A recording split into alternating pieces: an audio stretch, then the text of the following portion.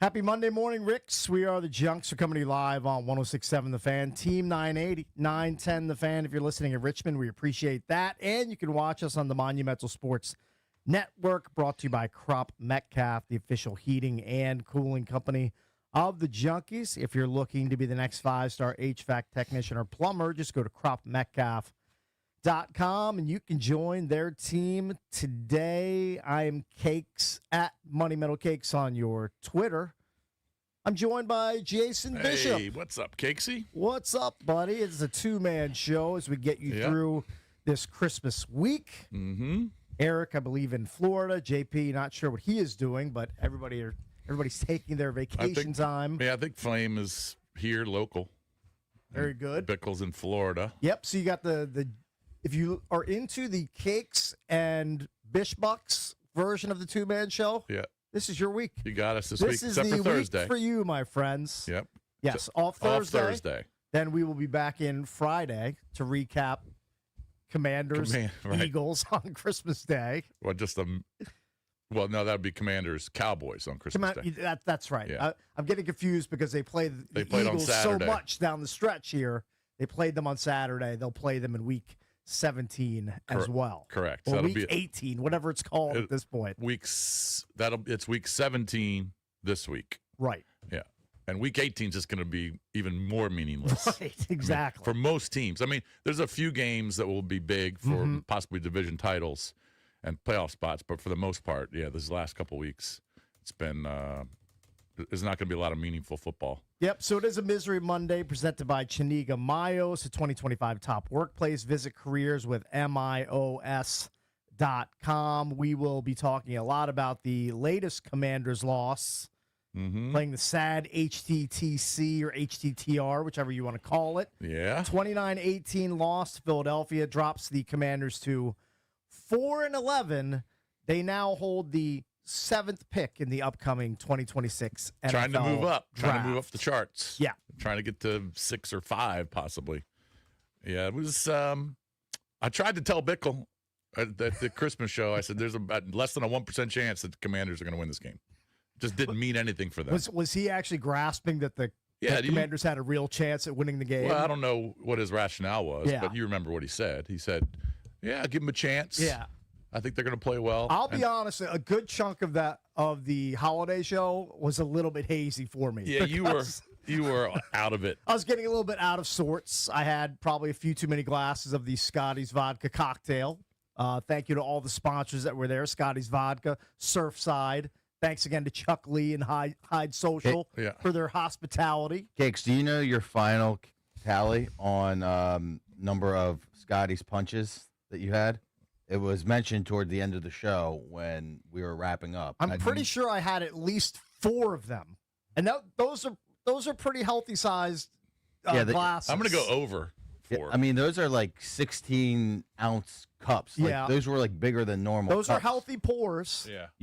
You had 6. 6. Okay. Well, that gets you to the .20 BAC. That's what'll do Yeah, it. you got there. Yeah. You got there quick, too. That's actually that might be your most impressive performance. Is that a heroic drinking performance? I mean, punch is delicious. it's so good. And Scotty's punch is It's delicious. so good. But you could only have like 1 or 2 of them just because of the sugar. Like Right. the sugar in a drink like that, just makes me just Just off the charts. like if you overindulge in that, that's just it just I can't stop thinking about the headache. I can't think about the overindulge. the dry mouth. Yeah. Like one of those is nice on a hot day or if you're outside Out of the tailgating. Terps tailgate. Yeah, it's But great. but having 6 of those. Yeah. Right. In a 4-hour period. I Right. mean, he was just cranking Yeah. them out. I was on a mission. You were on a mission. Like the that's- fact that you stuck with it And you the achieved entire it. day. Yeah.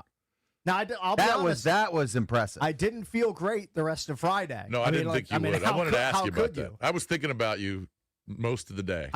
Now, Because I was doing all kinds of stuff. I had stuff to do. So I obviously didn't drink on Yeah. Friday. But I was thinking about you because I knew I could see it in your eyes. Yeah, sure. And you pretty much proclaimed, I'm going to feel like crap. But you did say you were going to go take a big power nap. Yeah, but even before that, like after I left Hyde Social, I just, like I don't really remember the lift picking me up, but I do remember like being on the back side of the office building where Hyde Social is located, and I just Waiting remember, for the car. I just remember like I was like leaning up against. Oh, really? You're The wall, like the wall of the building, the exterior wall. I was I wish you would not in a have. good way.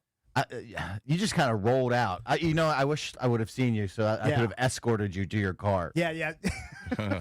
See, sometimes like during that show or before that show, I'll go to either Valdez or whoever and be like, "Hey, if I'm a mess at the end, you got to be like my babysitter. Yeah. You have to keep an eye on me to make sure that I grab my backpack. I don't leave my computer. I don't do something idiotic." Yeah, I didn't really see you leave. I saw you kind of mingling towards the end. Yeah. I think I with probably all the listeners. in my brain, in my alcohol-soaked brain, I probably just said, I gotta get out of here. I have to get out of here before I do more damage Yeah. to my body. Yeah. So I probably just threw everything in a bag, got whatever I got from the gift exchange, and then I just got to my You lift, got in the car. and somehow I got home. Do you remember? All right. So when you got home, what was it like when you got home? Straight to the couch. Oh, Just you went right to the couch. Straight to the No couch. showers, just right to the couch. Showers? No. You didn't take a shower. No, there was. I had one prime directive, and that was to get into my house safely and go straight to the couch. Was anybody home? My daughter and I think my son were home, and then my wife came home from work, Yeah. and I was just splayed out on the couch. Did you have to explain anything to your kids? No, they know. They just knew. They just know. Like sometimes that day it's a long day for Dad. They know Dad went to war that It's morning. a rough day. Yeah. I like the idea of Cakes being. How old are you? 54. I'm 55. 55. I like Cakes being 55 years old and sneaking in his house, trying to avoid his kids, like he's a 17-year-old avoiding his parents. Oh, it wasn't sneaking in. It was just like I just knew that I was going to go into the house. There wasn't going to be any eating. There was not going to be any small talk. There wasn't going to be any dog walk. Right. It was just straight to the couch. Yeah. Because and you probably fell asleep. Instantly. very quickly. Instantly. Yeah. Amy said she came home and she asked me a question, and my response was something like, I just like groaned something, and she's like, okay, like I'm just gonna let him leave him alone That's until he's ready. Did to you have a actually- big jug of water next I to the actually couch? didn't. I woke up and I Oh, was, can you imagine that so cotton parched. mouth? Oh, he was so I dry was the mouth. most parched. Yeah, you needed And then that. I hit like a body armor after Like you're in that. the Mojave. Yeah, it was Yeah. bad. It was bad. But So how did you feel the rest of the day after the power nap? I didn't feel fantastic. There's no way you felt good. I still went out to dinner and put on a brave face. Went out to dinner that You evening. didn't feel great though. Then I came home. No beers. No two I was beers. gonna tonight. ask. There's No, no. 0% chance you No had your chance. routine I 2 said beers. this is not happening, and I think I was in bed probably by 9:00 Friday night. Yeah, That was after about a 3.5 hour nap in the middle of the day. yeah. 3.5 hours. Yeah, I think I got home around 11:30 or noon.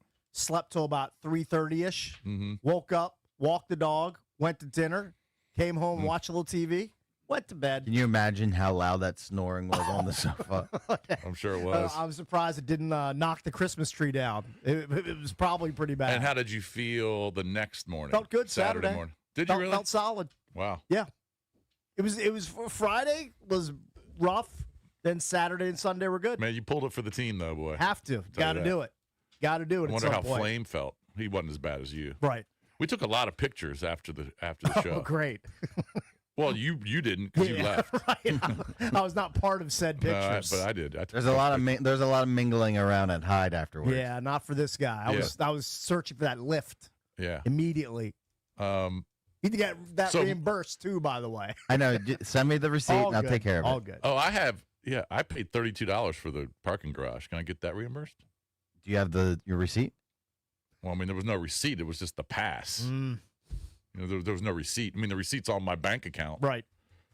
I'll see what I can do. They just give you the ticket that comes out of the machine. trying to make it and happen. that doesn't say the price of it. It Right. just- all right, so hold on. Mike Marr he was claiming it was going to be a big night on Friday because he was going to have his Christmas party, Okay. and then he was going to go back to Hyde, Oh, that's right. or maybe he was going to be Hyde for happy hour and then to his Christmas party. I was inspired by Cakes' performance, and I carried the torch into the rest of the day. I stayed at Hyde for about like an hour after the show. All right. Then went home, passed out on the couch as well. Solid. And then 2 hours after I woke up, that's when people started to funnel into my house. There's about like 30 people. Okay. And then we all mobbed to Hyde at like 10 o'clock. Oh, Oh, for the nice. fight. Yeah, it was nice. Chuck gave us the section right in front of where you guys were posted up at. Right. right.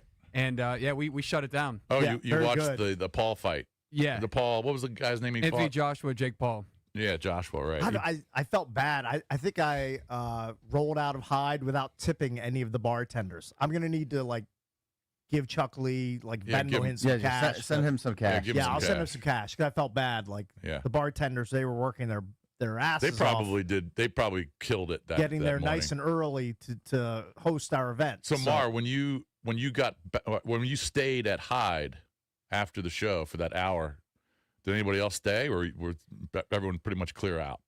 Yeah, Valdez was Yeah, there. yeah, we're hanging out. Oh, you were? JP was signing books, flaming people. Right. Eric, yeah. So, but yeah, we're just hanging out for a Oh, little bit, good. decompressing. Right. Yeah, Have a couple cocktails. I had a beer afterwards. Very All right, good. Good. I As you did should. try my hand in a little bit of that Scotty's vodka. I don't know Finally why- got to try it. I don't know why you wouldn't. It's a fountain of youth, that is. yeah, well, fountain of something. I don't know about you, And then but it was what fountain was- of something. Ponce de la Yeah. Mar. Then what was Hyde like Friday night? It was a zoo, man. Was I it mean, really? those fight nights that they put on, they're very successful for them, I believe. I'm sure they are. I'm sure they do well. Did they have it on every single TV? Every single TV perfectly synced up, not too loud of a volume. They also Yeah. had a little DJ there, Yeah. spinning some tracks. It's a good vibe. Jason, I know Yeah. you're not into boxing. I'm not either, but you would No, have but got. I did have a kind of a sizable wager on over 3.5 rounds. Okay. So I hit that. Okay, good. I thought that was the bet of the weekend. Over originally it was 2.5, and then it went up to 3.5 when I placed the bet. And it went to, what did it go, 6? Yeah, 6 rounds is when he knocked him out. Yeah, that was the bet of the weekend. Here's what I know. I know that both you and I, we would get our jaws broken by, is it Anthony Joshua? Oh, That- he's a for- massive dude. For the payday that Jake Paul and Joshua apparently both got $90+ million each. That's unbelievable. So you would let that big monster come in here and punch you in the face He and could do whatever rearrange he your wanted. face He could do something worse. for $92 million. Yeah. I'd be right in the hospital bed right next to Jake Yeah, Paul. that's fine if I don't speak the rest of my life. Banged up face and everything. So it was cool on Friday night at Hyde. That's cool. Yeah, it was a lot of fun. Very long day, though. Yeah. I mean, terribly long day. I'm guessing you slept in a lot on Saturday. Yeah. Yeah. Had to. Yeah, it was more so Sunday because Saturday Right. I had to get up and do some stuff as well. So Sunday was my big sleep-in day. Got it. It's a good weekend. Yeah. All right, coming up on a Misery Monday, we've got John Keim, ESPN's Commanders reporter. He'll join the show at We 7. got a lot to talk about. Mike Jones is going to join us at 7:20, and Steve Zabin, host here on 106.7 The Fan. You can catch him this week co-hosting afternoons with Grant Paulson, the Zabe. He will join us coming up at 9 o'clock. When we come back, we'll get into the Junk Sports page. Lots happening around the NFL and more. We'll do that next, right here on The Fan.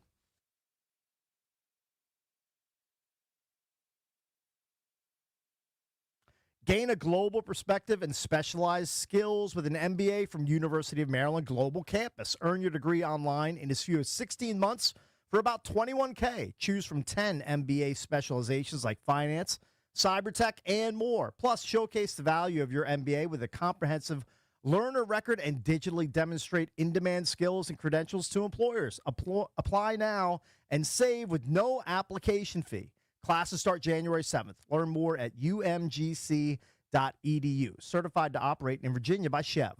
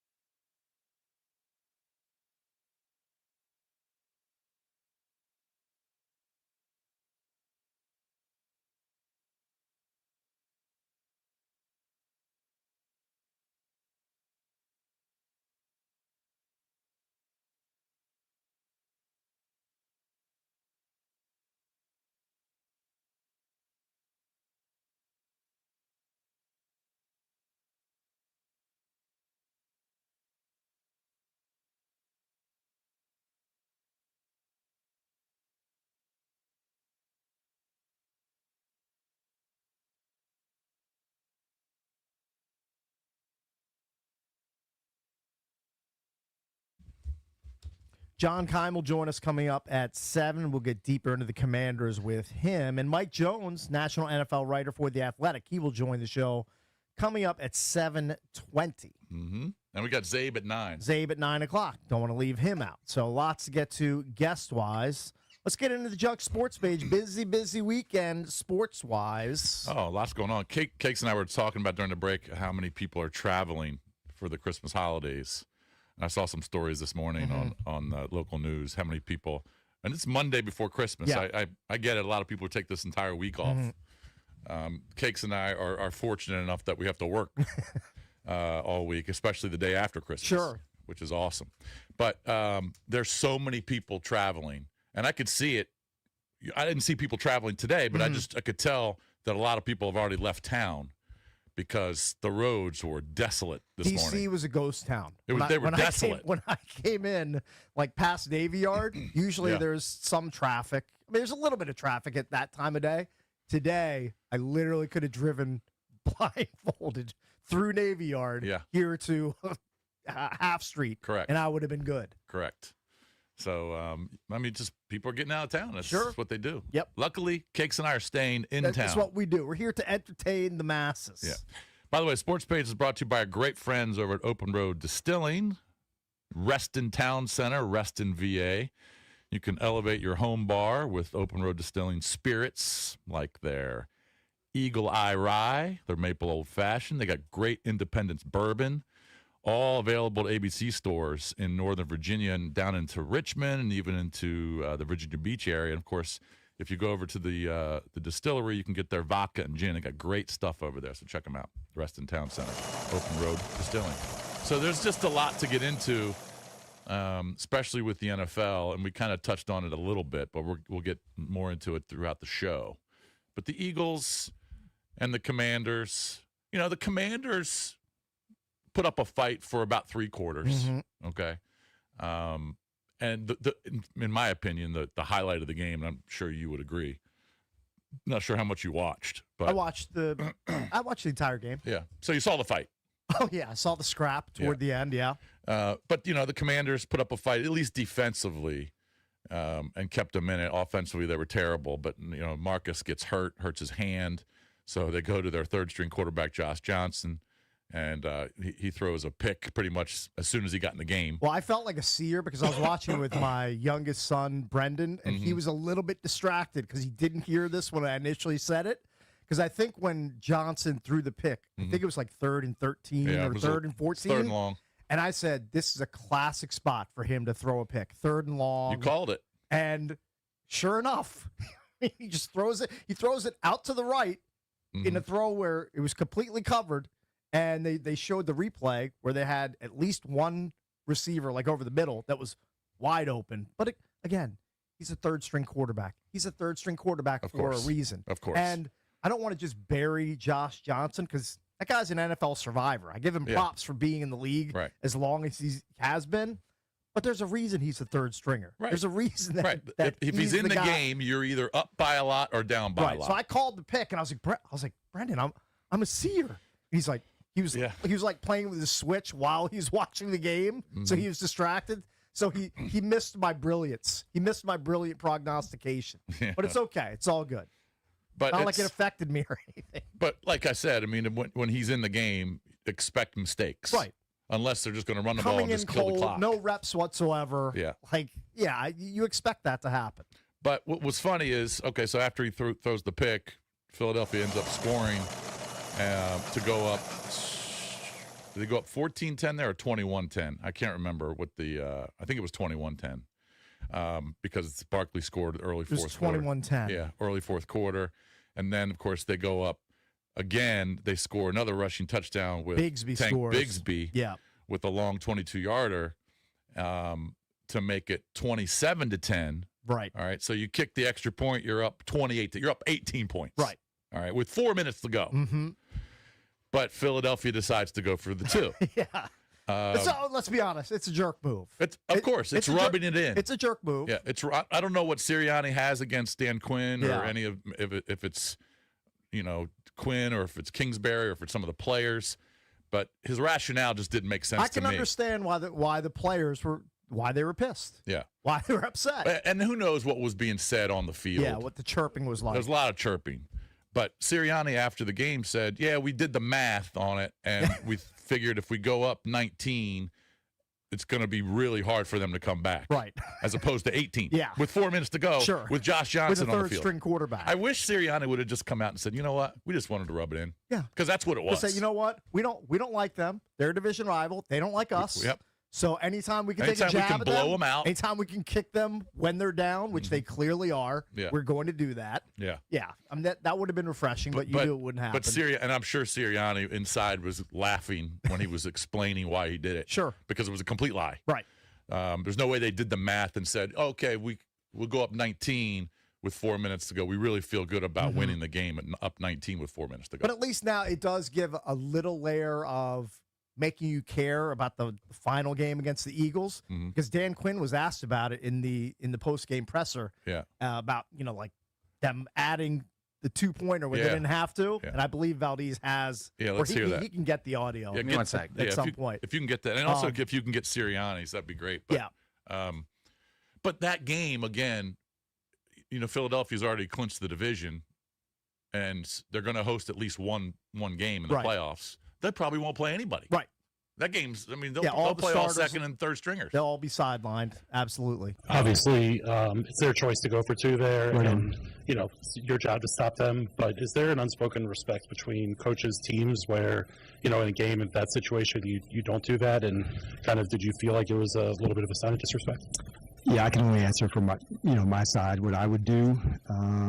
But hey, man, like that's how they want to get down. Then all good. We play them again in 2 weeks. So he's clearly pissed about it. I mean, he Well, of had to be course. seething about it. Of course. Mike Marr, you're a Commanders fan. Were you pissed about it? Were you watching it at that time? Yeah, I mean, I was upset, but also I kind of, this might sound bad, but when it got out of hand and they started to chirp a little bit, I kind of got sized for that. I was like, let's just go punch them in the mouth a Right. little bit, go down sore losers. You're okay with a good scrap? Yeah. I didn't really have a problem with the fight afterwards. Right. But yeah, screw the Eagles. Yeah. I didn't put that past them. Yeah. Yeah, it got a little interesting there. I mean, It's a division game. It's always, back and forth with a division game. That's a team we played in the NFC Championship game last year. I know how badly they wanted to beat us. I know how badly we wanted to beat them. We always got to keep our cool in moments like that. But I think that's NFC East football. It's back and forth, and they got tough guys. We got tough guys. I got a lot of respect for this football team and their coaches. Did you sense that they were upset that you guys went for two, and did you talk to Dan or anything like that? I didn't. Again, we did that in what we thought was the best interest in. We're not to give up one more point is in my mind's not running up the score. We're doing that because they went right down and scored. So we're doing that to give ourselves the best chance to win. yeah. Mm-hmm. It's pretty laughable. Yeah. Go up one more point. Right. I mean, the game was over. That's going to make that big of a difference. Right. And He's basically pouring gas on a fire. He knew that would rankle Quinn and the players. Now, I don't think he thought it would lead to a fight on the field, but No. it did. I always wonder what the discussions are with coaches after games when stuff like that happens. When DQ and Sirianni shake hands at the end of the game, and I'm sure it was very short. Yeah, I didn't see the handshake this time, but I'm Yeah. guessing it was probably It's probably pretty very short. tense. And yeah, Yeah. Or if something is said after the game back in the locker rooms where there's no cameras. right. Or if DQ, texts him and say, dude, what the F are you doing? There weren't great vibes There weren't. after that game because weren't. Peters escorted Kinlaw off the field after he got ejected, and then apparently he gave some of the fans the double middle finger on the way out. Now, I don't know if he was doing that towards Eagles fans or towards the home Commanders fans. Right. Because I know there were a lot of Eagles fans on the premises during the game. There were. Hopefully it was towards the Eagles fans and not the home fans. Yeah. But just bad vibes all around. Benj was telling a story during the break about being on the Metro, he and his girlfriend, because they were going to the game. Right? Oh, yeah. Right, Benj? Yeah, I did God's work. Yeah. He did God's I work. didn't contribute to the takeover at Northwest Stadium. Appreciate that. We're on the Metro. We got on Metro Center. We're going to Eastern Market to go out to dinner to celebrate our 4-year anniversary. Very nice. Wasn't going to let the Commanders game ruin my day. Mm-hmm. But of course, there's a boatload of Eagles fans. Go Birds! Right. All over the metro. Mm-hmm. And I realized as we're on there that the train's going to New Carrollton because the Silver Line alternates train to train where you're going. Okay. And I go, wait a second. They're all on the wrong train. Mm-hmm. This isn't going to Morgan Boulevard that they need to go to. Mm-hmm. And It was going to RFK, right? well, it would pass Stadium Armory yeah, at Stadium one Armory, point. right? And I hear like 20 of the Eagles fans will go, "Oh yeah, Stadium Armory. That's Mhm. where we're going." That's I'm where like, we're "Okay, going, right. yeah, maybe 30 years ago yeah, that was where you were going." You keep thinking that's And where the game's being The held. train conductor eventually comes on and says, "If you're going to the Commanders game, Right. you're on the wrong train right now." You know how I know my girlfriend is the one after 4 years? Uh-huh. I said to her, I was like, should I say something? Should someone say something to them? And she was like, no, let them go to the wrong place. Right, right. I wish they had gotten dropped off So- at the So stadium. those Armory. 20 Eagles fans definitely didn't make kickoff. No chance. Yeah. And then when I got off at Eastern Market, some Eagles fans also got off as well. I see like 50 more Eagles fans get on the wrong train again. By the way, how fun would it have been if the announcer hadn't made the announcement and they all get off at Stadium Armory and then they walk out, I don't know, 100 feet from Right. the station Right. and they see just the skeleton of the old RFK being, That would be funny. being torn apart to make room for the new stadium. I was pissed they made the announcement. Right. I was like, let them go all the way to New Carrollton. Too They'll have funny. to turn around and they'll be like an hour late to the game because Yeah. it's a 20-minute walk from the Metro just to the stadium. That is brutal. That is funny. Well, I'm glad they missed it. Those dum-dums. But, yeah, I mean, you got to know where you're going. Sure. In whatever city you're in. It shows a lot of intelligence from these Eagles fans because they're going up to the little digital sign they have that tells you where the train's going. And it very obviously shows that it's not going to the station they need to go. Right. They go, oh, yep, we're good. They talk. We're good. Go they Birds. talk themselves Yep, into it go Birds. We're good. somehow. Yeah. Well, But they got the last laugh. They got the because win, The Eagles win. and they win the division. Yeah. They win back-to-back division titles, which never happens in the NFC East. But they win 29-18. They win the NFC East. So the second game on Saturday night was just crazy. It was pretty boring for most of it until the fourth quarter and obviously overtime. But the Bears and Caleb Williams, they come back and beat the Packers. A lot happened in this game. First of all, Jordan Love with a kind of a severe concussion did not look good. I'm surprised he held on to the ball. Yeah. That was a vicious-looking hit. That was a that he took. vicious hit. And, of course, Malik Willis comes in. But anyway, so I thought Malik Willis played played pretty okay. well. He Played played pretty okay. well for until you he know, dropped the snap at the end of the game. Yeah, that wasn't great. That wasn't great. But the Bears come back, and they were down, and they score late on a 4th and 4, blown coverage by the Packers, and Jalen Walker scores that touchdown.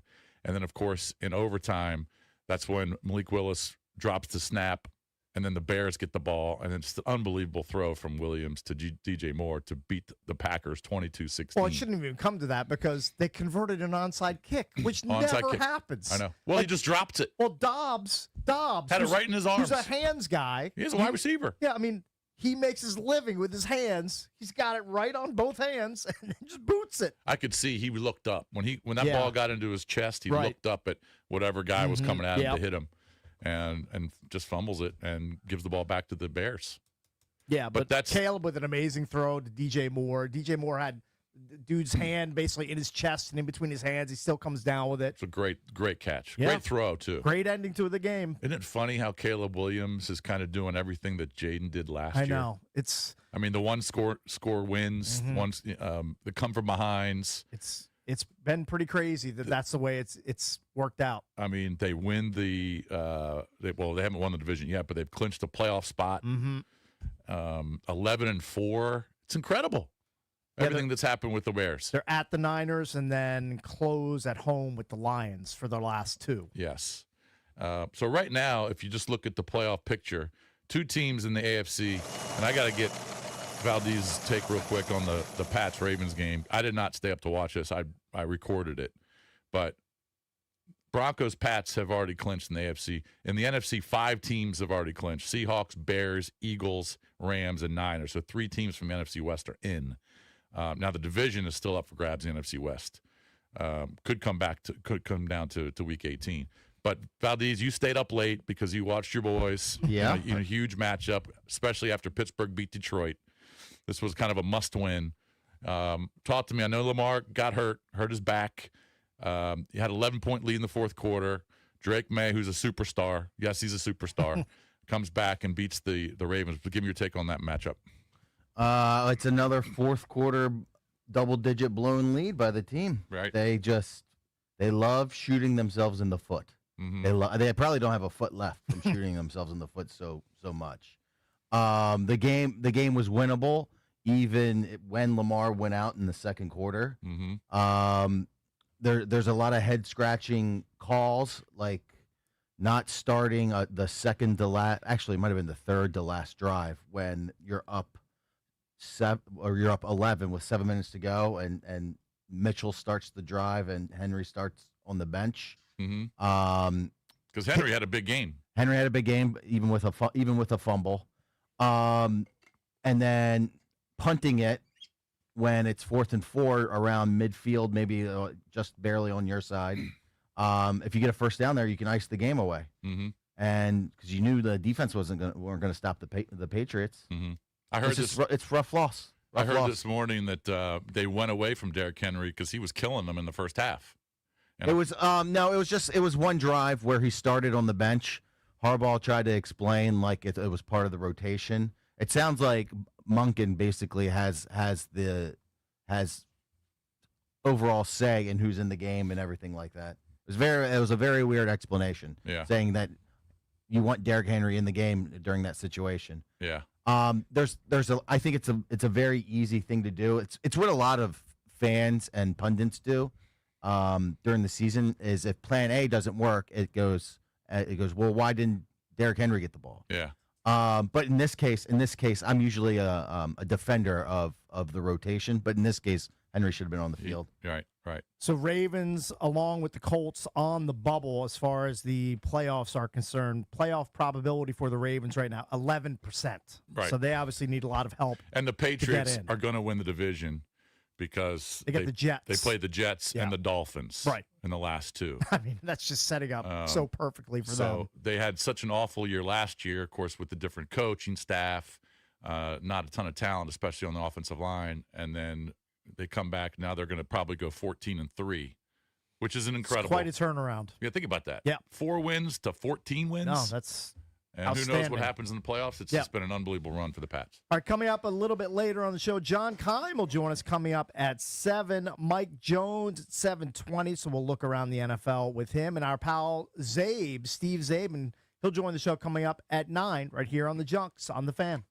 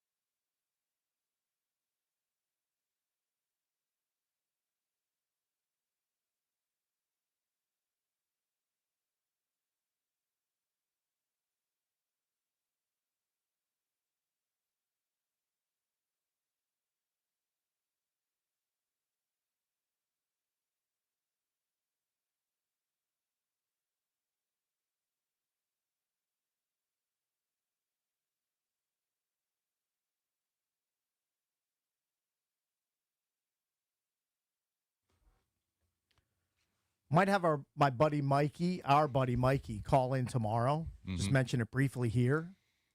He's part of a group of 1 of 10 that is left in the Circa Survivor pool. Yep. Now, we haven't talked a lot about the Circa Survivor pool because we got knocked out so many What was weeks that, ago. week 3 or 4? I thought we lasted a bit longer than that. I could be wrong, but I don't think we made it past like week 5 or 6. Trying to remember who eliminated us. We had the did we have the Chargers? We took the Chargers against. at the Giants, Yes. That's and they lost good to memory. Jackson Dart. That's a good memory by you. Yes. Jackson Dart, believe making his first start. I think that's correct. I think. So he's part of a group that's 1 of 10 left. And the grand prize is a winner take all of $18 million. Right. There's 10 people left, including Cakes' boy Mike. Yeah. And Which we all is- know him. And look, that's just a huge sweat that he has at this point. Yeah. And I think his group has the Cowboys available for the Christmas Day game against the Commanders. And they have to. Don't you have to take You one have of the to take- teams yes. that are playing on Christmas? That's part of the deal. You have to take one of the teams that plays. So if you during had the already Christmas burned those slate. 6 teams, you're out. Then you're You're eliminated. yeah. Man, that takes a lot of planning Yeah. and luck too. A lot of forethought. Yeah, you got to map wonder, it out. I wonder how much his ticket would like go on prop swap or something Yeah. like that. Well, according to the Circa Survivor sheet that they put out every week, the implied value per entry right now is $1.87 million. So that entries, so he could basically sell that thing for 1.8 to whoever If wants someone was willing to pay, yeah, Yeah. I mean, that's pretty crazy. yeah. That's And I'm guessing someone would buy it. you want to talk about sweating games. Now, is he chopping that with Oh anybody yeah, else? he's in with a big group. Oh, it's he not is. just Okay. It's not just like him. he would just take home $18 it. million. Yeah. It's like it's a consortium. yeah. It's a Yeah. big conglomerate. But he was texting me over the weekend, and he texted me on Saturday.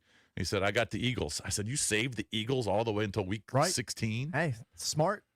But the 7 remaining teams were 2 more had the Eagles, but he had 3 with the Texans, who of course won by 2. That was dicey. That was. You think he and his mates that had already advanced weren't cheering vociferously for the Raiders to pull that upset? Right. I mean, that was close too. 100%. Now Houston was a huge money line favorite. Massive favorite. Yeah, minus 1,000 Ashton on the money Jeanty line. had a huge game to keep the Raiders in it. Finally, right? Yeah. But so he had 3 with the Texans, 2 had the Saints, and that was a blowout. 1 had the Bills, and that looked very dicey, especially in the fourth quarter because Josh Allen just did not play well in the second half of that game. But Shedeur Sanders wasn't good either. And then 1 has the Niners tonight against the Colts. Yeah. So that's unbelievable. I mean, I think there were 18,000 plus entries to start the season. Yeah. It's now down to 10. I wonder if, and we can ask him this tomorrow, I wonder if they're betting on like just money lines on Right. the other teams that are still available. I mean, probably. Unless you don't know who the other people take until kickoff, right? Or do they announce it before? No, I think it's kickoff? like right around kickoff. Yeah. You know who the other teams have selected. Yeah. I mean, I would be live betting those other teams that I'm Certainly. going against. And by the way, they have to use the teams that are on Christmas. I mean, I don't know how much Netflix paid for the Christmas games. I know it was a boatload of money. They're but hating it. They're hating it because you're going to have Max Brosmer from the Vikings taking on the Lions. Mm-hmm. You're going to have Josh Johnson, most likely, for the Commanders, taking on Dak Prescott and the Cowboys. And some guy named Chris Oladikin, who's the third stringer for the Kansas City Chiefs, taking on the Broncos. Yep. You're going to have 3 third stringers. 3 thirds. Well, I guess Brosmer's not. I guess he's a backup. I think he was the third stringer initially. Well, to because, start the year, Yeah. yeah. But now he's the backup to McCarthy. So that is just brutal for Netflix on Christmas Day. Yeah, I mean, think about that. You know, during the offseason, they're like, oh, we're going to have Dak Prescott and Jaden Daniels facing off in a potential, NFC playoff positioning type of game. Yeah. Not the case. And then Not the even Broncos close. Chiefs. You knew they thought that was going to come. Broncos Chiefs are Absolutely. coming down to the last couple weeks fighting Yeah. for the division. Same with the Cowboys, Commanders, Lions, Vikings, probably the same thing. That's a brutal lineup for Christmas Day. That is the absolute worst run out that they couldn't even imagine such a nightmare. What of a scenario. waste of no one's watching those games. I mean we're going to watch it yeah, because we're going to talk about it sure. because that's what we do. But nobody else is going to watch those games unless you're a fan of the Lions or Yeah, Broncos. I mean, why would Chiefs fans watch that game? I was looking at the box score for the Chiefs because I had Minshew in a super flex. Oh, I mean, yeah, you were done. First of all, he was bad before he even suffered the injury. But then I'm like, who is this Alatican guy? What Yeah. I mean, what is going on here? I believe that Alatican, I think that's how you pronounce his name. Did he go to North Dakota State or South Dakota State? I couldn't tell you. One of those. This is the first time I've FCS ever school. seen his name in an NFL box score. Yeah. I think he played one game last year but didn't throw a pass. Okay. So Didn't get on the box score. no, he didn't get a box score. But yeah, that's a terrible lineup. Looks like basketball runs Christmas again. Well, Looking at the slate here, it's not that bad. I guess so. I don't know. I feel like the NBA has they've officially lost Christmas to the NFL, even with these bad matchups. I Even wonder with what these bad quarterback scenarios. I wonder what unfolding. Netflix paid to get these games. Well, it's a lot. I know it's a lot, but that's just the worst luck ever to have all of those injuries, especially a quarterback. I mean, and all these teams that are already eliminated. 1, 2, 3. So 4 of the 6 teams eliminated from the playoffs already. That is brutal. Those Netflix suits, man. They're like, I can't believe we plunked however many millions, tens of millions, or $100 million. So the third game, the Broncos Chiefs It's on game, Prime. it's on Prime. Yeah. Okay, so the first 2 are on Netflix. Yeah, that's just bad. But anyway, yeah. So that's incredible story about our boy Mikey, and he's probably going to take the Cowboys. I think He has to, I think he's basically forced to. right? Because he probably, I mean, unless he has one of these other teams left And on Christmas Day. if they get all the way to the end, however, say there's 5 teams left, Mhm. if they make it all the way through the season, they chop the prize. right. Now right. he's hoping that's not the case, but that's the only fair way to really. Can you care imagine of it. if you were one of the other 9 who are still alive, and the only team you can use are the Chiefs? It's all you can do. You couldn't sell it. No, nobody would buy your ticket. Right. No one would buy that You're- ticket. Or you're- if you had the Vikings, no one's going to buy You're that ticket. basically drawing dead at that point. So if you have the Chiefs, you're just going to put as much money as you have in your bank account Right. on the Broncos. Money line. Yep. Even though it's not going to pay you a lot because they're 13-point favorites. By the way, Broncos kind of face planted yesterday at home against the Jags. And Yeah. Trevor Lawrence is playing the best football of his career. Sometimes when you get these different coaches in, they can set your mind right, man, and put you in really good positions to win. You know what? Liam Cohen is helping Trevor Lawrence ascend. You know Mhm. who's descending without him? Baker Mayfield. Big time. Look at what that Bucks team is doing down the stretch. Really Basically bad. handing the division yesterday to the Carolina Panthers. Well, yeah, I mean, it comes down. Carolina's still got to play Seattle, even though they get them at home, but they got to play Seattle. And if they win those games, Tampa keeps winning. It comes down to Week 18. Tampa will play Carolina for the division. Remember the first 6 or 7 weeks of the season, all that Baker MVP talk? Hmm. I mean, that has gone completely in the tank. Dead. And look, I don't know what happened on that last pick. So Mayfield, they're down 3. Mm-hmm. He runs for 35 yards to get them to midfield. Right. So it's first down. They're at basically inside Carolina territory to possibly win the game or kick a game-time field goal. And just throws a bad pick. Now, I don't know if that was on Mayfield or if that was on Mike Evans, because Mike Evans went right and he threw it left. So that could have been on Evans. Sure.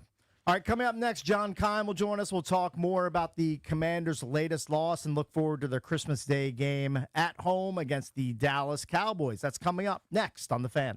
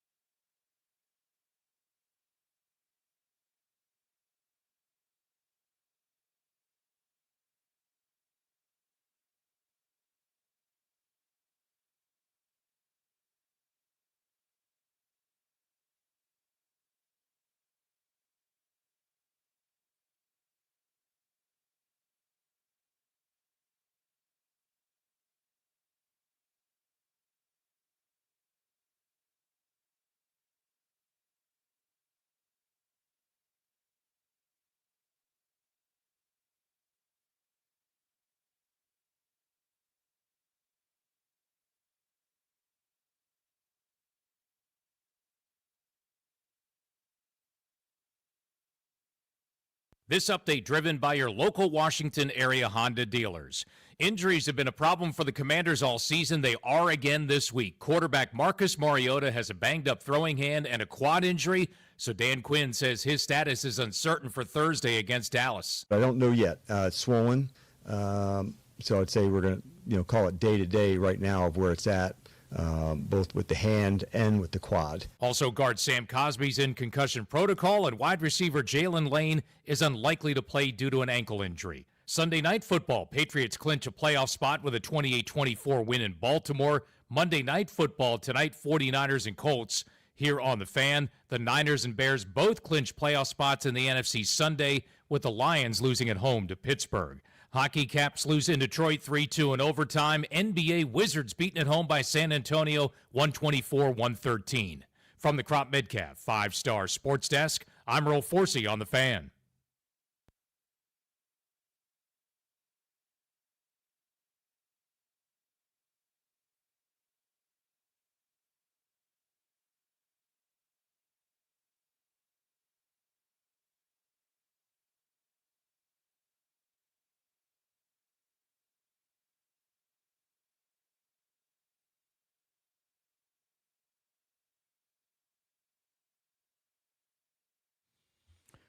Welcome back to another Misery Monday. We've had way too many of these in 2025. Presented by Chiniga Mios, the 2025 top workplace. Visit careerswithmios.com. Go out to the Rude Guest Hotline. Say good morning to our friend John Keim, who covers the Commanders for ESPN and ESPN.com. John, good morning. Good morning, JK. What up, fellas? What's up, buddy? So another loss. Just throw it on the pile at this point. Commanders fall to 4-11, and they have more quarterback injury issues. This is from your Twitter, @John_Keim. Marcus Mariota needed stitches in his right hand, also dealing with a quad injury. Considered day-to-day, they'll consider signing another quarterback if needed. What's the latest? Do we expect Mariota to go on Thursday? Will it be Josh Johnson? What's the latest in the quarterback carousel?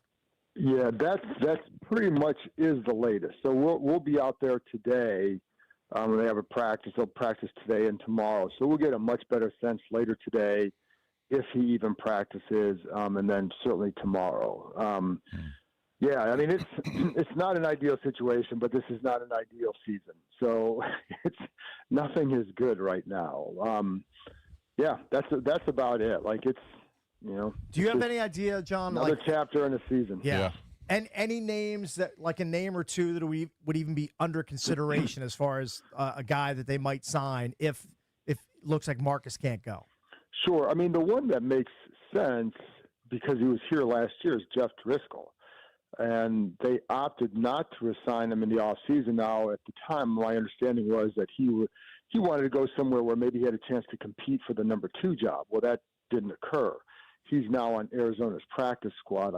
I believe still on it. So, like, that would be one that would clearly make some sense because he knows the offense. And if you're going to bring somebody in late, you want someone who at least knows the offense and maybe avoid the Garrett Gilbert situation from a few years ago, who actually did all right. But yeah, so that's what you'd probably be looking at, something like that, somebody who at least knows the offense, who could come in and, like, in a pinch, maybe be a backup. So Sam Hartman, isn't he still on the practice squad? He is still on the practice squad. Okay, so wouldn't they elevate him to be the backup? That's possible. Yeah. The question is, if he had to go in a game, how they would feel about that. That would be the biggest question. So that wasn't something that they were willing to entertain before this. Or not willing to entertain, but that they weren't going to entertain before this. So, did not have a great summer. Yeah. He's coming off shoulder surgery. I get it, but was not a great summer. So what they would do at this point, that would be an option, yes. But you'd still probably want to probably go out and sign someone else too if Mariota is not going to be able to play the following game either. It's just, and we talked about this a little bit earlier, JK, how ironic this season for Washington is as compared to Chicago's after what happened last year. For sure. I mean, it's almost identical to what happened last year on the flip. Yeah, it is. And I know, like, it's, we could go and point, I'll go with that game just ruined them. Like, well, it's way more than that. And for both teams. But it is like, it's crazy watching Chicago. Like, yeah, I saw this movie last year. Mm-hmm. And it's incredible. And it's honestly, it's what makes the NFL fun, that you can have years like that and a team that's been down have a year like that. But yeah, no, it's that play yesterday. I was like, yeah, saw that play last year against that team. So correct. You know, it's exactly what amazing. happened almost. It's amazing. And that's why, but it is hard. Like, it shows you too, like last year at this time, it's like, yeah, this team's going to build on that and see what Chicago does next year, because it's hard to duplicate that. But if they do, more power to them. So many question marks with Washington as opposed to Chicago from last year. And Washington, you know, the biggest one is the health of the quarterback. Right. Also the age of the roster and the positions that they need to target in the offseason or the draft, possible coaching changes. What's the one top of the mind, right, for you? What's the one thing that comes in terms of what direction they're going to have to go to in the offseason? Well, in terms of, all right, well, obviously the biggest question is, you said it, is Jaden's durability. Right. And like that, but that's not something that we will know until the off season, right? I mean, the biggest thing you have to fix right now is the defense and who's going to lead that group. That to me is, because then it starts, okay, once you know, okay, this is the coordinator, this is what you're going to do. So then this is what you start to shape in the off season with the roster. And finding, you need to find somebody who can make an impact in that front seven, an impactful player in that front seven. You know, to me, getting more speed. Obviously, you want to get a little bit more youth. I don't think it's always. I don't think that every ill is because this roster is old. I just think you need more. You need better players. You know, you look at the Eagles roster, and it's like they have impactful guys on both sides of the ball, and you need to find guys who can make an impact on that defense. So to me, that's like the number one thing. And one of those guys that made more of an impact in this most recent game, and I think we'll get bigger looks over these last two, is Jordan McGee. And you tweeted about it, that his speed is noticeable, kind of jumped off the screen. I would guess his role expands as this season mercifully comes to an end. Yeah, and, you know, he's been getting, like, he was a guy, it's funny because he had, I think it was the Atlanta game. I think he only had like 5 snaps in that game. And I remember even, because I went back, like, I want to see this guy because you know that what he possibly can add. You know, at that time, you just weren't sure. But you could see it in those 5 plays, like, oh, wow, you noticed that. And it's been like that every time. So I don't know that his snaps are going to increase dramatically Thursday or next week because they've kind of been steady over the time. And it's like it really depends on some, you know, what packages you use and all that. What they are doing certainly is grooming him to be a middle linebacker probably next year.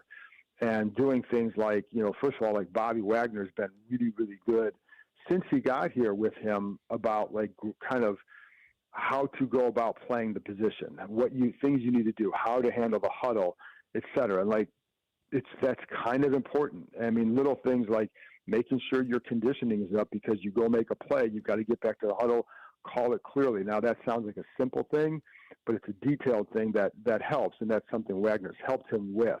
So the point is, though, they've been grooming him for that. And, like, he's had to wear the green dot in practices sometimes when Wagner's not practicing. So, like, that's actually a good thing for them that he gets to – then you're in charge of the defense in practice, right? So, like, yes, you'd like to see that in the game. I don't think we're going to see that till next year unless something happens, you know, with other players. But that is, like, he is a guy that, again, you absolutely feel that. And I think you want to feel more of that and get other players where you can feel that speed. And speed alone is not the thing, right? Like Zach Brown was fast. And I remember Coach telling me, like, one time, like, some plays he'd look like a Pro Bowler, some plays he'd look like he'd never played the game in his life. Mm-hmm. So you need more than that, and I think McGee has that. Right. So, and he's a very good tackler. You know, he seems to be in position where he needs to be, et cetera. So, yeah, like, there's reason to definitely reason to feel optimistic about him moving forward. JK, what was the reaction of the press box or wherever you were standing when the Eagles went for 2 with 4 minutes to go? I mean, it was like, why are they doing this? Yeah, right. It was kind of hard to figure that out. And I heard Sirianni's explanation, and That was such a mathematically, lie. It was such a lie. I mean, mathematically, it makes sense, but it's like, okay, there's 4.5 minutes left. You have Josh Johnson in there. There's he had a lot more confidence in what this team could do than anybody else. The Commanders had a 0% chance of winning that game. Yeah, they would have to get 3 possessions, score touchdowns on 2 of them, score successful 2-point conversions on 2 of them. Right, with Josh Johnson. Still get the ball back for a field goal. So basically doing more in 4.5 minutes than they've done in a long time. So, yeah, it was. I don't think DQ. Now I don't know. I'd love to know the behind the scenes, discussions and rationale and why coaches decide to do that. I don't think DQ would do that against the Eagles. No, I don't think so. I don't think he would either. Maybe Sirianni's trying to get something, gussied up for Hard Knocks on Tuesday night. I don't know. Right. Maybe he can say something different than tough people do. Epic, S with that, whatever. You know what I mean? Like it's only a phrase that he ever utters. But yeah, it was again, I understand the math, but look at the situation. Look at logic. Right. So it didn't. Look at probabilities. Yeah, if you're into analytics, like the analytics show, like what are the analytics that show that Washington could do all this in 4.5 minutes? Like, zero. Okay. Zero. But Exactly. again, the math, I get it. If there were 8 minutes left in the game, I get it. Right. Because you still could get 3 possessions. They weren't getting 3 possessions. I mean, if you're playing the Bills, okay. If you're playing an explosive offense, okay, I got it. But you're playing a terrible team with a terrible quarterback. Yeah. It just didn't make any sense to me. No, it didn't. So. No, it didn't. And I guarantee you, Sirianni behind the scenes is laughing that he gave that rationale. Well, see, as an Ohio State guy, there was one time Woody Hayes went for 2 against Michigan. They were blowing them out. And somebody asked him why they went for 2, and he said, because we couldn't go for 3. Right. See, That's a solid answer. That would have been a better answer for me. Yeah. Yes. Hey, John, like a couple months ago, maybe late September, early October, as you're perusing the late season schedule, you look at this Christmas Day game on Netflix between the Commanders and the Cowboys. You're like, oh, we're going to have Dak versus Jaden, squaring off. That's not happening. You could have a possible NFC East division championship implication game. Both teams are eliminated from playoff contention. Like, what are Commanders fans watching this game on Christmas for? Like, what's the motivation for them to watch this game? I have the same question. I don't ask it like that. I say, why are you watching this? That's how I would ask. Because because it's what is it? Because it's there. That's why. You know what I mean? Like, sure. I can't give you a good answer to that because I have the same question. Like, I'm going to ask, like, what am I doing here? Yeah. Well, Right. You're getting paid to be there. I'm getting paid to be there, and like you're leaving your families. Like you have security people getting there at 5 a.m. Like, what are we doing here? Right. But because that's the job, right? I get it. But for fans, like, I'm sure you turn it on, and then I think the good thing at this point in the season, that you turn it on, things go south. Like, all right, I'm going to go enjoy my family now because you don't have to do it. So, but yeah, I don't have a, like, and it's funny because like I like to go back and watch the games again. And now I'm like, well, what am I looking for? And so like now my thing is like, we'll just watch the young guys, watch some of the guys, and some like a guy like Drake Jackson, first game back last week. So right. That's why I'm watching, is to see that, because and if it's Trey Burks. What does he do, right? Like guys like that who could factor into a role next year, et cetera. Like but I don't know that that's enough of a hook on Christmas Day for other people to, The only reason you'd watch is if you've watched The Christmas Story too many times and you're tired of it. Yeah, and listen, Right. like, you're a diehard fan. Yeah. You don't like the Cowboys. You still want to see them win. Like that. Like God bless those people. And because it's hard. It's really hard. Well, I would think that I don't know if most, but a lot of Commanders fans are hoping for losses because right now they're sitting in the 7th slot in the draft and they want to try and get to 6 or 5. Well, and it's funny because my thing had been like, you want to finish strong and because you don't want to end the season on this Right. horrible losing streak and all that because of what it means.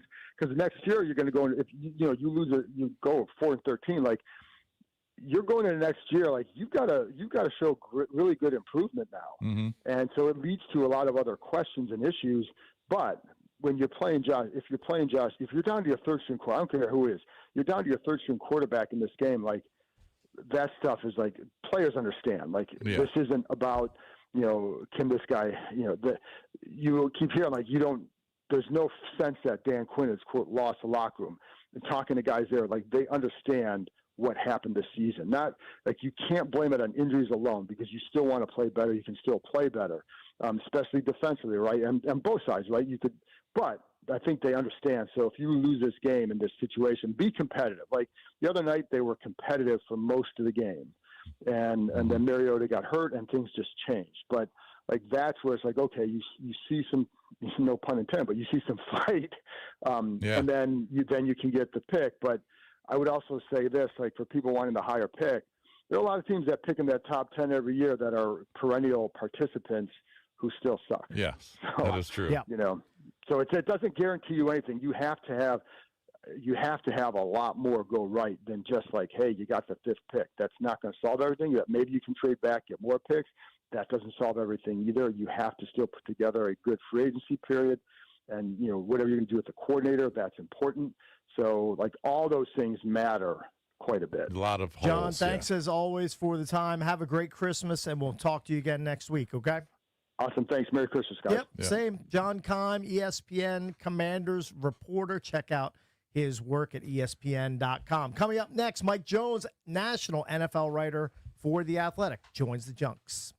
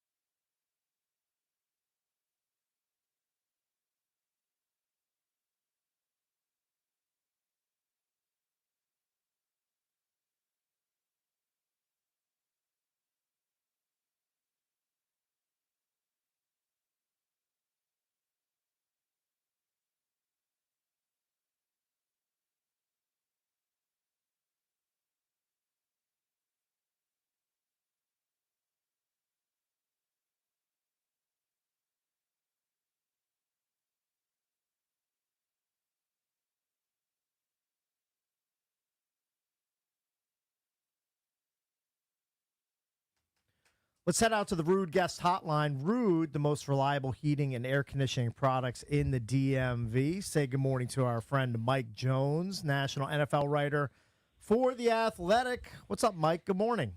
Good morning. How you guys doing? We are doing What's well. up, Mike? And let's start non-commanders, okay? We've done enough commanders and will do enough throughout the rest of the show. We don't have to drill down on that with you. I wanted to bring up one of the more surprising teams in the league, and that's the Jacksonville Jaguars. They get a resounding road win in a tough place to get one in Denver yesterday. They win 34-20. And Trevor Lawrence is on a stretch where he's playing what appears to be the best football of his career, and it looks like Liam Cohen is really unlocking him. Talk about his development, what Cohen's doing there, and the Jags' surprising rise to the top of the AFC South. Yeah, I was just down there a couple weeks ago, the game that they played Indianapolis, and that was one of the things I was asking guys in the locker room was like, okay, how are you guys doing this? Like, everybody thought that, okay, it was going to take a little bit of time. And a number of guys said, hey, look, like, we have had talent in this locker room for a while. We've had a lot of high draft picks.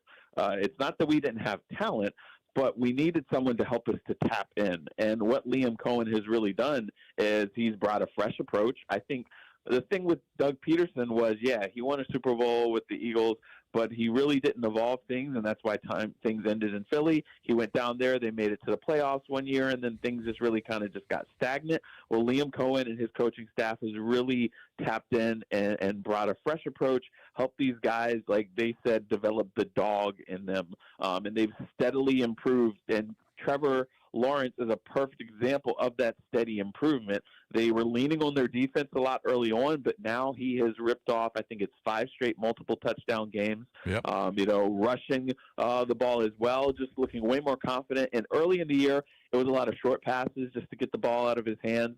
And now they're really starting to take those deep shots and moving. So they can hurt you in a variety of ways, running the football. Their defense has like 9 multiple turnover games that they have forced. They can just hurt you in a lot of ways, and they've got quality wins against some really good teams. It's not just a soft schedule, but they are actually have really played well, and they're peaking at the right time as towards they head to the postseason. And Mike, you touched on the Trevor Lawrence rushing, and that's something that Liam Cohen definitely did with Baker Mayfield last year in Tampa, and he's doing the same thing. They're leaning into his rushing talent. He's going to have a career high in carries. He's only one off that at this point, and he's got 7 rushing touchdowns already this year. Yeah, and it's just the versatility. You remember when he came out, everybody thought that he was like a generational talent, fantastic athlete, great passer. We just haven't seen that living up to that potential, and finally they're starting to do that. Liam Cohen has a really good way of identifying an athlete's talent and figuring out how to help them accentuate their strengths, mask their deficiencies, and grow them. And like you said, we saw Baker Mayfield really ascend underneath Liam Cohen, and now we're seeing that with Trevor Lawrence. And again, it's not just passing, it's not just rushing, and we're seeing the confidence and decisiveness that he hasn't had. And it was a lot of frustration, and people were starting to wonder, okay, they gave him all this money, is he going to live up to his potential? Well, he definitely looks like a $50 million quarterback the last 5 weeks. Yeah, I was going to say in the last 4 weeks, Mike, he's got it's got 12 passing touchdowns and 2 rushing touchdowns. So 14 touchdowns and no turnovers in the last 4 weeks. Yeah, taking care of the football is a big thing because he wasn't an interception machine, but there were definitely some head scratcher decisions and things like that. And we're seeing him again. He's being more aggressive, but he's making the right decisions and avoiding those turnovers is really why they're winning games. Now, yesterday wasn't even close, but they've had close games they've pulled out because they've taken care of the football on offense, and their defense gets 2 and 3 takeaways a game, and that helps. And yesterday was just a huge statement win for them to go into Denver, a place that's a really tough place to play, going against the defense that leads the NFL in sacks, and they were able to hang 30 points on that unit, which is also very tough against the run. And so, I mean, the Jacksonville Jaguars are pretty scary as you're entering the postseason. One thing that I was looking at and kind of thinking about before the show this morning, just kind of talking about quarterbacks, is first of all how fortunate some of these teams that have legitimate franchise quarterbacks, especially the younger ones, like Chicago and New England. Right. Washington's, of course, is still a coin flip, I think. But just think about these teams that have quarterback either drastic needs or certainly questions. All right, Dolphins and Jets. Okay. Pittsburgh. Now, Pittsburgh's probably going to win the division, but they've got a 42-year-old quarterback. Right. Cleveland. Right. The Colts now, because Daniel Jones is going to be out. If he's not going to miss all of next year, a lot of it. How about the Las Vegas Raiders? Right. That's 6 teams right there. That's just in the AFC. NFC.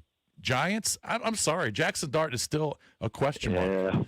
I mean, he was awful yesterday. The Vikings. I think JJ is still a question mark. Who am I missing here? Oh, and the Cardinals. Yeah. I mean, there are like 8 or 9 teams that, okay, there aren't 8 quarterbacks that you can draft in the first round. I mean, there might be 3 or 4, but talk about some of these teams that just have serious quarterback questions. Yeah, and the problem also is not only do they have serious quarterback questions, they have a lot of holes all over their roster. Oh, yeah. And it's not like you can just put a quarterback in and that's going to fix it. And so the good thing for these teams like the Patriots and, the Jaguars and the Bears, those teams that you mentioned that have young quarterbacks is because they've got that big box checked off, they are not complete. Their rosters still need some things, but they're able to address those needs because, they have the biggest box checked off. Now those teams that have the real question marks with with their quarterback situation, it's going to be hard to fix it because there's not a whole lot of quarterbacks out there because, like you said, 8 teams, it's going to be a longer build. It's not going to be a quick rebound for them. Right. Yeah. Joined by Mike Jones, national NFL writer for The Athletic. Mike, I'll be honest, I didn't think the Panthers could ever be good with David Tepper as their owner.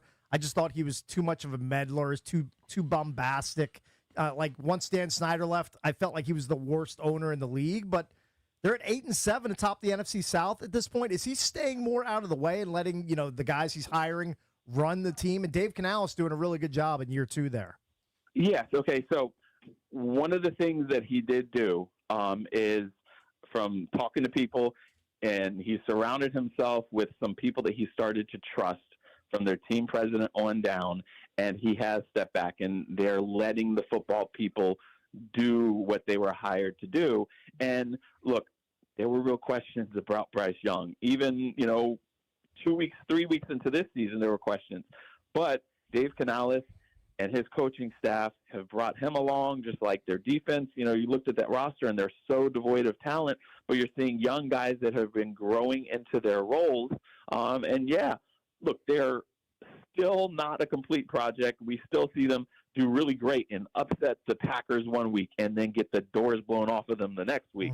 But they're gradually figuring out what it takes to win at this level. We're seeing Bryce Young be more confident. Another guy that, yes, he's doing better as a passer, but if the reads aren't there, he will take off and run. That's not something he had been doing. And so that is also helping ease pressure because defenses don't know, okay, they can't just pin back their ears and come after him. So we're seeing progress from them, and now here they are in position. Nobody would have expected that they would be in position to potentially win that division and make the playoffs after, 3 or 4 double-digit loss seasons that they had coming into this year and the 0-2 start that they had for the season.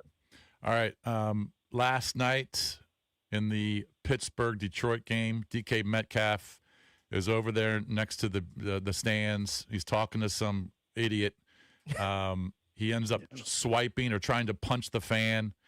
Yeah. Can you talk about that? What the rationale was? What did he explain after the game? And then also, is he going to be facing a suspension? He did not talk to reporters after the game. He left the locker room before they opened it, and then Mike Tomlin was asked about it, and he said, I heard about it, but I haven't spoken to him, so I'm still getting information on this.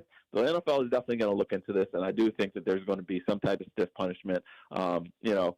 I just don't understand the rationale. Like, why are you actually going to give this guy the time of day? And then also, I mean, was there nobody standing around? Nobody saw this happening. I guess they were watching the game and they didn't see that he, slipped off and addressed this. But look, you got to be better. And I think that we saw him, like, he had several drops after that where his mind just wasn't in it. You got to be a professional. And so he could potentially hurt his team.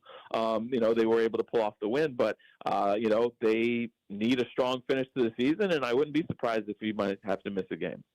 Mike, does Pete Carroll survive in the desert for the Raiders? They're 2-13. They've lost 9 straight games. They just look lifeless. As Jason mentioned, they've got quarterback questions heading into the offseason. Does Carroll come back for year 2?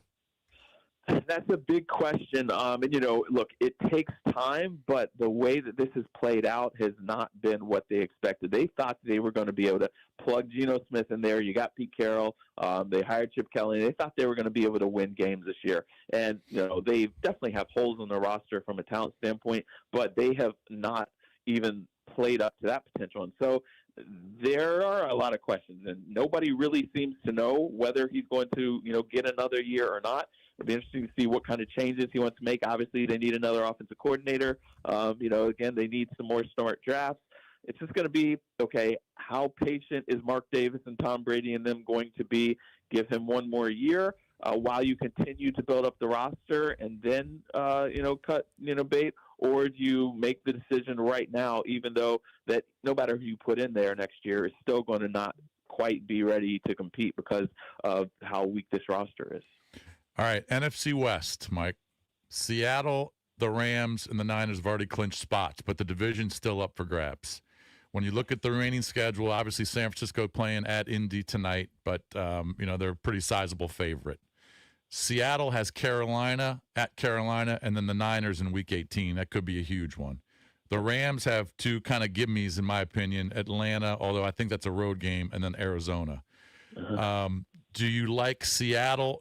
They're probably still the favorite to win the division because they got the 12 wins, but they do have to play San Francisco in Week 18, which could be for the division. Do you like Seattle, the Rams, or the Niners to win the West, which could be the 1 seed and a week off with the bye? Yeah, it's a dogfight, and I don't think when anybody saw the injuries that the 49ers were suffering early in the year, thought that they'd be in the thick of things, but here they are.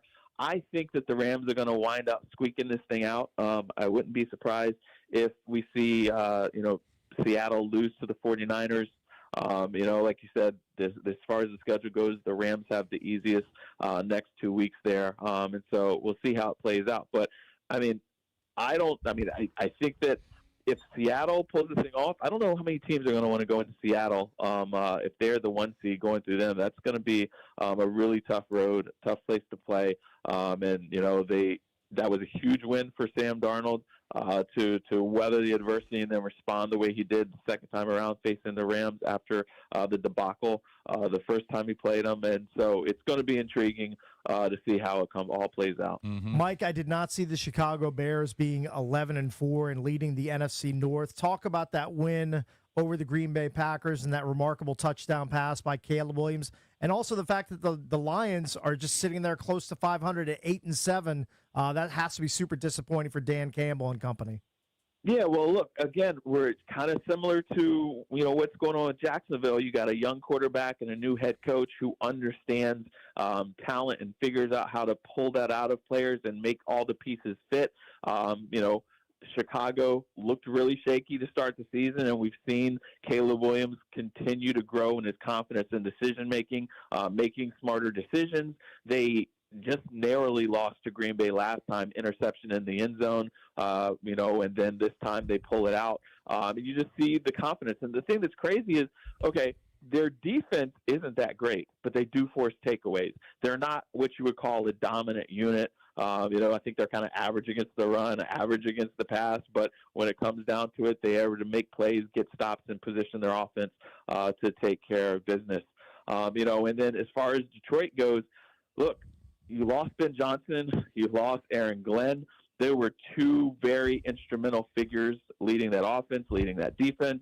And then, we have seen, Johnny Morton wasn't quite the answer as the play caller. Dan Campbell tried to take over the play calling. Their offense, they also lost veterans to retirement and injury along their offensive line. There's injuries on their defense. They've just had a big drop-off. And remember when they lost last year when Dan Campbell said, you hope you get back to this spot, but you just really don't know. And sure enough, they are, in for having to really go into the offseason and make some big changes to try to get back to where they were. So the Broncos have the tiebreaker over the Patriots if they both finish 14-3, do the Broncos have the tiebreaker for the number 1 seed?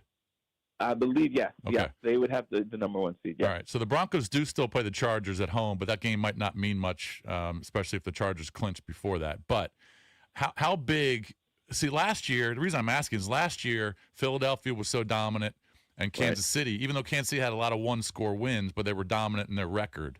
So they were clearly the favorites to get to the Super Bowl. This year, I don't know who I'd pick. I mean, I think that number 1 seed is huge in both the AFC and NFC. But with the Patriots would be very tough to beat at home if they had the 1 seed, but so would the Broncos. But who in your mind right now, especially in the AFC, is the team to beat? It's wide open. I had thought because of their defense that, okay, maybe the Broncos, but then Jacksonville just showed yesterday that they are beatable at home. Mm-hmm. They were able to bring pressure, and Bo Nix, I think he was like 27 for 48 passing. He had an interception. They had 2 turnovers, and their defense did not get any turnovers. But I just have this feeling that it's going to wind up playing out perfectly for Buffalo, and they're finally going to, get this thing. Yeah, they might have to go on the road, but experience is a factor once you get to the playoffs. And so when you talk about Denver and Jacksonville and New England, they are all young teams and still trying to figure this thing out. The Bills, yes, they have some warts. Their defense can get gashed against the run, but they don't give up a whole lot of points. Their offense is very Josh Allen dependent, but I don't know. It almost feels like, okay, the Chiefs are out of the way. The Ravens are going to be out of the way. They might be the team to worry about the most. Wow. Mike, Okay. thanks as always for the time, man. We hope you have a great Christmas, and we'll talk to you again soon. All right, thanks. Same to you guys. Yep. All right, buddy. Appreciate that. That's Mike Jones, national NFL writer for The Athletic. Coming up a bit later at 9 o'clock, we'll be joined by Steve Zabin. He's a host here on 106.7 The Fan. You can catch him co-hosting this week afternoons with our pal Grant Paulson. He's on the show coming up at 9 a.m.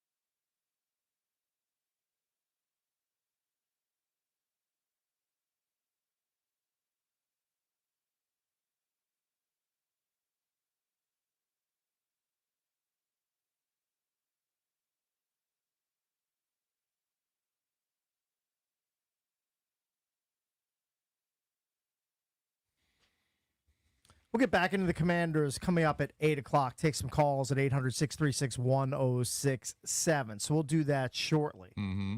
But with Christmas approaching and the holidays here, and you're spending more money, this headline, Tell me about it. This headline's kind of alarming. Financial stress linked to heart aging as strongly as major medical conditions, according to, now this is where it gets a little bit dicey, according to an AI study. Okay. But, I mean, there are a lot of numbers behind this study. It encompassed nearly 300,000 adult patients seen at the Mayo Clinic sites between 2018 and 2023.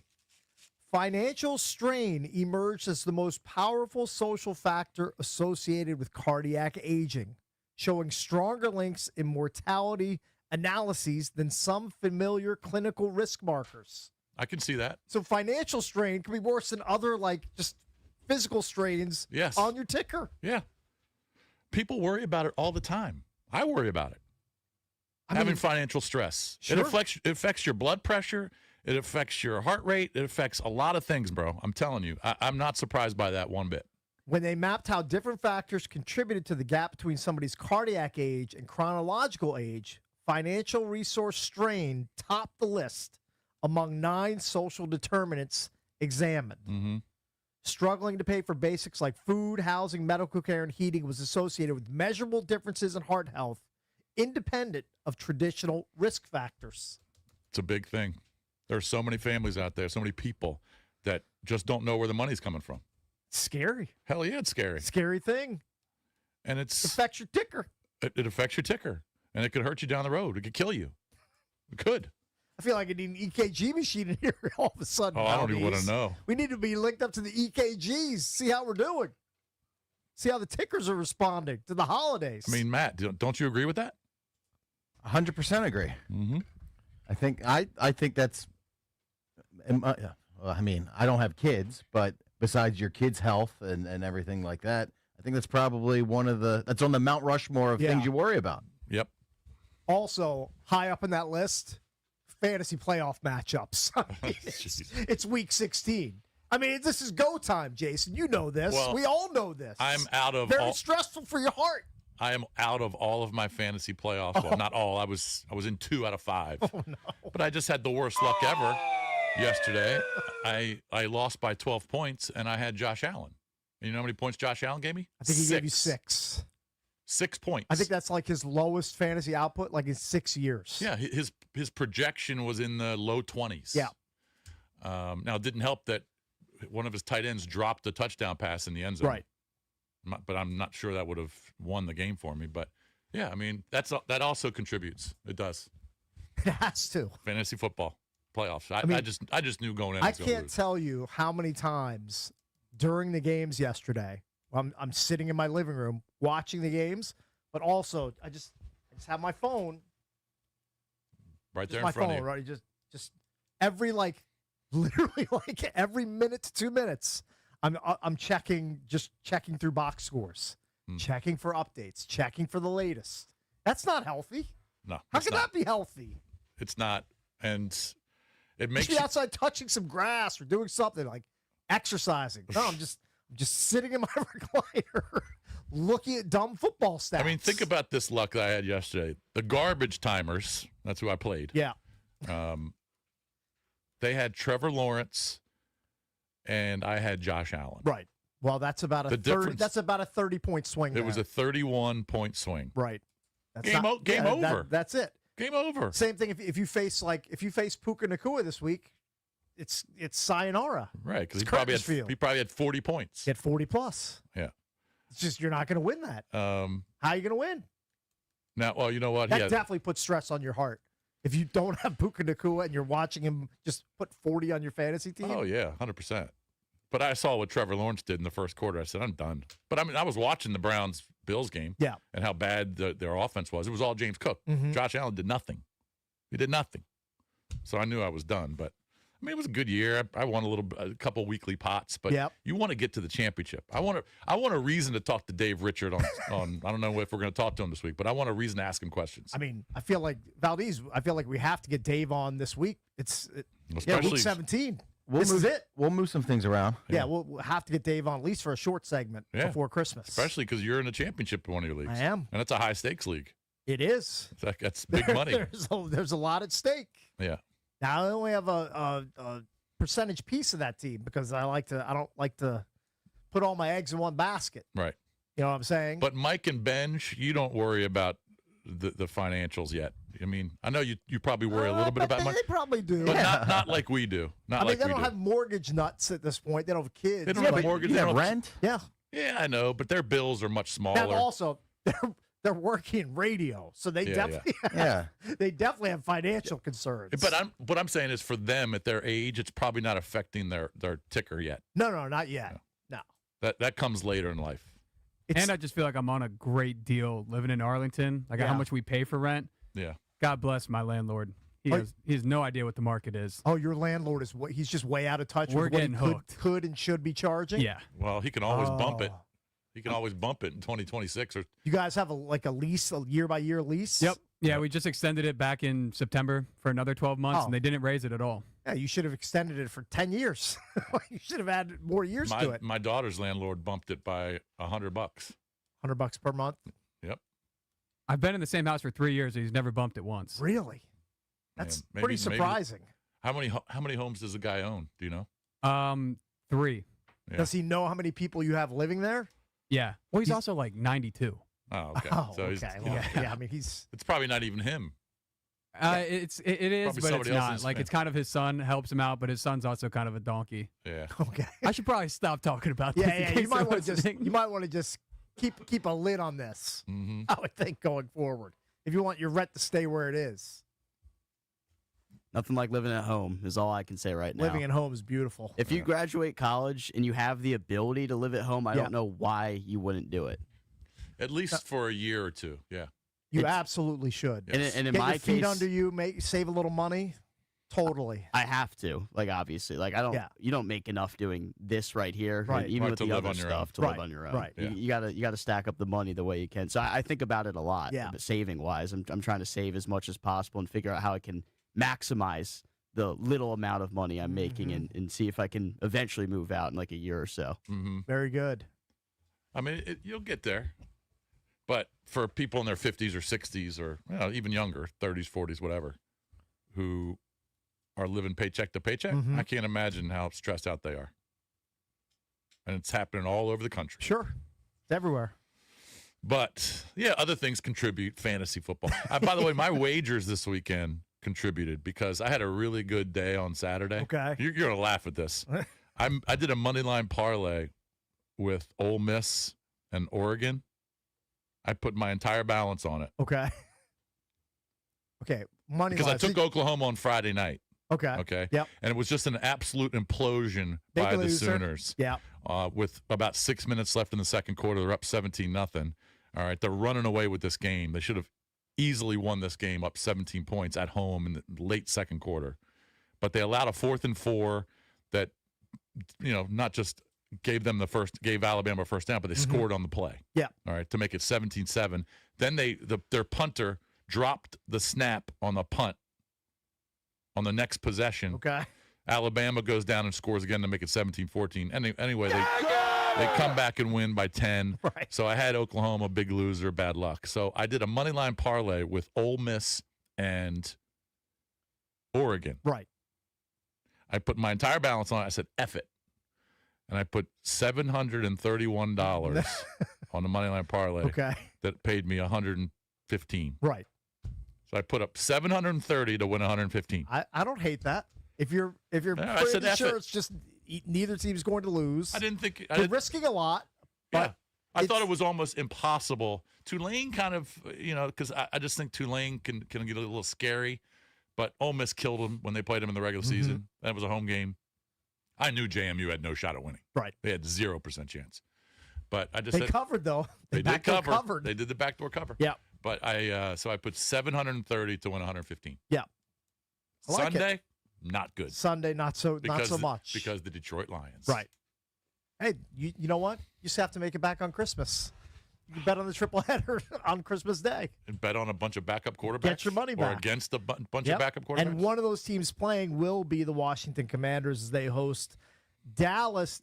Dan Quinn's quote after the game, after the loss to Philly was, "We see them again." Who's the Commanders' current biggest rival? Is it the Cowboys? Is it the Eagles? 800-636-1067. We'll take your calls on that next. Talking Commanders here on The Fan.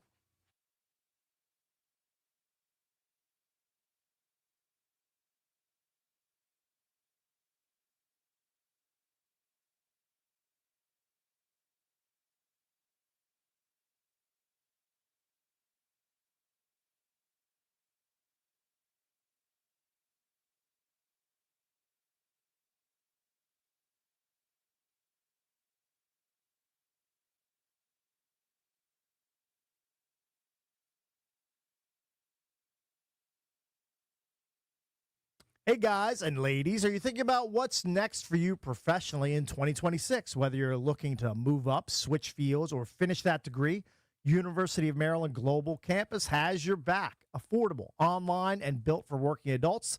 Explore more than 135 degrees and certificates that help you build lasting skills in leadership, communication, critical thinking, and more. Apply now and save with no application fee. Classes start January 7th. Visit umgc.edu. Certified to operate in Virginia by Chev.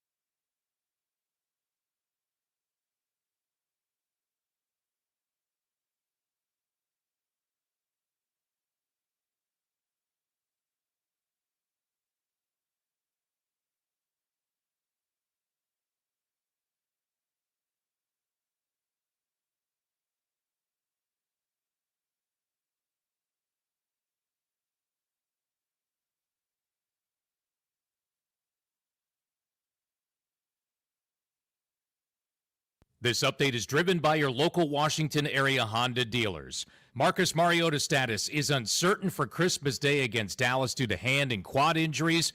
No matter what happens, though, on Thursday, you won't be seeing Jaden Daniels. We would not consider playing Jaden. So the first two options are Josh and Sam. Would we consider somebody else coming in if he's not able to? Yeah, all those are on the table. Also, rookie wide receiver Jalen Lane's unlikely to play due to an ankle injury. Guard Sam Cosby is in concussion protocol. Sunday Night Football, Patriots beat the Ravens 28-24. New England clinching a playoff spot with the win. And with the Lions loss to Pittsburgh Sunday, both the Bears and 49ers clinch playoff spots in the NFC. Hockey Capitals lost in Detroit 3-2 in overtime. Caps have now dropped 5 of their last 6. And in the NBA last night, Wizards lose at home to San Antonio 124-113. From the Crop Midcap 5-Star Sports Desk, I'm Earl Forsey on The Fan.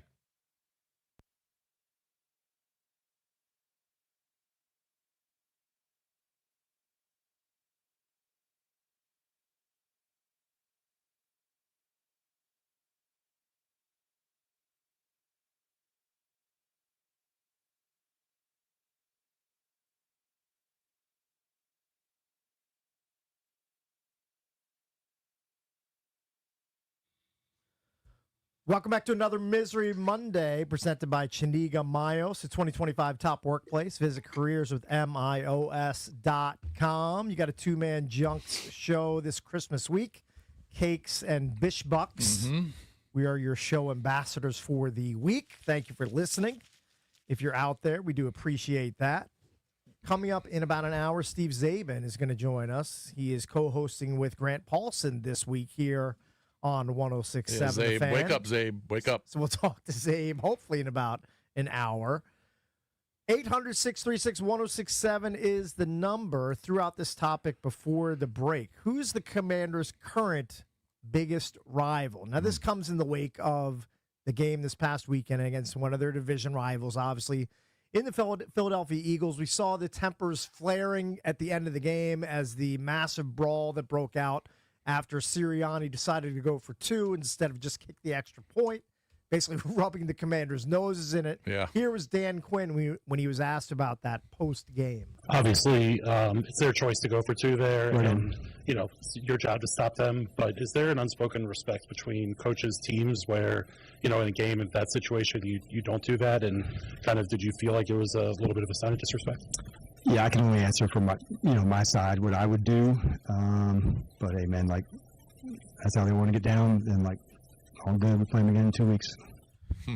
See, I like the response, and in this just cataclysmic season, it actually gives It's a good word for it. It gives me something to actually look forward to for, let's be honest, it's a meaningless Week 17 game for the Eagles. They've already clinched the division, and they may be able to move up if they get a win, but I'm not sure if they're exactly locked in to their spot. But let's be honest, it's pretty much a meaningless game. It certainly is for the Commanders, but it gives me a little subplot to tune in for. Yeah, I don't You know think what I that mean? game's going to mean anything for the Eagles because they've already won the division. Yeah. So, maybe their seeding goes up by 1, Right. depending on what happens with the Bears and the other division winners. This is a gift for Adam Peters and Dan Quinn, because all week long, if a player is not pissed about it leading up to it, Right. thinking about the 2-point conversion, Yeah. or is maybe just lollygagging out there during the game, or or a practice leading up to it, get his ass out. Right. Mm-hmm. Like, this should piss you off if you're a Commander and they're running up the score on you, Right. and you just had your melee. I mean, you should be pissed off. I'm sure they will be. And Dan Quinn needs to go to Adam Peters and say, "Hey, this player, half-assing it. He's Right. he's already looking forward to his Cancun trip." Right. Yeah. By the way, I'm glad But Dan there's- Quinn's not made like the way my brain is, because if I were Dan Quinn right now, all I'd be thinking about is my silly vacation home in Hawaii Right. and getting there and just decompressing, putting this miserable season behind me. Like, he's still in the fight, obviously. He's going to grind through these next 2 weeks, then he's going to do whatever. I'm just being honest, I would mentally be checked out right now I'd be going through the motions. Now, luckily, Dan Quinn's not. Yeah. He's a stronger person in every single way than I am. So good for him.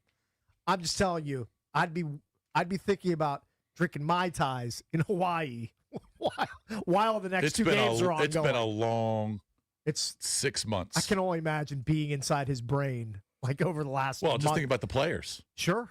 I mean, those players want to get the hell out of here. Absolutely. Think Von Miller doesn't want to get the hell out of Leesburg? So getting back and go back to Texas. The question, I'm guessing a lot of people are going to lean towards Philly as being the biggest current rival, and Valdez is like, if you pick Dallas, you're old. And I was like, I still consider Dallas Washington's biggest rival. Well, Dallas is the iconic rivalry, Right. But It's the most high profile. But I'd say the up and coming one are the Eagles, who you just played in the NFC East, Right. and then obviously you have the bad blood with them in the division, Right. And it's awesome that the coaches hate each other. Sure. So that makes it even better. Yeah. And I'd say the dark horse would be the Bears. I can see the Bears. You have some good games against the Bears. You have the number 1, number 2 pick against each other. I find it hard to elevate. I mean, that's only happened in the last 2 years. I find it hard to elevate a non-division rival up to the same status as the Cowboys or the Eagles, but I can understand. I mean, there's not that much history between the two, but I think with recent history and how the games have gone and how the seasons have kind of collapsed after those games, and how Jaden and Caleb are kind of tied at the hip with one another since they were drafted right next to each other. I think that's a very dark horse rivalry. Kind of similarities with the Caps and the Carolina Hurricanes. Like a few years ago, I never would have considered them real rivals, but now that would have been Pittsburgh or the Rangers. Like I still consider Pittsburgh they're a notch above. Like there's never going to be a bigger rival for the Caps than the Pittsburgh Penguins, but the Carolina Hurricanes are making inroads, and I can kind of see that with Valdez saying that about the Bears. Yeah. I just feel like if you're not a division rival, it's tough to kind of get on that next level, like the Cowboys and the Eagles. And by the way, Caps don't want to play the Red Wings anytime soon either. No, they probably don't. So I could see that. There's kind of that side story with the Bears because of what's happened in the last couple of years, and maybe that'll be continue depending on when they play them. But yeah, I would probably go with the Eagles now, especially since they played them in the NFC Championship last year. But the Cowboys, the Cowboys have just been so. The Cowboys are such a huge disappointment this year. I mean, the fact that we just talked about it a couple segments ago, the fact that the Cowboys and the Commanders are playing on Christmas Day, first game of a triple-header, where 5 months ago you would have said this is going to be a massive game, possibly for the NFC East, definitely for a playoff berth. Definitely playoff seeding at stake. Yeah, you're going to see so many backups in this matchup. Right. I don't know what the Dallas Cowboys are going to do. I mean, I don't know if they're going to play Dak. I assume they're going to play Dak, but I wouldn't be surprised if they played a bunch of backups. The games don't matter. Yeah. Why would you go out there and play a CD or a Pickens or Dak when the games don't matter? And with Washington, everyone talks about, and DQ talks about finishing strong, and they want to get to 6-11. But if you're playing Dallas, who's already been eliminated, they don't care, and you're going to play Philly in Week 18, I guarantee you Philly's not going to play any of their starters. And if they do, they're going to play them for about a quarter. It doesn't really matter. So why not just lose those games and get a better draft pick? I'm in the tankathon mode now. Oh, you are? If I was a Commander fan. Okay. I could see the... I would rather them be 4-13 than 6-11. I can see the merit of that. Absolutely. 800-636-1067 is the number. Who's the Commanders' current biggest rival? Let's go to, I would say this guy's a Commanders expert. We saw him at Hyde Social on Friday. Tailgate Ted. What's up, Ted? You're on with the Junks. What's going on, boys? How you doing today? What's Ted, up, man? You did not have much fun on Saturday. No, Lurch. No, I didn't. If I had $10 for every Eagles fan that walked up to me during the game to ask to take a selfie, I could have paid for my NFC Championship ticket I spent last year. Now, hold on. Like in the stadium, they're asking to take selfies with you? Yeah, Barstool Philly. I guess I still live rent-free up there. Yeah. Decided to reshare that video from last year. So I'm at the tailgate at, noon? Yeah. And I've got a bunch of them walking up, bothering me the entire time. I've got people just heckling me the entire game. And then one guy sitting in the section across from me comes over to apologize after they've been harassing me the entire game. And it got pretty close to a 76-year-old man behind me said, "You're about to get beat by a 76-year-old black man if you don't go back to your section." Damn. It was getting ugly out there. Pretty fun. Wow. Yeah, it wasn't fun. Yeah. All right, so in your opinion, who's the biggest rival? It's Philly. I mean, I agree with Valdez. Right? It's got to be the Eagles. But Tress Way has more yards in the championship game than Dak Prescott does. They're just not relevant. Yeah. And I hate Dallas. Yeah, don't get me wrong. I pray for their fans, but I loathe those bastards up north. There's just not a group of people that I hate more than them. Mhm. They've gone after my family. They've cost me a job. It's personal at this point. It clearly is. Wow. We can hear it in his voice. Yeah. Thanks, Tailgate. We appreciate the time. Thanks for coming Appreciate out you on guys. Friday, man. It was good to see you. And you'll be out at the game on Christmas. Wouldn't miss it, Lurch. Ugh. We only get 8 regular season games. I'm not missing one. I know. Holiday be damned. So I'll do that. Thanks, right. Dad. Talk to you soon. We're going to rethink that for next year. Basically, the Philadelphia Eagles have ruined his life, and the fans Well- of the team have ruined Tailgate Dad's life. They have. I didn't know it was They that bad. basically broken him. They're breaking his brain. I didn't know it was that bad. Cost him a job. I didn't know that detail, but Hey, Matt, do you know anything about that? I don't know anything about the job. I do find the video funny. On multiple levels. Like I feel bad for Ted, but I also agree with him a little bit that okay, Philly fans, get over yourself a little bit. right. Like you won the game. right. Like, but I think what triggers the Eagles fans is when Ted says we took over this place. Right. Like for whatever reason that word. They're not going to let him live it down. Yeah, that word Yeah. seems to be what they all gravitate towards. Right. Because what Ted's doing is a nice thing because he's kind of like all the fans are there rallying. Yeah. Right. And he's telling them to like take care of the staff Mhm. and how cool it is that everyone, was able to meet up Right. at this place together before going to an NFC championship game, Mhm. which is a cool thing. Yeah. But I'm telling you, the word selection of Yeah. takeover Mhm. just rubbed people the wrong way. Yeah. That was the triggering thing right there. Maybe that's what Sirianni was doing it for. Yeah. Yeah, He thought he was watching that video That's before why- the game. Hey, I wish he had actually, that'd be mentioned the that. most hysterical thing in the world. Yeah, that's the reason he did He it went because for two because tailgate of Ted. Yeah. Hey, Tailgate Ted is in his pregame speech. He said, "Hey, we got to get this Commanders fan off his high horse. That would have been great if We Sirianni got to said take that. back the Hard Rock from Tailgate." I wish Sirianni was honest after the game and just said, "You know what? Tailgate Ted is the reason we went for Yep. 2." That dumbass Ted, we're gonna get him. You know what I was thinking though about next year. Mm-hmm. I can't believe we're just kind of forwarding to next year Well, already. you have to. I mean, this year is I just know, a I know, but flaming disaster. based on what happened last year and how hot Jaden was and how surprising they were getting the NFC Championship game, you thought about, okay, the schedule this year was going to be a lot of primetime games, Right. right? On a pedestal, and they were. I mean, how many primetime games did they Yeah, have? featured a They lot. went like 7 weeks Featured without prominently. 7 weeks without a 1 o'clock game. Yep. Next year, they're going back to the 1 o'clock. They're going to have, yeah. They might have one Like, primetime, I would maybe guess two, maybe two. two to three. Maybe They'll probably two. feature in 2 to 3, but they're not going to have like 7 or 8 like they had in no, 2025. No, you're going to have a boring schedule. All right, let's go to Lap in D.C. Lap, you're on with the Junks. Good morning. Hey, what's up, guys? What's What's up? up, Lurch? My guy. What's up, How's bro? it going, man? How are you, sir? Hope you and your family, hope you guys' families are doing well. Yeah, you too. Thanks, man. I'm gonna say, thanks. Yeah, I'm gonna say Dallas, but I can understand the Philly. More recently.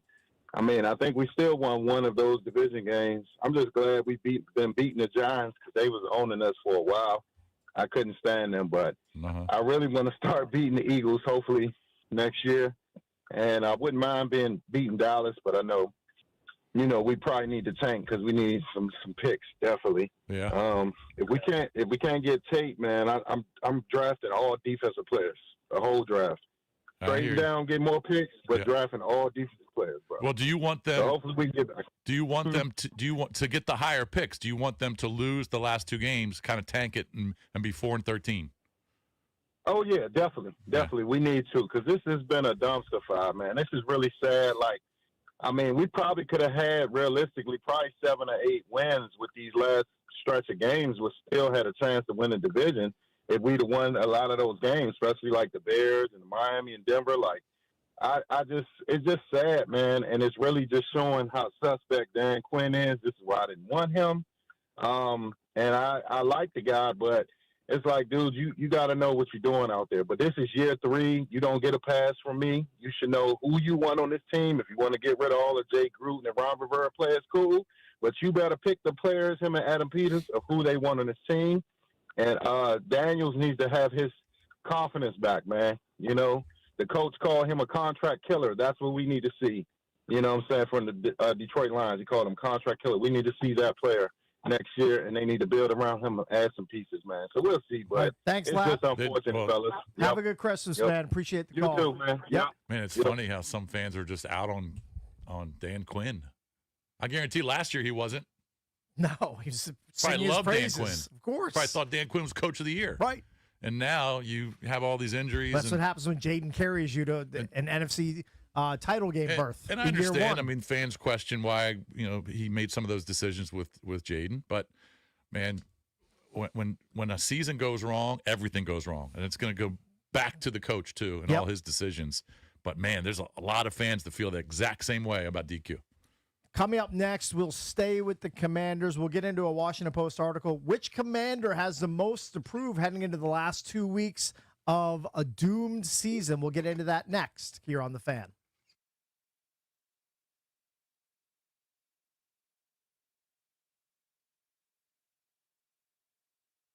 We all know legends aren't made overnight. The best athletes, they train, they prepare, they plan for success. And when they hang up their cleats, their legacy lives on. What about your legacy? Trajan Wealth specializes in retirement strategies and wealth management. Their fiduciary advisors can help you develop a plan to weather the ups and downs of the market.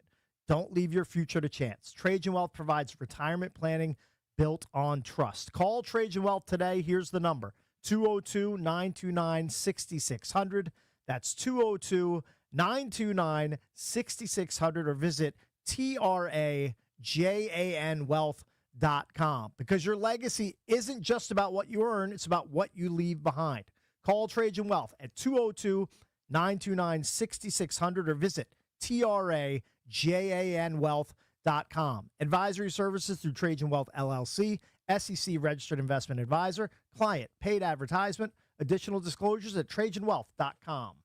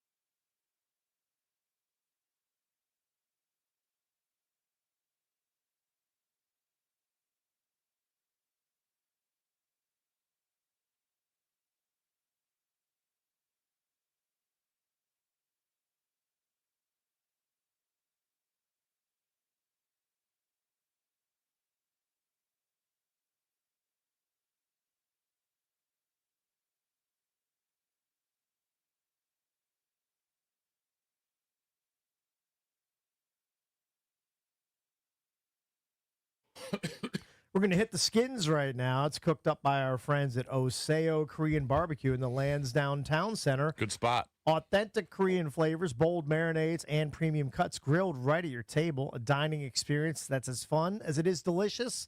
Perfect for date night or dinner with the fam. Oseo means come on in. Mm-hmm. So we wanted to get into this Washington Post article that came out recently from Tom Shad.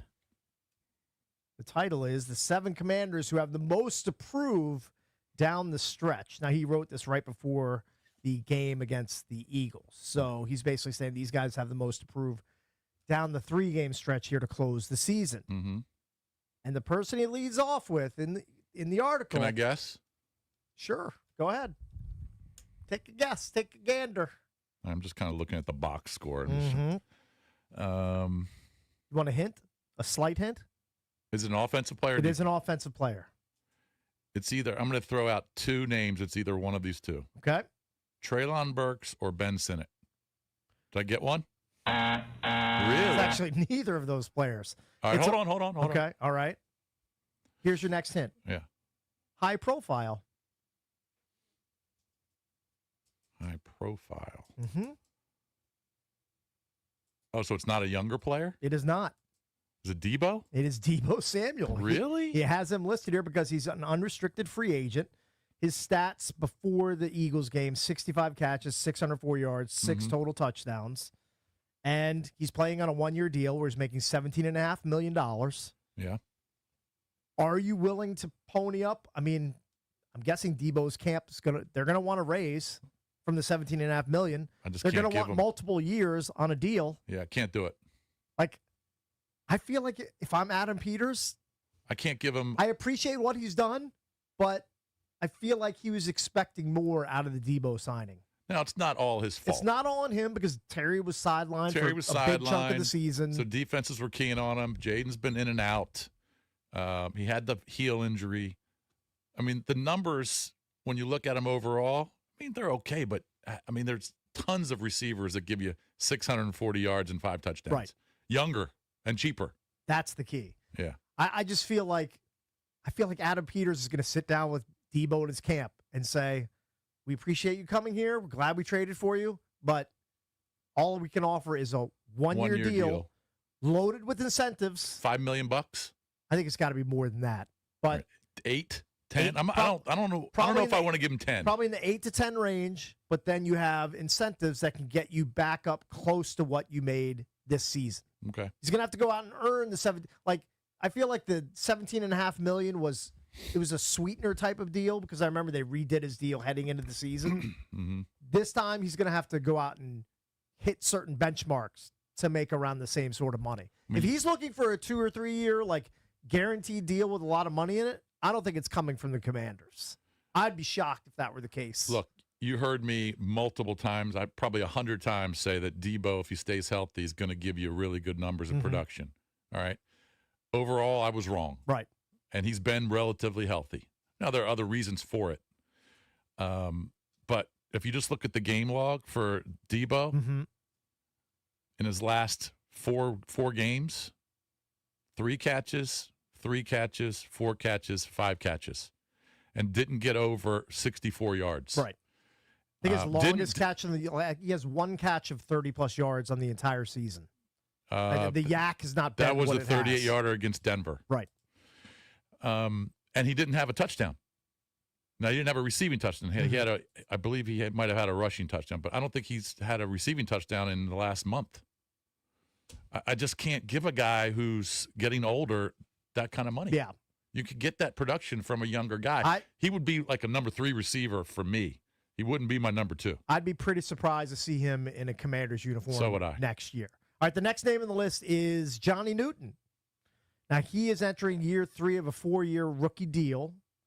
And the blurb here is the Commanders' defensive line appears due for an overhaul. And part of that process will be figuring out where Newton fits. He's been seen as a future starter because Washington used the 36th pick to draft him in 2024, but he hasn't played up to those expectations. So they're going to be looking for Johnny Newton to be impactful, wreaking havoc in the backfield, like over these next couple games. This is a big 2 games for Newton, I feel like, Yeah. because like you said, it was told to us by Adam Peters and company that Newton is a first-round talent. He slipped because he had the foot injury. Mhm. This is a major bargain. This is a major steal, a major coup for Peters. Like, can you believe this value that we're getting? This Right. guy is going to be a superstar. And every fan knew heading into the draft that secondary was an issue. And I believe the Eagles snagged Cooper DeJean, Mhm. I think 2 picks after this Johnny Newton selection. And it came out of left field. And if I remember correctly, all the fans were screaming to get Cooper. Yes, that was definitely that drumbeat. That was definitely happening. a draft day narrative. Yeah. Yeah. And then when it was explained you're right. explained to the fan base that hey, you know, this guy, you know, just give it a year, and everything's going to be okay. Well, it turns out he's a little bit lackluster. Yeah, I would agree. Yeah, and like when Jonathan Allen moves on to Minnesota, you figured, okay, well now Johnny Newton just steps in, becomes like the next Jonathan Allen. Yeah, Newton hasn't was been the case. was the heir apparent and needed to develop behind Allen, but it doesn't look like he's really developed. Right. I don't know. I think the fan base were sold a bill of goods on Johnny Newton as being this first-round talent that fell into the laps of the Commanders. Right, and like you said, can you believe that this guy is here for us to pick? And it didn't, really it didn't seem like, and it into also that. at the time during the draft, it didn't seem like a real need. Right. It seemed like a luxury. Defensive Correct. tackle at that point, when Allen was here, seemed like a luxury Mhm. to Adam Peters and company. Man, you just look up and down the roster, and there's so many spots where you go, I don't know if this guy's going to be coming back. Right. I mean, I really don't. Adam Peters is going to be so busy this offseason. This roster is going to get big time churned. All right, who's number 3? Number 3 on this list is Chris Rodriguez Jr., Right. who's a restricted free agent. And he's kind of been the guy that they've been leaning on to be the primary running back over this last 3 to 4 weeks of the season. But and I would expect that to be the case over the last 2 games as well. And I know that the overall numbers for the team are good, team rushing wise, but man, you just need to get a higher profile, more dangerous back there for next year. Yeah, I feel like he's going to be part of the rotation next year, but I feel like you're saying, like you have to aim a little higher than Chris Rodriguez. Yeah. Like to me he's the perfect secondary back and goal line thumper that you bring in inside the 5. But is he really the guy you want to give the ball to 12 to 15 times per game? I don't think so. No, I don't And he's either. he's done an admirable job for what they're calling on him to do, but I think he's limited. Yeah. I think he's just a limited type of player. Yeah, I just don't want to be. I don't want him to be my number 1 RB week 1 next year. Right. He could be my number 2 or 3, and you can work him in on a rotation. But I need someone more dangerous. Now I know this is too big of an ask, but here's what I need, and this is what Adam Peters I feel like needs to find. Find the Commanders a poor man's version of either Devon Achane, Jahmyr Gibbs, or Christian McCaffrey. Right. I know that's a big ask, but Every that is team what other than those teams that's are what this looking for that. team absolutely needs, and especially to take some pressure off of Jaden Daniels in a critical year 3. Where are you going to find that guy? Who that guy is? I don't know. That's Adam Peters' job to find out. But he needs to find a poor man's version of a mix of those 3 guys. By the way, how does Jahmyr Gibbs have 2 yards rushing in any game? I don't understand it. In any game. Turns out that Ben Johnson being there and not being there now is definitely hurting and impacting that offense. That's that. Probably not a few other reasons, but I just couldn't believe the lack of production that the run game had yesterday. Yep. That's unbelievable. All right, the next name on this list is a specialist. So you know it's not Tress Way. Tress Way is basically the punter for life. It's Jake Moody. Oh. The newly arrived kicker over the last few weeks. So makes sense. Can he show enough over the next couple weeks that this team is comfortable enough saying, yeah, Jake Moody, you're our guy heading into 2026? Or is there going to be a kicker competition in camp? I would expect they'll bring in at least one kicker to compete in camp. Yeah. But these next few weeks, probably pretty big for Jake Moody as far as his prospects for being on the roster here in 2026. Well, I don't know what his stats are with Washington, but look, he's been with 3 different teams already now. So it doesn't really matter to me what he does in the last 2 weeks. It kind of depends on what they do in the offseason, how he performs in training camp, if he's on the roster next year and preseason.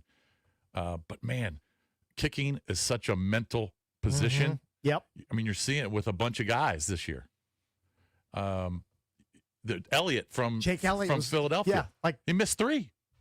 I mean, that's a guy the Eagles fans were counting on. And maybe that's part of the reason why Sirianni at the end is like, you know what? Our kicker stinks. We're just going to go for 2. I know He should have said that. We're rubbing your nose in it somewhat. That's the impression it's going to give. But this guy can't hit anything. He should have said, Sirianni should have said, look, Elliott can't kick his way out of a paper bag right now. I can't rely on this guy. So I'm not going to let him kick. I'm just going to go for 2. Yeah. That's what he should have said. All right, next name on this list from the Washington Post article about Commanders that have a lot to prove heading into the last 3 games, now 2 games of the season. It's my guy, Ben Sinnott, on the list. He's entering year 3 of his 4-year rookie deal. He was taken just 17 picks after Johnny Newton in the 2024 draft. So that's another second-round pick that a lot of eyeballs are on heading into his year 3. I just don't think Ben Sinnott's going to be on the team next year. Oh, you don't? You don't think he's going to make it to year 3? No, I mean, why? Why would he? He gives you nothing. He's played in pretty much every single game. He's got 6 catches. He just doesn't give you anything. Maybe now with Zach Ertz not being a part of the plans, you want him to be your number 1 guy. I don't know if I want him to be the number 1 guy, but I have a hard time just punting away second-round draft capital after 2 years. Happens all the time. I know. You can prove yourself in 2 years. Absolutely. And he hasn't. Maybe I'm wrong. Maybe he comes back and he's still your backup. But he's played every single game. Maybe he's missed 1, but I think he's played most games. He's got 7 targets, 6 catches. I hate this element of the game, but maybe they love his blocking. And Okay, he'll be a blocking tight end for a second-round pick. I generally don't think you take a blocking tight end with a second-round pick. Mm-hmm. It's usually a guy who makes an impact offensively, right, catching the ball. But yeah, he has. If he's on the roster, he has to take a major step forward, and I mean like 35 to 40 catches in year 3. I mean, think about this. After Ertz, and I get it, Ertz was your number 1 guy, but a lot of teams use 2 tight ends, right? And they give you kind of the same production. But after Ertz, Bates and Sinnott have a total of 15 catches. Yeah, it's so low. I think they need to go out and get somebody else, someone more athletic. I don't know if you draft somebody or looking free agency. I think they got to get somebody better at that position. So I think tight end is definitely a need in the offseason, 100%. All right, last 2 names on the list. Deron Payne makes the list. He's entering the final year of a 4-year extension. He's got a $26.2 million salary cap hit. I mean, I figure I don't know what kind of money he would be looking at in free agency. Has he had a pretty good year statistically? His stats heading into this most recent game: 37 tackles, 6 for loss, 2 sacks, 1 forced fumble in 13 starts. I mean, he has stood out in a few games, but I just don't pay attention enough to the overall numbers of a defensive tackle compared to the rest of the league. But yeah, that's a big number. And if someone's going to give him a big chunk in the offseason like they did with Jonathan Allen, I don't know if he's coming back. There are so many positions, so many players where you look at and you go, I don't know if he's coming back.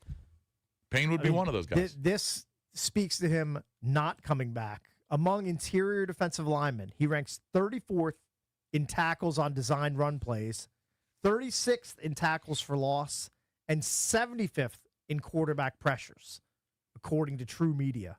Okay. I mean, that doesn't sound like he's kind of answers your question. He's earning $26 plus million, and no player is owed more money than he is next season. Right. I think this is one where Adam Peters just says, we like the player, we don't love the player, and are we going to be in the market to spend around $30 million of salary cap money on him?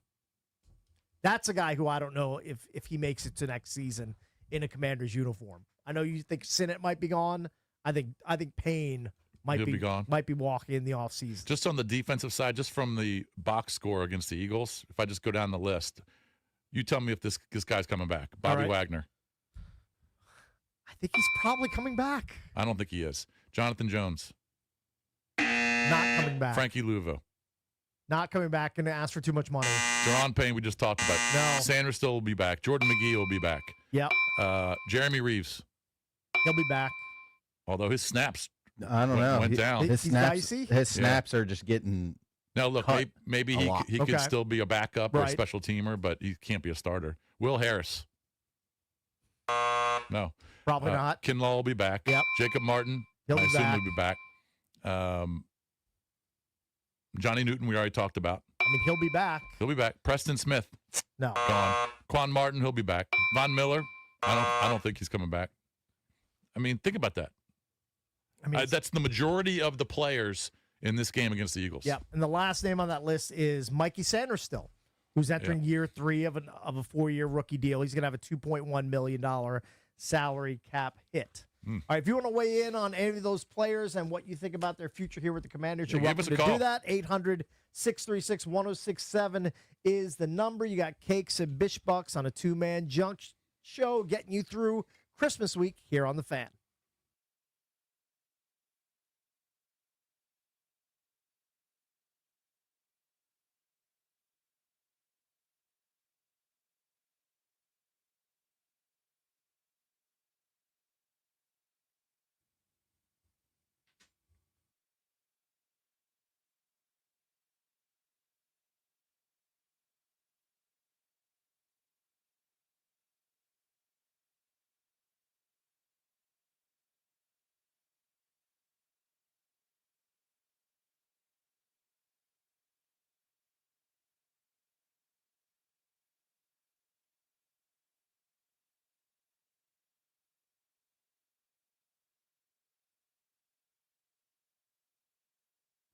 All right, here's your no huddle money play, people. Northwest Federal Credit Union, the official credit union of the Washington Commanders. They want to put $200 in your pocket when you open your first checking account with them, and you meet a few easy qualifications. No trick plays, no fourth downs, just a fast drive to free cash. So get in the game at nwfcu.org. That's nwfcu.org/score200. Take command of your money this season. Federally insured by NCUA. Membership eligibility required.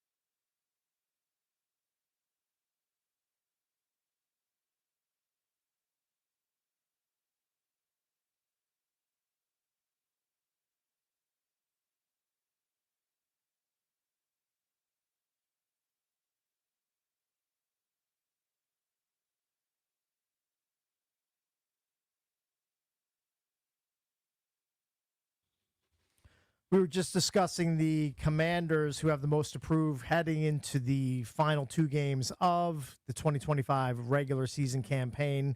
Article from the Washington Post.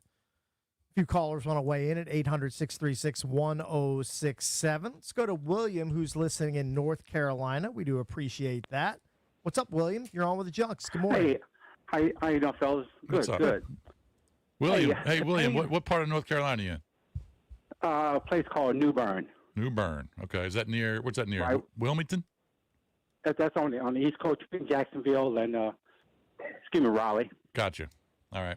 Greenville. All right. What do you think about this topic? Pain. Last couple of years, Pain had been a pain in my butt. Uh-huh. This guy, when he make a sack once in a blue moon, he would celebrate. Then I said, hold on, why are you celebrating? You got 3 more plays. Then the next play, they run right straight up the middle. Right. And he just not working. He put no pressure up the middle at all. And then contract year, that's when he played good. And no offense coordinator, not even thinking about him at all. And this time for him to go $26 million? Yeah. No. I noticed with other teams, they have like Seattle. They have a lot of defensive players. They're not making nowhere near that money. Right. And they're putting pressure on the quarterbacks. Oh, yeah. Thanks, They do. fellas. Yeah, I mean, Payne's been here. Thanks, William. Is this year 8 for Payne? Yeah, he's been here a long time. It seems like he's been here longer than that, but I think it's year 7 or 8. So I could see them, especially with that money he's due. I could see them. He's been here moving since on. 2018. Yeah. So it's 8th season. Look, I don't put a lot of stock into the sack numbers because he's a DT, but some of those other statistical categories, he's got to be better. He's earned $112 million so far. Made a lot of money here in Washington. Yep. And he's not that old. He's only 28. 28 at or this 29. point, he'll be 29 next season. So yeah, he's got several seasons left in the NFL, playing at a pretty high level. I just don't know if it's going to be here for the Commanders. Yeah. I don't think it will be. I think that's going to be one of those positions where they look elsewhere, get younger, more athletic. And they say, how about we spend $5 to $7 million on an interior lineman instead of 30? Yeah, let's get multiple players. Right. It's probably the way that's going to work out. Yeah. 800-636-1067 is the number. Let's go to Gus in Arlington. Gus, you're on with the Junks. Good morning. Morning, guys. I'm going to bring up 2 players that aren't going to be popular because they're considered over the hill. Bobby Wagner and Von Miller need to come back, and I'll give you reasons why. I know Wagner, he can't go side to side anymore, but he's green dot for a reason. McGee is not that guy. I think McGee is a natural successor to Luvu. I think he can be like a free-roaming linebacker with his athleticism, but I don't think he has that sort of Rolodex of plays in his head yet. I think we have to draft a sort of natural bit of linebacker still, that Bobby Wagner could still groom next year. Von Miller, the same thing. We're going to draft an edge rusher. He still shows he can get off, and dominate, one drive in a given game, even at his age. He'd be the perfect mentor to show off that get-off step to a young, premium edge rusher prospect. Right. All right, so with Bobby Wagner. Thanks, Gus. I mean, I could see him coming back, although I would probably put money that he doesn't. But he just can't play every snap. Right. And you have to find a way not to get him, I don't know if this is possible, find a way to not have him cover people out in routes. Yeah. And I know that he may have to do that at times. Try to do it as little as possible because stopping the run, he's still very effective. We saw it just a couple days ago against the Eagles. I mean, the guy was making a lot of plays. No, he does. All over the field. He's a Hall of Famer. He's really good at what he does. Maybe not all over the field, like in that little spot that he occupies. Yeah, I mean, he's 35. Right. He's getting up there in years. So this is a team that desperately needs to get younger. Younger and more athletic. Got to bring some younger, fresh blood in. Yes. Guys who can cover RBs. Right.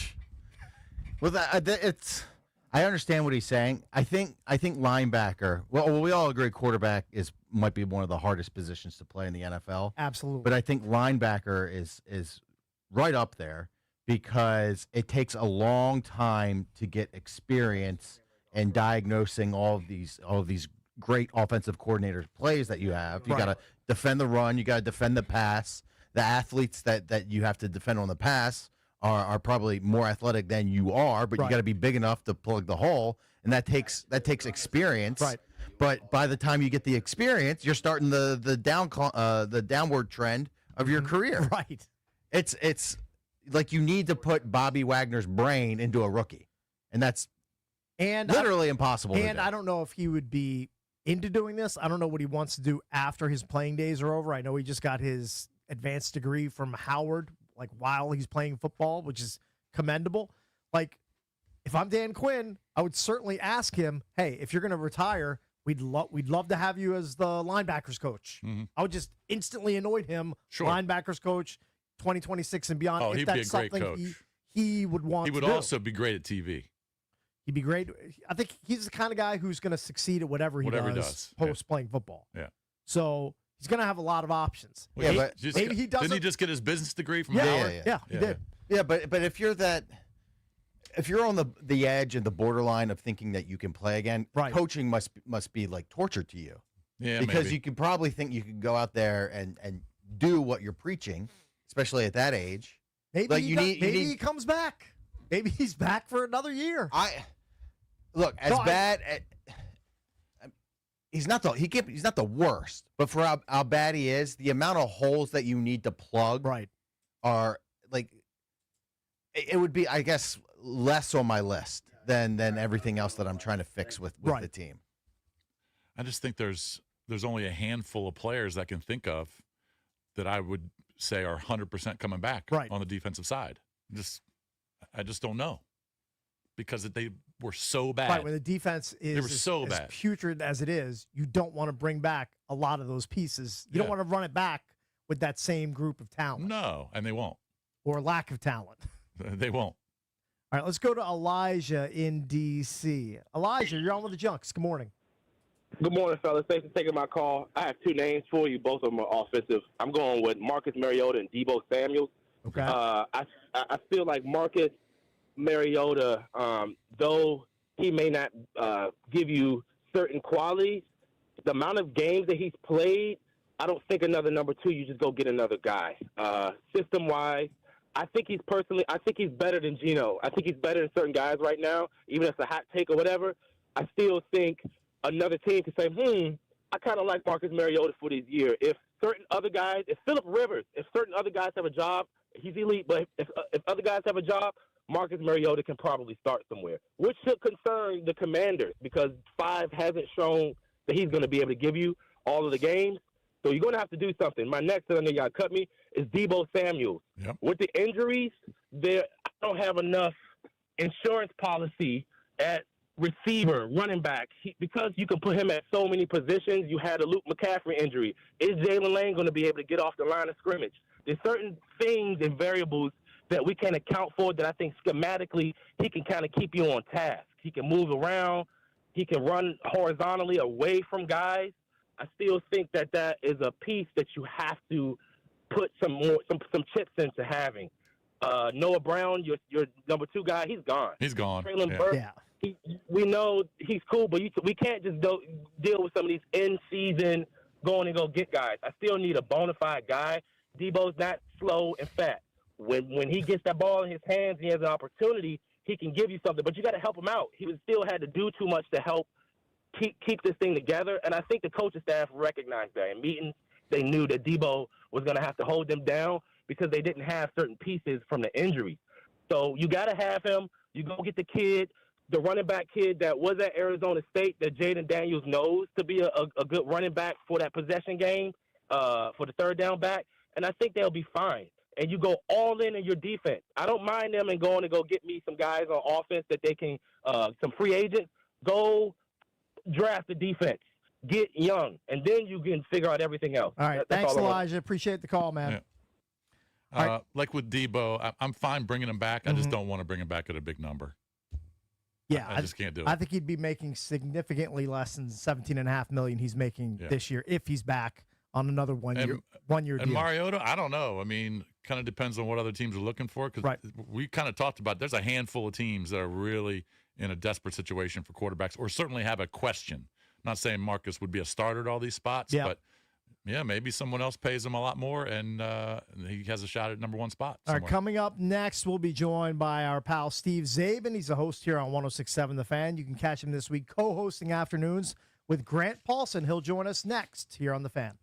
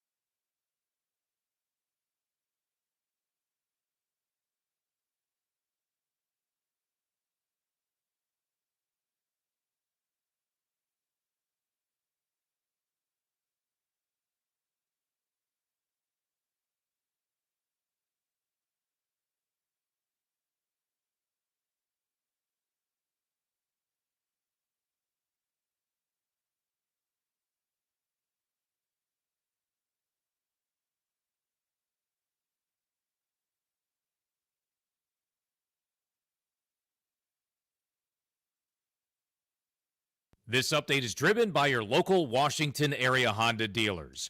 It's been the theme all season for the Commanders, and this week is no different. Another quarterback issue to deal with, as Marcus Mariota's status is uncertain for Thursday's Christmas Day game against Dallas. Week 16, every team's dealing with stuff, but for guys like Marcus, who's fighting hard, we know how much he means to us as a leader, so we're certainly disappointed for him. We'll see really day-to-day as it's going to go. Mariota has hand and quad injuries. Dan Quinn said Sunday that Jaden Daniels is not an option to play on Thursday. Sunday Night Football, Patriots clinch a playoff spot with a 28-24 win in Baltimore. Hockey Capitals lost in overtime to Detroit. 3-2. Caps beaten twice over the weekend by the Red Wings. They have now dropped 5 of their last 6. NBA, Wizards lose at home Sunday to San Antonio, 124-113. Monday Night Football tonight, 49ers and Colts here on The Fan. From the Crop Metcalf 5-Star Sports Desk, I'm Earl Forsey on The Fan.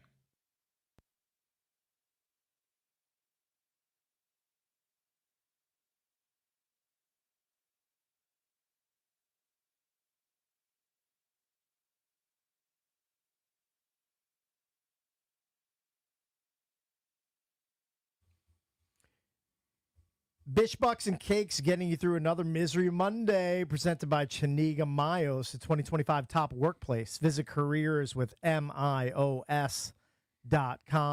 Happy to be joined right now on the Rude Guest Hotline. Rude, the most reliable heating and air conditioning products in the DMV, by Steve Zabe. And Zabe's a host here on 106.7 The Fan. You can catch him this week co-hosting afternoons with our buddy Grant Paulson.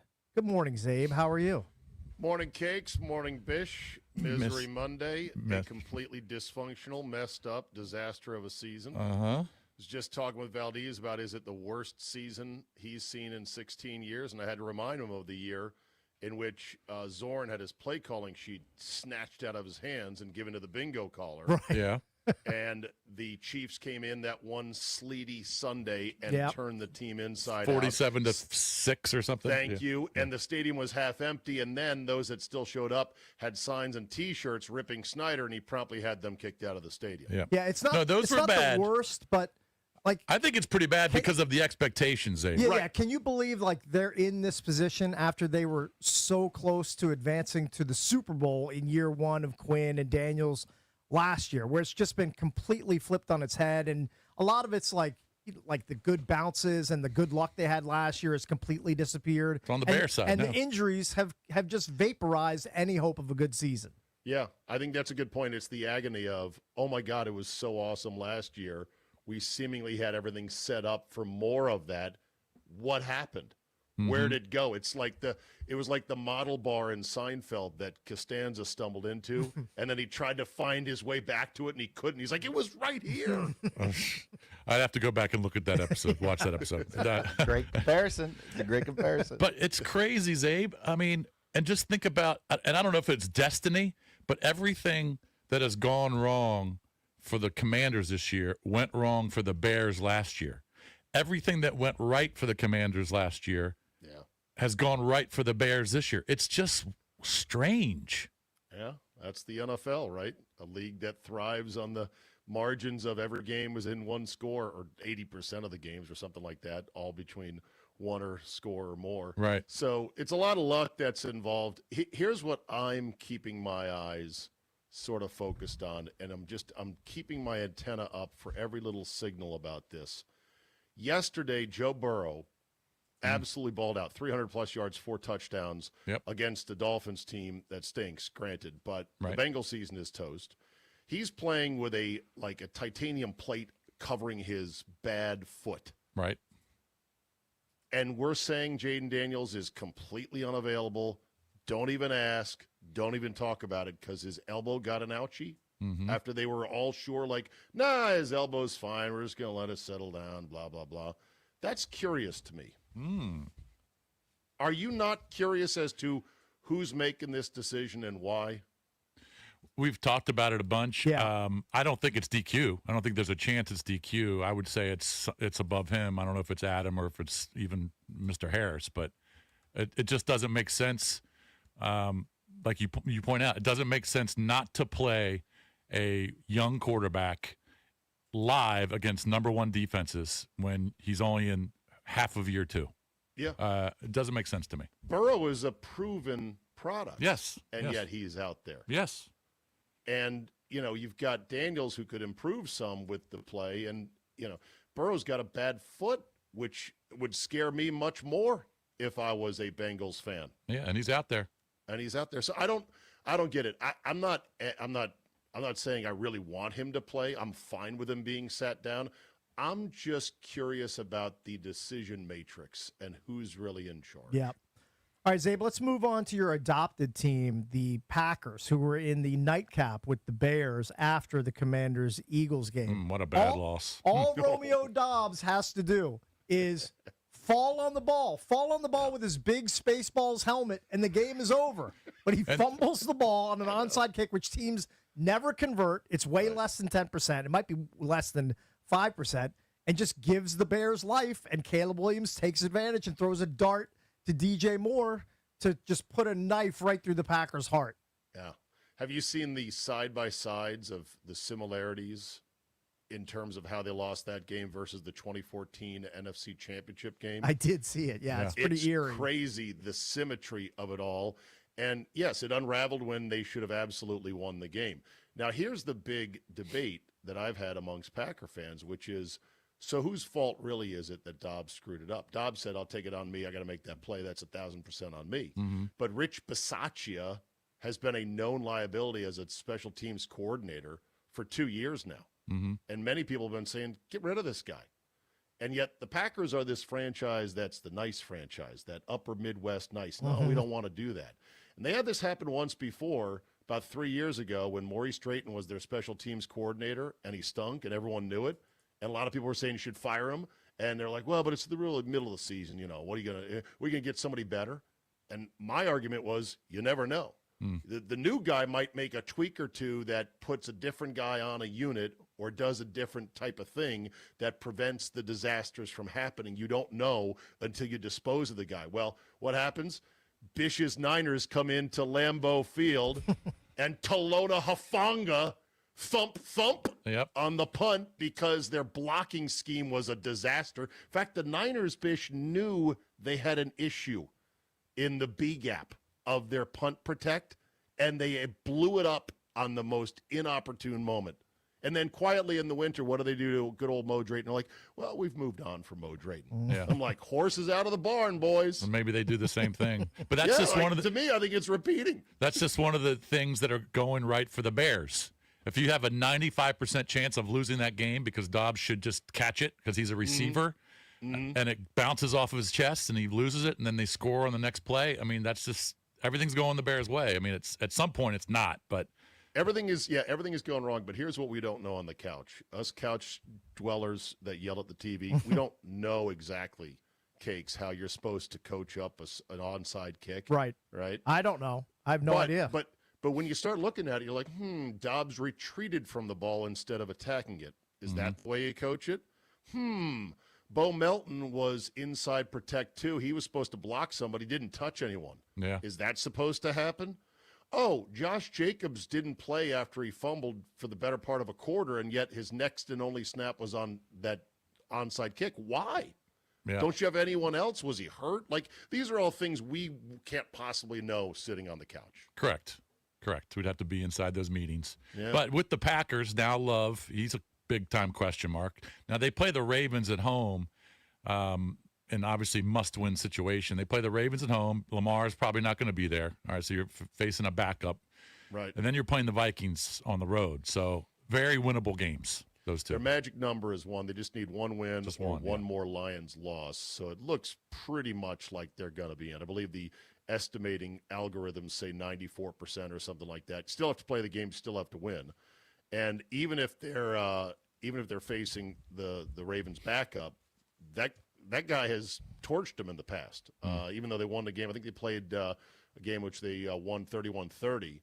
But, it's the NFL. Anything could happen. Plus, the Packers don't know who they're going to have at quarterback either on a short week. Right. Because Love's in concussion protocol. He got completely debacled. He got crushed. Crushed. Yeah. And then, Malik Willis busted up his throwing shoulder late in the game. So he's got a throwing shoulder issue. Oh, so, who would go? Who's their number 3? They have a guy on their practice squad. I saw his name this morning. Let me look it up for you. But it's pretty mangy. And, of course, the entire slate of Christmas games are very mangy. Blown up, blown to smithereens, to use a really old term. That's going to be an ugly watch. Oh, Clayton Day. Tune went to Houston. Yes. Yeah. Yes, Clayton Tune. Name that tune. So we were talking about that. Think about that. When Netflix paid billions of dollars to get these 2 Christmas Day games, and then Amazon Prime, they get the third. Mm-hmm. You're going to have, out of the 6 teams, you're going to have minimum 3 backup quarterbacks, possibly 4. Yeah, it's just awful. It's going to be grim. However, they're still going to beat the NBA. Yep. That's what's crazy. Oh, handle it. Because of the gambling, because of the fantasy. Mm-hmm. So the NFL, like gangsters, just moved in on Christmas and said to Adam Silver, "Oh, it's a nice holiday you got. Be a shame if, someone else put their games on that day." Yeah.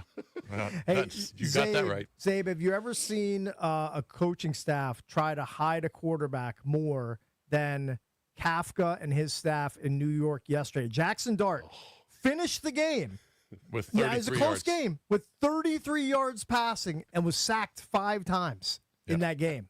I believe he had like 10 passing yards or less at halftime. I could say if you're a Commanders fan, you just have to say, thank God the Giants, most of them, it seems, still think that he's their guy. Yeah. Because everything I hear from those who cover the team and the talk show hosts is, oh, we're going to get a really high pick. We need to trade back and multiply those picks. Right. And I'm just like, oh, really? You so sure about Pretty Boy Dart, huh? Guy who's in the blue tent as much as he is under center. Good luck on that. I wanted to ask you about that because, and I agree with you, if you're sitting there at number 1, and that right now they're at the number 1 spot. It's them and the Raiders, Bish, this Sunday. It's the Tank Bowl. It's the Tank Bowl. Sunday.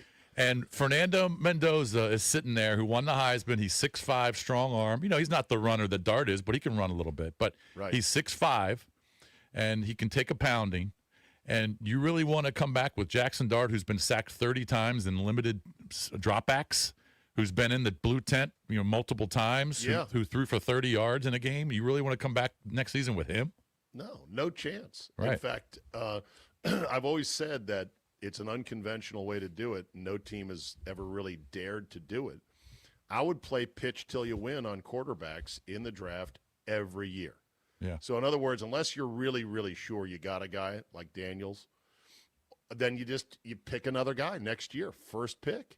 And teams don't want to do it because then the starting quarterback gets all, miffed and his agent starts making, rattling sabers. Oh, we want out of here. I would just say, yeah, well, you didn't establish yourself. This is the most important position. Plus, we need depth. Guess what? We're taking another guy. Yeah, I could see them doing that. Well, that way you don't have to rely on a 44-year-old Phillip Rivers like the Colts are tonight against the Niners. Yeah. That makes sense. And it's so funny the way some people view this little comeback by him, because everyone likes P. Rivers and his, PG-13 trash talking. Mm-hmm. But objectively, this is a stupid idea that is going nowhere, and he looked awful last week. I thought those are objective facts. Yeah. Like you could say, oh, but it was better than I thought. Oh, that's the bar now? Better than you thought? Did you see how slow his passes were moving? Yeah, I agree, but it's a fun story. That's how it's a great story, but that's how desperate the Colts were, right? I mean, and then we got Josh Johnson. I don't know if you guys saw this. This was the tweet of the day. Somebody tweeted, and they tweeted this 8 years ago. They said, Josh Johnson been signing with teams before you were born, son, and he'll be signing with teams long after you're dead. Yes, he's right. That person was right. Yeah. That's the greatest tweet ever. And he did it 8 years ago. Yeah. Probably 7 teams ago. Yeah. That guy's the ultimate NFL survivor. I give him credit for lasting as long as he has. What is the secret, do you think, of Josh Johnson staying in the league so long, going to so many teams, having to learn so many systems, and being non-awful when he gets in there? That's a great question. He must just be a great locker room guy. He must be really good, really coachable, really good with the younger guys. But when he gets in the game, he ain't good. He's going to make mistakes. But he's not awful. I know, but there's got to be other guys like that who are younger who could do the don't know. same exact thing. I think he's mentally nimble enough to pick up systems and playbooks Yeah. and be able to function the offense on a short notice. Right. And he's still quick enough and slippery enough to run around when things break down. Yep. Hey, real quick before we go, AFC, okay? Who is more dangerous in your opinion? Now, I think it's wide open, both AFC and NFC, okay? We talked about this earlier. Okay. But just in terms of the AFC, who is more dangerous if they get home field, Denver or New England? That's a really good one right there. In theory, Denver, but Jacksonville just rolled up in They there did. and said, "What? Denver? And What is tore this? This is them nothing." apart. Yeah. Yeah, you could put the 52-38 on your helmets all you want, or whatever the number is for Mm-hmm. the altitude. 5280, I believe. Not that I pay attention to the 52-80. sort. Thank you. Very good. those Good memory sorts of there, Kings. things. Right. Like that's a great question, Bish, and I am conflicted because my hatred of Sean Payton, especially with those ladies' glasses he wears, knows no bounds. Yeah. Like literally, my hatred of him, it's pegged at 10. I can't make a rational, objective judgment. I know this. Drake May looks sweet as pie. He does. He's pretty damn good. He's legit. Hey, And Zabe, Vrabel is just awesome. Coach of the year. Yeah. Has to be. It's got to be Coach of the Year. Yeah. Zabe, we hope you have a great Christmas, and you're co-hosting with Grant Paulson this week, right? Filling in for I'm going Danny. to try to talk Grant off the ledge. I love Grant. He is so still committed to this season, to this Commanders team always. He's finding little Easter eggs of positivity in the game. I mean, I love it, but I'm going to have to do some talking off the ledge today. Very good. All right, right. so you can listen to Zabe and Grant Paulson today, this afternoon, right here on 106.7 The Fan. Thanks, Zabe. Thanks, Abe. Thanks for the time, buddy. Appreciate Yep. it. When we come back, we are going to get into what happened in the Detroit-Pittsburgh game. We're not talking about on field. We're going to talk about what DK Metcalf did with a fan with an altercation in the stands during the game. 800-636-1067. We'll dive into that interaction next here on The Fan.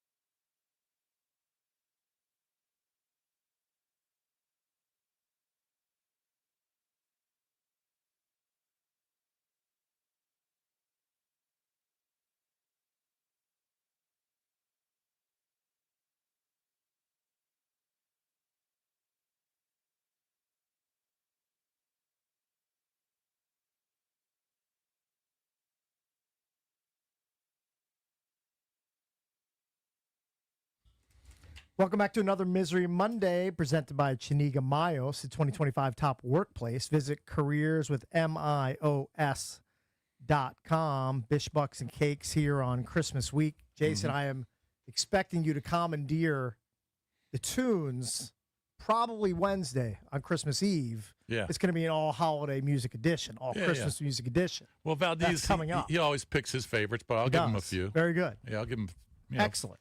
4 or 5. Good. Looking forward to that. All right, we want. I think we should play it even tomorrow. That's fine. I'm cool with that. Let's just Completely do cool 2 with that. full days of Christmas intros. Excellent. Valdez, you good with that? Yeah, that's fine. All right, cool. All right, so we wanted to get into the DK Metcalf situation. And in case you're living in a cave or didn't watch any of the Lions-Steelers game, the outcome of the game was basically secondary to what DK Metcalf did at a point during the game in the first half. He got into an altercation with a fan who was leaning over the railing in the front row at Ford Field at the Lions-Steelers game. Mm-hmm. Apparently, the fan's name is Ryan Kennedy. Ryan Kennedy. Yeah.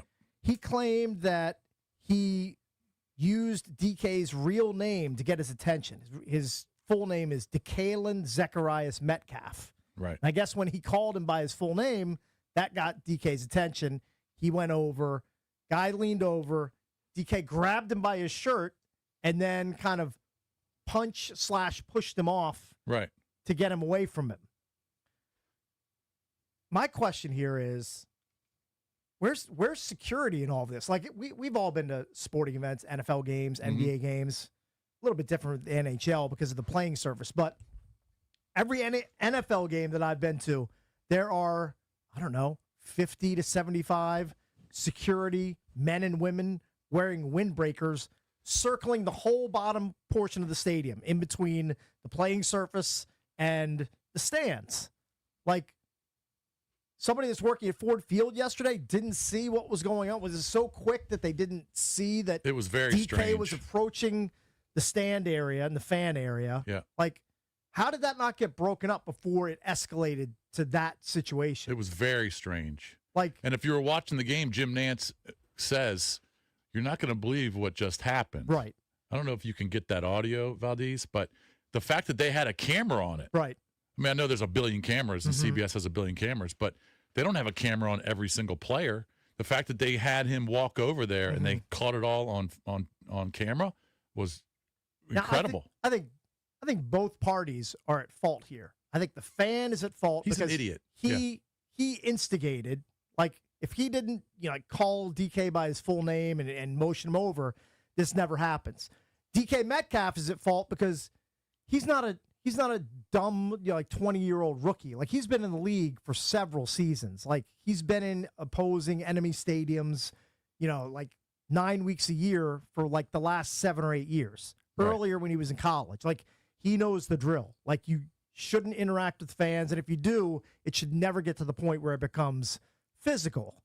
Like, he just took the bait. I don't know why he's taking the bait. That was dumb of him to do that. So, like, 3 different parties are at fault. The fan, DK Metcalf, and in my opinion, the security just being lax. Like, I didn't understand that not at seeing all. the situation unfold, And I know not reacting in proper. DK Metcalf had mixing up with someone in the stands. Oh my gosh! And that not going to have great consequences for the Steelers and Metcalf. He just got to block out the noise. Wow! And you saw the Lions fan actually jump up and be happy. There's Gibbs again on 3rd and 1. He's got a first down. We go down to Tracy. Well, I was watching it, and he came over because the fan in the stands was holding a 4 Pittsburgh jersey. He went over, and the fan said something to him, obviously. Metcalf did not like what he said, and you saw the swipe there. No Steelers came over to him and mentioned anything. We'll see if the league takes action, guys. I think they will. I think But the league will certainly take action. I don't know if but- it'll be a suspension or just a fine. Right. If he would have actually punched him in the face, he kind of whiffed. I mean, there was a little bit of Right.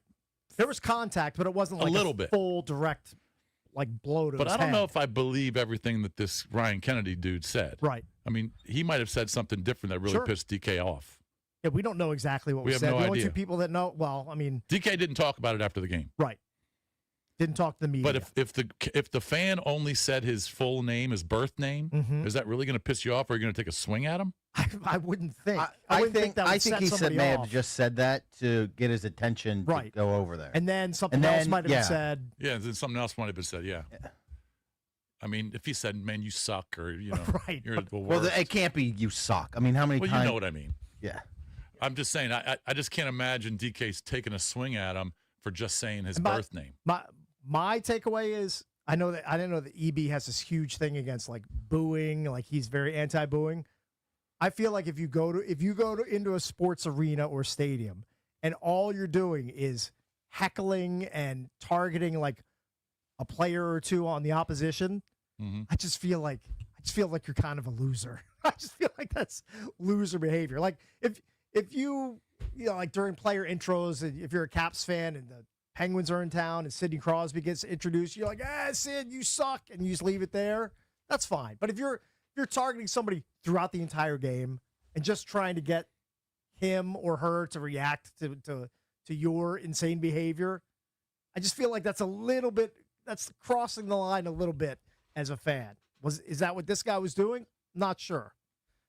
800-636-1067 is the number. What are your takeaways from the DK Metcalf /fan situation in Detroit, where he had physical contact with a fan in the stands that was like leaning over the first row of seats at Ford Field? Apparently, this guy said that the Lions did talk to Kennedy after the game, but they did not kick him out of the stadium. Yeah, he was not removed from the game. Yeah, so he's not banned from the stadium. Right.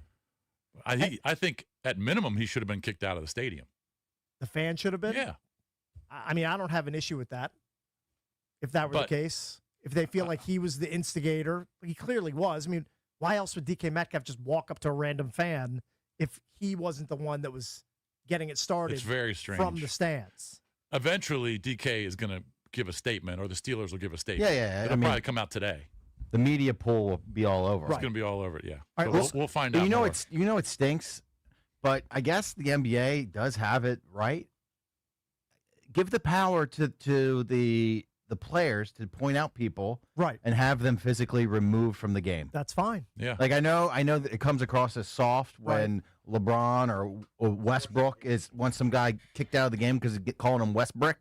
Right. Like that seems soft, but yeah. But if these altercations are going to happen, you kind of need to just have a guy there that's in charge of fan removal. Right. Yeah. This happened with Lamar Jackson in Buffalo. Yeah, they one of the people on the edge was like shoving him and I think Hopkins. Yeah, it was Hopkins. Yeah. I remember that. Now there wasn't a suspension or a penalty, right? No, I believe in that situation, like somebody contacted Hopkins in front of Lamar, and then they attempted to do the same with Lamar, and he just pushed him off away. to, Yeah, he like, pushed to him keep away. him away. It wasn't like he threw like a punch or it wasn't like he was getting overly aggressive. He's just he's protecting his own personal space. And I think in that instant the fan initiated contact and not vice versa, where Right. DK got upset by something and then went towards a fan. Right. Yeah. DK just has to know better.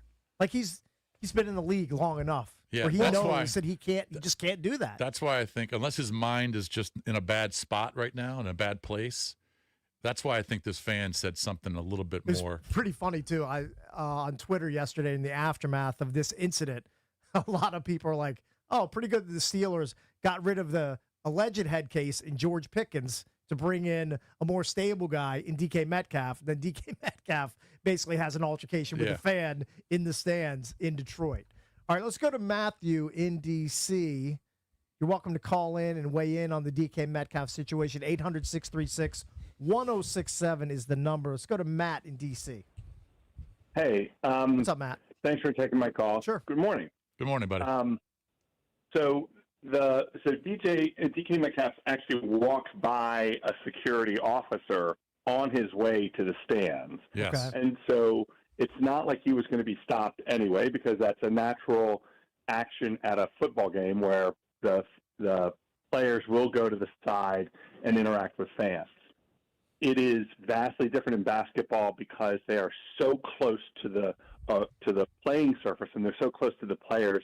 you absolutely have to have that extra layer of protection for the players.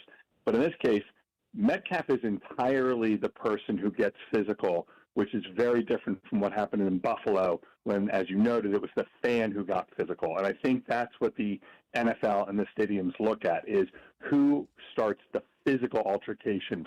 Yelling things is fine in general, but it's when it turns physical that they take action against whoever started the physicality. I would love to know these security guards that he walked by.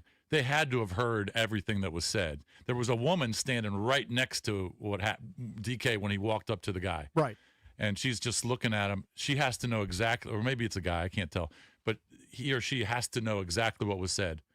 But like, I don't know the protocol for a security person at an event like that, but I would think if I'm working that beat and I see DK Metcalf approaching the stands, I'm just gonna walk. I'm gonna walk over towards that area. I'm gonna basically flank DK Metcalf and see what's going on. And if I feel like something's it's simmering, I'm gonna step in between them, and I'm gonna tell DK, even though he's a mountain of a man and I'm a shrimp, I'm gonna say, DK, you're gonna need to go back to your bench.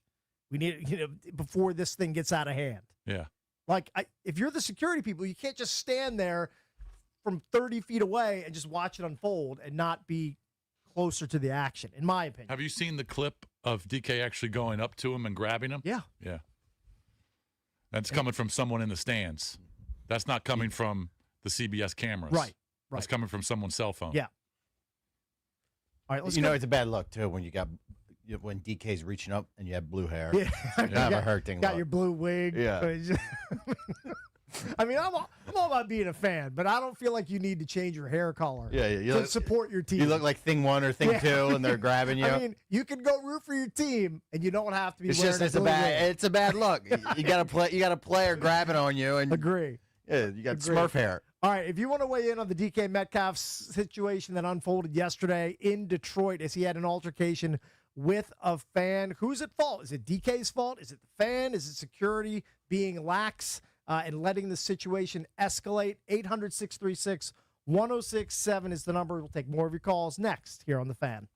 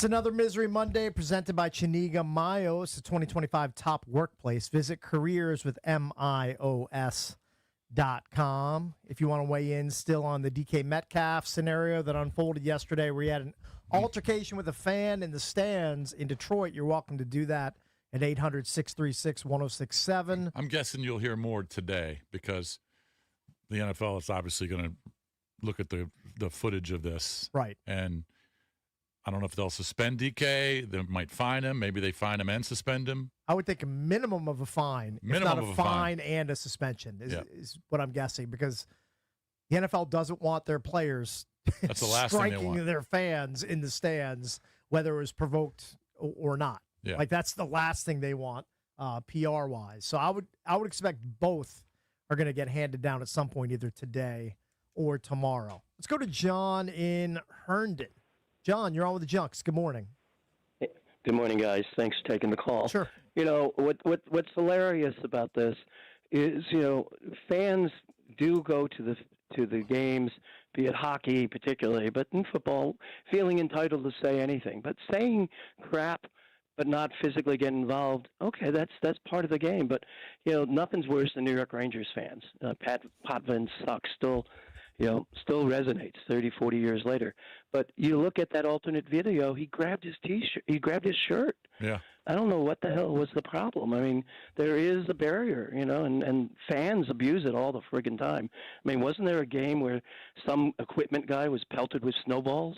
I think it was a Giants game, maybe in the 70s or something. He was knocked unconscious. That's a line you don't cross. But DK definitely crossed the line and should be punished for it. Yeah, Yeah, sure he he will. will. be. Thanks, John. Appreciate the call. Well, remember the JMU game when they were hosting? Who were they hosting in the conference final? When Troy. And the fans were You talking throwing. about in the college football? Yeah, in college football. Yeah, they played and Troy. fans were throwing snowballs at the Troy punter. Right. Yeah. When they were punting out of the I mean, end zone. that's unacceptable. Yeah. Like those if you're throwing a projectile from the stands, snowball or whatever it is, you should be removed from the game. I mean, there's no 100%. there's I no think place for that. The assumption is that these athletes make so much money for playing a Right. kid's game, and you know they should be able to just let it go. But at the end of the day, they're human too. Right. Yeah. And- if you're being called a piece of ass nonstop, Yeah, just like it pisses you off. Just because you bought a ticket to an event, that does not give you the right to agitate and get into an altercation with a player and or throw objects at the opponent or onto the field. It's actually It's crazy. It's actually amazing to me that this doesn't happen more often. Right. Because I mean, Maybe DK was just having a bad day. You know, maybe he was just in a bad spot. Right. Plus, But there's no way that fan just was saying, hey, DeKalen Zacharias. There's just no way that pissed him off to the point where he went up and grabbed his shirt and tried to punch him. And plus, it's a physical, emotional game. Yeah. I mean, you're kind of in the heat of battle, in the heat of the moment. I mean, I understand that you should be a lot more controlled with your actions Right. and emotions, but you know, sometimes you snap. Sometimes you flip. Yep. You snap. It It seems like it's getting worse and worse. Like it was just like last month that Geno Smith was like giving his own fans a middle finger on the way off the field. Javon Kinlaw is flipping off the fans on the way out of Northwest Stadium just this past weekend. DK scrapping with a fan. Like it seems like it's an every week type of occurrence. And it probably happens more often than we know, and it's just not caught on camera. I'm about the most chill fan you're ever going to see. I go to a game, I want to hang out with my family or whoever I'm there with, Yeah. have a drink or two, watch the game, and not get into altercations with players or the coaches. Why can't this idiot Ryan Kennedy, and he's an idiot, okay? Why can't he just sit in the stands, have a few drinks, and just watch the game and cheer You when know the what? Lions score? Because he's kind of weird. It's he's same stupid. reason he's wearing a blue wig. Yeah, he's stupid. Attention-seeking behavior. Yeah, that's totally what it is. Also, there's something to it where, in the modern era, it's kind of revered and normalized, like fan video. It's just it's kind of like barstool culture, right? You know what I mean? Like you did something funny, let's try and go viral type thing. Yeah. You know what else I'm not trying to do at an event? And we see this every week too. Get into a big brawl in the stands. Yeah. I mean, you see those Happens videos all the time. every single week. And it doesn't matter. They're NBA games, NFL games, Major League Baseball games, hockey games. It doesn't matter. Well, hey, you know how you could stop stuff like this? Take the fan out of the stadium and say, you know what? You hate DK so much, go fight him. Right. Yeah. Go fight him. Yeah, I'm sure that he would. Do you want to get into a scrap with it? Go ahead. Bring him to the locker room after the game. Yeah. Do it on the 50-yard line. That'd be sized. Yeah, I would watch it. I'd watch that over Paul and Joshua. Well, I didn't watch a second of that. I didn't either. The second that Jake Paul fought Mike Tyson in that just awful display, I think that was about a year ago from now, I said I will never watch Jake Paul fight anybody ever again. Yeah. And I didn't. I didn't waste my time with that nonsense that Mike Marr was enjoying at Hyde Social with Marr loved 100 it. of his roommates. Marr had so many wagers on that. Oh, by the way, you know who else should keep us cool on the sideline? Coach Ed Cooley. Coach Cooley. He had a bad day. If you're, if Xavier hits a big three against you, and you want to throw the water bottle, just throw it on the court. Or just think for a second and don't throw it into the stands and hit a 2-year-old. Throw it 100 feet into the air and it lands on the court. Right. I mean, that was bad too. He got suspended for a game. They're playing Coppin today. Suspended. I think they'll be okay against Coppin. They'll be okay against Coppin. Yeah. But still, you can't throw a water bottle into the crowd and hit a 2-year-old. Yeah, it's probably not the best course of action. Isn't it funny his last name's Cooley? Yeah. Because he couldn't keep it. Yeah. All right, let's go to... So ironic. Let's go to Hollywood on line 1. What's up, Hollywood? You're on with the Junks. Fellas, how y'all doing? What's up? What's up, bro? I was thinking about it, right? Teachers every day deal with like dumb kids. I'm sorry, deal with kids that act up and do stupid stuff in Some class. of them are probably dumb. It's okay. And say stupid stuff, yes. And say stupid stuff, but they have to keep it professional and not do anything to jeopardize their job or just jeopardize their professionalism in that particular career. If they could do that with kids that act up and stuff like that, then it should be something where these professional athletes and professional coaches, they should be in a situation where, hey, regardless of what somebody says, you're not going to jeopardize my job, jeopardize my way of making money because of something stupid that you say, regardless of what they say or what they do. Well, I mean, think about it. Matt just pointed out. I mean, most 99.9% of the players, they hear it. Yeah. I mean, if they're walking through the tunnel at halftime, you think fans aren't yelling at them, calling them, whatever word, telling them they suck? Jason, but they don't do that. It would be like after the show is done, and we went on a Reddit message board about the show. Right. And we see people just killing us. We just are taking shrapnel. We're taking bullets left and right. Mm-hmm. It would be like us just going on and logging on and getting into a war of words. And reacting. Yeah. With 100 people that hate listening to the show for whatever reason. They listen, but they hate it, whatever dynamic that is. That it would be like us taking that bait that we know is out there. Yeah. But again, we're just we're above it. 99% of the NFL players hear it. Right. But they don't react that way. They don't. Yeah. Certain guys, like Matt's saying, certain guys are just going to flip for whatever reason. Right. We have no idea what's going on in his personal life or how bad he was feeling that day. People do that. People just they snap. Flips. Yeah. Some teachers, you think teachers don't hit kids in classrooms? Of course they do.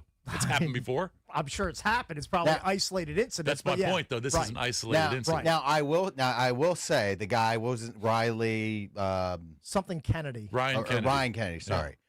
Yeah. That guy probably deserves to get punched in the face every now and then. That'll teach him from yapping or in his mouth. Yeah, right. I bet the next Lions game he goes to, he doesn't make a peep.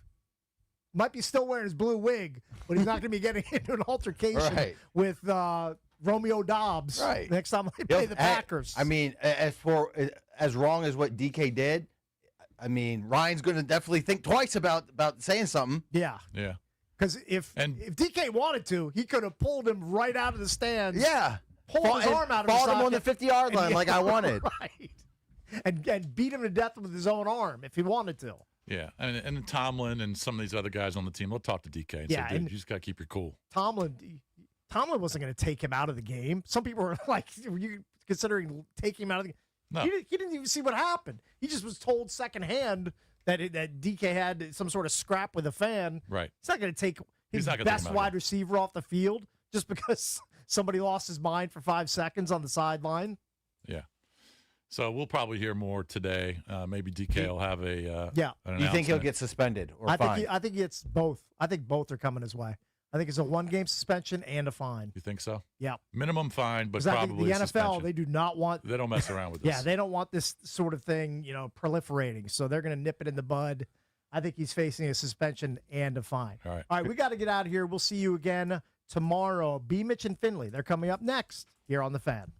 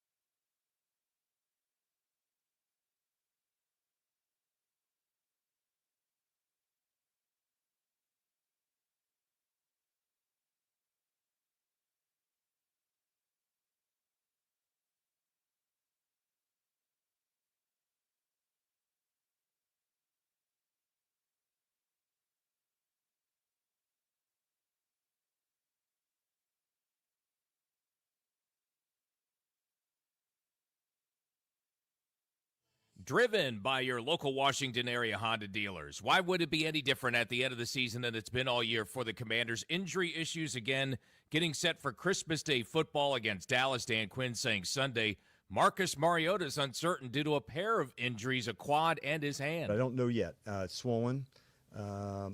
So I'd say we're going to, call it day to day right now of where it's at, both with the hand and with the quad. One thing is certain, Dan Quinn said Jaden Daniels will not be an option to play if Mariota can't go. Also guard Sam Cosmi, concussion protocol, and rookie receiver Jalen Lane unlikely to play due to an ankle injury. 1 p.m. for the kickoff Christmas Day.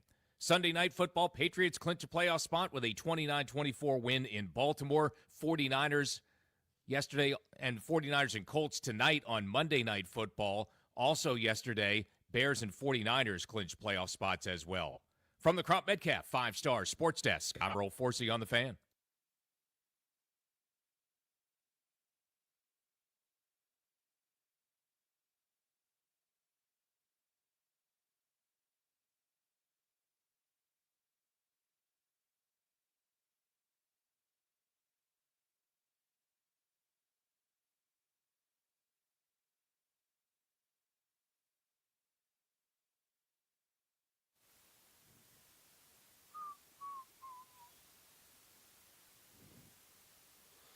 What up, everybody?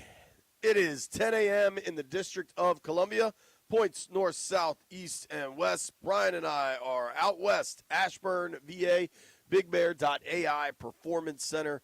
As the Commanders, listen, man, the schedule continues to march on regardless of who is healthy and who is not.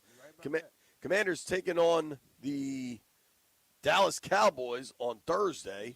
Yeah. Christmas Day against the Cowboys. Good morning, B. How do you do? I'm good, man. What's happening with you? It's weird because this is our first show since the game against Philly, but not having a Sunday game just feels a little different because it was the Saturday night affair. We start with that game, but then so much happened yesterday of like far more importance to the NFL season than what we saw Saturday at Northwest Stadium. I don't know. Yesterday was a wild day. Did you watch Ravens-Pats last night? Yes, I did. I think Can't turn the ball over, dog. No, you really can't. The Derrick Henry fumble stuff is crazy. I mean, they basically had to bench him, even though he was gashing them. Lamar getting hurt. Huntley. That game was wild. It was a back-and-forth affair. The one complaint about Drake May was he had never gone for 300 yards. Well, he sure did last night. He finished with almost 400. He had the early pick, but he was phenomenal in the second half. That Pats team is legit, man. They play good D. They play all three phases. Yeah, totally. I don't know that the Ravens are officially cooked yet, but between the Steelers getting the win and the Steelers getting the win and them losing and the way that they're playing, they're basically cooked. They seem cooked, right? They're sizzling right now. Yeah. Yeah. They're about to be marinated. They're not officially done, but the Steelers are now 9-6, and the Ravens are 7-8. So they're now 2 games behind them with 2 to play. I guess they have one head-to-head matchup, though, which will kind of – do they play next week, Ravens-Steelers? They're still them 2 games behind, though, dog. So it's 2 games left. They're 2 behind. Well, and the Ravens go to Green Bay next week, and then Week 18, I think, is Ravens versus Steelers. Yeah. Ravens-Steelers Week 18. That game was wild. I thought the Bears-Packers game Saturday night, was that on when you got home? Yeah, I saw the ending of it. I walked in, and so I was in the car, and they're like, all right, well, now the Bears have to try a onside kick. Nobody ever gets these. So I'm getting out of the car, getting all my stuff. You know, on game day, you end up with lots of stuff. And I finally get in, and I go to my porch, and I turn the TV on, and I'm like, wait, it's Chicago ball? And it was right when Caleb hit the kid for the touchdown to tie it up. So I got to watch that overtime. They got the onside kick. You don't get it if you don't go for it. I was listening. I had to run to the grocery store this morning, and I was listening to the Junks. And not that – I think it was Bishop. Plenty of people have made this assertion, but, like, Chicago this year and Washington last year have so many parallels. They flipped. Dude, down to the The Hail Mary last year broke Chicago. They went 1-10 after that. Mm-hmm. The fumble where the Commanders lost to the Bears at home this year, the fourth quarter fumble by Jaden, seems to have maybe broken Washington. I mean, I think they've won one game since then, and it was the Giants game. I don't know that that's 1-10. I don't know that it'll work out the same week-wise, but getting harder and harder to think there's another win on Washington's schedule, especially now where Marcus Mariota is injured. We saw him come out of the game Saturday, and immediately he's grabbing his hand. And I think, They say a cleat got it? Yeah, I knew some folks. I've seen stuff like that. Those 7 studs, they can dig in because Ricky Irvins stepped on Jim Lachey's leg one time. And I'm talking about that thing was about that long and was ripped open. So that can do some serious damage. Yeah, dude, I knew some folks down on the field as Marcus was getting tended to before he ran into the locker room. And they were like, yo, this is intense. So at that moment, I didn't think he was coming back in. And Johnson, steps into a really difficult spot, throws a god-awful interception. It was late. It was just like one I saw Marcus do earlier this year where you're watching him, like, scramble, look around, and you're like, don't, and all hell. Totally, dude. It was late. It was off his back foot. He didn't step into it. It was across. Yeah. It was far hash to far falling hash. away, throwing the ball from the left side of the field to the right side with no step into. It's not going to get where it's supposed to go. It sure didn't. Yeah. And from there, it was just a boat race. The biggest story from that game has now become the 2-point attempt by Nick Sirianni and the subsequent fight. Mm-hmm. I think this is a multiple things can be true situation. I think we know that Sirianni is a bit of a hothead, a bit emotional, whatever you want to say.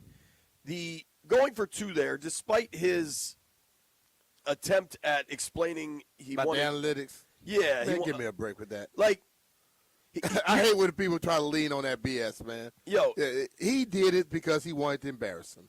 Totally. Hey, that's exactly what happened. Last time they were here in that stadium, their guy got hurt, and they tried to say that somebody tried to purposely hurt him. He was scrambling, he got hurt. They were trying to, dig it in a little bit. 1,000%. I will say this. Take notes, people. When it flips again, get him back. It goes in waves, dude. That's my thing, because I know a lot of fans are really mad about Philly doing that. One, I'm not surprised. Remember that this head coach, Nick Sirianni, is the dude that out of nowhere, baselessly, needlessly, tried to call out Art Monk like 4 years ago. And Art Monk, I mean, you played with him. Yeah. He's widely considered one of the classiest, kindest, most stand-up, off-the-field individuals. Yeah. Art Monk doesn't really speak. He doesn't cause trouble. Why Google it. For those that are unfamiliar, Sirianni. Hey, man. Brian, look up what year it was. He randomly just tried to call out that was Art like Monk 2 years ago. Yeah. But rivalries are started because of ish like that. And, Right. And listen, live up to it. Be happy. Listen, and look, the guys went out there. They responded in a way. And like Dan said, you don't want fists to be thrown. But, hey, if the fists start being thrown, then you damn well better be able to fight with your boys. You don't back off. Yeah. Listen, I think a number of things happen. One, we shouldn't be surprised Sirianni did that. That's just how the dude operates. This is a rivalry game. Was it lame and needless? Absolutely. But they're also allowed to do that. Yeah. You know what Washington's allowed to do? Stop it. Yeah, exactly. Like break up the pass. You know, it reminds me of that kind of reminds me of, remember the game when the Patriots were playing against us? Yeah. And they That was scored. with Coach Joe. They scored late, and Philip Daniels, that's his name, right? Yeah. Big Phil was like, man, I can't believe they're trying to run the score up on Coach Gibbs. Dude, you're on defense. You've been out there the whole time. They scored almost 40 damn points. You can't be pissed at nobody but yourself. So you can stop them. As I always say, just because somebody turned the ball over don't mean you got to let him go 90. Totally. You know what I mean? So, like, is Sirianni relatively classless? Yes. But at the same time, he was doing what his fan base would love him to do. Where I think there is misdirected anger for Washington, you spent this organization spent their offseason to chase Philly. They tried to get bigger. They tried to get tougher because they want to beat Philly because they know that's how they got to. That's where they got to go through to win the division. And what Saturday showed, and there's a zillion injuries, and that provides context to all of it, right? Like there's layers to this. But like what Philly did specifically with the 2-point conversion was try to bully Washington. Yeah. And where the anger should be is that Washington was able to be bullied. And that's why you respond with the fight and everything else. Specifically with the fight, you got an O lineman, probably 330, going after a DB who's probably a $185. That's why Quan jumps in. That's why Javon. Hell yeah, you're supposed to jump in. I'm not mad about that. No. That's football. That's like once the stuff starts, where folks should be more concerned is that Washington is nowhere close to Philly. Philly just clinched the division for the first time since you were playing up there. Back-to-back years. That hasn't happened in forever. Now, they had a good game plan, and they were in that game. They had the lead at halftime. Philly is completely broken at the kicker position, which, allow yourself some enjoyment for that. But, the Commanders could not stop the Eagles when they needed to. Saquon did his thing again against Washington, finished that game with a $130, and then they put Bigsby in to kind of finish the game off. The bigger problems here are significant for Washington and require really significant examination and figuring out how they're going to fix this roster. Like a two-pointer by a hothead head coach. And the thing of it is what it is. Basically, their tush-push has been grounded this year because people have figured out ways, and also they're getting called for all the offside and false starts. What they did was say, we don't have to do the tush-push. We'll do it another way. And that's what they did. And I think they for that conversion, they were like, okay, we're going for it. But the whole thing about it is that type of stuff happens. And all you could do is take notes. And next time you play them and you're up, you get them back. Man, look, and that's what those guys said. I am a revengeful dude, okay? When I play ball, you could get me today. I'm going to get your ass back tomorrow. And listen, I was proud of them for sticking with each other, and I'm going to be even more proud because I know this thing churns. They'll get that chance to come back and get them again, and I hope Sirianni is still the coach at that moment. I hope he is. And then say, we just wanted to make sure he knew what happened 2 years ago, a year ago, whatever. A part of me wonders, too, and no way would Sirianni say this, but because their kicker was so broken, I wonder if he didn't want to line him up for an extra point and have him miss another one. Because Philly's going to be playing in January. I ain't giving him that excuse. I don't wanted to rub it in. That's what I must go with. I think that's the reality. Yeah. But a small part of me wonders if it's like, dude, let's not send Jake back out there. Let's just go for 2 and come up with this cockamamie 19-point thing. If I'm the owner, I'll say, why did you sign him? I don't want to hear about we didn't want running back out there again. Why did you keep him on the team? I think that's what I'll be asking. Publicly, I think the Commanders players did a really good job of saying, we'll see him again in 2 weeks. We'll see how this goes, right? Privately, I think they were furious. Yeah. And I understand that. I also think for Dan Quinn, I think DQ did a good job of what he said publicly versus what he felt privately. I think if you're Dan Quinn, what really pisses you off is there's only 32 people on the planet that are coaching NFL teams, right? Like, I imagine you believe there's some level of respect there for each other. And I think Quinn talked yesterday, and I made a point of asking him about this because I thought it was consistent with my thought. A lot of people on the internet in the second half of that game were flipping out at DQ for punting, right? Yeah, you're 4 and 10. It's 4th and 6. Just go for it. And so I asked Quinn about that. And there was a 4th and 6, relatively probably 10 minutes left or so in the fourth quarter where they punted. And I think that maybe you can ask a question, but they had a lot of time left. and it was still a relatively close game. Then there was a 4th and 4 from their 44 where they punted. And at that point in the game, Josh Johnson's in the game. I think DQ was like, I got another game in 4 days, and I got my third-string quarterback. We're not going to win this thing. Like, let's just try to get out of here with the least amount of people hurt. Yeah. And it was after that Sirianni goes for 2. Like, if you and I are against each other in something, and I'm kind of clearly capitulating, that's where it becomes particularly classless to then rub it in. Yeah, at that point, that's I where I believe think that. it was more emotional. But I'll say this: if DQ stuff could be concerned about people on the internet saying something, he's wrong. Something's wrong with him, and I know he's not.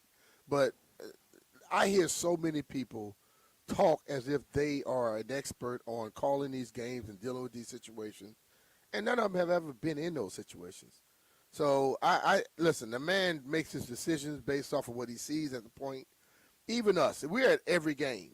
We're all around. We still don't know what like when you're in a situation, like I might have been in that situation before, but if you're in it at that moment, what you do at that moment is what the hell you decide to do. I can't tell you what you should have done in it because when I was in a totally different situation. You know what I mean?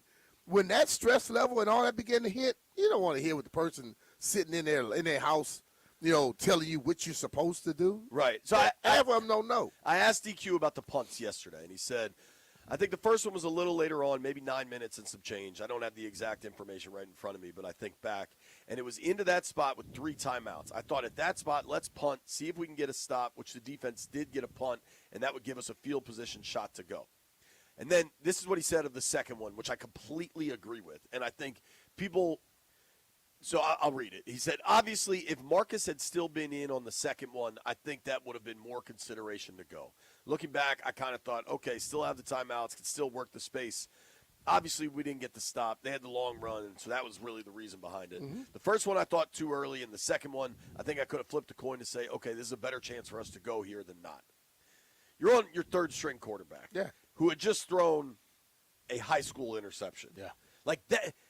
If you want to just scream go, go, go all the time, like you've got to have some consideration of the other 50 players on the field.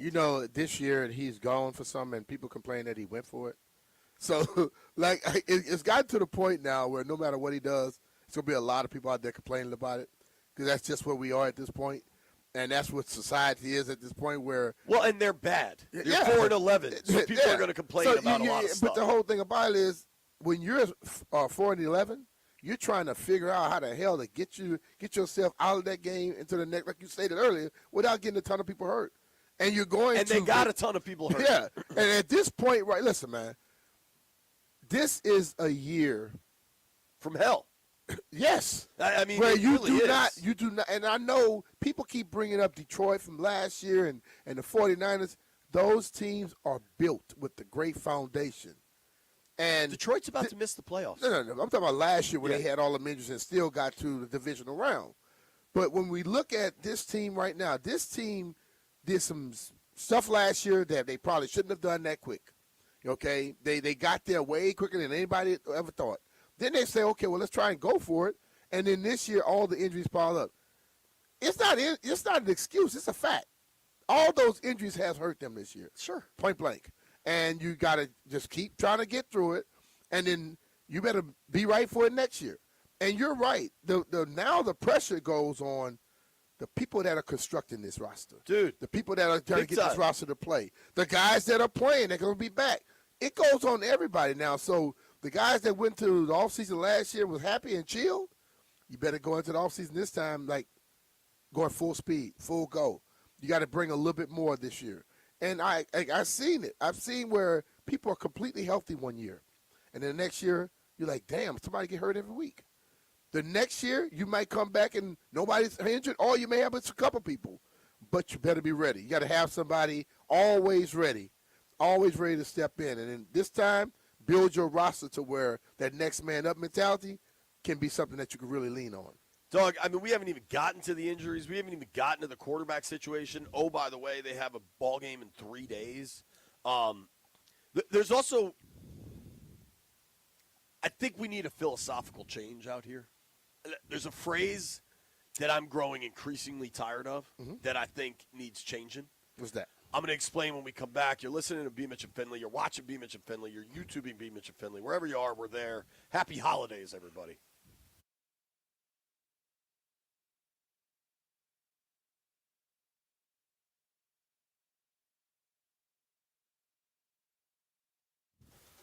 Our guy John Leahy was out at Clyde's in Rockville. Yeah. Wish we could have made it, John. Sorry to miss you. The reason we wish we were out there with John, he is the best at buying and selling houses. Whatever your real estate needs are, John Leahy and his team can take care of you. Yep, just like a recent seller who was thrilled to receive an offer, which was $20,000 over the asking price for their Silver Spring property. Everything went smoothly. There was no stress, no setbacks, and the sale closed right on time. The client had previously been told by another agent that he wouldn't be able to make any profit at all, but he ended up earning exactly what he wanted. Who says there are no guarantees in life? Check out John Leahy's guaranteed offer right there on his website, and you can get the ball rolling at johnsellsdmv.com. Talk about our good friend John Leahy and the Fine Living Group of eXp Realty. Go to johnsellsdmv.com and find out what your home's value is in seconds. John offers you flexible fees customized for your needs, and he knows that life happens. So if needed, he will let you out of your contract at any time. Listen, it's the dead of winter. Maybe you don't think this is the right time to sell your house. Call John Leahy. He could get you set up where your house is primed to hit the market regardless of the time of year. Maybe you're worried about rates. Maybe you're worried about cash. Talk to John Leahy. He can figure it out and make sure you get the most money for your house, the most offers, and close fast. Call John today, 301-900-3052. Go online to johnsellsdmv.com, or what's even easier, just Google John Leahy Group and start packing.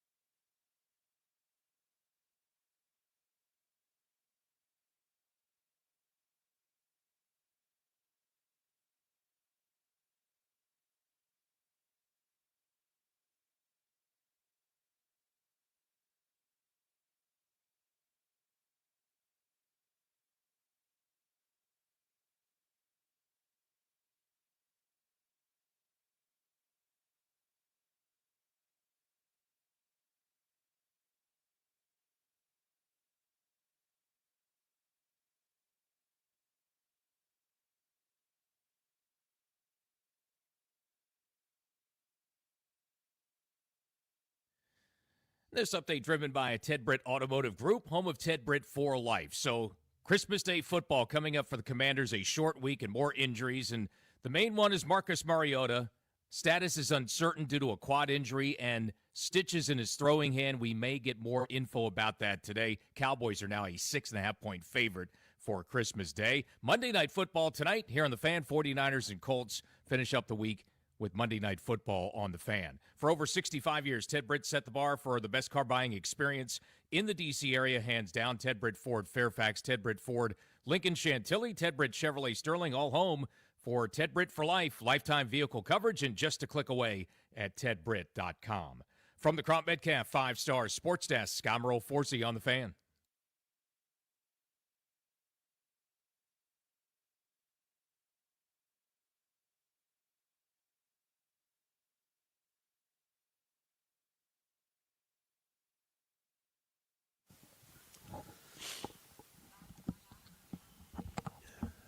I got this text from KB_WFT saying that punting on the fourth down with Josh Johnson at quarterback is one thing, but then why are they calling timeouts later? There was inconsistencies for sure in how they were reacting. The whole damn season's been inconsistent. Like last year, every scratch off. Imagine they bought 17 scratch off tickets. Damn near every one of them works up to hit that for $500. Yeah. This year, it's all losers. Yeah. This year, it's all losers, and I'm not trying to discount that. Like this season is an absolute mess. You're 4-11. You got 2 games left. You're a home dog to the Cowboys on Christmas Day by 5.5, 6 points, and the head coach yesterday is unclear who the hell is going to play quarterback. The only thing they're clear of, it will not be Jaden Daniels. They may call me. Dude, they might. DQ was joking. He's like, yeah, the Colts just signed somebody off the street. Yeah. Maybe we'll have to do that. Hey, we got somebody coming on at 11 o'clock. See if he got a little something in it. We'll ask Joe T. Yeah. For all the people that are saying to bring back Heineke, keep this in mind. Heineke was a Ron Scott Turner guy. He knew their system. That is not the same system now. So, like, I get there's some love for Taylor, but, like, there's been a fundamental systemic That's a change. whole new thing, too, that we have put him at a level that he does not he ain't that good. I think I'll be honest with you, they made him more than what he was. I think the level of third quarterback call somebody in off the street is where he is. I think that's a reasonable thought, but he was connected to the old regime, not this. Like, he knew Scott Turner's offense inside and out. Like, it made sense. Yeah. I don't know that he knows Cliff's. True. I also think it's pretty telling that I think there were questions about Hartman's arm strength. That's why he didn't get drafted.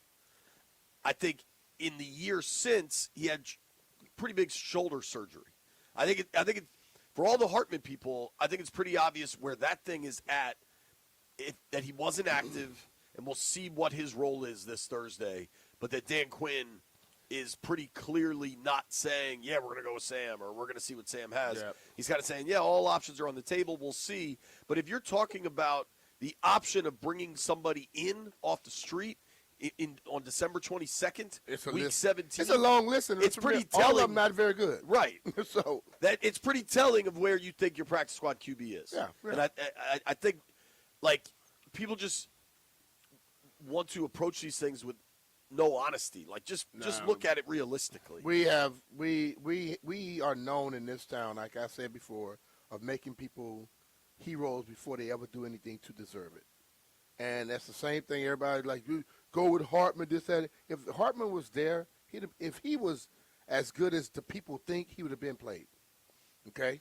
He would have been playing before Josh Johnson. Correct. Or, they would have had He him would have in been active. He'd have been in the routine. He'd have been in the whole little deal. But he's not. And I think people have to understand that sometimes. Just because we like people don't mean that they're good. Right. I like a lot of people. But if I needed to go win a football game, I'm not putting them in the game. Correct. My gut is growing, one. And two, I think my gut is it's Johnson on Thursday. Probably will be. Not ideal. Not. I think. I mean, but let's be real, bro. If Johnson is the guy, you go into this game with a certain level of expectations. You know?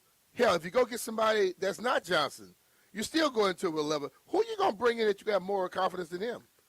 As a person that hadn't been here all year, that doesn't know the offense, comes off the street, I'm not going to have confidence in either one of them. Listen, this is a type of game that you got to muddy up.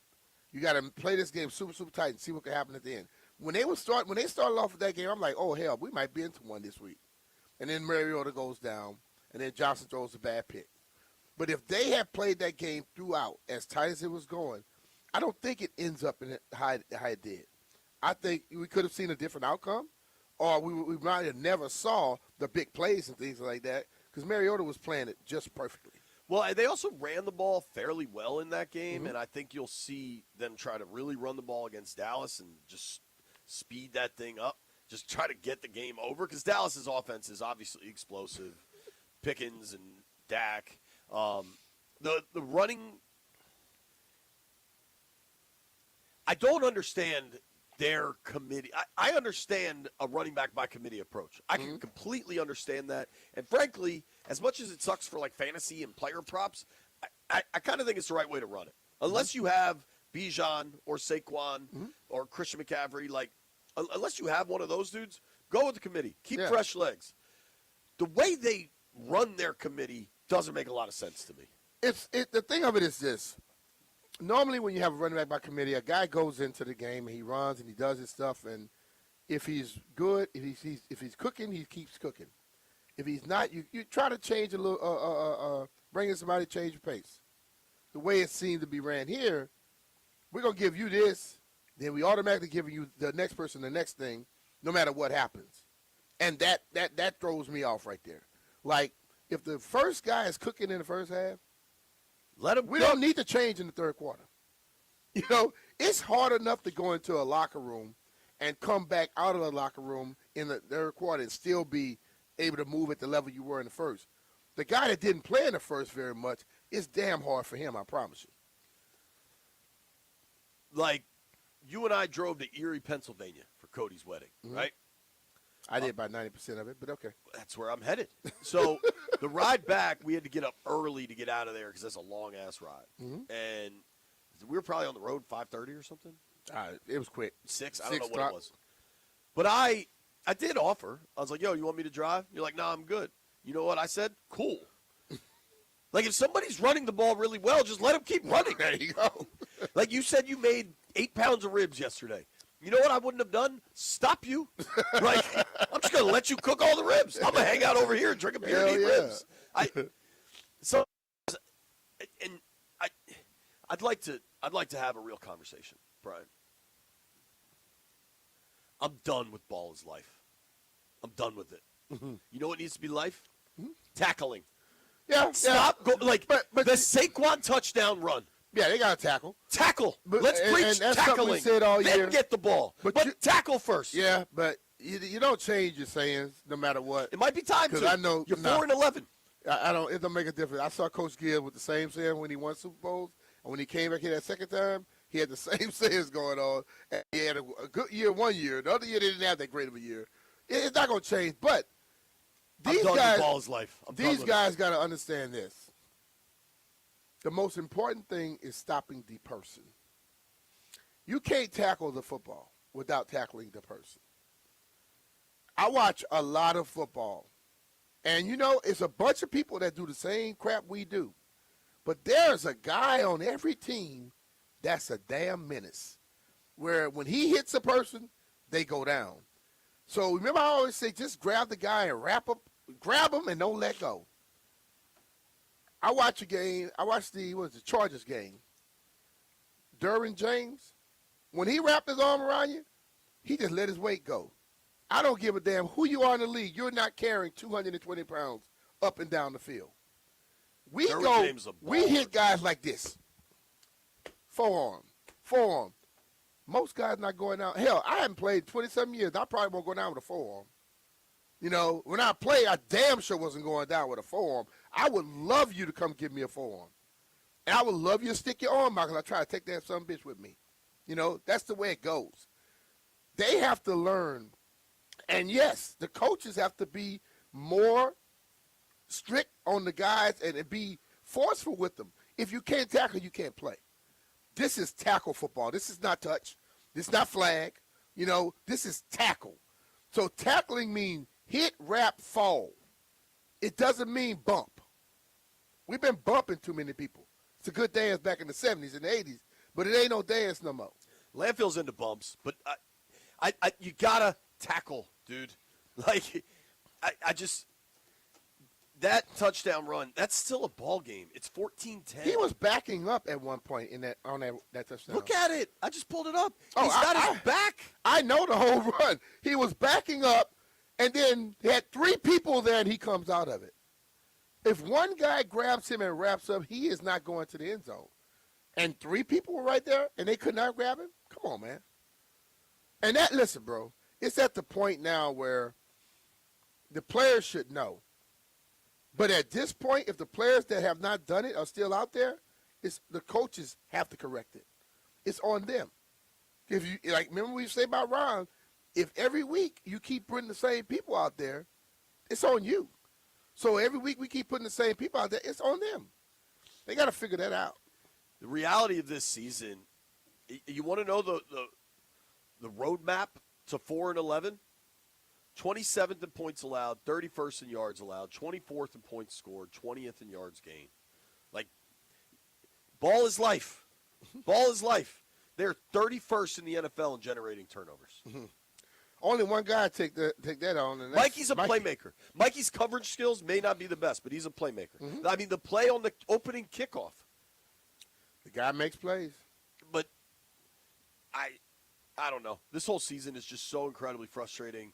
Against Dallas, you got to try to just run the absolute hell out of the football. It was frustrating early, Jay, for me.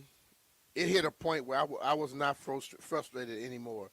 When I saw the injuries, I saw the way that they were playing some things, I stopped being frustrated around week 8 or 9. I still season was over around Halloween. Still can start to critique a game and talk about a game and analyze a game, but the frustration level, not that high. They're bad. Like when honestly, it's been a little easier for us that we don't have to turn ourselves into pretzels trying to figure out the playoff machinations, right? Mm-hmm. Like, if they can win 4 in a row and Philly has 2 ties and Dallas loses a toe and balances on the side of a building and the Lions lose 8 of their last 6. Like, when you start trying to come up with that spider web of how things are still alive and the mathematicians get involved and there's a 1.6% chance, like, it's nice we don't have to deal with that BS. Because that's BS. It's not going to happen. Like, everybody, ideally inside the building, too, is just focused on how do we fix this thing for 26. Like, fix it in 26. That's that should be the only focus at this point. And in the last 5 minutes, Brian, White Brian, we were talking about the quarterback position. White Brian sent a GIF of RG3 to the group thread. I don't know if you saw that. So there's an option for you. My man DJ on Twitter sent me they should call Cam Newton. So there's an option for you. I guess Phil Rivers isn't available. Maybe Tom Brady could come out of retirement. I don't think they're going to do any of that. They're not calling Cam. They're not calling none of them. Did you not see Cam throwing the ball in the last few games he played? Numbers weren't great. Has Robert posted anything? I don't know. I don't know. Who blocked him? I guess Strober blocked him. In a shocking development, Jeff's not at work today. We hope he's all right. He may have injured his forehead, is my understanding. Yo, you were on one in the text thread with him last night. Just saying, bro. All right, we'll be right back. You listen to B. Mitch and Finley.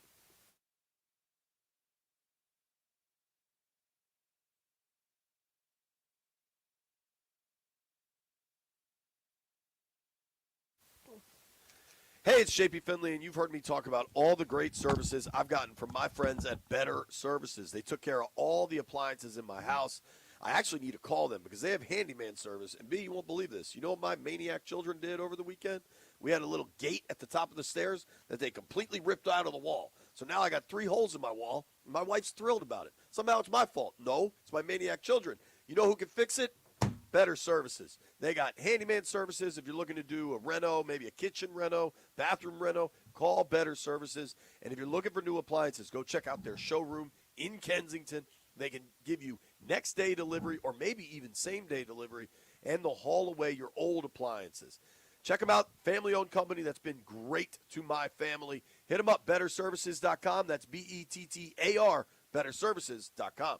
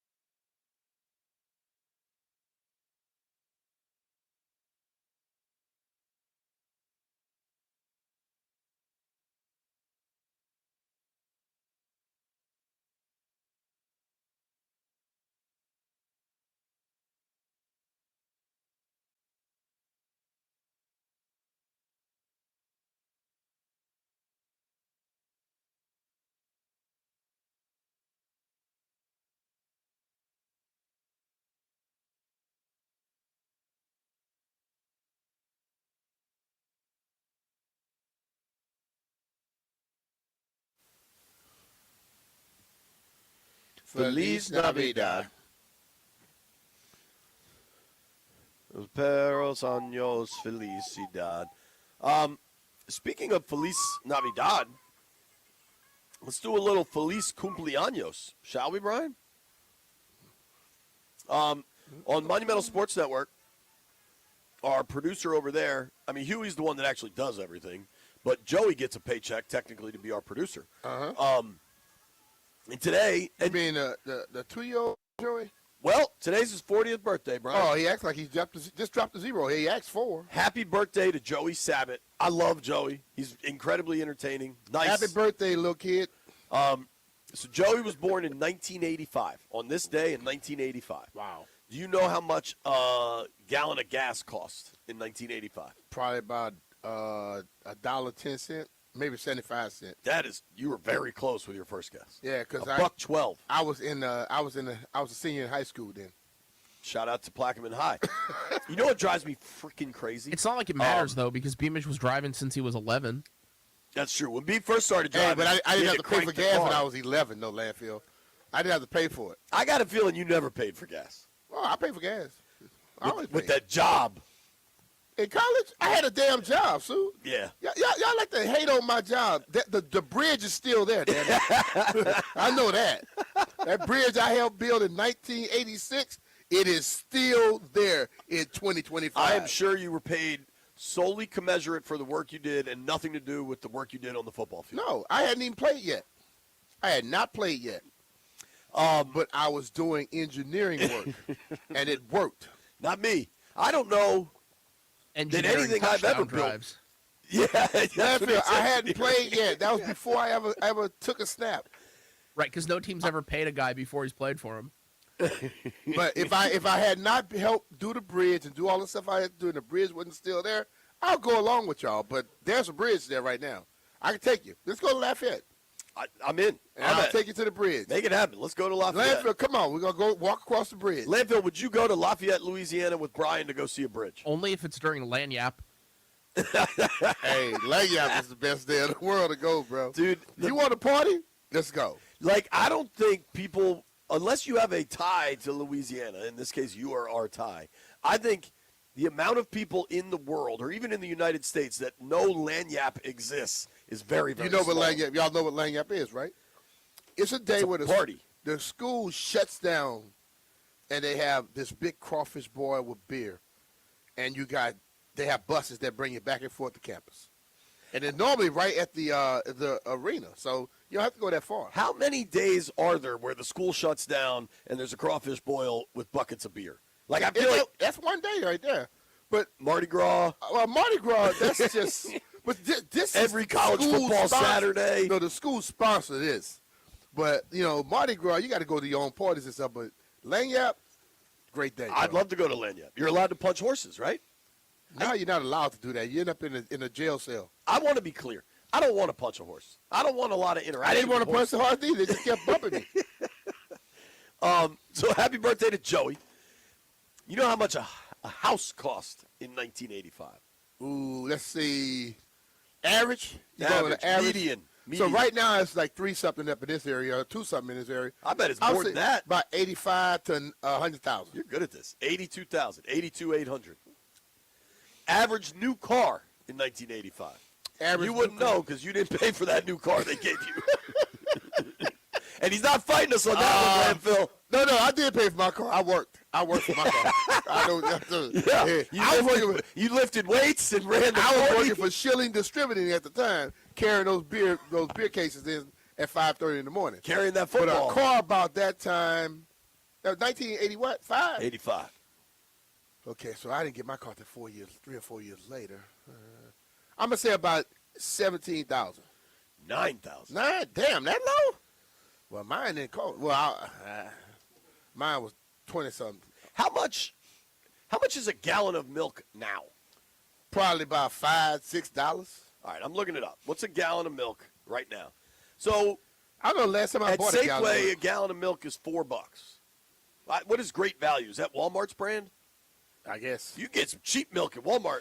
You get whole milk with vitamin D for under $3, $2.92. Yeah. Now, of course, my wife has me buy some bougie ass milk that costs like $9. But and guess what? It does less for you probably.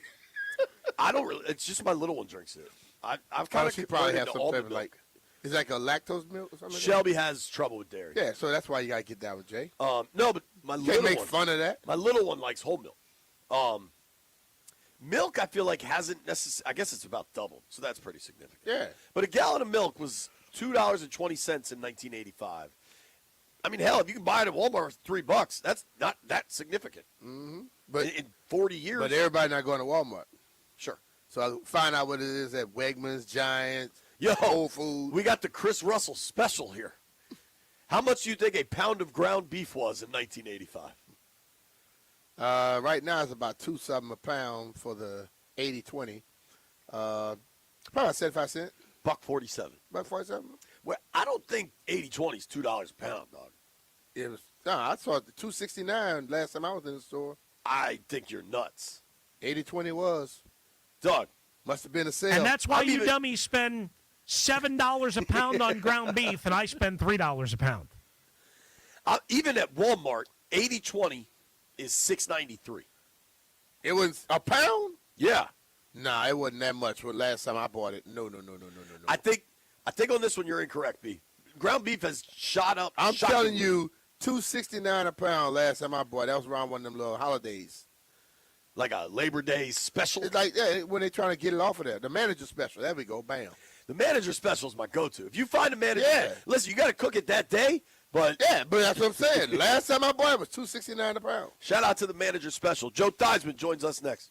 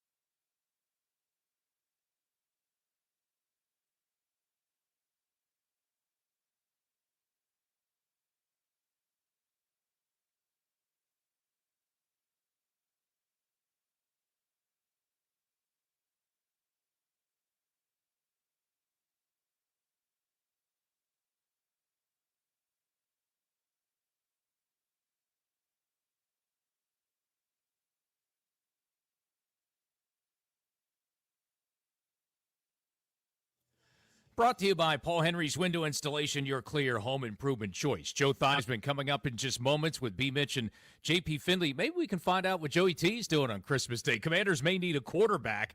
Marcus Mariota, uncertain hand and quad injuries.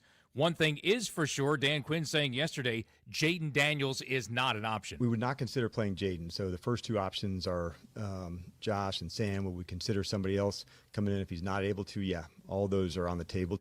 1 p.m. Christmas Day, Cowboys a 6.5-point favorite. Monday Night Football tonight, 49ers and Colts. That's at 8 p.m. for the kickoff in Indy for Monday Night Football here on The Fan. This December only, score 10% off windows with a 5-window minimum and 10% off doors at Paul Henry's Window Installation. And through December 29th, get an additional 5% off Vitex windows. PaulHenry'sWindows.com, your clear home improvement choice. From the Crop Metcalf 5-Star Sports Desk, Scamaro Forsey on The Fan.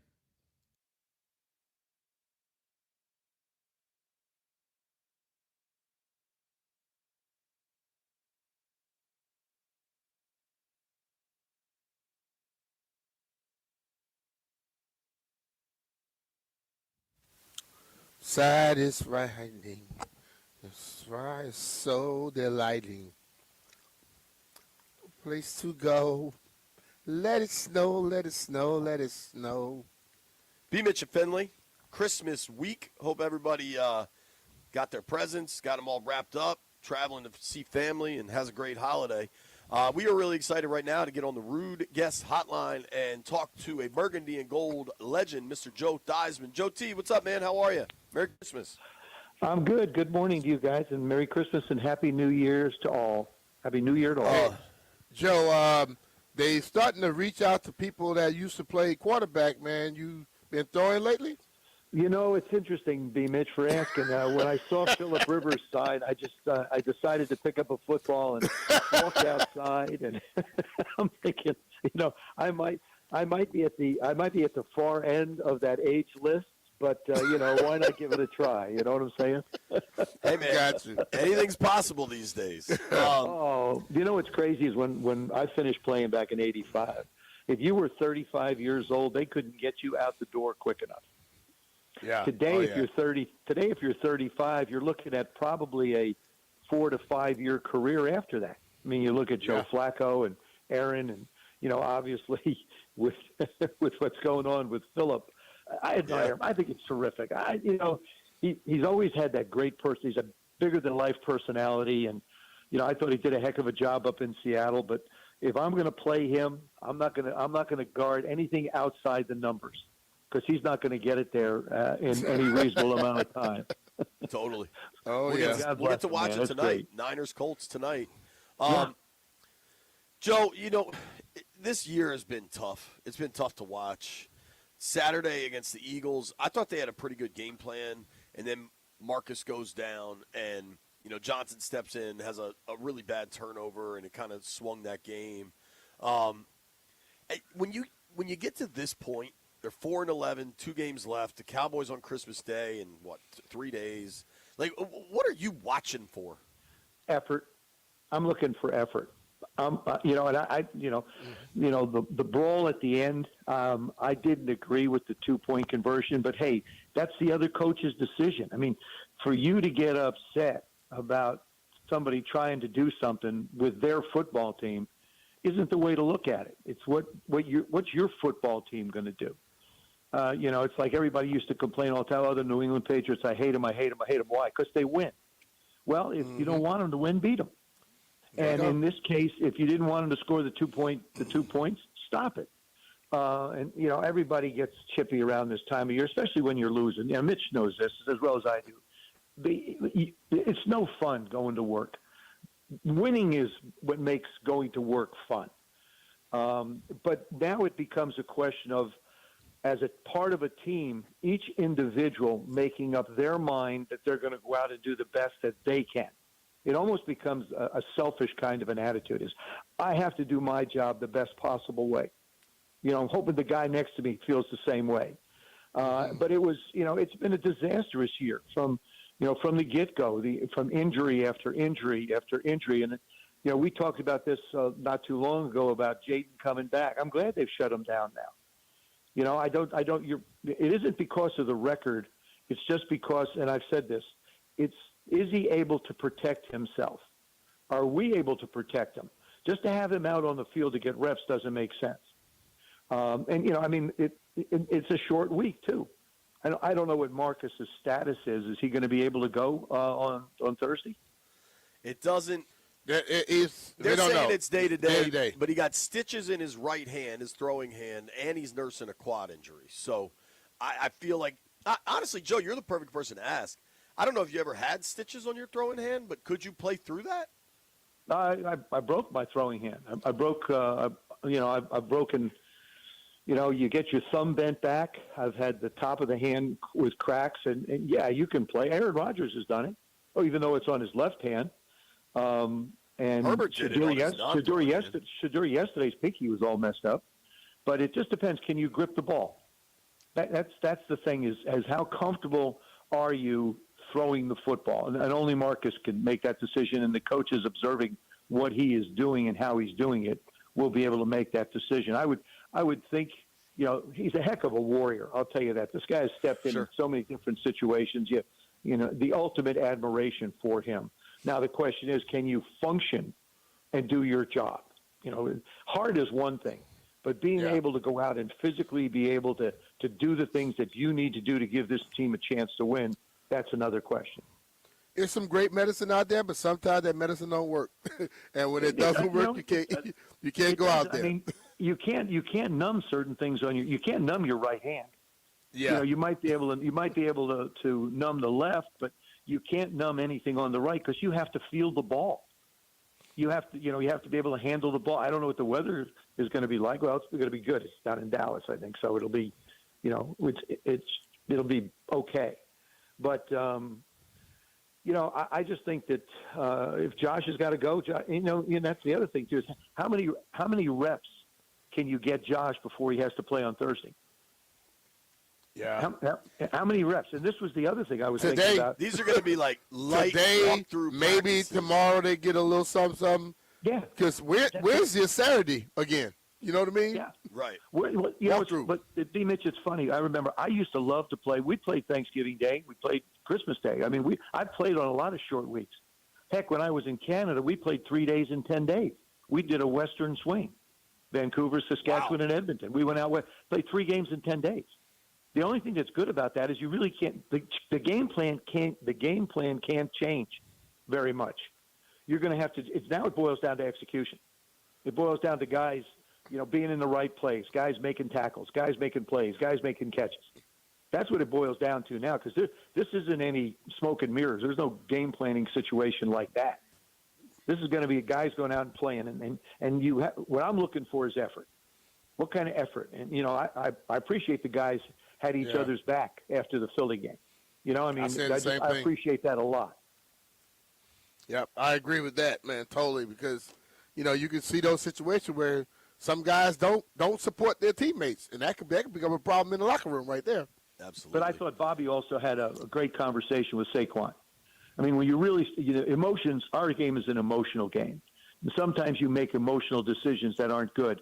Hitting somebody in a helmet with a hand is not a good decision.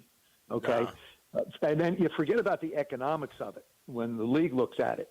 But the risk of breaking a bone, busting a finger, because you're not going to do anything to the guy's head, for goodness sakes.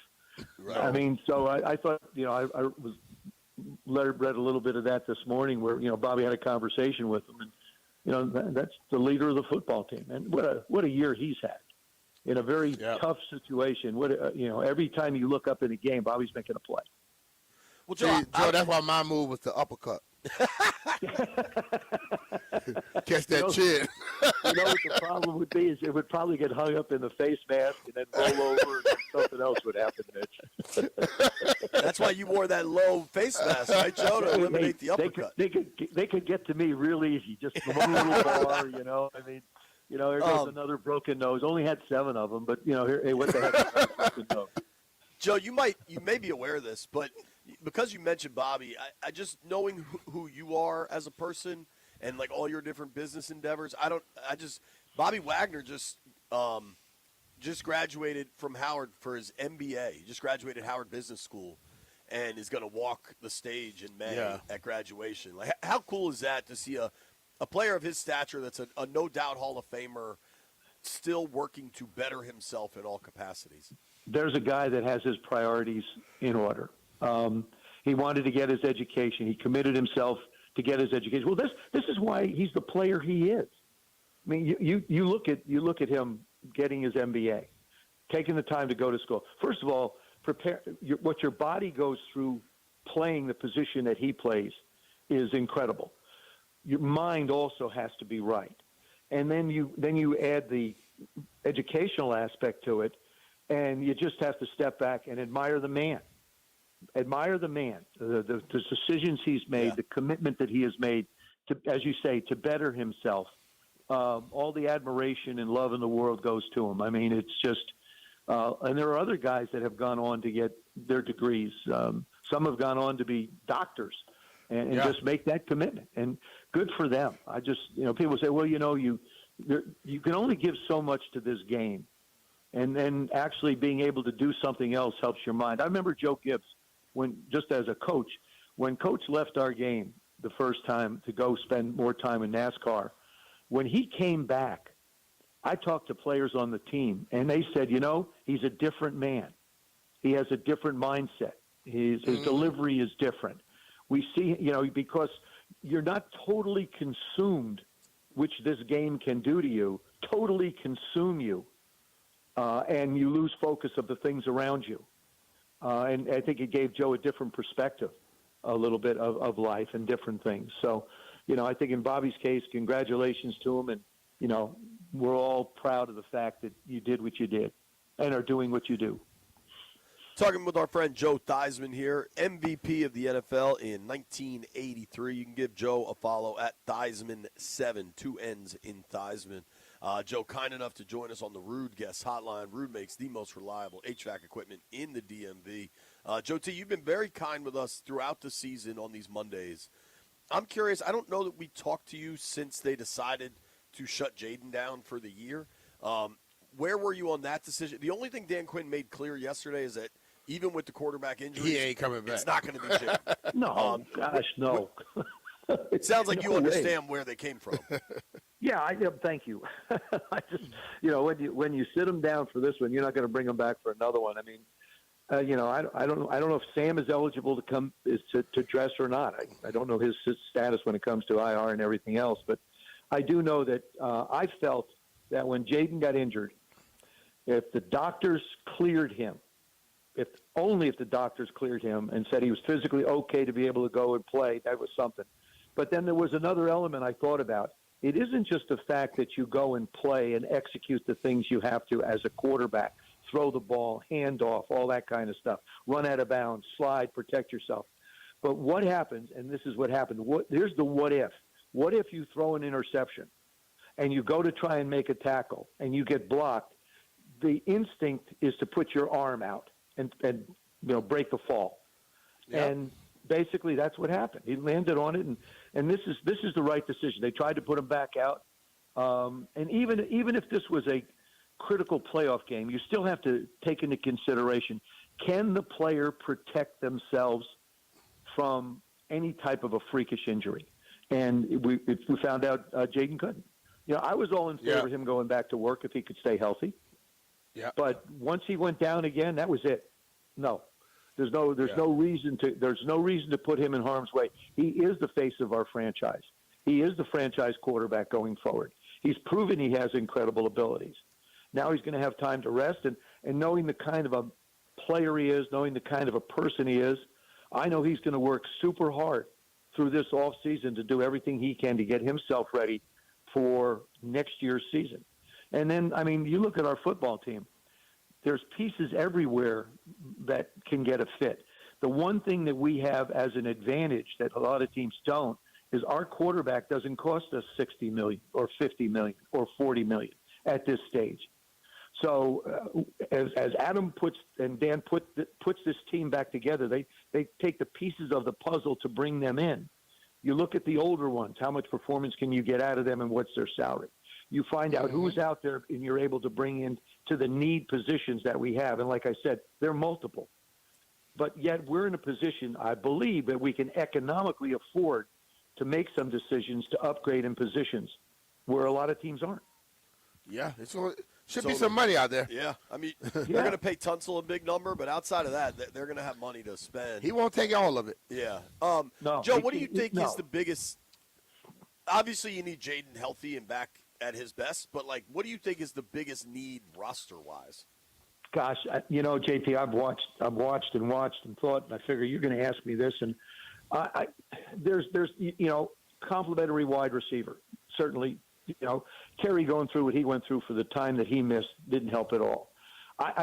The way this league has evolved, what I would seek is an athletic downfield tight end. We've got people who can block, but you need to work the middle of the football field. Ertz, God bless him. Zach, but he's one of those guys you got to look at how much is left in the tank, how much is left in Debo's tank, how much is left in Bobby's tank, how much. You look at these different players and say, if we get another year out of them, great. But we need to figure out who to plug into the running back situation. You just explosive plays. We didn't have a lot of explosive plays like we did last year. Last year was a great situation as it turned out. It was a nightmare for us going forward because every game that we won last year in the last minute, we lost this year, starting with the Bears.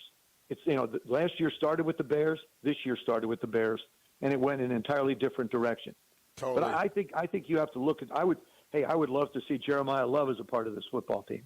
I think he's an exceptional running back with exceptional skills. But and God bless the two, those Rodriguez and Billy, those guys.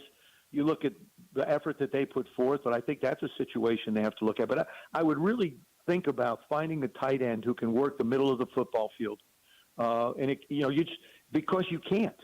You can't attack the middle of the football field with necessarily the roster that we have. I think that's one of the areas I think is a big area of need, to be able to spread the ball around, to be able to have Cliff have options to be able to do things with. That tight end position is something special these days. It is. I mean, it's become like, I think the position. I mean, obviously Travis Kelce, what he did in Kansas City is interesting, but you look at Detroit without Laporta. You look around the league. Dallas, they use their tight end an awful lot. They've got complements around them, but to me, I think that's one area that can be used. Obviously, always a pass rusher. You always can use a pass rusher, and here's the thing. This is another thing too that drives me crazy. Is the league is talking about going to 18 games.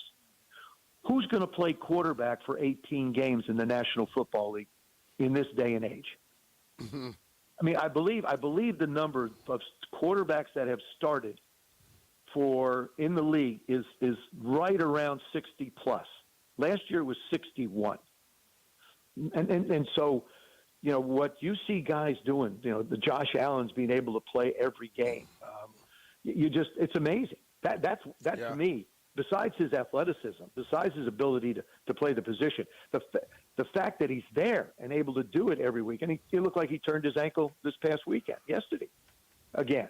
So but he'll line up and go. I don't know where they think they're going to get the players from if they go to 18. And you have to consider increasing the roster size on game day.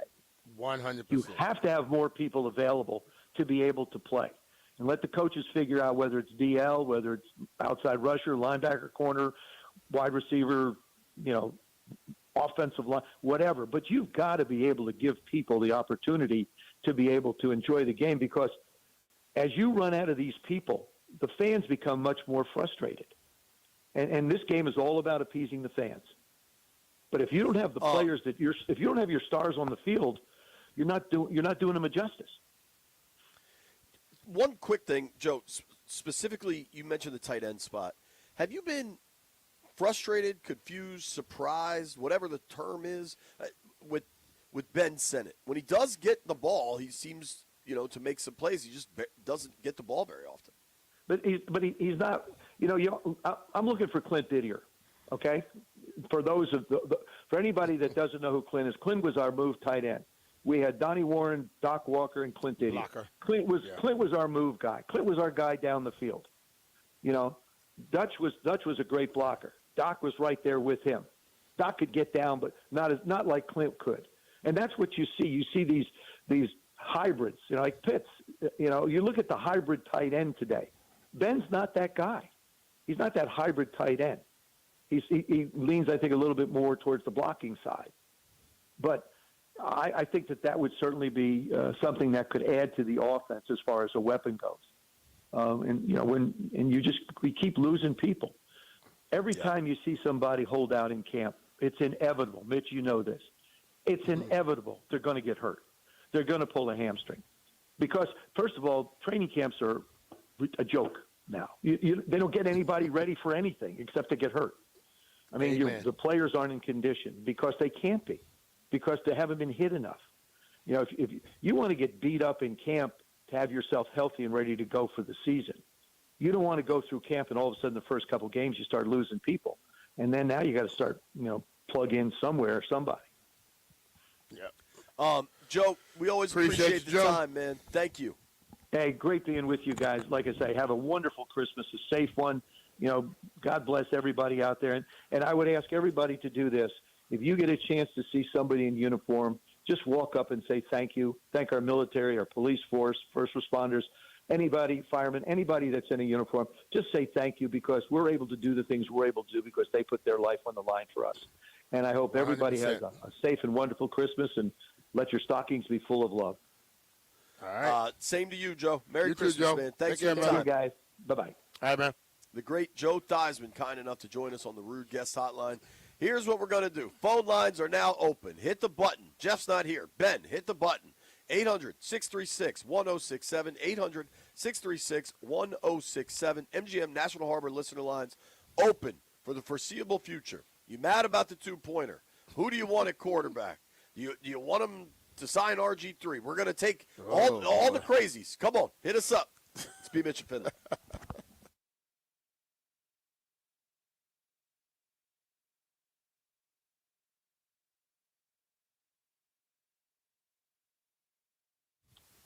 Hey, it's Brian Mitchell here. 'Tis the season to be boosting on FanDuel, because this year you're getting 7 straight days of holiday rewards, each one waiting in the app for you to unwrap. Every day brings a new way to play, so keep checking in to see what drops next. And it all leads to Christmas Day special, where you can get something extra special. 7 days of gifts, one big finale. Your holiday football just got a whole lot brighter. Hey, head to FanDuel.com/Brian to get the holiday spirit. FanDuel, play your game. FanDuel Sportsbook is the official sportsbook of 106.7 The Fan. You have to be 21 years old and present in Virginia. Opt-in required. Rewards are non-withdrawable. Restrictions apply, including bonus and token expiration, leg requirements, and max wager amount. See terms at sportsbook.fanduel.com. Gambling problem? Call 1-800-GAMBLER.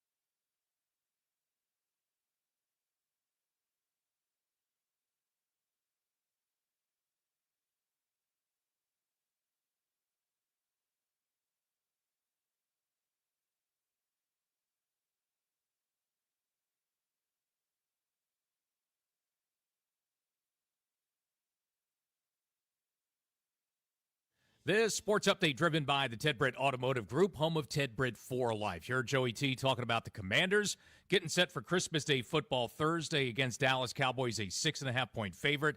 Uncertainty about quarterback Marcus Mariota. We may know more on that today. Commanders, by the way, playing on Christmas for the first time ever on Thursday. Sunday night football last night. Pats clinch a playoff spot with a win in Baltimore. Monday night, 49ers and Colts tonight, 8 p.m. here on The Fan. Georgetown basketball tonight. Ed Cooley suspended for the game after tossing a water bottle in the stands that hit a child over the weekend, so he will not be on the sideline for tonight against Coppin State, 6:30 on the Team 980.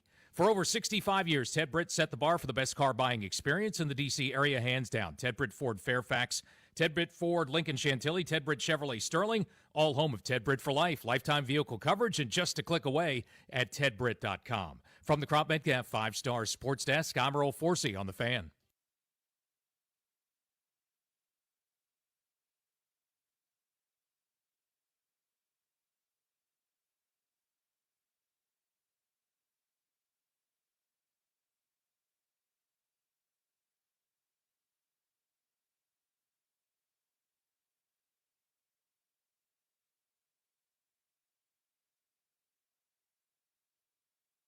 The red-nosed reindeer had a very shiny nose. Speaking of Rudolph, I do want to give some love to our dear friend Mike Beasley. Saturday, I was over at MGM National Harbor. They had a Cirque du Soleil show. Oh. A Cirque du Soleil Christmas special. Uh-huh. And Bees hooked it up. It was a lot of fun. The kids really enjoyed it. So thank you to Mike Beasley. You said, speaking of Rudolph, and you started saying bees. Did he dress as Rudolph? Nah, he set my family up for the Christmas thing. Did it have Rudolph there? There were reindeer. Rudolph was there?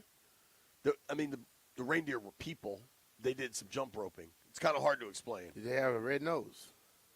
No, but Bees was wearing a Christmas sweater. You know, he had surgery on his foot, so he's riding a scooter right now. Yeah. It was pretty funny seeing him scoot around. Well, I mean, when you take like 8 years to get something done that should have been done, it happens. Hey, man. All right. We're gonna open these phone lines up. 800-636-1067. We're gonna let the folks weigh in. Shout out to Jupe. Apparently he wants to start with some positive notes. All right, Let's go, Jupe. Fire away. Hey, fellas. Yes, sir. Two things I want to get to real quick before my positive note. One is you definitely see that the team got each other's back in that brawl, the way they jumped that one Eagles player. All I could think of was Wu-Tang Killer Bees. Second thing, on a swarm. Right. And the second thing, I guess the refs didn't get the memo that we don't need help in losing. We got that covered this year. The refs were we don't need help in that game. Yes, for sure.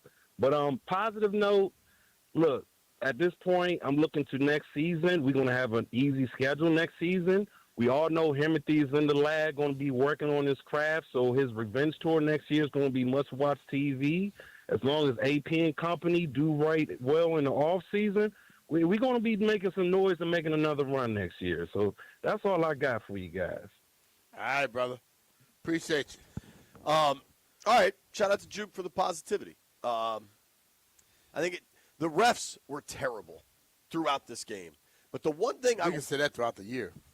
I'd say throughout the NFL, frankly. Yeah, that's what I mean. How about the way I'm talking about this team?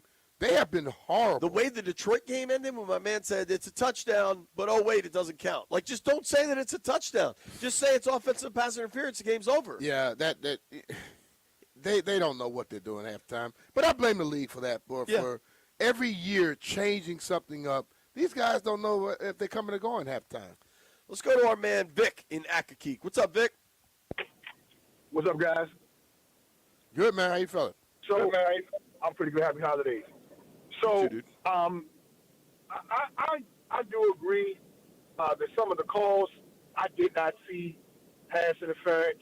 Greg Olson was real consistent about that, just being a true football guy, saying, I don't see pass interference here. I don't see where the hold is. It was one play with Brandon Coleman where he replaces the guy's hands and slaps the guy's hands down in tight.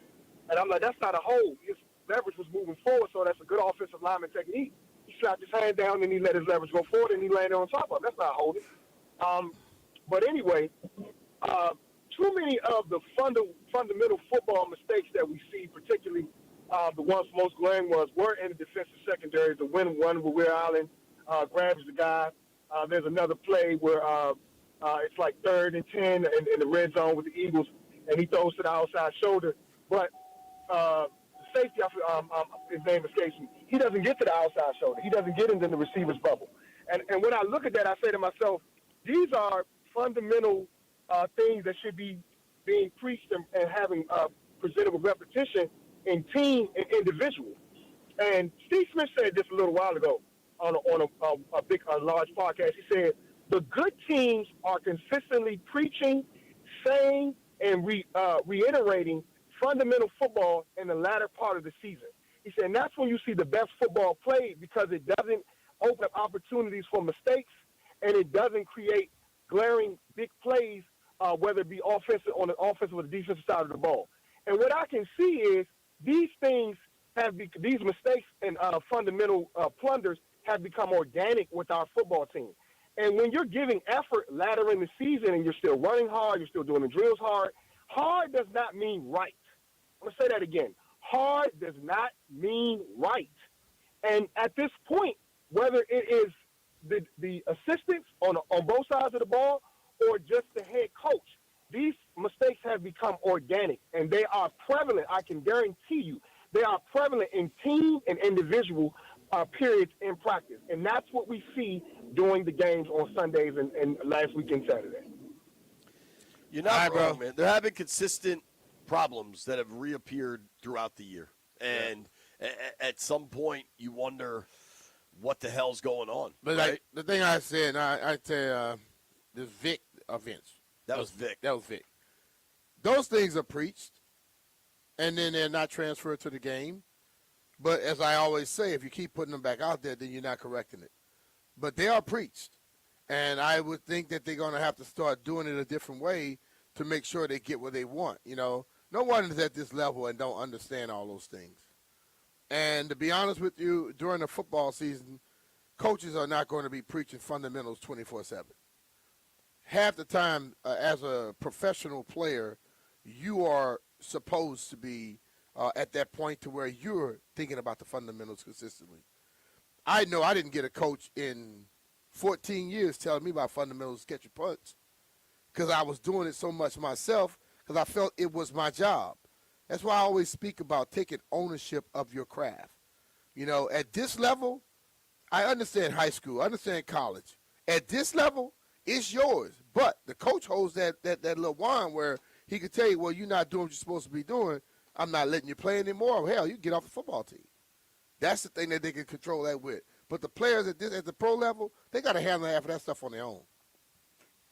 Well said. Well said. Let's go to Cairo in Ashburn. What's up, Cairo? Hey, good morning, and Merry Christmas. I hope you all have a great holiday season. Same to you, man. As for the quarterback situation, I don't know if there is a new guy that gets brought in that he can be brought up to speed for Dallas, but certainly he can be for the Philly game. I don't think. Yeah, I think if they bring somebody in, it's more for Week 18 than it is for this. Yeah, exactly. And I don't think any fans have any illusions about Taylor Heineke's quality. I think there's just this collective, effort. It can't get much worse, so just throw him out there.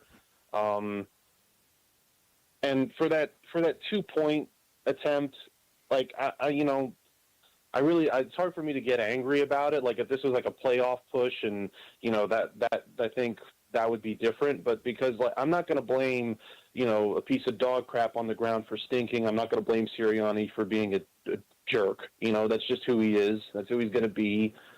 And there was one more thing. Oh yeah, like how you train is how you play. And these players seem to get this this ball is life thing in their head that they have to attack the ball. But like any player worth a crap in a professional sense is going to make you pay for that time and time again. So I'm with JP. That ball is life stuff has got to go. It's got to be just stop the freaking player from moving. Let's try that first. Thank you for the call, dude. I like that line. I'm not going to blame a piece of dog crap for stinking. That's just kind of funny. Listen, I think the anger over the two-pointer would be significantly different if this game mattered. I also don't know that they do it if the game matters, right? Like, bullies typically bully when they know the other person can't do anything about it. Right. And so, like, they're going to see him in 2 weeks. We'll see what happens. I honestly think there's some seeding stuff at play for the Eagles, but I think a lot of that might be settled before week 18. Like, right now, the Eagles are the 3 seed. They've won the division. But Seattle and Chicago are a game up on them. Like, I don't think they're catching the 1 seed, period. I kind of don't even think they'll catch the 2 seed. And I don't think Philly's going to have a ton to play for week 18, so I don't know that you see the same collection of players out on the field. And in turn, I don't know that you see any sort of, like, retaliation for the two-pointer. I think there'll be some big collisions. I honestly thought from a straight-up hitting standpoint, they were hitting pretty well Saturday night. I just think as the game went on, things got bad. Early on, they were doing a lot. They were doing what they're supposed to be doing. But as that game went on, then they got, some guys want to hit the big hit. I think a sure tackle that looks very soft is way better than a big old hit and the guy keeps running. So for me, yeah, like, you nailed it right there. Early on, the first half of this game, Washington had the lead. Now, granted, Elliott had missed 2 field goals at that point, but whatever. That's football. Like, my bigger problem with Saturday's game is not about the two-pointer or the fist fight. Like, things happen. It's the reason this thing wore down. Philly has the better roster, 1-53. Yeah. And as the game continues, that starts to show. Their D-line started to take over. And I think their O-line started to take over. I thought, for the first time in a long time, Philly actually drew up some smart offense. Washington was playing a ton of zone, so Philly started going empty and just running these zone beaters. And I think Washington's scared of getting beaten man, so they're just not doing much of it. Then when they finally play some man, Hurts starts running because you got DBs way downfield, and he sees huge. Like, you tell me I can pick up 15 without getting touched? No problem. All right. So it's just like my problems with that game are the delta between Washington and Philadelphia and the delta in talent on the roster construction. Like, the Eagles are the defending Super Bowl champs. They've now won back-to-back NFC East championships for the first time in 2 decades. Oh, and by the way, they have a boatload of draft picks. Oh, yeah. Like, Philly's running this thing at a really, really high level. And this year Washington did not, and there is not an easy path to getting there because they don't have a lot of draft picks. They can spend some money, but we all know, like, rarely is the answer only in free agency. You need to draft well, which I think there are some questions that Washington has done. I don't think the questions are answered either way yet, but there are questions there. And there's not a ton of picks to supplement that. So, like, if you want to talk to me about Saturday, I think we hear this a lot. Like, with the Jaden situation, there's all sorts of situations. I know a lot of fans that are like, bleep it, sign 3 young quarterbacks, throw them all out there, let's see what happens. Like, the disconnect between fans and what people in the building think, what people in the league think, often shows itself late in seasons like this. The problem and the concerns should be about how do they fix this and how far down are they? Because they're going to finish the season at best 6-11. And I don't even think they're getting to 6. I'm not even sure they're getting to 5 with all the injuries at this point. Like, that's your concern. I think wherever they finish right now, it don't make a difference. What you've seen enough tells the story. They got to figure out a way to get their thing back to a point where their base and their core is going to be able to match up with some other people. Totally. Point blank. Phone lines for the next hour. Santana Moss joins us at 1 o'clock.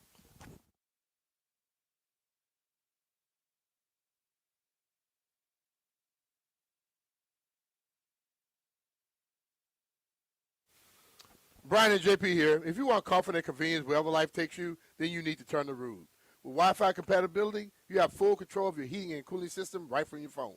Forgot to turn down the heat before vacation? You can adjust it in seconds. Plus, you'll get alerts if something's not right.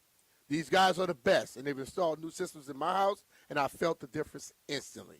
The best part with the Rude system, they are whisper quiet. You don't have to deal with noisy interruptions. There's no clanging around in the middle of the night. Rude's got the variable speed compressor, which ensures precise temperature and humidity control. Listen, it's been crazy cold outside. You need your house nice and cozy, and you need a Rude system. Oh, and by the way, you could save a boatload of cash. That's right, you can qualify for federal tax credits up to $2,000 on heat pumps through 2032. Visit rude.com/federal incentives to learn more. Rude, the most reliable heating and air conditioning products in the DMV. And remember, if it ain't Rude, it ain't right.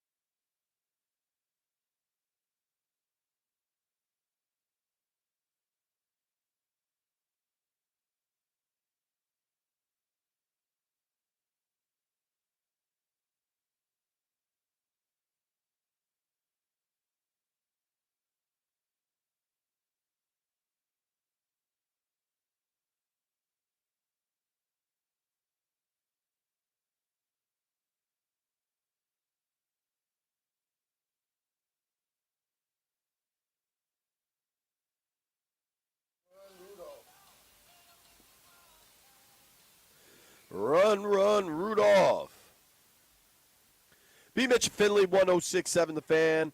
Phone lines are lit up. We're going to let the folks talk.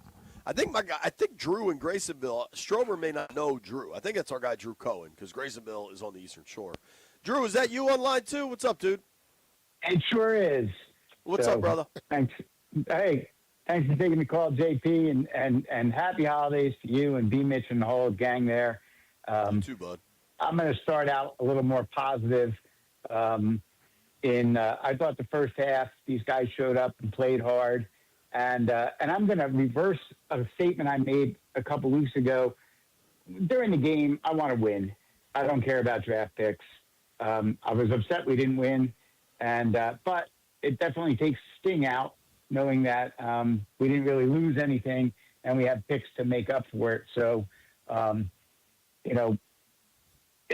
that first half of that game wasn't so bad. The second half is where it got ugly, and certainly Mariota going down was a big problem. Although I agree with you, it's the depth of the team. And so in terms of blame, I do think we got to look more critically at Adam Peters at this point. And I think he made a mistake this year. I think that he tried to have it both ways with being ready for Jaden to have another year like last year and trying to rebuild at the same time. And so instead of going all in one way or the other, he tried to go half and half. And so we gave away some draft picks, but we didn't get all the capital we needed to have the depth and the quality that we needed this year. So it didn't help us this year. And now we don't have the draft picks that we need for next year. So I think trying to have it both ways has really maybe put us a year back. And I think that's a little unfortunate. I'd be interested in your take on that. But, Dude, I'll be I right think you're Thursday. on to something. I think that's a really good call, Drew, and I appreciate your call. I like the show Parks and Rec, if anybody ever watched that. And there's a character, Leslie Knope, loves her job, but is also trying to run for mayor. And she gets sat down and talked to by Ron Swanson and said, you can't try to half-ass two different things. You got to whole-ass one thing. And I do think on some level, and you've said this, B, last year, everything Peters did hit. Every veteran signing hit, right? So this year they tried to re-up with the vets. They tried to trade for a couple guys. And they did give away some draft capital, and everything went the other way. Yeah. But the thing of it, I understand what people are saying at this point. But everybody to a man, every fan, everybody wants us to go for it again. And that's what they tried to do. So you can't get to that point where they were and say, okay, now we're going for it and think you're going to go draft somebody and build it for the future. They were building for today. And I think it didn't work. So I can't be upset at them trying. It failed. It failed miserably. But they were trying to chase and every fan I talked to was saying, oh, man, we went to the NFC Championship game. We got to try to step there next year. I don't care that's the thing I'm talking about. That's what they were trying to accomplish, and you can see it wholeheartedly. They thought we're gonna try with some more veterans and see if we can get it, because the mindset for them was they're gonna be as good as they were last year. Well, then them injuries started to creep in, and everything worked against them. So I don't know if I'm gonna look at it like, well, I blame Adam. No, it was everybody decided to do that. What fans want, and you say this all the No, time, like DQ can't care at all about what fans You're want right, at quarterback. but it was they thought just like we did. Ownership thought it.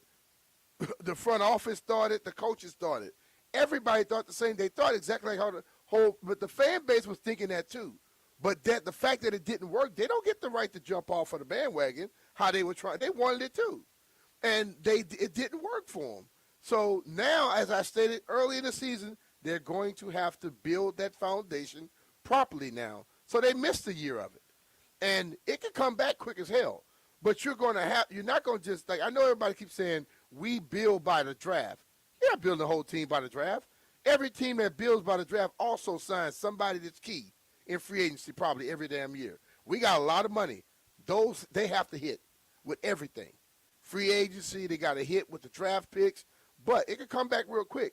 But I just know the whole mindset, everybody involved, was let's try to go for it again because we got that close. I think there's going to be a lot more questions than we ever expected. Probably so. Also, briefly, I just ordered new drawers. I need new drawers, and I just hit. Keep that to yourself. Well, I just hit the wrong button. We don't care. And they're all getting shipped to my father-in-law. So we're gonna have to edit that as well. Phone lines are lit up. We're taking the phones. You better hit the right type of drawers. Phone lines are lit up for the whole next hour. I think Lou's a tighty whitey guy. I am not. So hopefully you to hit those thongs. Very confusing Christmas. Nobody go anywhere. It's P. Mitchell Finley.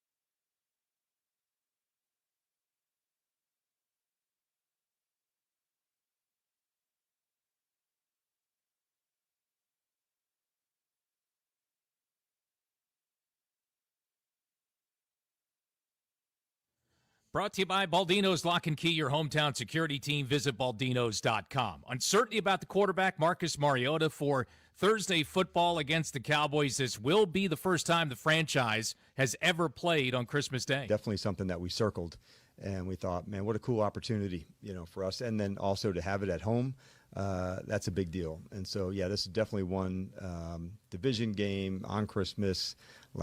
Pretty cool environment. Short week for Dan Quinn and company. They are a 6.5-point underdog Thursday against Dallas, part of that Christmas Day triple header. Tonight, Monday Night Football, 49ers and Colts, 8 p.m. for Monday Night Football on the Fan.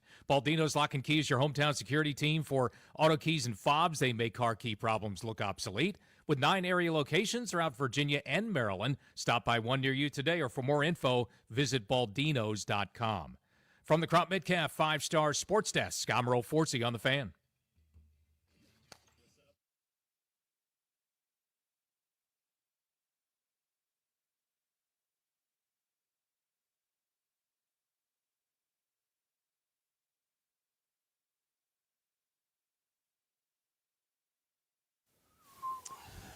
High noon in the District of Columbia.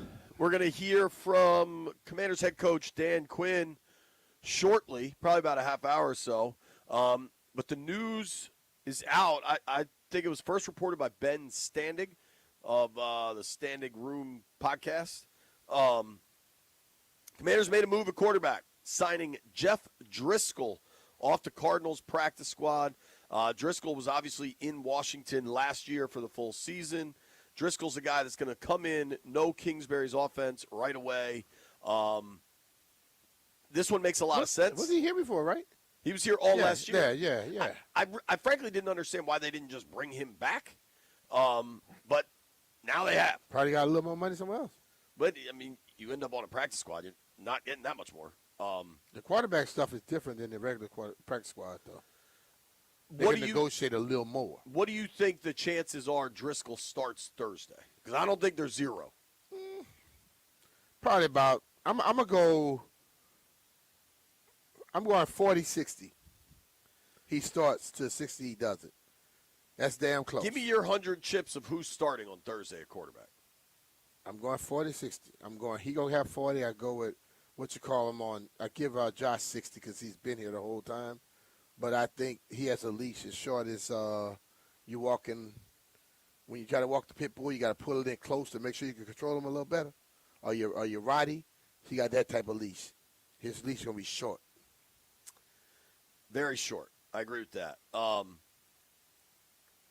think this is a smart move. I think this was kind of the move they had to make. I'm not surprised by this. I think this was probably talked about as soon as Saturday night, honestly.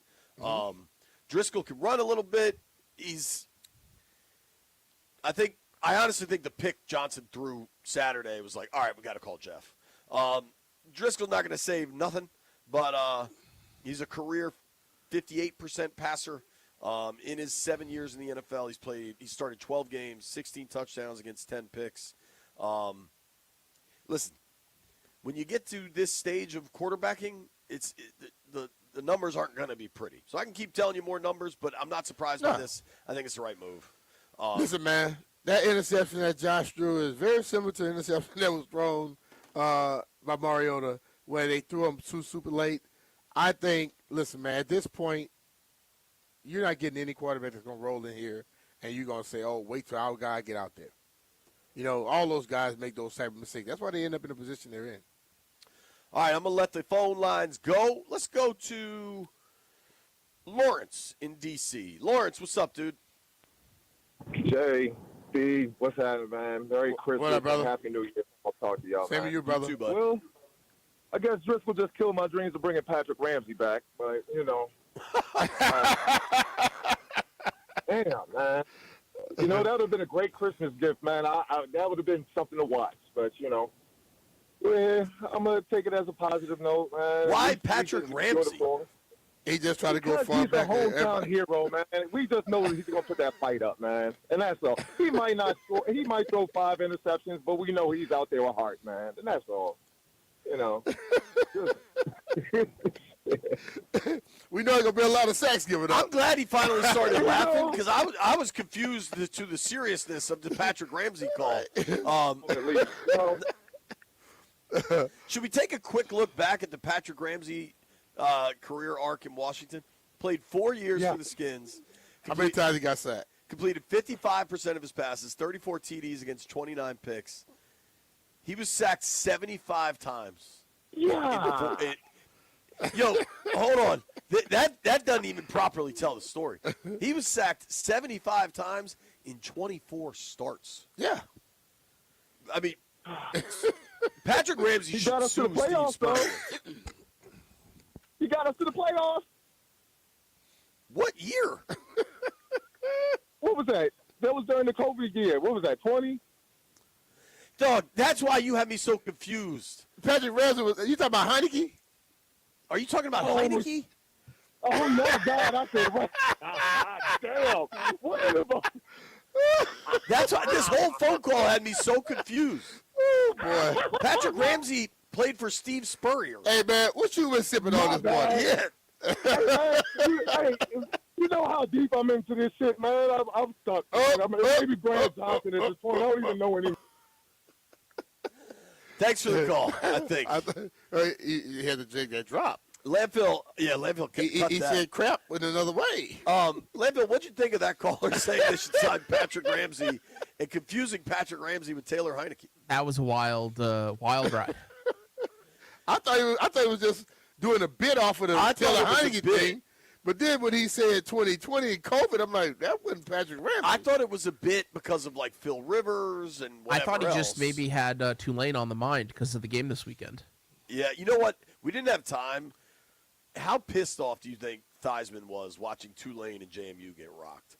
Hey. And JMU came back. If you want to celebrate them covering, which I do not, like, that's fine. But, like, Oregon. But nobody expected them to win. Oregon clearly took their foot off. Everybody took Oregon, and then they came back and covered, so people lost money. Yeah, me. Let's go to Easy E in Rockville. What's up, Easy? Hey, what's going on, B, Mitch, and JP? Happy up, holidays and a happy early Merry Christmas. I got a story for y'all after I tell y'all about this daggone game I watched partially on Saturday. First and foremost, DC Sports, man, y'all let me down this weekend. Caps, Commanders, man, I'm in the gargle disposal right now. The Commanders Caps lost both, right? Yeah, they did. They got a point yesterday. They Ethan Frank literally carried the entire team like Jaden carried us last year. He did. But we got. How'd the Wiz do last night with Wemby in town? Did the Wiz win I last ain't night? even watched that. I ain't even watched that. Come on, JP. They lost by I ain't even 11. watched that one. Come on. What kind of question is that? Look, the Commanders put up a fight, physically and literally in the first quarter, but the fight was late in the game. You could see they was trying when Marcus Mariota was out there, but then once he went down, you could just start to see everything unraveled. I know you saw this, JP and B. Mitch. That hold of Traylon Burks' arm, like bear hugging him, and then there being no flag, and that happening right in front of the ref. But then suddenly throughout the game, everything started getting called for the Eagles. You could tell that the refs were just like, man, we ain't gonna call this for and equally on both sides. But I mean, like I said, the team put up a fight. It's been a down year. Here's the funny thing: my nephew, who I took to Dave & Buster's on yesterday, right? So we get there. This young man not only plays football at 8 years old, but he knows every darn player's name on the field. He knew Malik Neighbors. Sadly, he knew J.J. McCarthy. He knew Shooter's name. He knew he was playing. So I was trying to figure out why he was done playing the games from 11:30 to 12:30. This boy wanted to watch football. I'm like, you wasn't even that hungry to begin with. You didn't watch football, but it's cool. It's cool. So then we get home, or we on our way home. We leaving out of David Buster's. Now, JP, D-Mitch, y'all know how these kids can be. I don't know if you experienced it, though, JP, yet. He gets in the car and says, because they call me EJ at home, he goes, Uncle EJ, can we go back to David Buster's? Not only did he ask to go back, he assigned a day. Can we go back next Saturday? I was like, whoa, pump the brakes. I ain't rich. Oh, you got to talk crap on that one. Hey, just bring him to your house and let him watch TV. Just bring him back to your house, EJ, and tell him watch TV. He want to watch the game. We don't need to go to David Buster. I mean, I kind of I did something similar, kind of. So having a Sunday off was pleasant. I took my oldest daughter to this new museum, the Center for the American Dream. It was an interesting spot, visually very cool. It's free. We're going to do something. It's worth it. And then I kind of timed up our departure from the museum with getting lunch right at kickoff. So I was at the Tombs in Georgetown. I got to play the chicken wings and a Guinness and watch football at a bar. I ain't mad at you. Let's go to Robert. Robert, what's up, dude? How you holding up? Merry Christmas to both of you guys. I don't get a chance to call in as much, but I'm so glad that we finally have at least one show that is talking about the elephant in the room, and that is our roster. I want to give Dan Quinn credit because this team is still playing hard. I'm not going to criticize these players because they're playing hard. They're just being put in positions that they just can't accomplish yet, but they are playing hard. But this roster is bad. And here's the second thing I want to say. When are we going to start talking about the offensive scheme? Because now we've had Jaden hurt. Marcus Mariota has gone down. And this is not the first time he's gone down. If Josh Johnson has to start the next two games, the chances of him completing the whole season are slim to none. We are in 2025, and I watch these other teams, Denver, Chicago, and New England, because they're in the same draft class. We're the only team that does not do max protect. We're the only team that doesn't have a fullback. We don't protect our quarterback at all costs. We leave them exposed. My hope is that Cliff will get a job after the season and that Dan Quinn will be forced to hire an offensive coordinator that will at least run an offense that resembles 2025. Exposing your quarterback like this is not good. So Merry Christmas to you guys. Keep the pressure on Adam Peters so we get younger. Oh, and the last thing I want to say, B-Mitch, I'm going to challenge you on this. Last year, you're right. There were people that were excited about us getting Marshawn Lattimore because we were, quote-unquote, going for it. I'm from Louisiana just like you. There's not one Saint fan that was sad that Marshawn Lattimore was gone. He hasn't been healthy since 2021.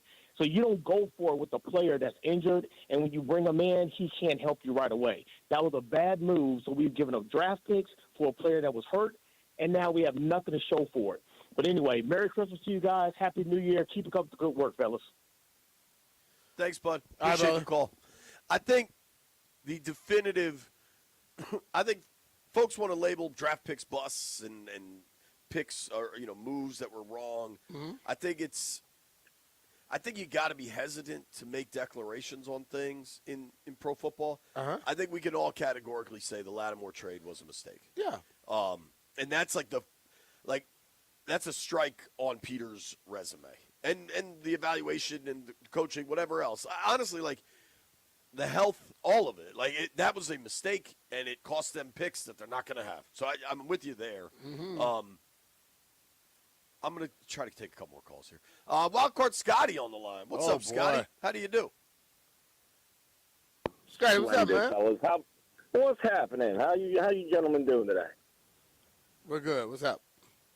I'm just calling. I want to collect, man. Made a bet about the Steelers and the Commanders at the beginning of the season. Remember that?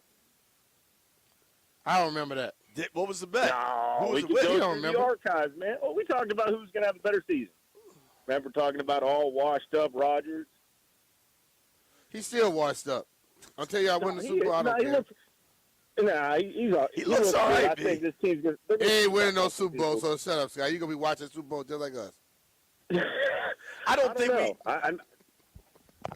I appreciate B's commitment to just blowing Scotty off here, but Pittsburgh's having a way better year than Washington. They are. Yeah, I'm not trying to fight that, but I'm blowing off Scotty. I ain't going to listen to Scotty. Hold on, Scotty, can I ask you something? Absolutely. Do you still want Tomlin gone? Because that dude just keeps winning, and everybody, all the keeps Yins are winning, screaming and about the team getting has out. come together. They're playing. They're doing what they should have been doing all season. He has let people. He's let this city down for. You see, he wins 9 ball games in a season. I see that he has. Doug, one of the you best guys don't know what you The don't only know. reason y'all you don't win know this what year you is don't Mike know. Tomlin. It's hard for me. it's hard for me to say it because I don't know what it's like to win 3, 4, 5, 7 ball games, and I don't know because we've never been there. But I can tell you, when you get out schemed, out coached in 4 or 5 consecutive playoff trips, and you get bounced, no, that's not acceptable. You don't know what you don't know, man. Yeah, but at least you are in the playoffs. You let him go, you won't be in the playoffs. Yeah, I guess so. I'll see what you got to say then. I hear you. All right, Scotty, we appreciate you, bud. Have a Merry Christmas, pal.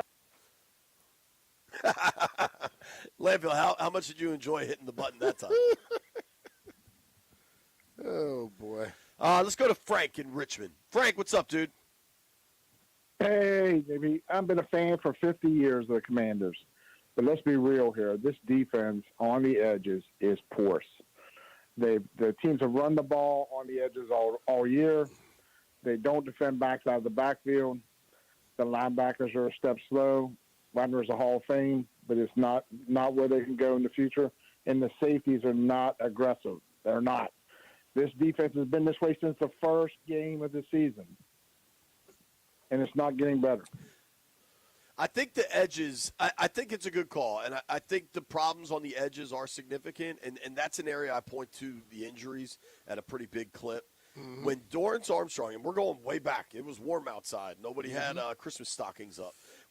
Before Dorrance Armstrong went down, he was really generating a lot of pressure. And then on the other side, you had Dietrich Wise, who was supposed to be this edge setter in the run game. And I can understand the plan then.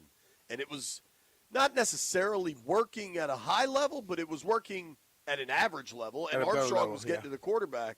When those two went down, and then you combine that with really poor secondary play, that's when they hit that stretch of just getting smoked. Yeah. And I do think the edges have been super problematic, and I think that's probably the top of the list of what they need to assess this offseason. Mm-hmm. Like, they need to, and they will. Listen, bro, everybody was fun and happy. Now you got to get to work, and the pressure's on everybody. And I like it like that when the pressure is not on just one aspect of it. And I'm not talking about offense, defense, special teams. I'm talking about front office, coaching, players. It's on all of them to come up and play. I very much don't think anybody's getting fired, period. But, like, when you go through a season like this, there are moments, like that Minnesota game, let's say last year they were 7-10, mm-hmm. The Monday after that Minnesota game, that Sunday night, that's a fireable game. 31-0 like that. Those are the moments where, and I think this ownership has a steady hand. If you look at how Josh has run the Sixers and stuff, he doesn't like paying people not to work, which you have to do in football if you're going to fire somebody. Like, I don't think major moves are coming, but there have been moments this season, like historically bad moments. You lose 4 in a row by 3 touchdowns or more. Hadn't happened in 25 years. Like, that doesn't sit well with owners. Yeah. So when you say the pressure's going to be on, it is absolutely going to be on. And it's – I mean, I just think it's that way in sports. All around the world. Like, you have to show something to get that taste out of people's mouth. Point blank. Wow. Commanders just made it official. Jeff Driscoll has been signed off the Arizona practice squad, and Sam Cosmi to the IR. There's 2 games left. It's a short week. Yeah. He's in concussion protocol. It means he's at least going to miss this week. They also have to create a roster spot to sign Driscoll. Yeah. But obviously, just a bummer of a year. There's so few bright spots to point to. Cosmi works his way all the way back from the injury, and now IR to end it with the concussion. You are listening to B. Mitch and Finley. Nobody go anywhere. We're going to keep these phones open throughout the hour. 800-636-1067.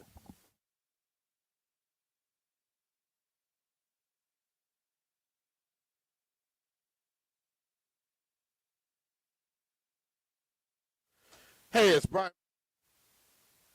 it's Brian Mitchell here. 'Tis the season to be boosting on FanDuel because this year You're getting 7 straight days of holiday rewards, each one waiting in the app for you to unwrap. Every day brings a new way to play, so keep checking in to see what drops next. And it all leads to Christmas Day Special, where you can get something extra special. 7 days of gifts, one big finale. Your holiday football just got a whole lot brighter. Head to FanDuel.com/Brian to get the holiday spirit. FanDuel, play your game. FanDuel Sportsbook is the official sportsbook of 106.7 The Fan. You have to be 21 years or older and present in Virginia. Opt-in required. Rewards are non-withdrawable. Restrictions apply, including bonus and token expiration, leg requirements, and max wager amount. See terms at sportsbook.fanduel.com. Gambling problem? Call 1-800-GAMBLER.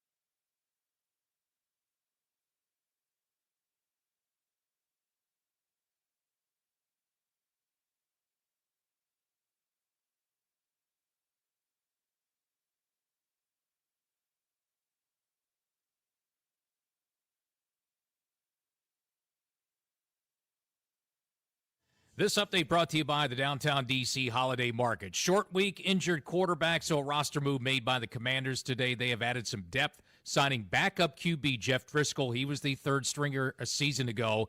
Now joins the team with Marcus Mariota, status uncertain due to an injured throwing hand and a quad injury. Also guard Sam Cosmi, you just heard JP mention, placed on the injured list. He's in concussion protocol, so that officially ends his season. Monday Night Football tonight, Niners and Colts, 8 p.m. on the Fan. Georgetown playing Coppin State, 6:30. Coach Ed Cooley suspended for the game after tossing a water bottle into the stands that hit a child over the weekend. Saturday's game against Xavier. That's at 6:30 tonight on the Team 980.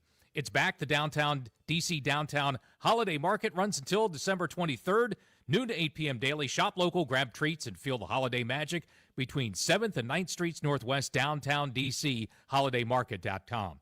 From the Crop Midcap 5-Star Sports Desk, I'm Earl Forsey on the Fan.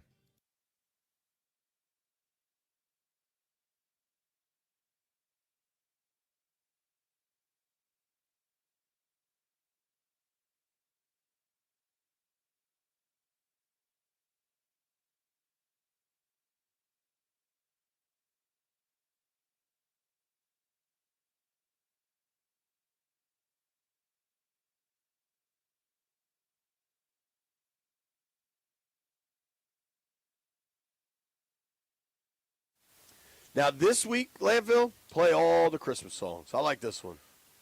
Like Christmas. My house is decorated to the nines, dog. We got Sparkle the Elf. We got it all, baby. Sparkle the elf? Yeah, you don't know about this Elf on the Shelf stuff. This, Oh, I do. Are they doing it for Bryce? Yeah. Okay. It's Dre. His name is Dre.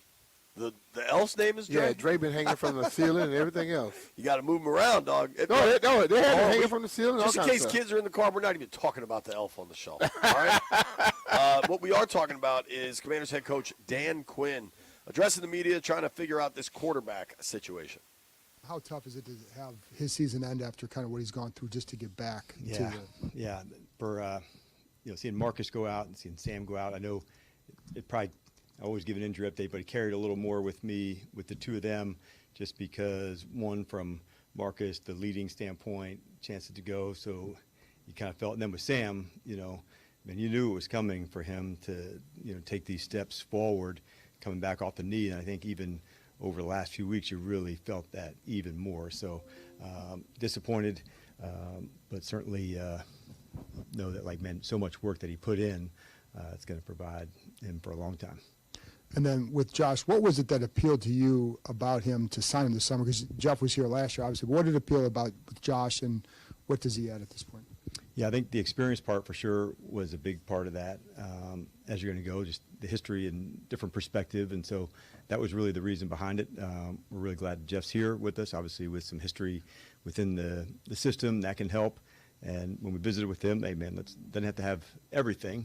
What's the part that you would feel comfortable with if called upon? And so we reiterated that to him today. But these are two really good teammates. And so with Marcus, we're not sure where we're at yet. We thought this was the best decision for us, over these next two games. Who will step in for Cosby? Will it be Wiley or Allegretti? Yeah, that's how we're at right now with Andrew. Correct. Okay. And then just looking at the injuries overall, I know we always come back to this, but I mean, when you look back over things you did throughout the season, there's really no way to prevent these injuries, but is there anything you would change going into the next season about, handling this? I don't know. Yeah, we're going to honestly evaluate every part of things that we can.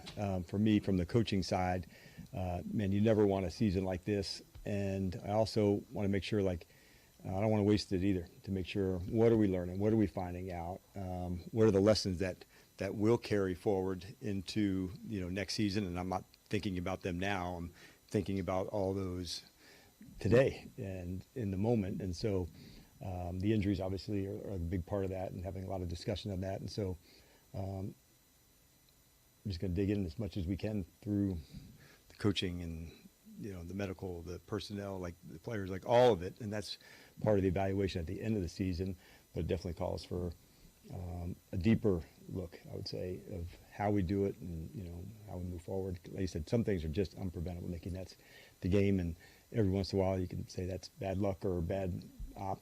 And so let's make sure we're not crossing the line on those. Coach, you had mentioned yesterday that it'd be really hard for anyone you brought in from the outside to be ready for Thursday's game. With Jeff having that experience from being here last year, how quickly can he really get up to speed? Yeah, it would still be tough, but it does help knowing that there's some history that goes along with the system and how he's done that. So Jeff's used to into a no-huddle environment. Certainly plays we know that he likes and knows that he performs well. So I'd say, without having to study the entire playbook, in one night to say everything's available, you'd much prefer to say these are the featured plays, and you can condense it if it was Jeff or anybody else into that spot too. If Marcus isn't available to go, have you guys decided how you're going to split the reps in practice between Josh and Sam and Jeff? As we're going through for the start of it, Josh will get the lion's share of the ones today. In a short week, there's not tons that go, but Josh off to a good start. Obviously, last night began on the process for the game plan and having him in there, and this morning. So we just had our first walkthrough, and so what's the same, what's different, how will we work that? That'll be something that we'll work through over the next couple of days, but not a lot different for him as it is for anybody to say, what's the things best and how would we feature them? And so that's what we'll do. You're welcome.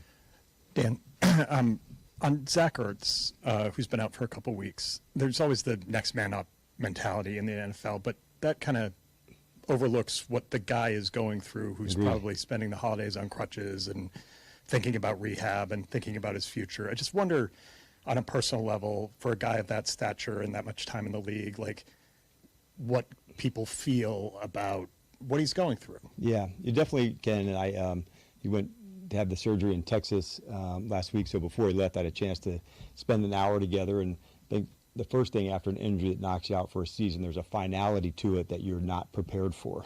There was no way to prepare for something like that. Then we kind of talked about what to expect, what would be ahead. And then for him, just, like when I send out a group text to the team or to the tight ends, like his response, like kind of just proves how engaged he is as a teammate. And like those are moments that even though he's not in the team meeting or there, just knowing, man, I'm not in the building, but I'm there. And, still keeps up with everybody going through it. So it's hard for sure, especially when the finality of that injury you're not quite prepared for. A clarifying question first. So Jeff is on the active roster. What have you seen then from Sam over the past, I guess it's been going on 2 seasons now, in terms of his growth, and how do you make that evaluation of him versus a guy like Jeff? Sure. Yeah, the good news is that we had a whole year with Jeff, so we had some background with him as well. So we tried to give Sam as much playing time as we could from the preseason. That was a big part of the goal for the evaluation. What I've seen, a lot of the growth, we wouldn't be able to show on a stat sheet or something from this season, but it definitely has been going like this with Sam. And so going into it, we just wanted to make sure 3 guys onto the roster, and in that space Jeff was on a practice squad. So that makes the best way to get all 3 in the building and being ready to perform. As far as up and order and all that, we haven't determined all of that yet, but let's get the guys in the huddle first. We can figure out how we want to deploy everybody. Beyond the preseason last year, I don't think we asked you much about Jeff. It was obviously Jaden and Marcus. Yep. But how does Jeff fit into that quarterback room? Yeah, I think first thing you think about with Jeff is like extending plays. It's his ability to use his legs. He's got real speed. Those are some of the things that make Jeff unique, and I would say probably more closely related to the background of Marcus, from read and zone read option and being in the gun and working in that format. That's been a big part of his career. And so he's like super comfortable in those, types of plays. But he's been a great teammate. We loved, coaching him here last year. And so when this unfortunate opportunity came about, and a chance to add him to the mix, it was good. And there's a familiarity that you can step in quickly, and that helps, especially on a short week. Hey, good afternoon, Coach. Good afternoon. I know Andrew Wiley obviously has guard tackle versatility and experience, so it's not as big of a concern there. But when you are trying to plug guys into positions they haven't been playing all season or shuffling pieces on the offensive line, what kind of challenge does that present? Yeah, we're fortunate with Andrew because of his versatility, inside and outside. And so playing games, where he could, be a tackle, be a guard. This past time he was working at the jumbo spot. But it definitely, the continuity and the communication, that's a big deal. So I think you add the emphasis, you add, the time together in the meetings, in the walkthroughs to make sure those two players or, the person on either side of him, in his instance as a guard, the constant communication. But having that background, that's a big deal. The Cowboys being eliminated from the playoffs last week, there was a player in their locker room that was quoted as saying legacy is more important to him than money. I imagine every coach would love to have that type of mentality in the locker room. Who are some of the guys in your locker room that you feel like echo that same sentiment? Yeah, I would say the guys who just wreaked havoc, I thought, in the game was like Jeremy Reeves is one that comes to mind, like trying to double team him on a kickoff and goes to make a tackle, inside the 20. Chris Rodriguez is one that sticks to mind. I thought Bobby Wagner, guys of just consistency, steady performance. There's no roller coaster in the best of and the hardest of times. They're just that type of consistent. But I would say Wags is probably the one that comes to mind the most in the, like the highest of highs and lowest of lows, man. He's able to maintain this level of intensity that's just remarkable. So I think that's the first person that would come to mind. Hey, Coach, over here. Yes. Looking ahead not only to Thursday, but just the remainder of the season, are there things that you not only want to see, but could see from this group that could possibly bring you some solace into the offseason? Well, for sure. I never, want a season like this, never again. But I also know that I don't want to waste it. And what do I mean by that is there's lessons that I want now that are going to carry over into next season. I don't want to apply them then.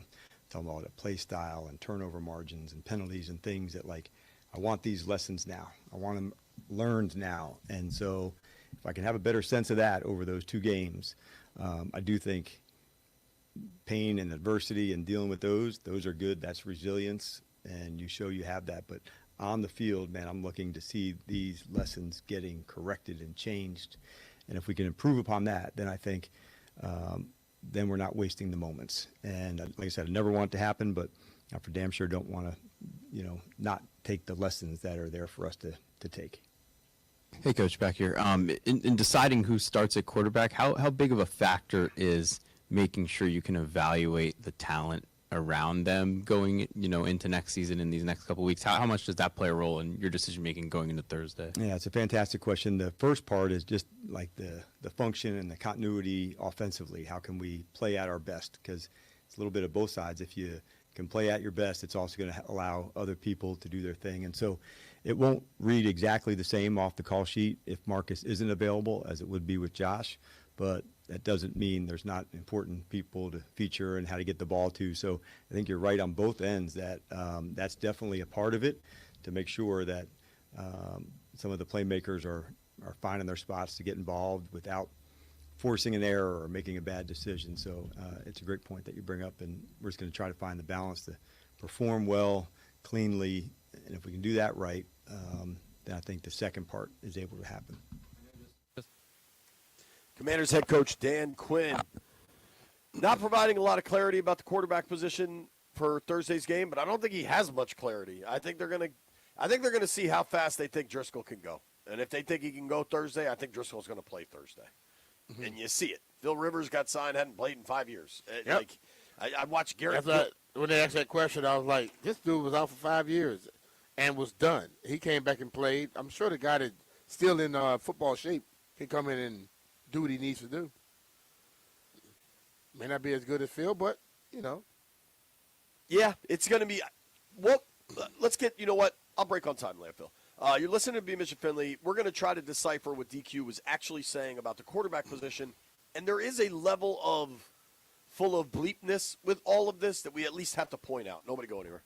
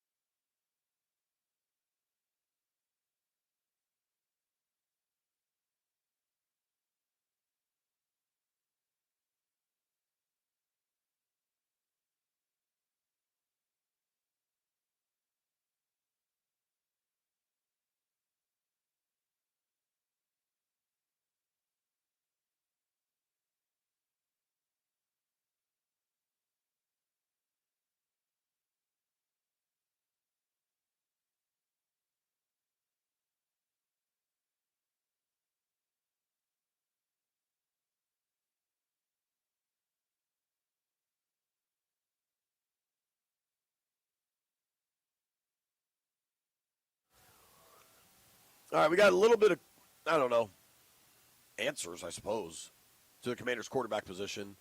The only thing we can say with certainty, it's not going to be Jaden Daniels. I suppose we can say with certainty it's not going to be Mark Rippon, Joe Theismann, Gus Frerotte, Patrick Ramsey, Taylor Heineke, Robert Griffin III. I guess there are other. Cam Newton. Yeah, Cam Newton. If he gets mad every time somebody else gets signed. Matt Ryan ain't walking through that door. Yeah. I guess there's other things we can say with certainty. Josh Johnson's going to get the lion's shares of the reps at quarterback, Dan Quinn said, in practice. Practice on a short week is really light, especially it's Christmas. Like, tomorrow will probably be their biggest day. I have a hunch, Brian. Mm-hmm. So the news about Jeff Driscoll signing came out today. The team announced it 20 minutes ago or so, maybe an hour ago.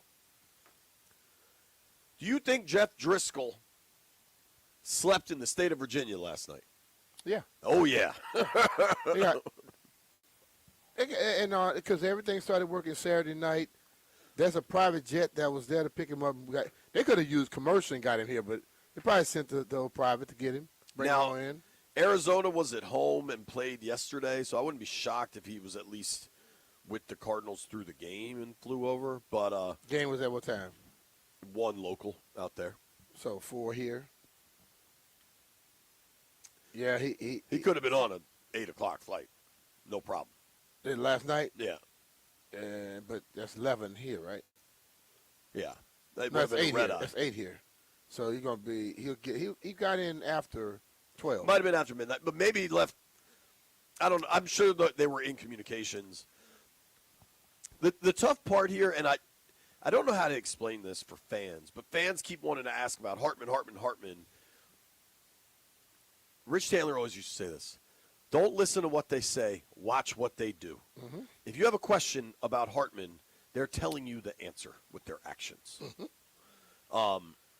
I think Hartman is an elite vibes guy. Like, remember we have Cosme on, and he tells us how Hartman sets up these big dinners for the whole Mm-hmm. offense. Like, there's a lot he does that's really important, and that warrants to them the practice squad spot. Mm-hmm. But I don't think we're going to see Sam on the field. I also thought this was really interesting. I think a lot of times people know what the answer is about stuff. They just choose to act ignorant and not speak on it. Or they want it to be said officially. So when Mariota went down, and then Josh Johnson went into the game, Hartman was not on the active roster. They did not elevate him from the practice squad. Hartman could not have gone into that game if something happened to Josh Johnson. Yeah. Do you know what the plan was? Who played former quarterback? So Luke's hurt. Luke's hurt. Yankoff's hurt. Both those guys played quarterbacks. So I don't know who next. In that game, the emergency quarterback was Jalen Lane. Jalen played quarterback before? I guess. But you know what happened to Jalen Lane in that game? He got hurt. He got hurt. Yeah. Then the emergency quarterback became, you want to guess? One of the running backs who was taking direct snaps? Jeremy McNichols. Bam. I can see Jeremy being that guy. Been around 10 years, understands.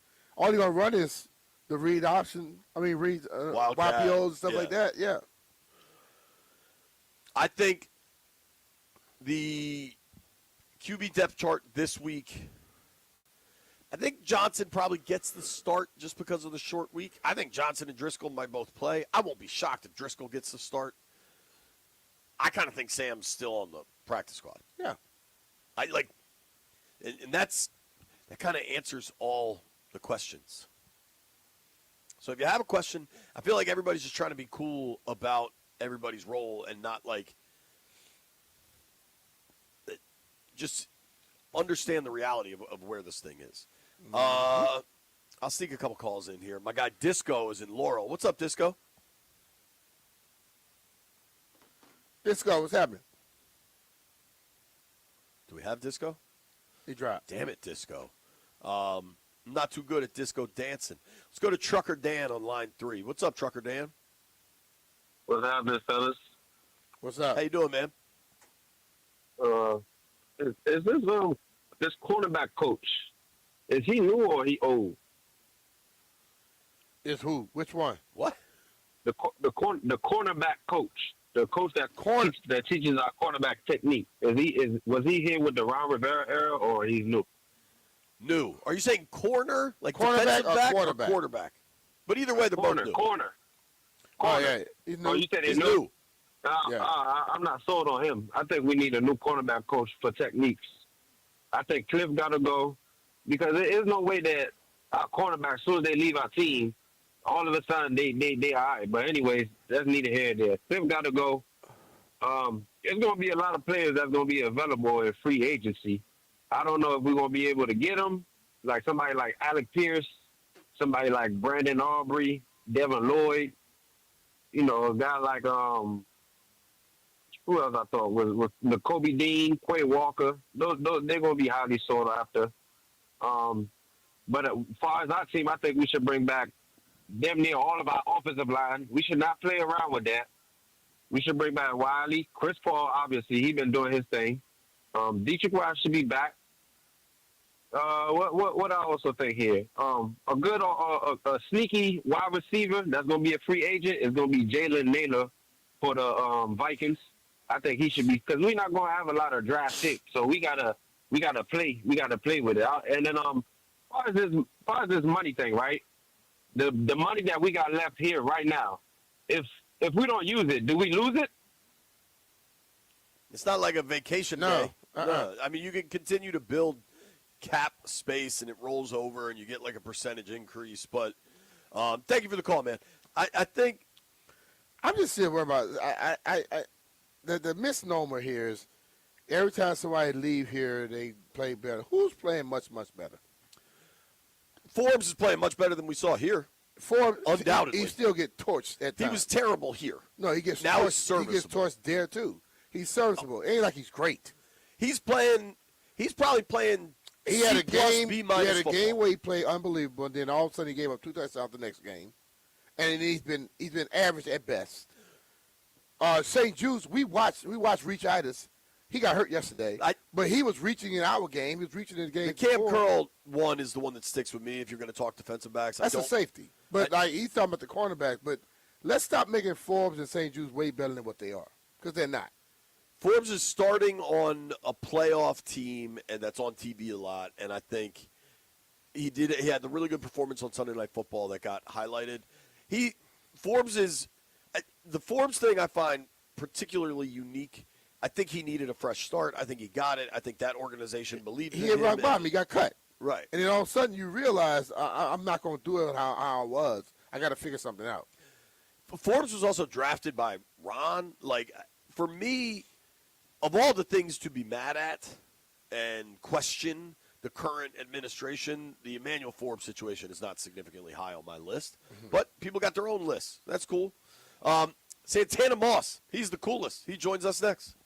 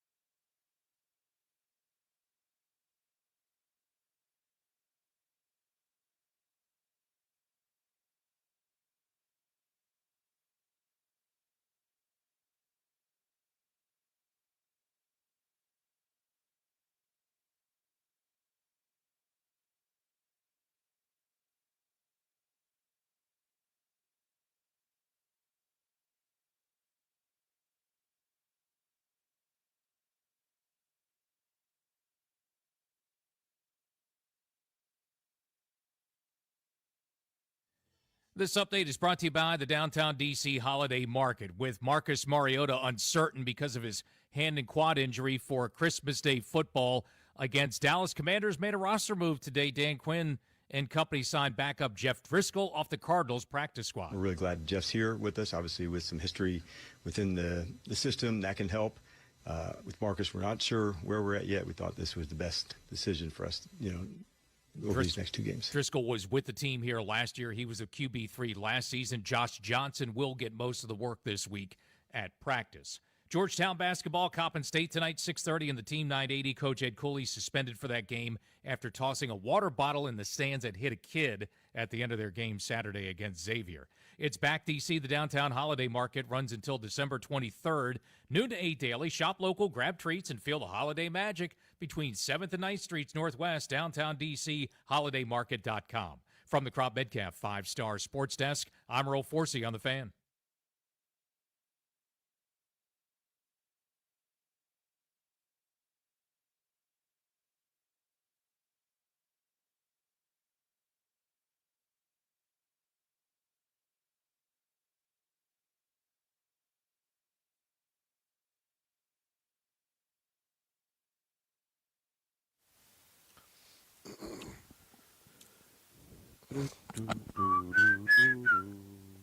B. Mitch and Finley, 106.7 The Fan. Very excited to get on the Rude Guest Hotline. Welcome in our friend and Washington legend, Ring of Fame man, Mr. Santana Moss. Tana man, what's up, dude? How are you? What it do, fella? Oh, sadly, I just saw Santana, man. Sadly, not much, man. Tana, what do you make of the quarterback situation? Josh Johnson, Jeff Driscoll, you fired up for Christmas Day against the Cowboys with one of those guys slinging the rock?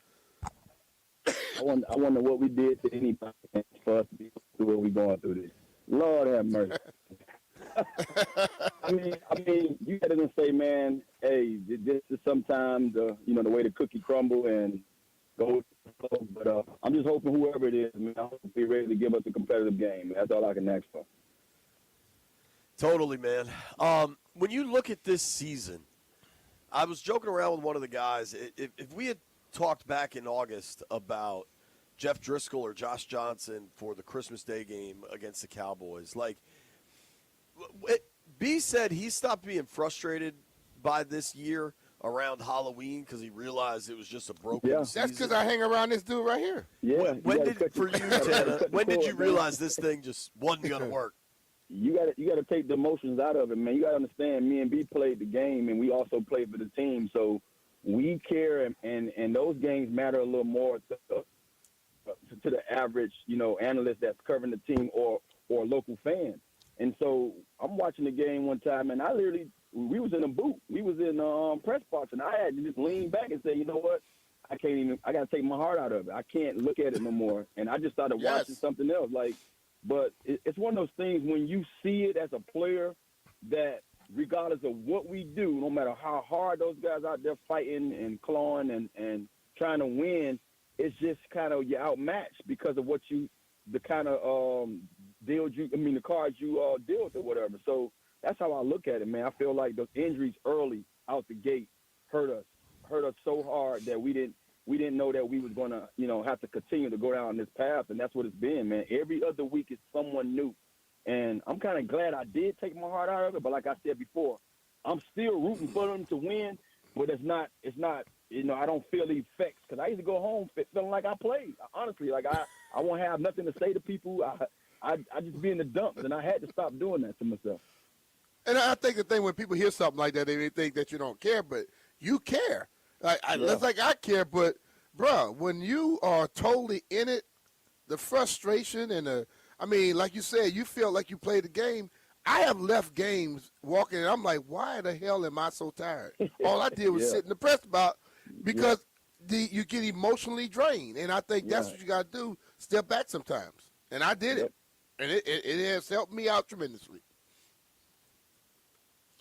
Tana, we got these 2 games left. We all got jobs to do. We'll all be there watching them and reporting and offering analysis. But obviously, the focus is on how do you fix this thing in 2026.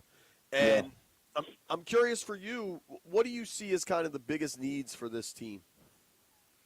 I mean, we can sit out here and point fingers at areas and say, you know, we need this, we need that. I think the one luxury that we have going for ourselves, we don't have to make those decisions. But two, when you look at it, man, I think, you know, the glaring spot is just a pass rusher. You know, I say depth, period. And I mean, you know, it's one thing of saying depth, but I mean guys that you know that if the first guy go down, we can count on the second guy to go out there and not miss a beat. You know, I'm watching teams like San Fran have so many key guys down, and they're still, 10-4 right now this year. You know what I mean? So you have to look at it like that, man. You know, it's one thing of having players, but you got to have the players that you know you can depend and count on to go out there and win you a game. And not to say we don't have that in our room already. I don't want to go on record saying that we don't have that here.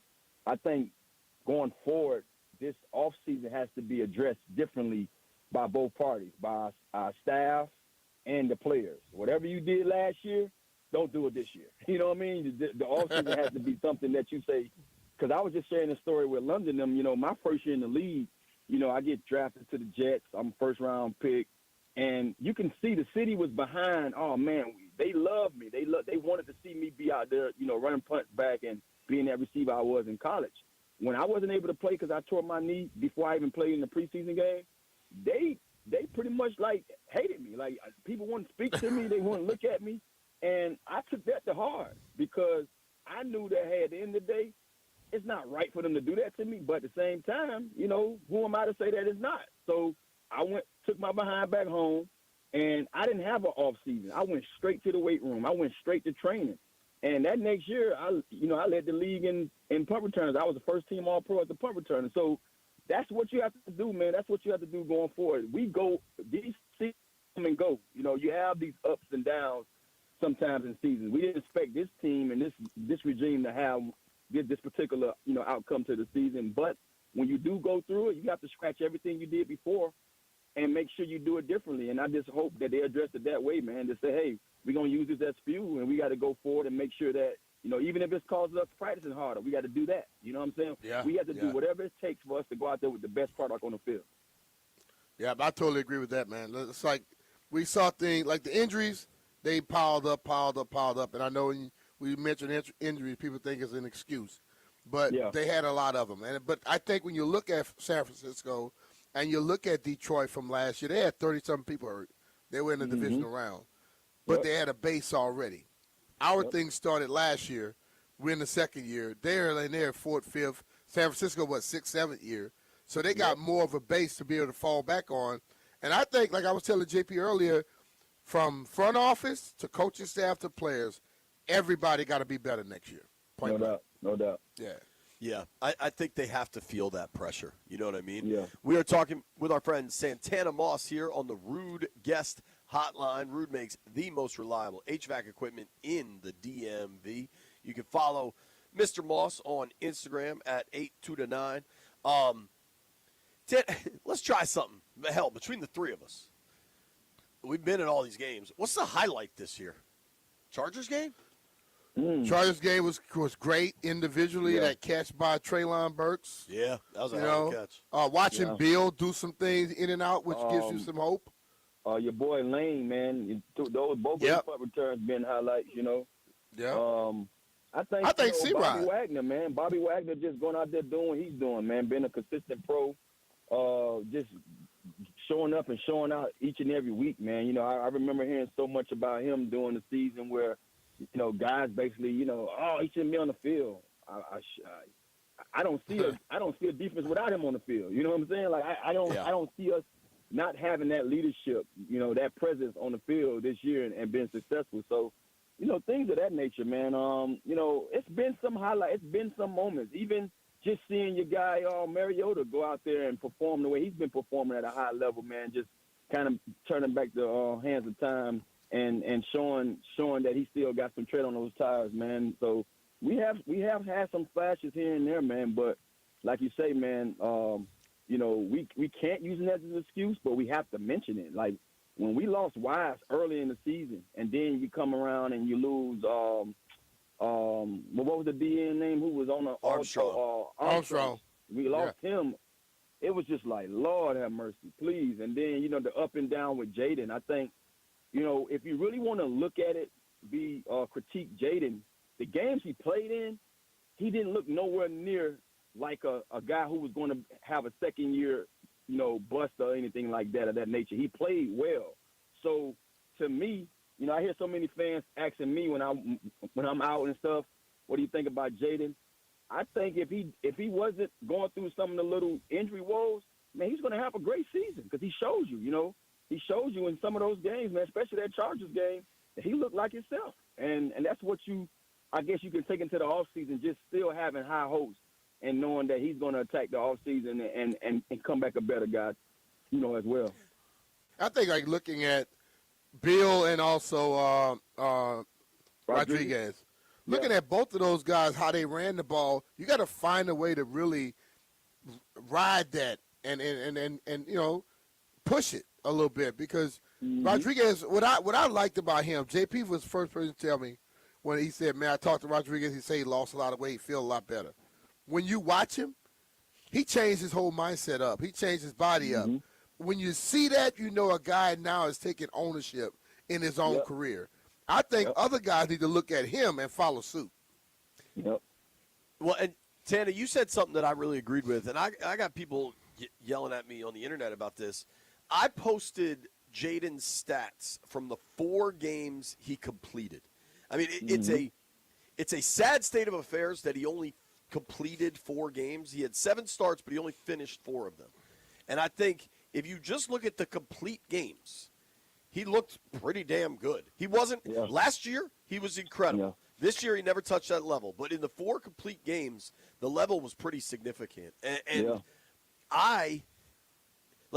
we could talk about this year and how sideways everything went. But if Jaden was just healthy for the majority of the season and started most of the games, I still think it looks different. Yeah, you know what I'm saying? Totally different thing, man. The thing of it is, we lost Chicago, and I feel like that's when the whole bottom fell out. I mean, it seemed like, you know, we couldn't get ourselves back, and I look at what they're doing right now. I'm like, it's just like the reverse of what we're doing, you know. So it's just crazy, man. But you look at the Chicago game, should have won that. You look at another game where we was close, we should have won. Like at that point of the season. Yeah, at that point in the season, we'd have probably been somewhere 6 and 7. You see what I'm saying? If you win those 2 games you're supposed to win, or 2 or 3 games you're supposed to win. So that's how that's how things happen, man. Like the momentum is real in this league. Like when you get on a run and you have that momentum on your side, you can take off. And it's also real when you don't have it going for you because it seems like you can't get out of that fog. You know, it's tough to get out of. You can't see the light. Totally. Yeah. I mean, if you consider Miami went to OT, Denver went to OT.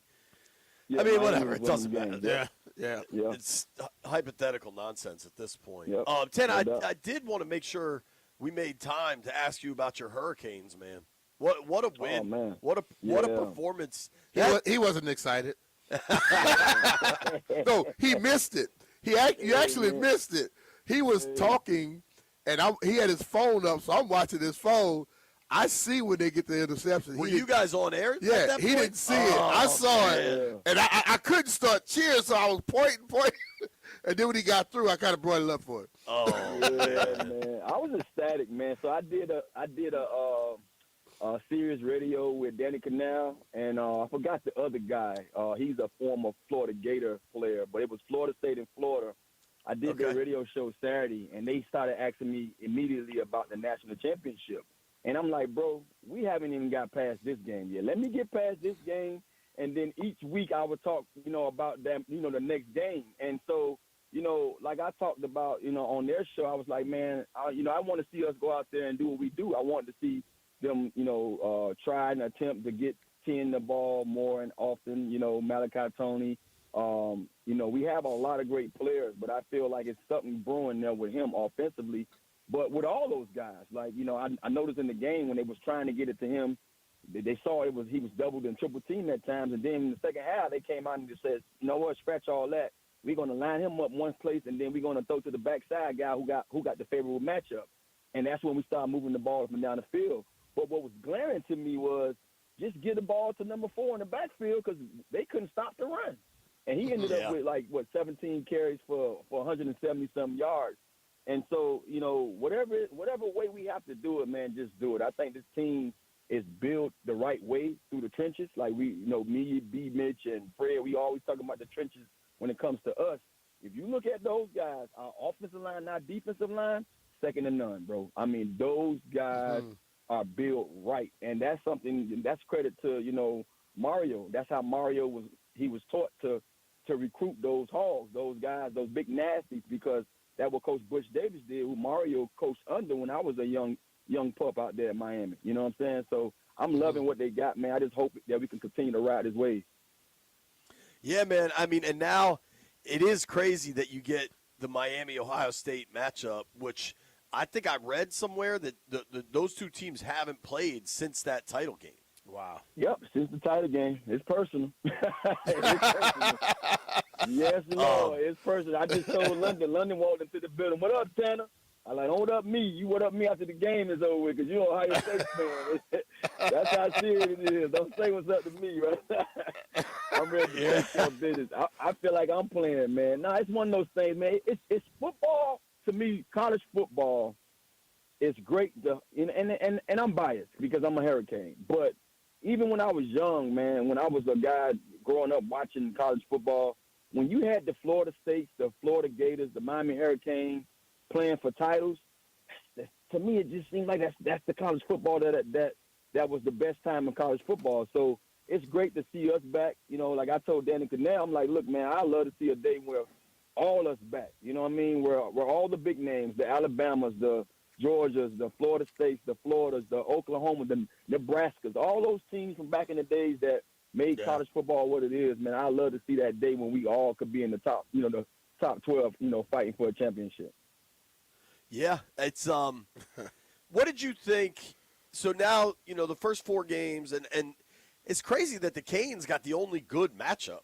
Like the only good game.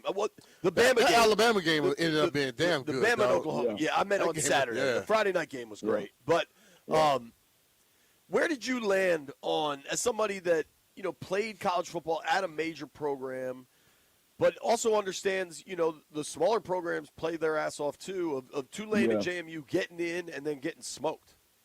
Yeah, I think, man, at the end of the day, the system is does need a tweaking. I don't know where. I can't put my hand on it, but it does need a tweaking, because even when it came down to the point of us almost not even getting in, to me, I think that was just one of those situations where they couldn't get it wrong twice. You understand what I'm saying? Like, if you want to look back to what I mean and what I'm talking about, in 2000, I was on the Hurricane team that was ranked number 2 overall. We beat Florida State head up, and they allowed Florida State to go in front of us and play for the national championship. So to me, when I look at that was them saying, sorry for then, and here y'all are now. We're going to allow y'all to be in there now because of what we did to y'all in 2000. So that's how I look at it. And if you have to get to doing favors because of how things are, then you need to tweak it some kind of way. And I cannot, diss Tulane and JMU for being one of those teams. But I heard Nick Saban say it. He's like, man, if you're not really in the league, in the big league, then they need their own league championship. And to be real with you, I'm for that. I'm for those guys who are in smaller divisions, who are in smaller, I guess you can say when they say not Power Fives, having their own thing, because it's so many other teams deserving of it, of their opportunity. And I just feel like that's what makes me say you need a little tweaking, because you shouldn't have to be dealing with other teams that's in the top 12 that's not having a chance to really go out there and fight for that championship. Yeah, man. I don't know what the right answer is either, because, I don't want those teams to be excluded, right? And then if you start something else for them, that's where they go. But the odds of this is now purely financial, right? The odds of a team with a $6 million roster competing with a $25 million roster are pretty damn slim. And I think that's what you see. Yeah. So, and I just also feel, too, if you can't tweak it and allow the other teams who's deserving of being in there, then open it up and allow more teams. That's the only thing you can do, to me, I think, to make it fair.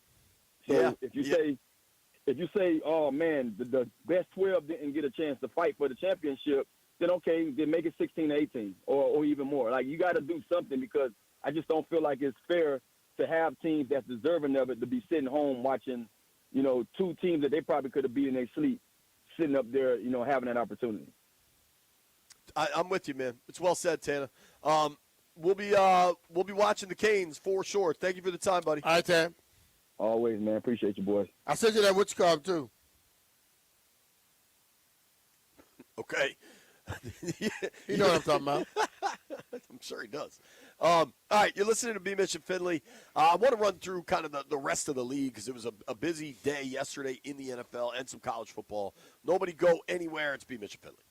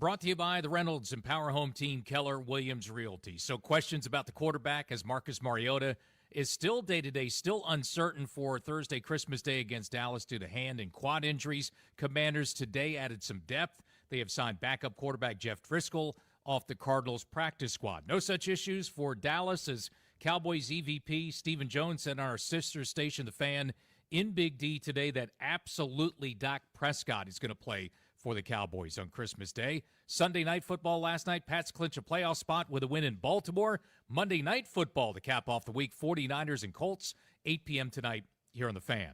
Want to hear the fastest way to know what your home would sell for? Reach out to the Empower Home Team. Simply text your address to 800-763-3000. No phone call. Just text your address to 800-763-3000. That's 800-763-3000. From the Crop Metcalf 5-Star Sports Desk, I'm Earl Forsey on The Fan.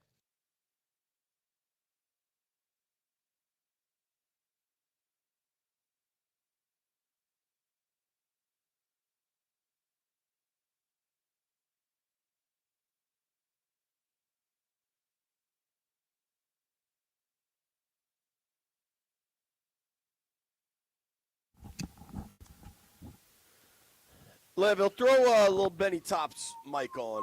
I know my man's probably been itching to speak for hours. Before we get to little Benny Top, Brian, Washington's had a terrible year, period. Mm-hmm. But what the hell are the Giants doing? Don't have a clue. They want to build all the excitement around Jackson Dart, right? Yeah. Are you aware of his stat line yesterday? No. 7 of 13 for 33 yards with a pick. Did he get knocked out that game? No. He played the game.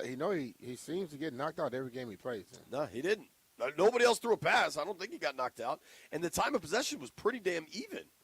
It's not like the Vikings just ran the ball and had the ball for 40 minutes. It was 31-29. White Brian, what the hell? How's that stat line even possible? He likes that. They're playing for the this is your guy. Yeah, I don't understand. He had 6 passes at halftime. The only reason he got to double digits was because they were losing and they had to throw at the end. What's remarkable is they were in the game. If I'm not trying to win, I'm not putting him out there. Because he's going to do something to put himself in harm's way. 33 passing yards is J.J. McCarthy was 9 of 14 for 108 with an interception. This sounds like one of the worst games ever played. Did you watch this thing, White Brian? Rose and I went to a Christmas market, so I only watched the first quarter, and I'm very glad I did. Thank you for taking care of him, Rose. I mean, this legit sounds... You wanted to sit there and watch that, didn't you? And she saved you. Yeah, maybe. Neither team produced even 300 yards of total offense. The Giants had $140. The Vikings had $240. Don't tell me about the Vikings right now because I don't want to think about that game. We made them look like they were bombed. Damn, I didn't even think about it in that context. That's the way I'm thinking about it. I mean, that's just a god-awful game. A couple of most impressives over the weekend. Chicago Saturday night against the Packers. That throw Caleb made late in that game. Oh, yeah. And people weirdly hate Caleb Williams. I don't really understand why. I have completely checked out of the Caleb, Jaden, Drake May debates. Like, y'all can have that. That's over to me. The throw Caleb made was phenomenal. It was a good throw. The Packers to give up the onside kick. That's what the game was. It was won. I mean, what a mess. I mean, how many onside kicks have been recovered by the I think it's like team? 4%. Yeah, and they allowed that to happen at that moment. And the dude had it. I think it was Dobbs had it. Yeah, but you better have it, turn your back, and hold on for dear life because it's some strange stuff happening under that pile right there, bro. Yeah. Most impressive win Saturday, certainly the Bears. The Bears now, I believe, are the 2 seed. Yeah, Seattle is now the 1 seed. Think about that Seattle-LA game Thursday night and then the Bears-Packers game Saturday night. Phenomenal games by really good opponents. That backwards pass? That was a wacky. Yesterday, I'll give you options for most impressive. hard for me to look past Jacksonville going to Denver and putting That it was on 'em. probably the best, most impressive game out there. Trevor Lawrence, 23 of 36, 280 with 3 touchdowns. Also ran for another one on the ground. Bo Nix went for 350 but had a pick. A lot of that was like trying to make stuff up late. Broncos, man, you have the expectations for this defense.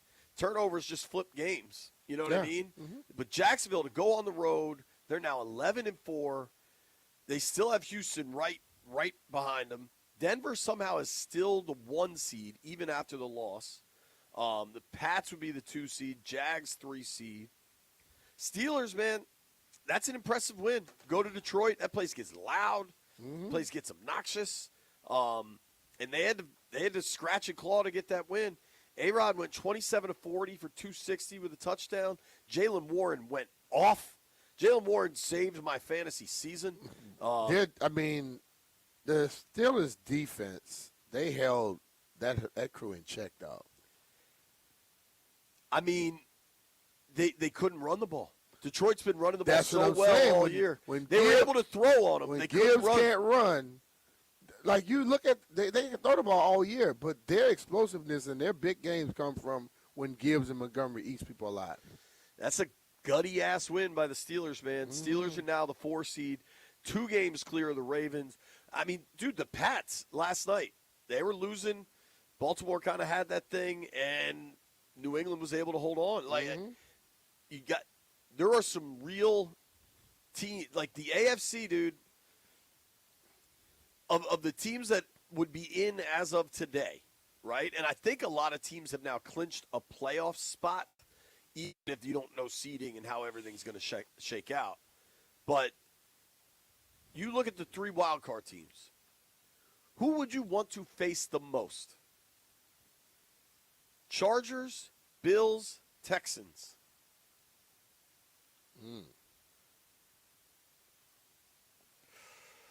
Bills were not impressive on Sunday. They won. That's what matters. But they didn't look great. You should credit Cleveland's defense for playing well, and Shador played pretty well. He played okay, had some picks, but Chargers, Bills, or Texans. I would probably have to go with the either the Chargers or the Texans.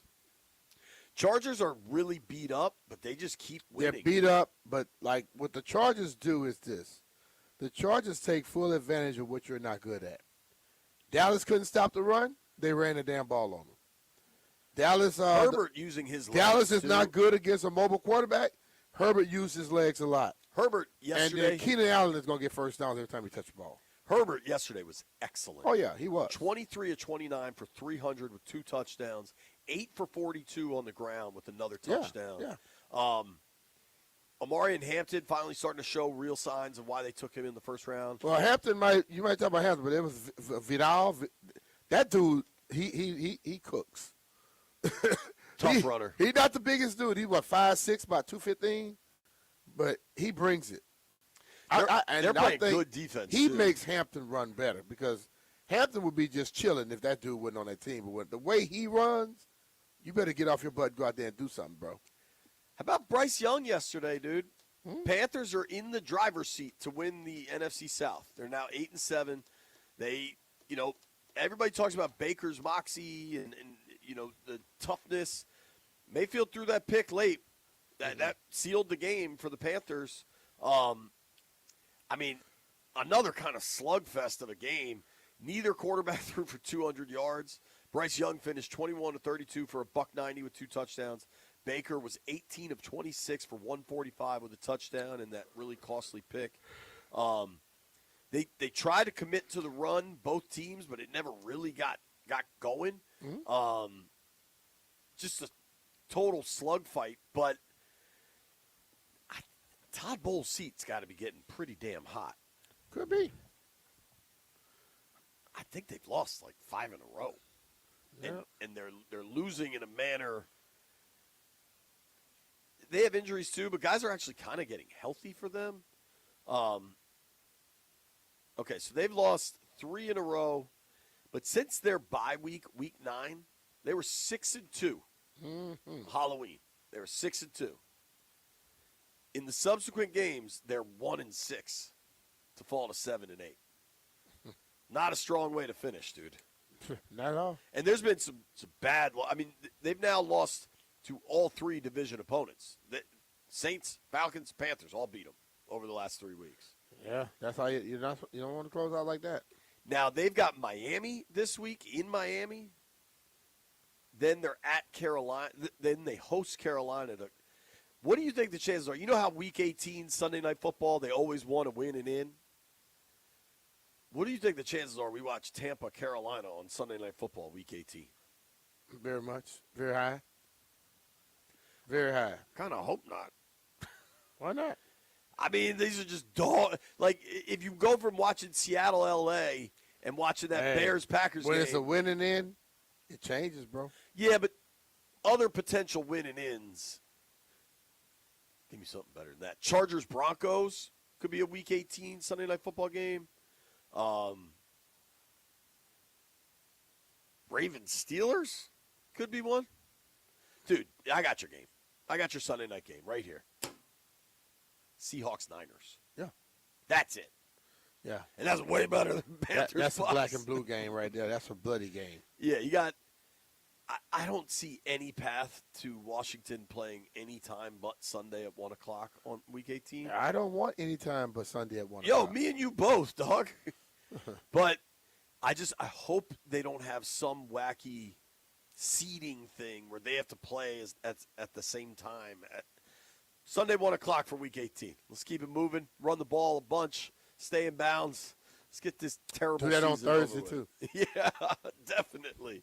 Nobody go anywhere. B. Mitchell Finley, we got to make some bets, wrap up the day. Grant and Danny headed your way next.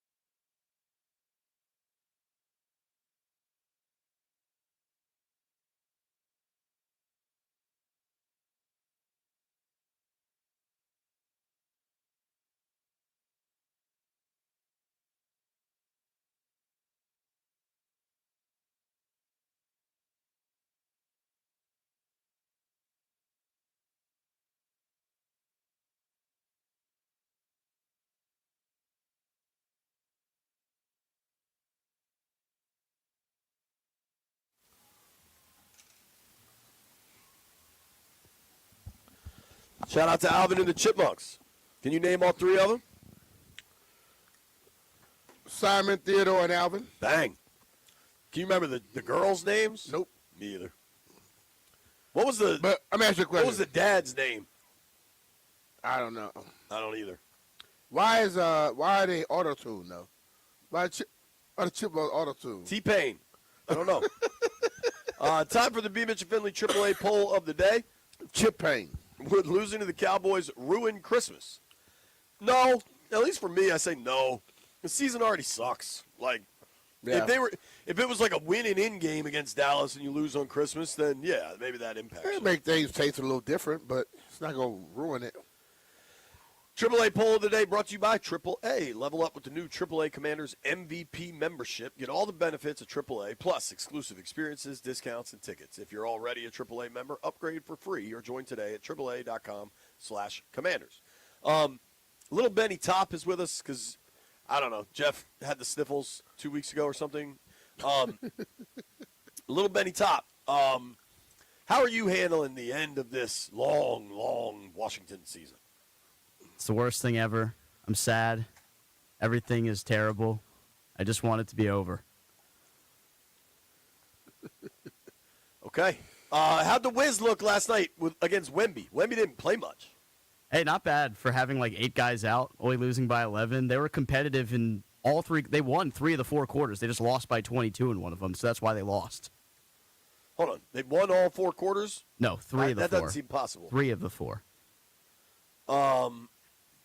How we feeling about the Wiz going into Christmas? What's the Wizards' Christmas wish list?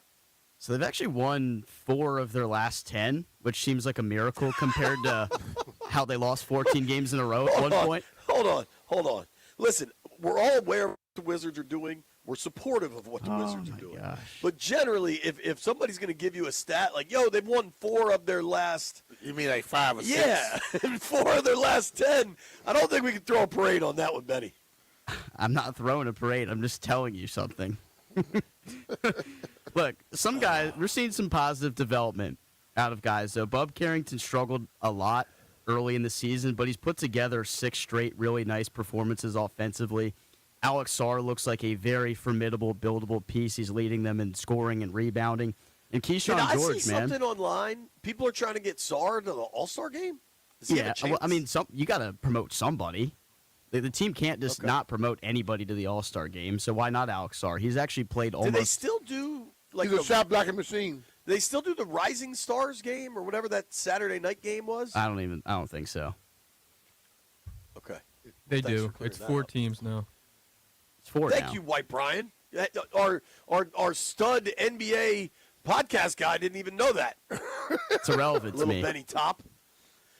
What are the 4 I'm with teams? Little Could Benny Sarr Top play in on that? this one.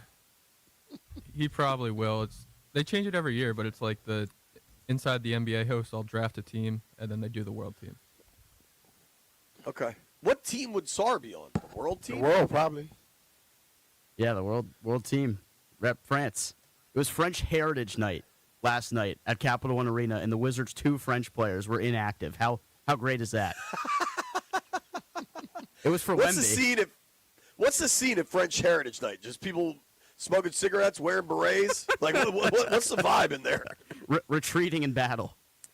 just cursing out all the server, all the attendants. What was it? Let's make some bets, Lamphil, before we keep insulting the French.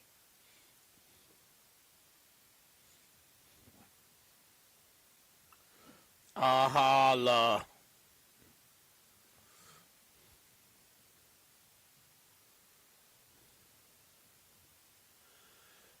New week, new us.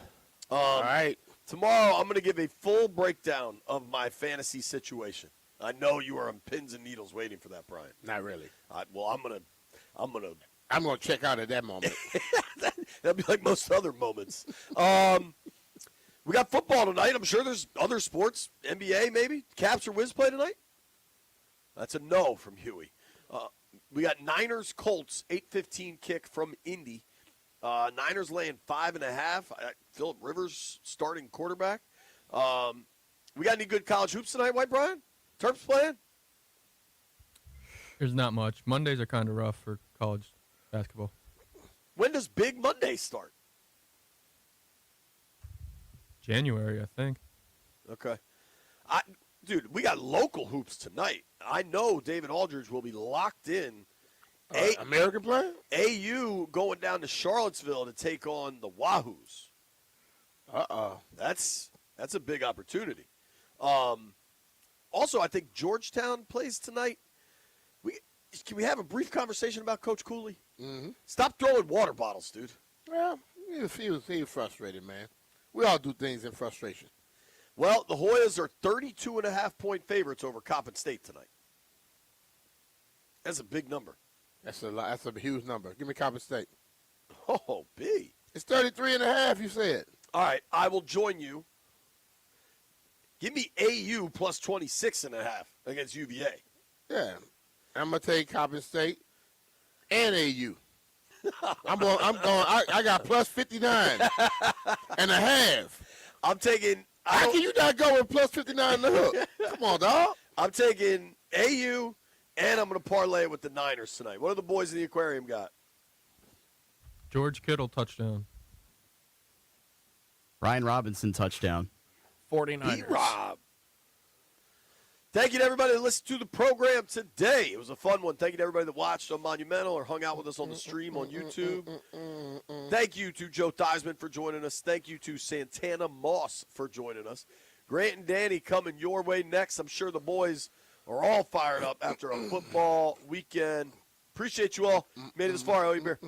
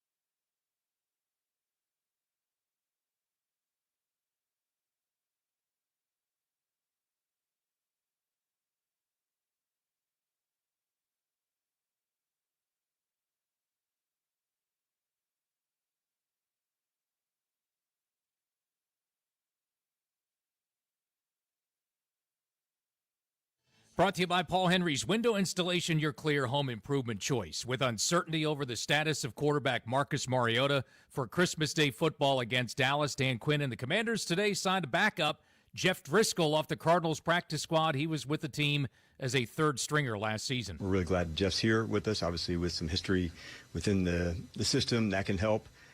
With Marcus, we're not sure where we're at yet. We thought this was the best decision for us, over these next 2 games. Josh Johnson will get most of the work this week at practice. Sam Cosmi placed on the injured list. He's in concussion protocol, so that officially ends his season. Cowboys say Dak Prescott absolutely will play quarterback for them on Thursday. Cowboys a 6.5-point favorite. This December only, score 10% off windows with a 5-window minimum and 10% off doors at Paul Henry's Window Installation. And through December 29th, get an additional 5% off Vitex windows, paulhenryswindows.com, your clear home improvement choice. From the Crop Metcalf 5-Star Sports Desk, I'm Earl Forsey on The Fan.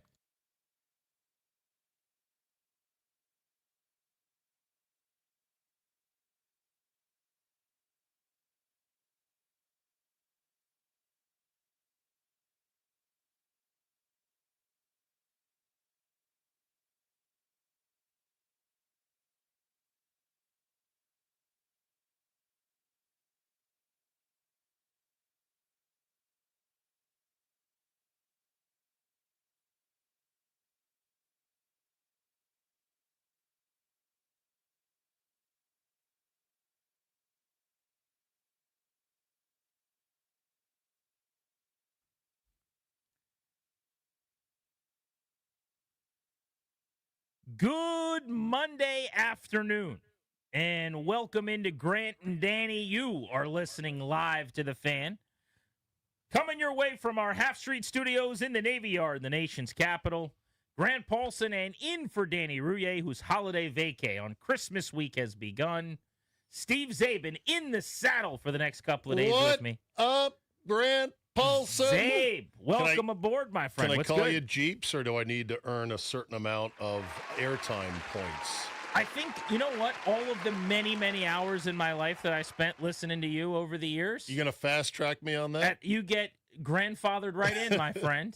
Do you like that nickname, Jeeps? I do. I gave Okay. it to myself in middle school. Did you really? Which you're normally not supposed to do. You're like Costanza. It was a T-Bone. GP, and then I don't know why we pluralized it. So we started doing that with just buddies going out or sports teams or whatever, and it kind of stuck. So yeah, I'm fine with it. Well, it's good. That's like my nickname, Zabe, kind of came in college. My high school friends didn't call me that, but I went to school out at the Harvard of the West, UC Santa Barbara.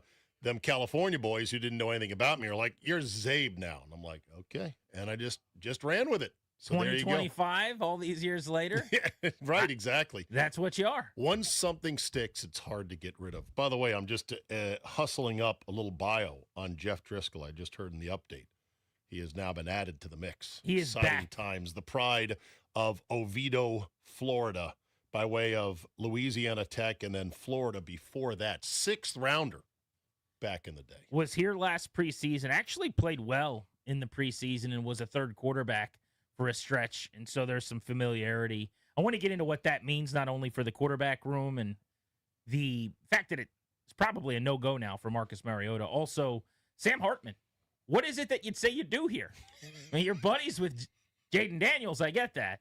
This would seem like the time to elevate him in the lost season with 2 weeks left to kick the old tires. They must really hate what they see out there from Sam Hartman.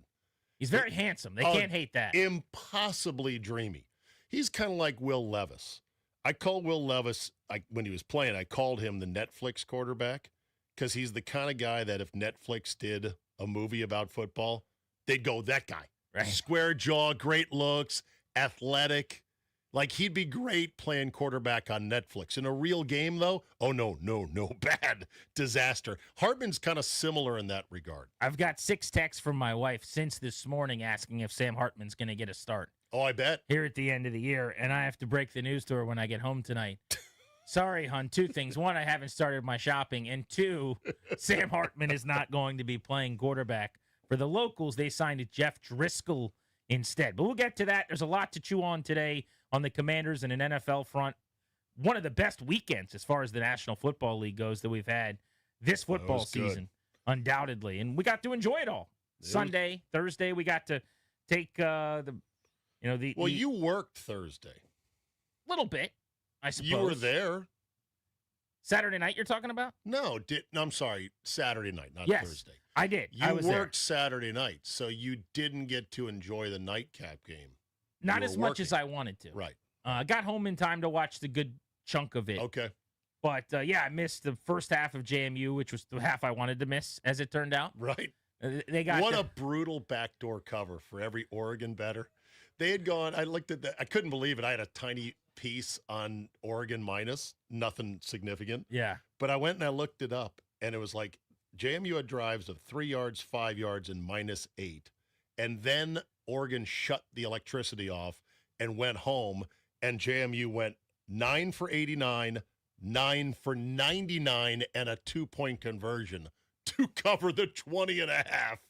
I was happy for them just to show something, right? You don't know when the next opportunity you're going to get is. You don't want to get trounced. My phone's already filling up with texts from people trolling. How many friends do you have that went there? Oh, tons. Okay. Where I went to high school at King George High in King George, Virginia, it's like Tech and JMU are the top 2 seeds. Sure. But that's the case for a lot of people in the state. And it just so happens now my friend group, my wife went there, so most of her really good friends. Okay. So your wife is So a Duke. And we if we had a party with all of our buddies, we could have 25, 30 people watching it. Okay. You know, it was hopping. Where did you go to school? I forgot to Mason. ask this. You're a Mason guy. Yeah. That's right. Okay. Yeah. The whole JMU thing, I know so many guys that, of course, went, and they all love the school. I like to get under their skin by calling it Exit 65 University because it's literally right off the highway. It's really beautiful down there. I'm like, okay. You like going there. I'm just teasing you, all right? Very defensive about it. But the whole phenomenon of them climbing out of 1AA, going Division I, and at the time, I think a lot of us were like, you sure about that? And they're actually hanging and banging. They got obviously boat raced, but that's going to be the case. Yeah. Sunbelt, they're going to be a problem every They year. are. And they've had now, this will be their third coach and Yes. going with Napier. And I think even though the leveling down from Florida is indicative of the job he did there, it's a really good hire for them. Yeah. But you've seen Kurt Signetti, just Google him, what he's done at Indiana. Right. Bob Chesney's now going out to UCLA. The only way I think they eventually keep head coaches from making that leap is if they were to join the ACC or get into a different conference, probably. Yeah. Because the money's just not going to be there otherwise. But for now, they're a player in that conference. And in years where the ACC or somebody else throws up all over themselves, you can be the beneficiary. In theory, yeah, but what I sense, Grant, is that the powers are scheming afoot to make sure this never happens again. In fact, I think they just said that there's certain provisions, not just for Notre Dame, but for the other Power Fours, that if you're in the top 12, you're in, no matter what. Right. So I do think they're scheming to keep it from happening again. But I think you saw the way that the ACC is going to work their schedule next year, how messed up it is. Yep. 9 teams are going to play, or no, like half the league is going to play 9 games. 3 teams are going to play 8 games. And it's like, how are you going to figure it out at the end? It's even worse than this year was. I think the good news for JMU or Tulane or any of the other teams from conferences of the like is the field's going to expand again. So that would be the saving grace. at a dozen, they might be cooked with whatever. At 16, maybe not. Finagling and basically, working against them, scheming that's going to get done. But I think at 16 or anything larger, they'll be fine. I don't need any more. In fact, I think the right number is 8, but nobody wants to hear that. Yeah. Bigger is better for people, seemingly. Like the tournament's a great example. I feel like every 2 or 3 years we hear about adding to the tournament, and I think it will only water it down and make it worse. But they can't help themselves. Yeah, but you're a baseball guy. You remember when baseball basically said, or the network said to baseball, we don't want any more product. We Right. can't handle any more product. I think at some point television says we only want so much product because they'll have to pay for the extra stuff that may not be very good product. And certainly 2 of those games over the weekend were bad product. No doubt about it.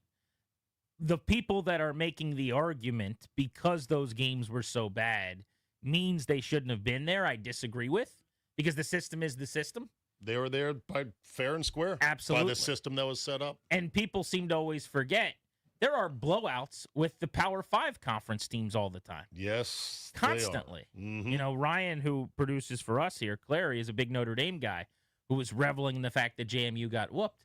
I'm going to have to send him the game log of the Fighting Irish in the playoffs because there's some 42-14s and some 47-17s in there too. I mean, it happens, man. You will exhaust yourself arguing with domers over this thing No because I doubt. know a couple and they're still running their mouth. Had one of them in glee at halftime, or not even halftime, after one quarter with Oklahoma up 17-0. Yeah. Oh, they were loving it. And then everything got real quiet after Yes, that. it all came crashing down. We'll talk to Jake Gruden today, by the way, at 5 o'clock, our weekly appointment with the former head coach. He watches the tape for us. We break down Commanders games with him. Speaking of which, first chance for you and for me to crack the mic here on this Commanders loss. They're now 4-11. 29-18, they fall to the Eagles on Saturday night.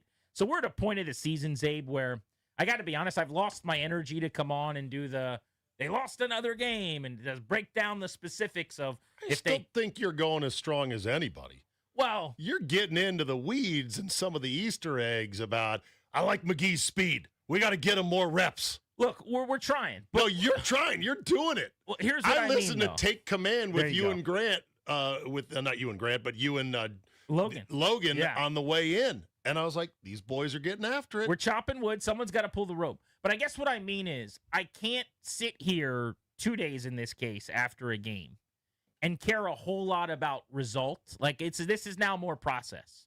This is more about a Jordan McGee or a Ben Sinnott or what have you, which we can get into. But the quick blush breakdown of this game, if we want to run through it, I thought for a half they looked competitive. They played. They did not quit.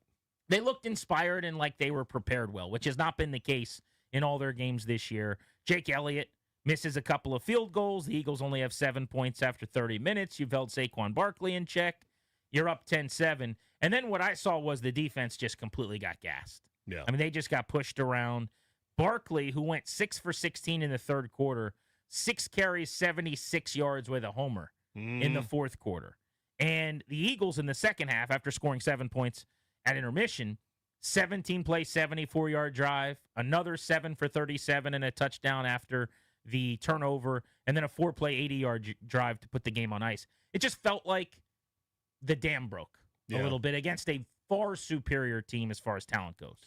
Better team, although I talked to an Eagle fan this morning, and they were like, yeah, we won, but the team is still a mess. Pointed out all the sloppiness, all the things that weren't going right, the ongoing deficiencies of their quarterback, who is kind of at a low-key war with both the rest of the team and the fan base. So they look at it from the lens of, yeah, it shouldn't have even been that close. But I credit Quinn and the Commanders for showing up and being functional on a week-to-week basis, which is not something every team can say. Because you look at several ghost ships right now floating on the ocean in the NFL, 2 of which will meet each other this coming weekend for the number 1 pick in the draft, the Giants and the Raiders. The Jets are a ghost ship. It looks like Miami is now. Quinn Ewers was absolutely terrible down Cardinals. there. Yeah, the Cardinals are probably in that category as well. So I give the Commanders credit in that regard. But yeah, this is what sucks about seasons that unravel and disintegrate well before Christmas, is that there's not a lot that makes sense to dig into because there's going to be so many changes and so many things different next year. The way I look at it is, okay, what are the 3 biggest decisions they have facing them in the offseason? And I'm wondering what you think and whether your big 3 would match my big 3. Do you want to go with what I think they should be or what I think they will be? Because I'll give you an Those example. are 2 different sets, and Yeah. I would like to hear both sets. So I think there should be a conversation about their offensive coordinator into Fair. the offseason. Yes. I don't think there will be. I think the 3 biggest questions they'll answer are, number 1, defensive coordinator. Okay. Do you bring Joe Witt back and let Dan Quinn call plays and let him do whatever he does during the week? I don't think so. I think there's going to be a lot of quality options available. I hope that's a short deliberation. That, to me, should be an easy switch out. You would think so. Also, look at some of the names that might get fired that are current head coaches that would be decent coordinators here. Guys like Jonathan Gannon in Arizona, or Todd Bowles possibly in Tampa Bay, or Raheem Morris maybe in Atlanta. say what you want about any of those guys as head coaches, as coordinators, I think they've proven themselves. Right. And would be dramatic, significant upgrades so that Quinn could go back to doing some of the things he needs to do on the sideline during the game so that he's coaching up a better game on Sundays. All right, so that's one big question. What's another one? I think they've got to figure out what they're going to do at wide receiver.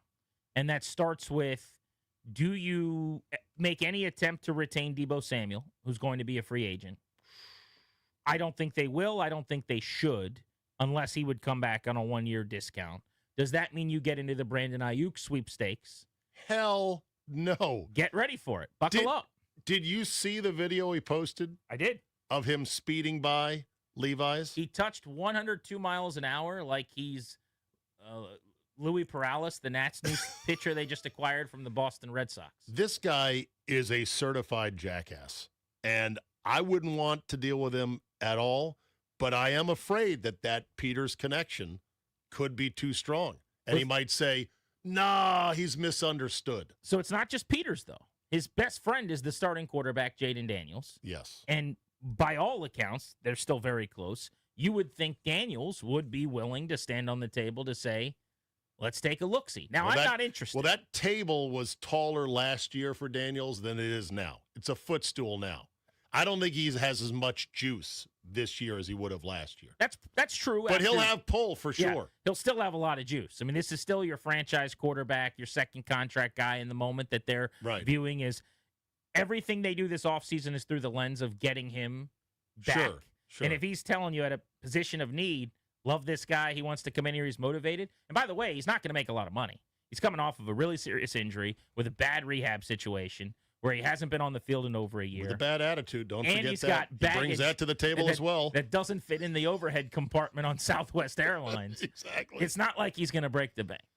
I would not want to be a part of that. I'm with you, but I think that they could be intrigued. But anyways, number two. But conceptually, I do agree that having a badass number one at wide receiver is a crucial part of the modern NFL. No doubt.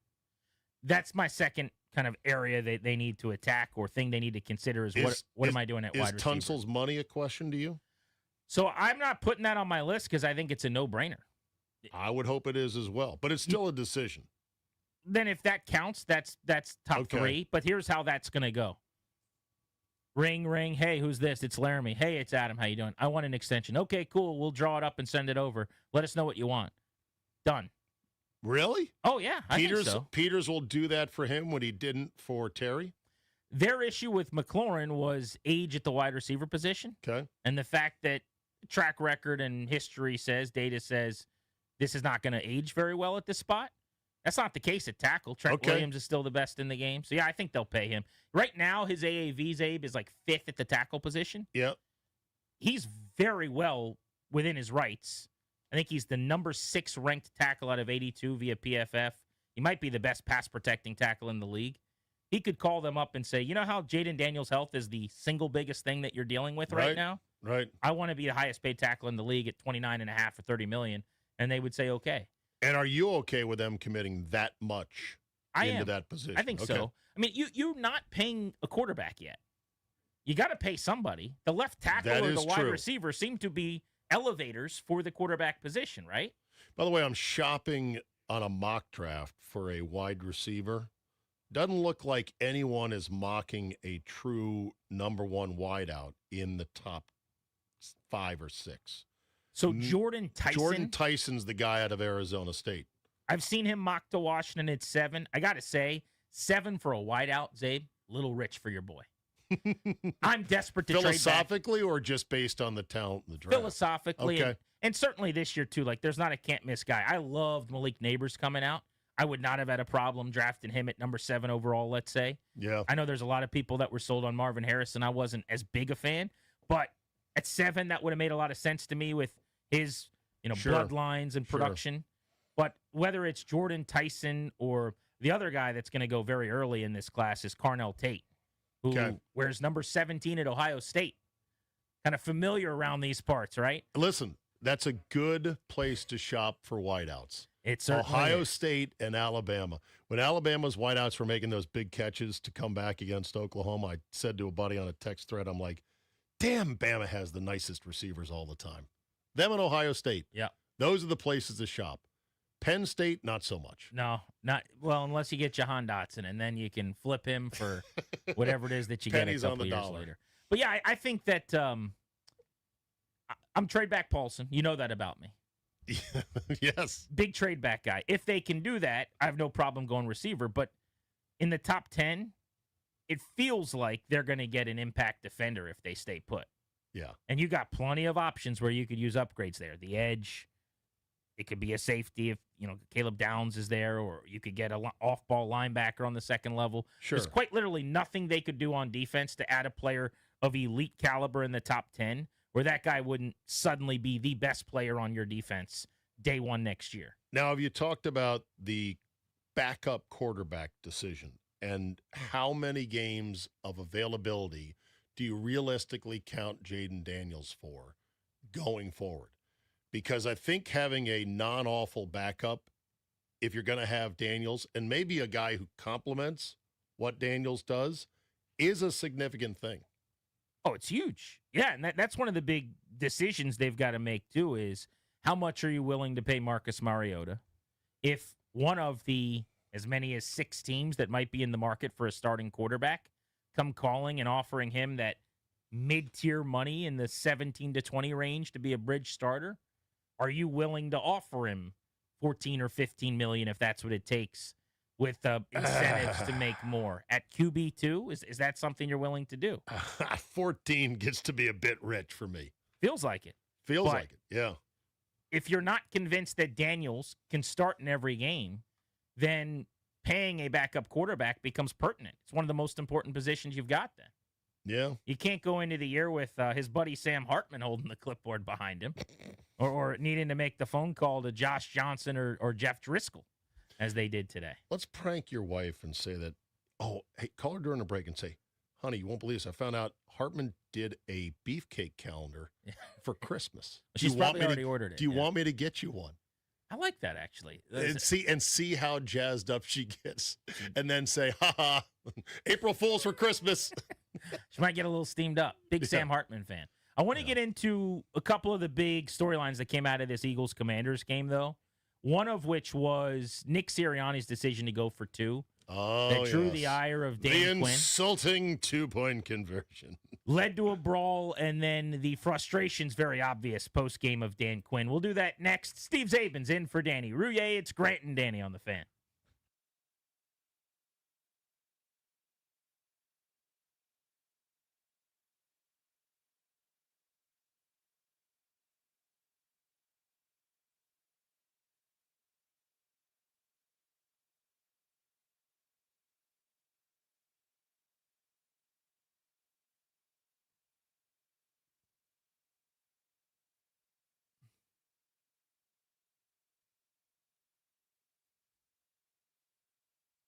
Hey, guys, it's GP for the FanDuel Sportsbook. FanDuel's the official sportsbook of 106.7 The Fan. 'Tis the season to be boosting on FanDuel because this year you're getting 7 straight days of holiday rewards, each one waiting in the app for you to unwrap right now. Every day brings a new way to play, so keep checking in to see what drops next. It's all leading up to a Christmas Day special where you can get something a little better. 7 days of gifts, one big finale. Your holiday football just got brighter. Go to FanDuel.com/GP with my promo code GP. That's FanDuel.com/GP to get in on the holiday spirit. FanDuel.com/GP. Must be 21, present in Virginia, opt-in required, rewards non-withdrawable. Restrictions apply, including bonus and token expiration, leg requirements, and max wager amounts. See terms at sportsbook.fanduel.com. Gambling problem? Call 1-800-GAMBLER.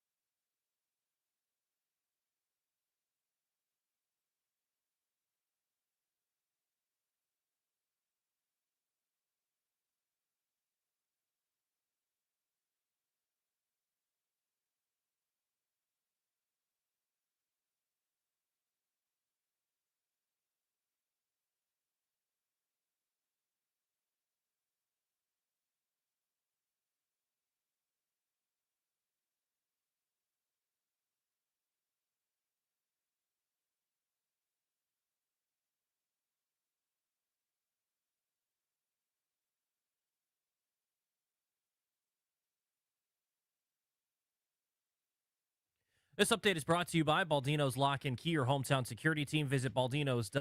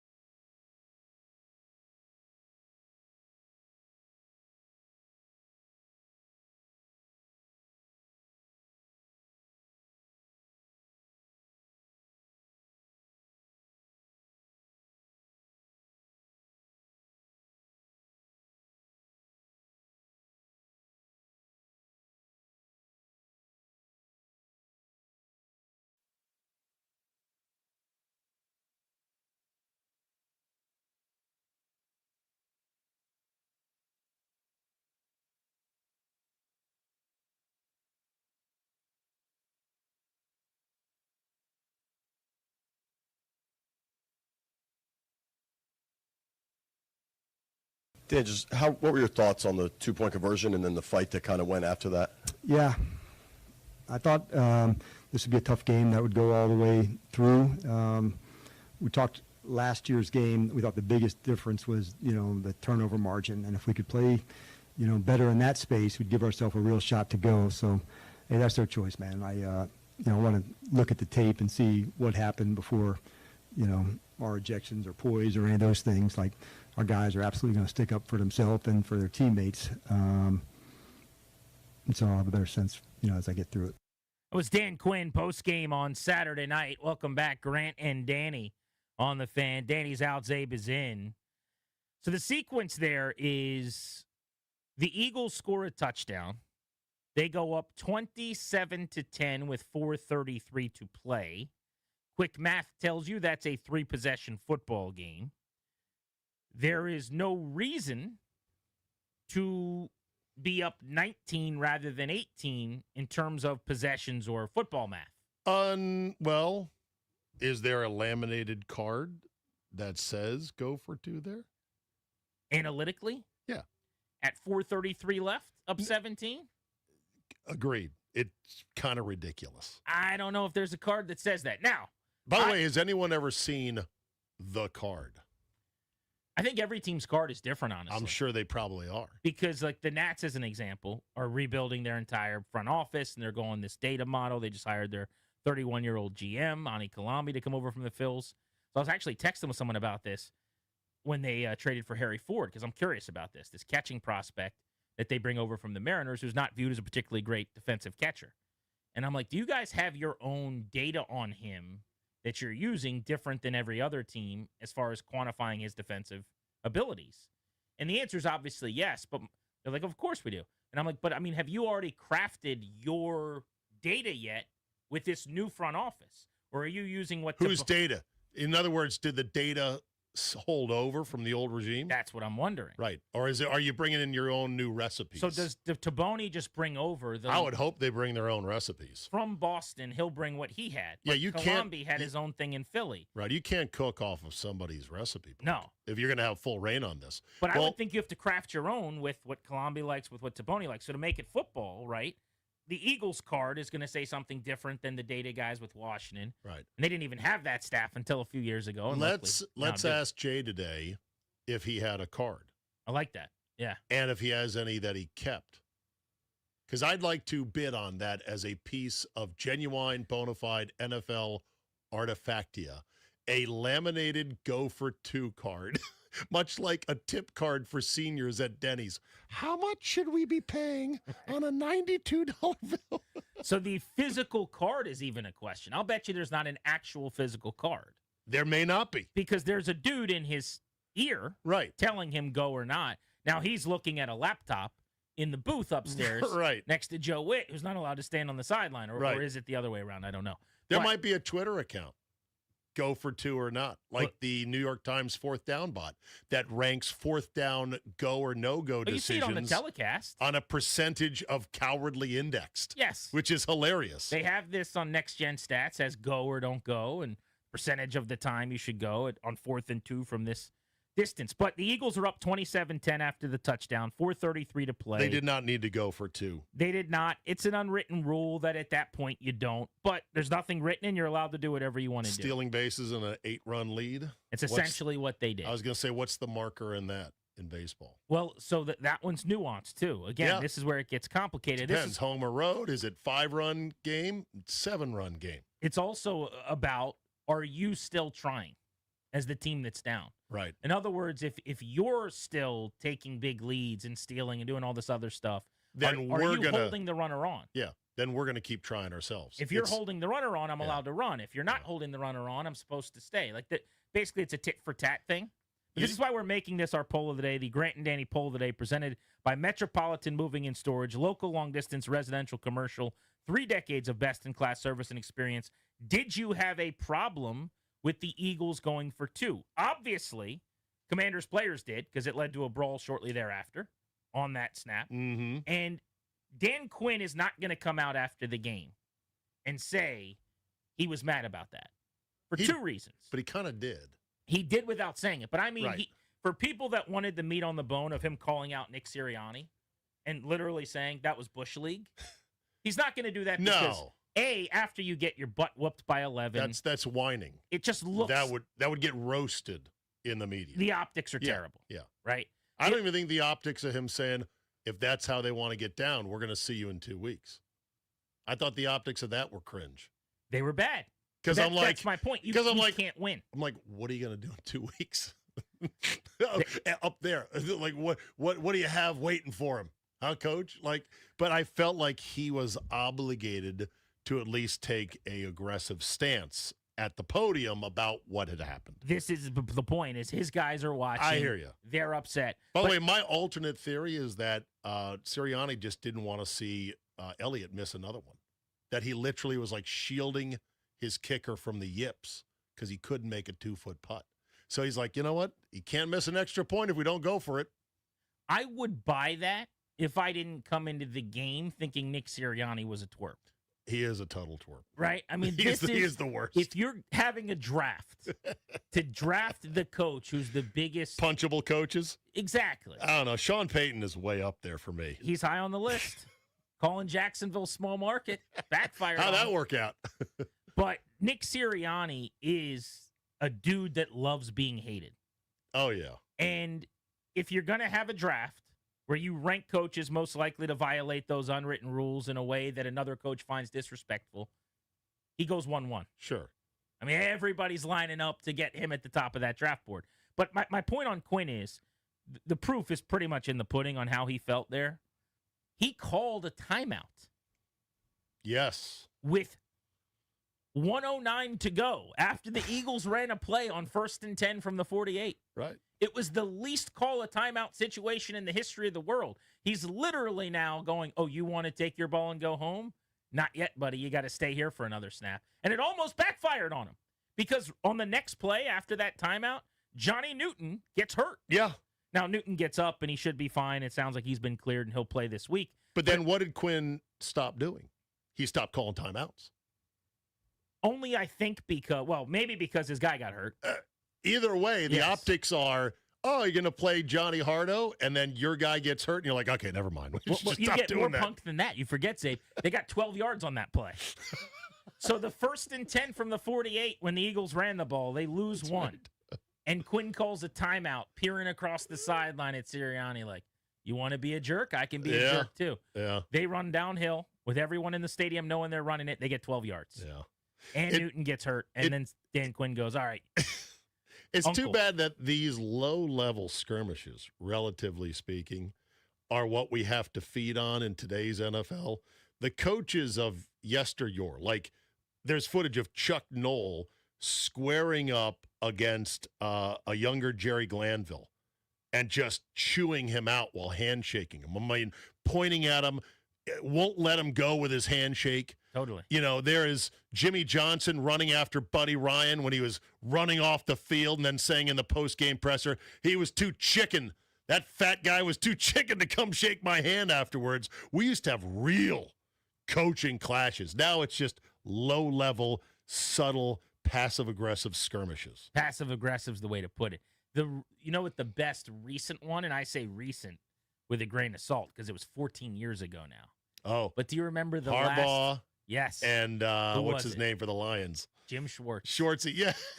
Like one of them like slapped the other one on the back. Oh, no, Harbaugh did. Harbaugh gave him the hard paw, as I called him after that, and he gave him the back slap, and Schwartz was like stunned and couldn't believe it. Yeah, like what is going on? And then said afterwards, like, what's your deal, man? That was as cold as DQ gets in the handshake, though. And I Yeah. thought we had another one with Matt LaFleur and Ben Johnson. It was almost a Belichickian blow through. Yes. Belichick was great at the blow through handshake. Like there's a photo of Belichick shaking Dungy's hand when he was at Indy, where he's not even looking at him. He's like over here, and Dungy's like sincerely going to shake his hand. So funny. I mean, look, the egos amongst coaches we easily forget about as fans. They are both massive and necessary to rise to that level of coaching an NFL team. I was talking to a Jaguars buddy of mine this morning about how much he loves Liam Cohen and how when Liam Cohen got called out by Saleh in San Fran about, quote, stealing signals, and then they went to San Fran, beat the Niners, and afterwards there was that dust-up where Cohen's like, keep your name out of my mouth, and then all of a sudden Saleh squares up against him. It all began because basically, you know, Saleh was going to shake the hand of Cohen, and Cohen was swerving away from him like, I don't need to shake your hand. You're a coordinator now, pal. You fell off the boat of being a head coach. Right. I'm a head coach. I'm a made guy. F you. And so the egos are so amazing and huge, and it's a fierce, it's a fierce profession to getting to that spot. So I get it. And these guys are fighting for their lives every damn week. They are, but they also, I think, in the same way of the unwritten rules, we were talking baseball early this segment, there is this feeling of respecting each other, too. It is a fraternity, and they will often need each other to get jobs later. Totally. But I just mean in game, Dan Quinn's pissed because Nick Sirianni disrespected him. In the same way, if you're Liam Cohen, you feel like Saleh did that, and that's where you see these exchanges. By the way, as much as I love Liam Cohen, it was a hell of a coordinator with the Bucs. They're missing him. I don't know that there's three guys in the league I would take to design my offense over Liam Cohen right now. Yeah. Saleh's -4.5 in that fight. Oh, no, Saleh is jacked. And we can only assume he would fight well. There are some gym guys who look great shirtless, and then when they go to fight somebody, they're total pussies. But he could probably pound, Liam into the ground like a tent stake. Saleh looks like he played Lord Xerxes in the 300. I mean, him and that actor are pretty much. He doesn't skip leg day, arm day, trap day, back day, bicep. No days he skips. No days off for him. By the way, my buddy also said, being a Liam Cohen stan as a Jags fan, he goes, look, this dude made Will Levis a top 10 pick. Or not 10, but maybe first-round pick. Yes. And I said, that's a hell of a flex thinking about it. I never thought about that. Oh, he's sharp, man. That he coached Will Levis into a lot of money He had when Baker he can't play dead. Mayfield in the MVP discussion. That's another one, yes. Look at that offense and Baker right now. So net, I don't have a problem with what Quinn did. I thought the way he had to stick up for it in the presser was a little bit cringe. My alt theory is that Sirianni just didn't even want to see another kick from Elliott. And we'll see him in a week and a half. I think Sirianni likes being disliked. It's a division rivalry. He kind of wanted to get his guys excited, and he doesn't care if the Commanders are annoyed. So I'll break the unwritten rule and deal with the consequences. I don't care about that team. Maybe Sirianni was just pissed because it looks like their tush-push has been blown up for good now. That the Commanders did a good job of defending it, and they got him to false start, and the referees now are finally, Grant, watching the damn play and throwing flags. If that weapon is out of their hands, I think Sirianni knows they're in big trouble. That was an amazing weapon. Oh, if it's gone, they're cooked. I don't know that it is. It was certainly a bad day for it. There's no doubt about that. The Commanders, top 10 in the draft order, did gain some ground. We'll talk about just how much they climbed up the NFL draft order next. Coming up in about 20, we'll go around the rest of the NFL, the big winners and losers from the weekend. Zabe is in for Danny. I'm Grant. This is The Fan.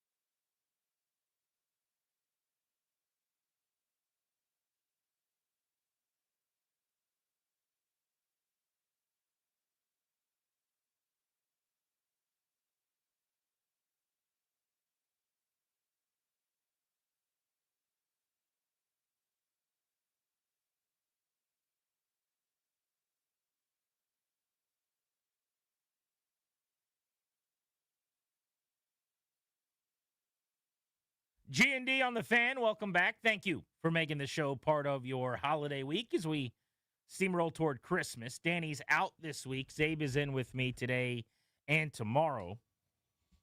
The Commanders moved from the 8th to the 7th spot in the NFL draft order with their loss to the Philadelphia Eagles on Saturday. They got help as the New Orleans Saints got a win and improved to 5-10 by pummeling a terrible New York Jets team.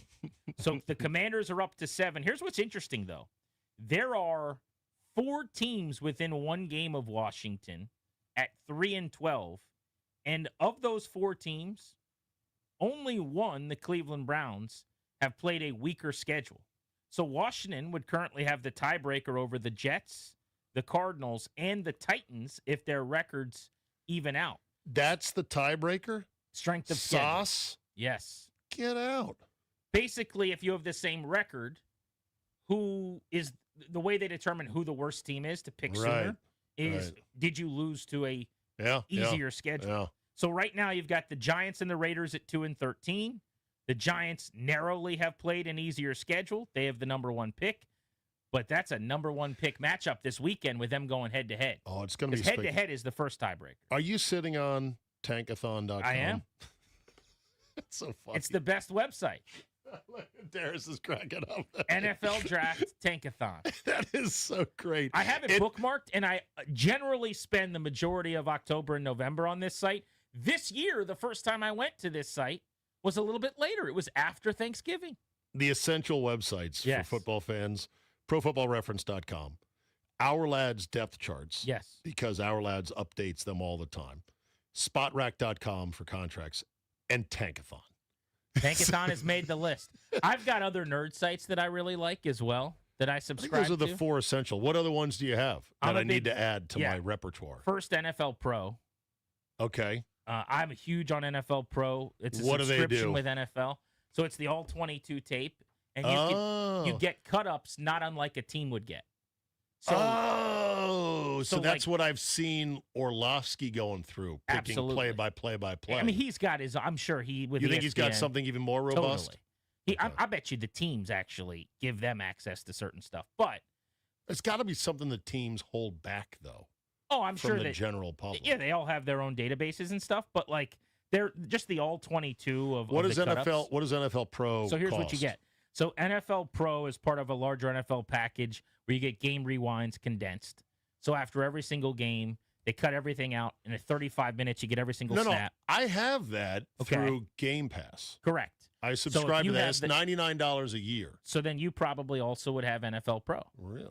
If you don't, If for a little only- bit more money, as always is the case, you can do this. So what I do is, I'll give you the example. If only I Grant knew a damn thing about looking at film.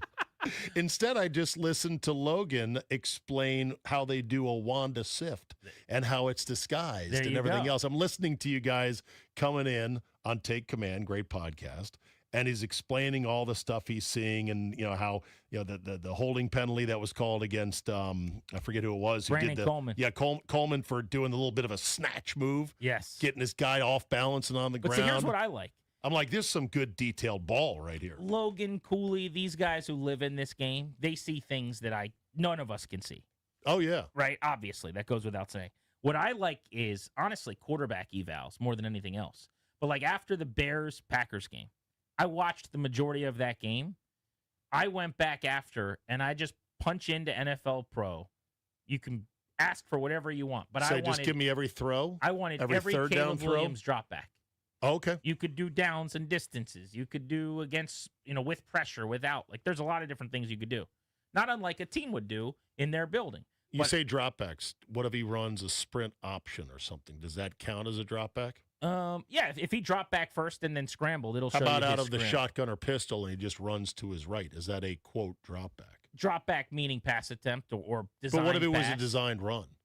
Then it wouldn't be a Then drop no. back. Okay. Yeah, All yeah, right. yeah. So basically dropbacks meaning passes. But you could do this. You could say every Caleb Williams play, and then his handoffs are there Okay. too, or whatever. Okay. But for me, I wanted to see how did he play against Green Bay, and by the way, the answer was really good. But so I watched every single one of his dropbacks, and I'm going, he started the game 10 of 21. What the hell was going on? Well, there's 4 throwaways out of bounds. He's burning a ball into the ground on the screen. So you're like, okay, really, you got to take those out of the equation. this is like 10 of Because he was 17. not he was not trying to complete those passes. He was Totally. like, the play's busted, we're done. Do you ever watch the JT O'Sullivan YouTube page? I like that. Yeah, quarterback school. Quarterback school is amazing, but holy cow, hour 10, hour 20 breakdowns Deep of dive. quarterback plays. What I like about JT O'Sullivan is that he'll watch and he'll say, yeah, I see what Jordan Love's trying to do here, but I just don't know if I'd do it that way. I'd want to throw that one a little bit skinnier, but I'm not sure how their receivers are coached up to run that particular route on that concept. Like, he introduces the ambiguity of, even he, spending all this time breaking down these quarterbacks, doesn't fully know exactly everything. Sure. And that's what I learned when I would watch Cooley from time to time do his film breakdowns, and how tedious and how long it took. And he'd look at every play 2 or 3 times, take notes. And then sometimes he would say to me and Galdi, he'd be like, well, I'll have to ask the coaches about that. And we're like, what do you mean you have to ask the coaches? He's like, well, I'm not sure if they want that played like a true cover 3 shell or whatever, that they really want it more like quarters.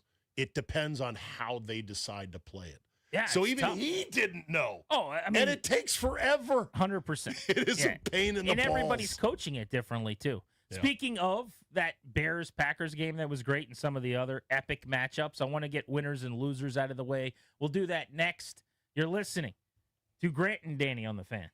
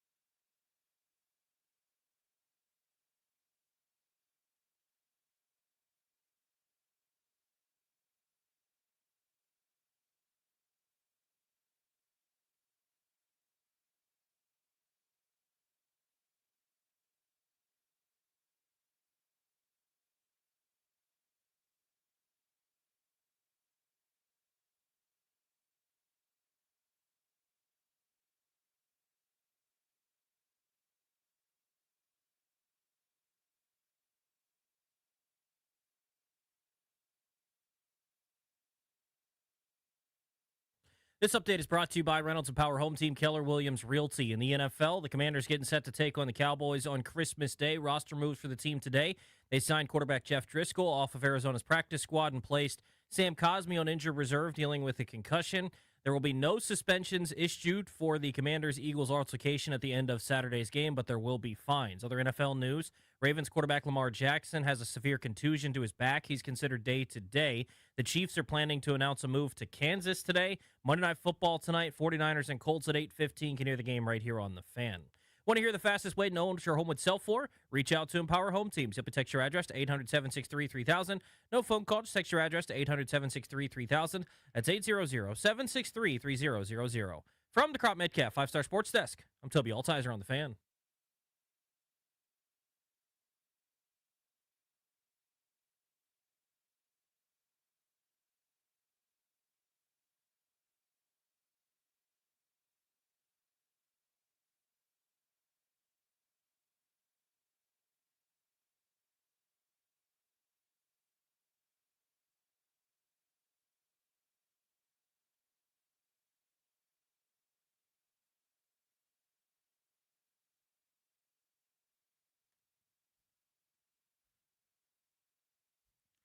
The Grant and Danny radio program is exclusively sponsored by the law firm Condoria and Murat.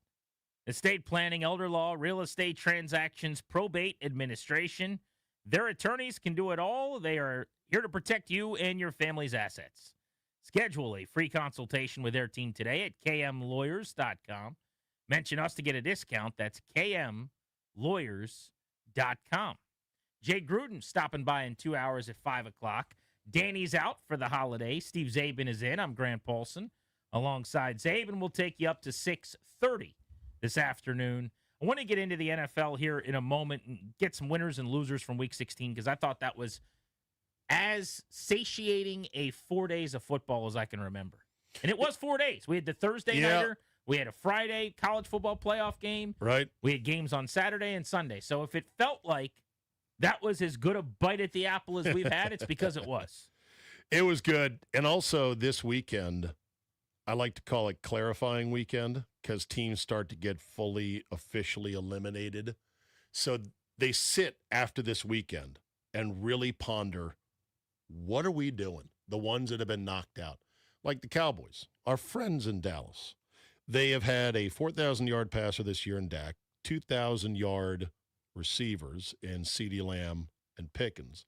I think I saw that they have a 1,000-yard rusher as well, and yet they're nowhere close to being a playoff team. So Such a good offense, and yet so far away. Right, and they've got to ask themselves, what are we doing? I thought Shoddy Jr. was a terrible hire. I've kind of revised my opinion on that after watching him. I'm like, actually, I don't think he's terrible. Of all the Nepo babies in this league, Grant, he was not terrible. But they have to sit there and go, okay, what are we doing?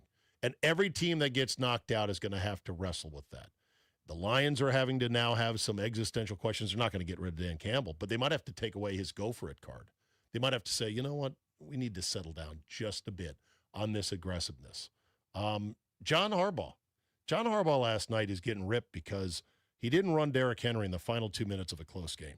You know why he didn't run Derrick Henry? They said it wasn't his part of the rotation because they had a running back rotation. People are like, he is a legendary talent.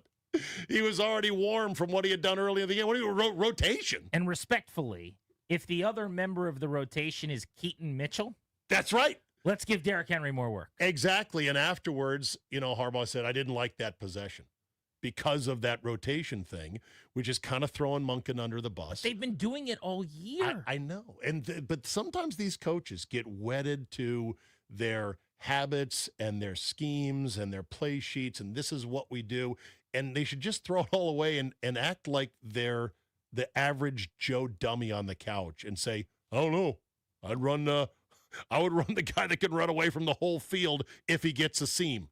That's what I would do. He actually got 18 carries last night, which is, by the standards of this year, a workload. Yes. I mean, because they have really He was kept warm him in bubble and wrap. lathered and ready, but it was Keaton Mitchell's turn. Got to go with the rotation. Did you see that our friend Johnny Manziel was in the news today? Today? Yes. Did you see what happened with him? I saw he was booked for College Game Day, This is then the story. missed. Then they were like, oh, he was in Miami partying. Then Manziel pushed back saying fake news. What's today? So today is just him putting out a statement of sorts saying that what people are saying is not true and no one knows the real answer. Here's what I know. You were supposed to be on College Game Day on Saturday. They promoted you. Were you on College Game Day on Saturday? No, you weren't. Never changed, jackass. Exactly. This guy, no wonder why you failed miserably in the league. He is a clown shoe. I got the Brian Schottenheimer thing wrong too, by the way. I thought that would be a joke and would just come up in flames about 9 weeks in. Here's something I got right, and I'll break my hand patting myself on the back. I think anybody should have seen this coming, but for whatever reason, a lot of people got fooled. He was a goose in college. He was a goose leading up to the draft. Yeah. Why would you possibly think this could be your leader of men, the CEO of your Fortune 500 company? I'll give you another example. I watched this guy, Diego Pavia. Oh, God. This quarterback from Vanderbilt, who's an exceptional college football player.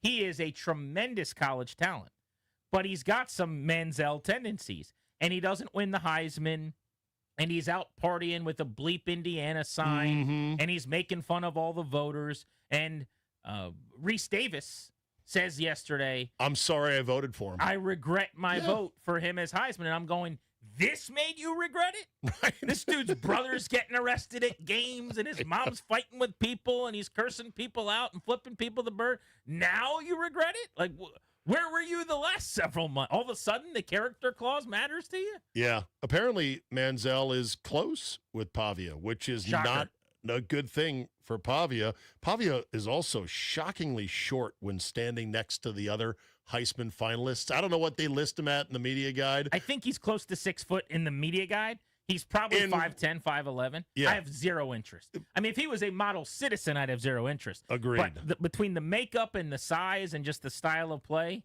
he could be somebody else's guy. Well, as far as Manziel, I believe that he also slept through and missed a Manning Passing Academy session, and that was talked about quite a bit as he was coming up. I also, like you, was very loud on the radio and saying, hell no on this guy, when the photos of him with the cocaine and the rolled up 20s came out, and I'm like, you're going to draft a cocaine addict. Andy Poland's like, oh, you can't call him that. And I'm like, it's not a court of law. I'm just going with the available evidence. Stay away. But remember, a homeless guy told, the owner of the Browns, you should draft Manziel. Jerry wanted Manziel so badly. It was his lackey kid, Steven, who talked him out of it. Right. I think you could throw in an allegedly or something and then make it work.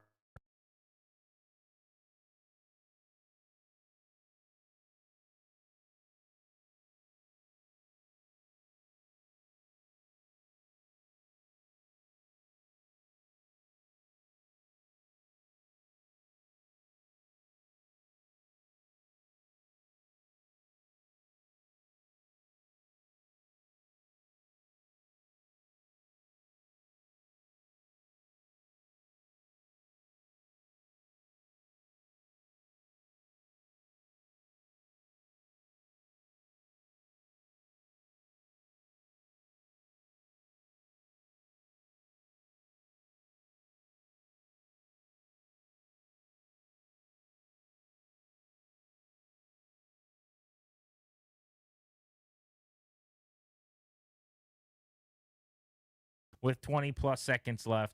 They go to OT. They get a turnover on a fumbled snap, and they are living a charmed life. From the plus 46-yard line, they go heavy personnel, 13 personnel for the 7th time in the game. The first 6 times, Ben Johnson with 3 tight ends runs the football. This is a run-the-football sequence to get into field goal range to win it. The Packers thought so, too. Williams drops back and goes for it all. On the fake, Williams looking downfield, launching downfield, going for it all. It is caught. Bears win it. DJ Moore. That's a play-by-play call with the game on the line. That's Kevin Burkhardt. Yeah, I was going to say one of the winners of the weekend, Kevin Burkhardt, continues to rise people's perceptional ranks as one of the elite play-by-play men because he didn't really come from a pedigreed play-by-play background. kind of fell into the job. He was a sideline guy for the Mets for years. Right, exactly. But he has grown into a great, and Brady is not bad either. I know that's going to be very divisive to a lot of people. But He's I don't gotten mind better Brady. for sure. But how about this game for Caleb Williams? A coming-of-age sequence in the second half. He missed a couple of throws, but for the most part, made the right decision, threw to the right guy, read the defenses out clean. He's protected the football all year. That throw is a remember where you were moment for Bears fans. And it was their franchise receiver who's been embattled, DJ Moore, caught the big crosser earlier in the drive and took on contact. He's quite literally laying on the ground, energyless, can't even celebrate dropping the ball. Yes. A walk-off touchdown for Caleb Williams in year 2 to punch their playoff ticket. I had DJ as one of my winners because it's his first winning season since high school. He did not have a winning season at Maryland, did not have a winning season at Carolina, had not had a winning season at Chicago. This is it. That's something else right there. Most of these guys, at least they have some winning at some point in their life. So good for DJ Moore on that. Also, the Cairo Santos field goal, you're short selling it. It was from 46, and it was a freezing cold night with a wicked crosswind. It was such a good kick that afterwards he got one of the 4 game balls. I watched the Ben Johnson rah-rah video, and they gave him one of the game balls because I remember when he's lining up for it, I'm like, this squid can't make this 46-yarder. And then he drilled it. It's like, you son of a bitch. He's so good.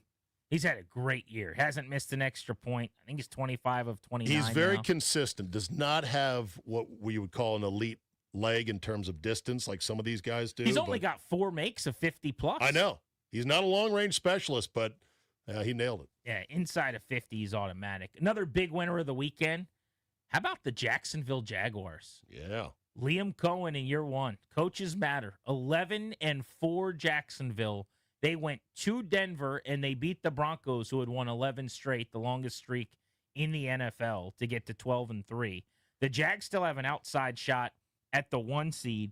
The story for Jacksonville is Trevor Lawrence finally playing the best ball of his career. Throws for 279 yards and 3 touchdowns over the last few weeks.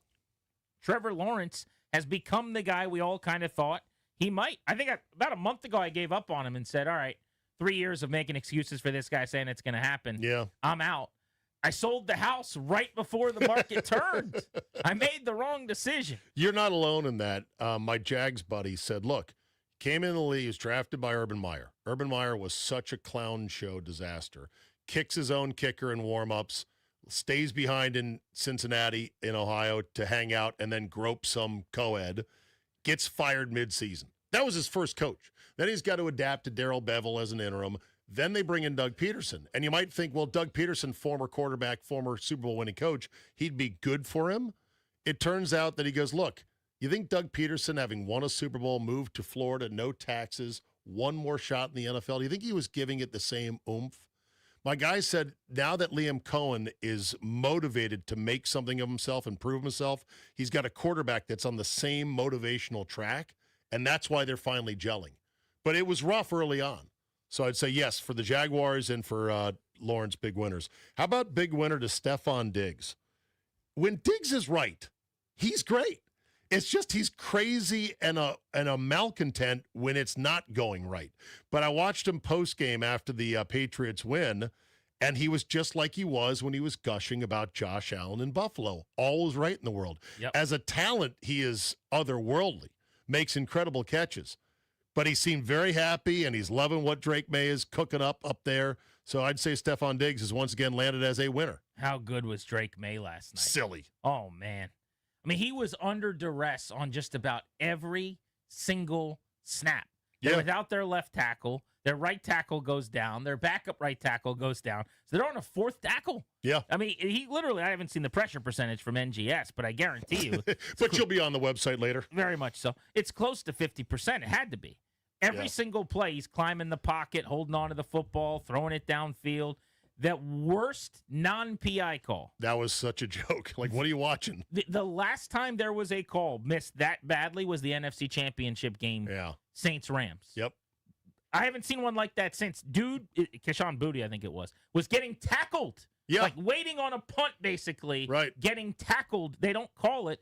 May would have gone for 400 yards with that throw. Tirico and Collinsworth were both like agog. Like, that's got to be where's the flag? They couldn't believe it. Terry McCauley was trying to throw a flag from the booth. He was so incensed about it. By the way, winner, Terry McCauley used to be such a shill for the refs. He once actually tweeted me, McCauley, even though I didn't at him, Grant, because I was ripping him for being a zebra homer on broadcasts. He's like searched for his own mentions, found my tweet, and came at me. But this was like 4 years ago. He's turned the corner where now he just says that's a bad call or that literally shouldn't be a penalty, like he did in the Commanders game against the Broncos. He's like, that's not a penalty. To have any credibility, these guys have to do that with these obvious misses. I need an ability to fix that quickly, though. There is none. I saw your tweet. You're like, you want to go back to reviewing it. You remember how poorly it went after the New Orleans thing? But if it's so egregiously missed, I want them to be buzzed from above to say, hey, you guys bleeped this up. The game is about to change hands. This is too important. Yeah. A 1 seed's on the line. A division championship is on the line. Everyone saw it. We all know it. If it's that obvious, we shouldn't just have to deal with, whoopsie daisy, they screwed it up. Problem is, everyone's definition of egregious is different.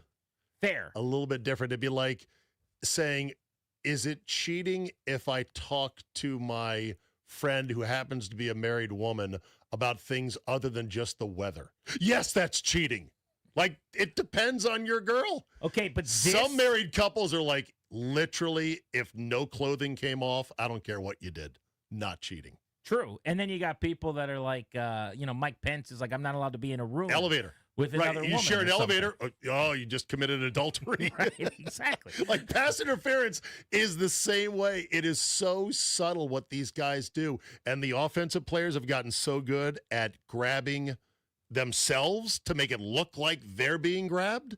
So I hear you. My problem with what you're saying, here's the big but. And I mean, it's a big old but, right? Big old but. Here's the but. Last night, for your the analogy of what is cheating, last night was walking in and 2 people are in the act. Okay? There's Butt no naked, denying that butt one. naked in your bed. Right. But remember, Eddie Murphy once said, wasn't me. Wasn't me. Just stonewall it. Die with the lie. I'm sorry. You can't. It's not what it looks like with that one. We have to be able to fix that. Yeah. Another winner, the Pittsburgh Steelers. Now, there was a loser for the Steelers in this game. DK Metcalf swinging on a fan. He's going to get fined. I don't know if he'll get suspended. May come back to figuring out what the fan said to him first. That was a terrible Do you know what look. was reported?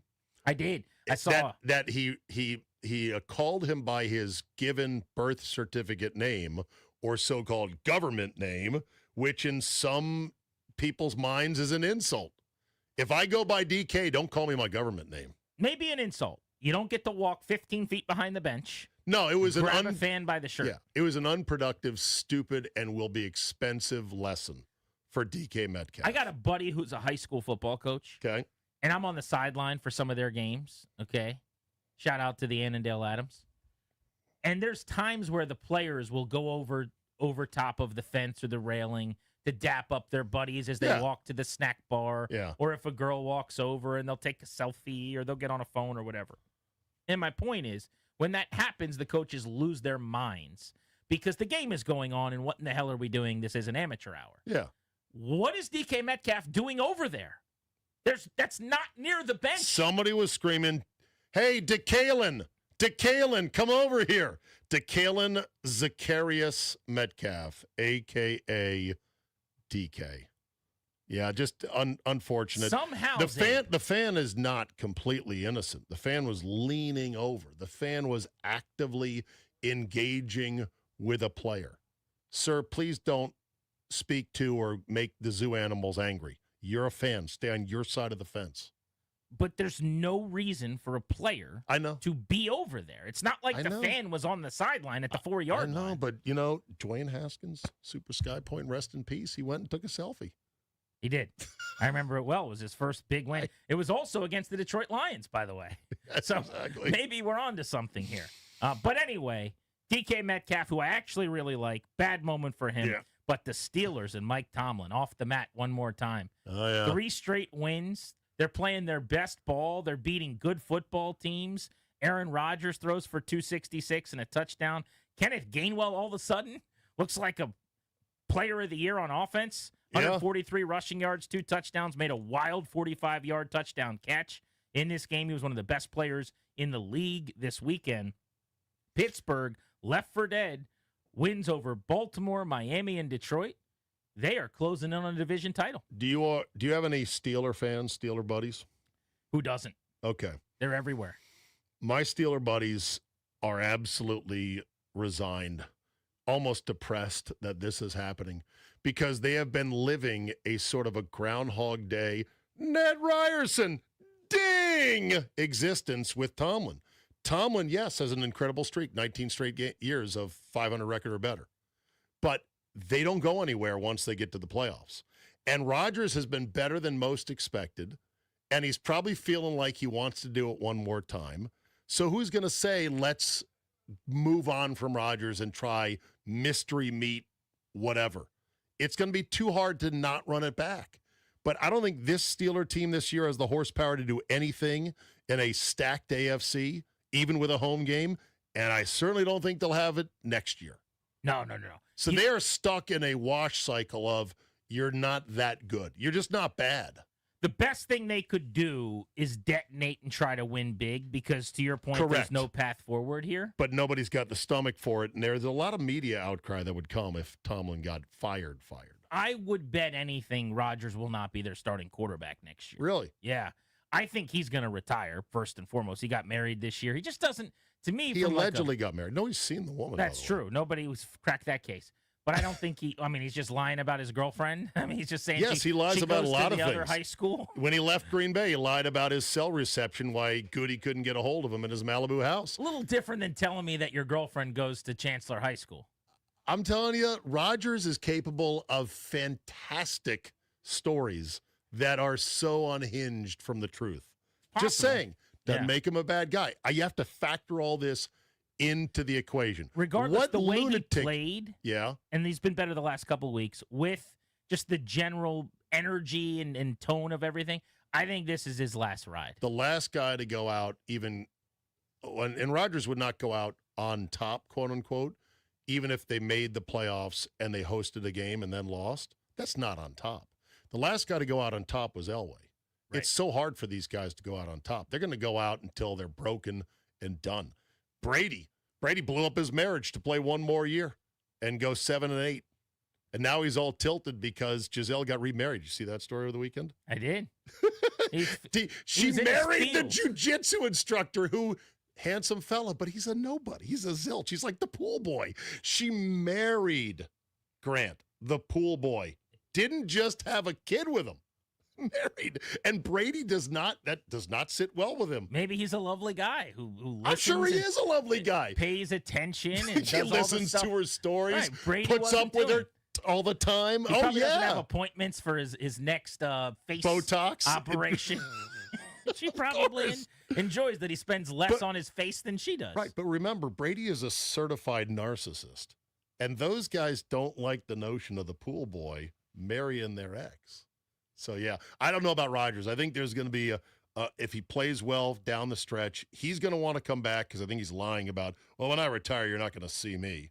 Oh, yeah, really? You'll be on McAfee 3 times a week once you retire. Yeah, I will take the under on You'll see him once he retires. how but quickly I think he disappears. I think he'll feel good enough about this year, and the team will say, come on, man, one more Rodgers.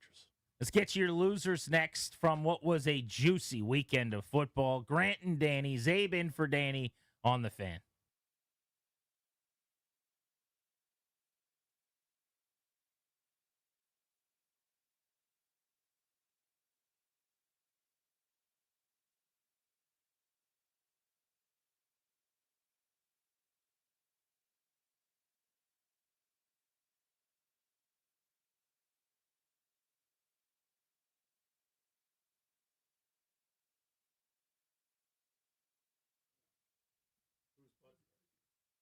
What's up? It's GP from my friends, the good folks over at Virginia's 250th Commemorative Committee.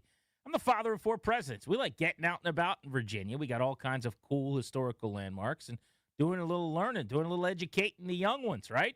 My family likes going to some of the fun places this holiday season that are doing pretty neat things around Christmas time. You probably heard me talking about our trip to Mount Vernon, where they've got amazing light shows and things going on throughout the holidays. Well, got another fun trip planned, and I wanted to let you know about some things coming up. From pen to paper, Thomas Jefferson and the drafting of the Declaration of Independence, May 2nd, Virginia's Independence Day, 250th anniversary of 5th Virginia Convention, May 15th. You can plan ahead with several signature events right now. To find out what the schedule looks like, go to visit.va250.org.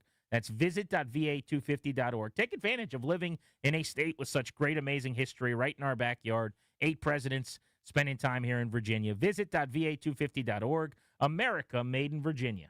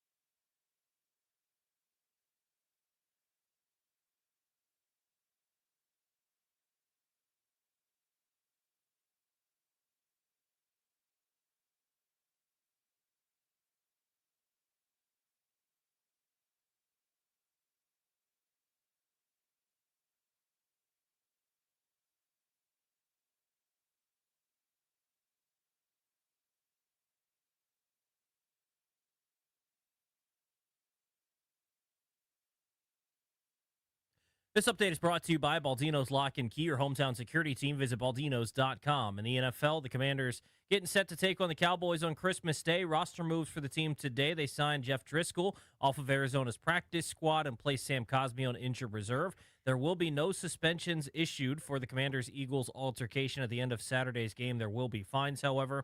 Injury news, Ravens quarterback Lamar Jackson has a severe contusion to his back. He's considered day-to-day. The Chiefs today are planning to announce a move to Kansas. Tonight, Monday Night Football, the 49ers taking on the Colts. 8:15 kickoff near the game right here on the Fan, coverage beginning at 7 o'clock. Baldino's Lock and Key is your hometown security team for auto keys and fobs. They make car key problems look obsolete. With 9 area locations throughout Virginia and Maryland, stop by one near you today. For more info, visit baldinos.com. From the Crop Metcalf 5-Star Sports Desk, I'm Toby Altizer on the Fan.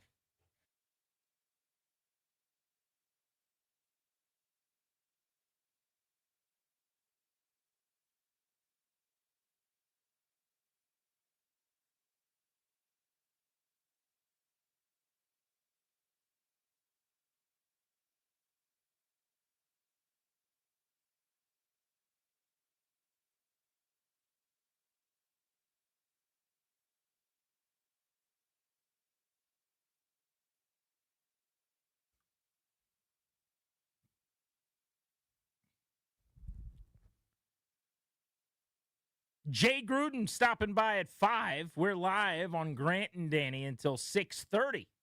Welcome back. You're listening to The Fan. Danny is out today. His holiday vacay is underway. Steve Zabin's in. I'm Grant Paulson. Our double play's coming up in about 15 minutes right here on The Fan. We were just going through some of the big winners of the NFL weekend. Let's go through some losers. I thought the Tampa Bay Bucks had to headline this list. They're in Charlotte to take on the flawed Panthers at 7-7, and the Bucks continue their free-for-all. I would not want to be Todd Bowles right now. I think he is going to be in trouble if they don't make the playoffs at the end of this season. They've lost 3 in a row, 6 of 7, 7 of 9. Zabe. They lost to the Saints. They lost to the Falcons. They lost to the Panthers.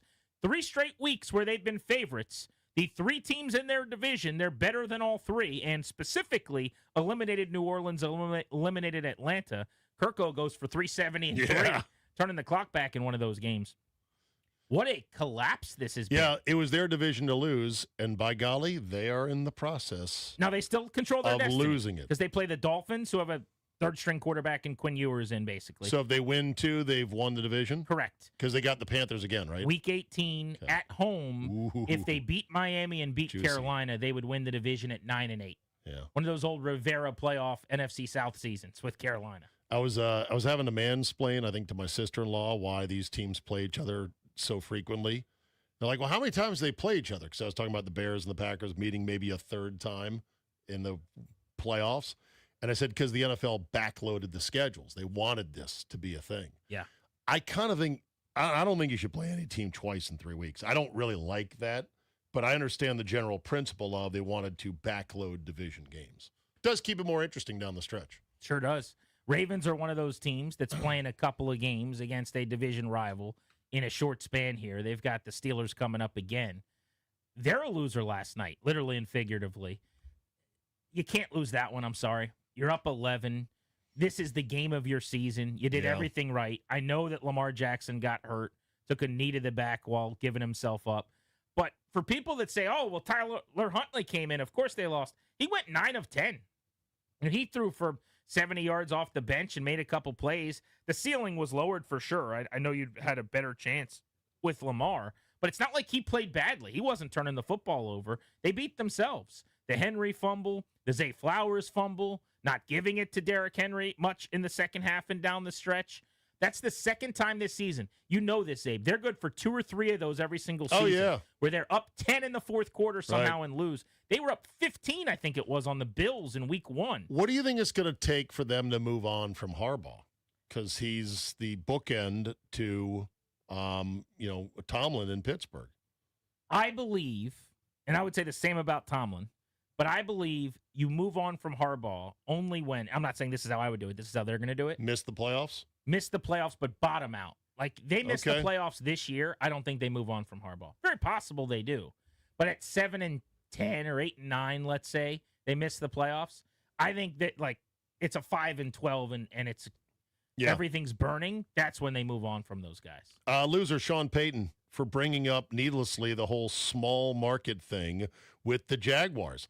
Anyone who knows anyone from there knows that they get really triggered by that whole, small market, like disrespect kind of thing. Even though technically Jacksonville is the largest city by square miles in the United States, a lot of room to spread out down there.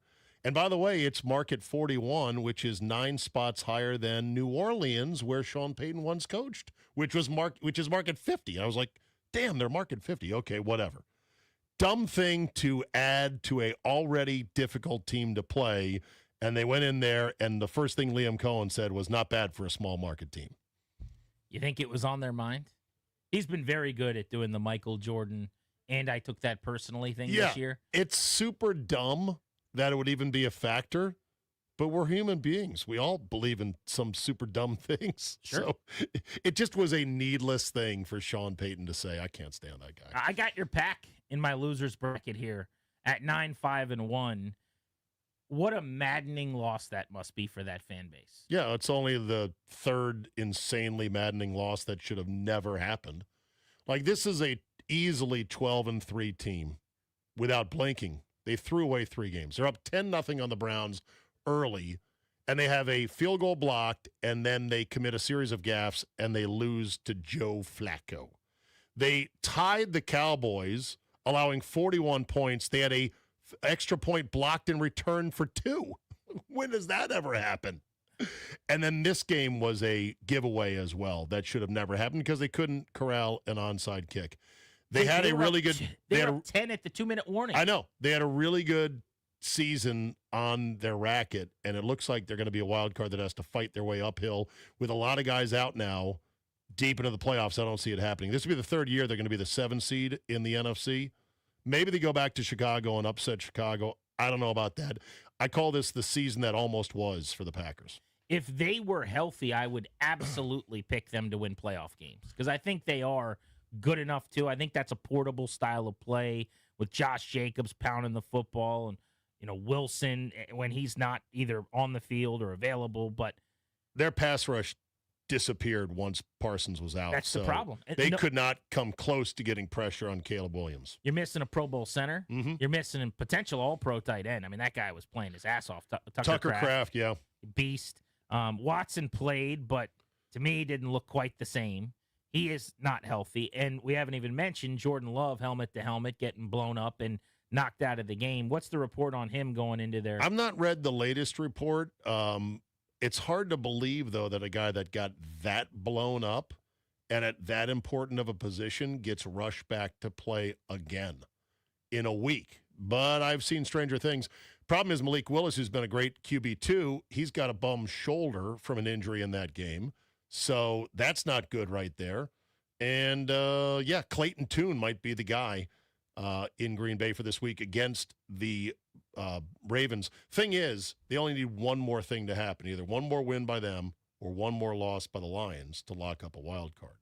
So they've got Minnesota to end the year indoors up in Minnesota. That could be another Max Brosmer affair. If they can't beat Max Brosmer and the Vikings in a completely dead season, they don't deserve to be in anyway. So you're saying even if you lose this week, win the Vikings, yes, they'd be 10-6-1. Or just count on the Lions to lose one of their last 2. They have at the Vikings, which they should win, although they lost to Minnesota. Chicago. And then at Soldier Field, outdoors in the cold. Jared Goff's not the same outdoors and in the cold. I thought the Broncos were losers this weekend. First time, by the way, they've lost a football game, as I mentioned, in 3 months. They had won every single game they'd played since week 4. But some of the cracks that we've been talking about really got exposed and some water trickled in here. Their defense looks leakier to me. I thought this when I watched Washington and Mariota move the ball on them in that primetime game. And if you look at the last few weeks, this Denver defense, which was ranked number 1 in the NFL until a few weeks ago, I'll take Houston over them right now. I'll take Seattle over them right now. And they've got to carry that group. Bo Nix makes plays, but that offense is not going to lead them to a Super Bowl. They've given up 34, 26, 26 in 3 of their last 4 games. I'm seeing some cracks in the armor there. Parker Washington for Jacksonville is wild guy to watch. 5'11", but short legs, just a consummate whip-whap guy. He's a 6th rounder out of Penn State. Right. But, they're doing this Jacksonville without the guy they built their draft around in, what's his name from Colorado? Travis Hunter. Travis Hunter, who's injured out for the year. So, yeah, Denver's a loser, but just for this week. I still think they're fundamentally good, but you're right. They are exploitable for a good quarterback, which I believe Trevor Lawrence has become now, and a team that is highly motivated. Speaking of quarterbacks, the Chiefs, losers, they got blown out by the Titans 26-9. Welcome to the world of the quarterback carousel, my friends. Mahomes, Ludican. Who is this ACL. guy? He played at Dakota State.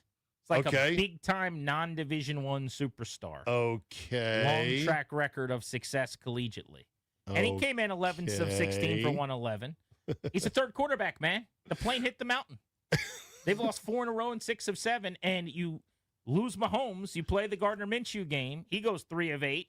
Minshew tore his ACL. ACL, was still out there for like 2 more series, hobbling around. Not surprising. Freaking nuts is what that is. My favorite quote about Gardner Minshew once, when Jay, who's going to be on the show at 5 today, Jay Gruden, was the OC at Jacksonville. He went Yeah. through some terrible quarterbacks. Yeah. It was like Minshew and Jake Luton and some other guys.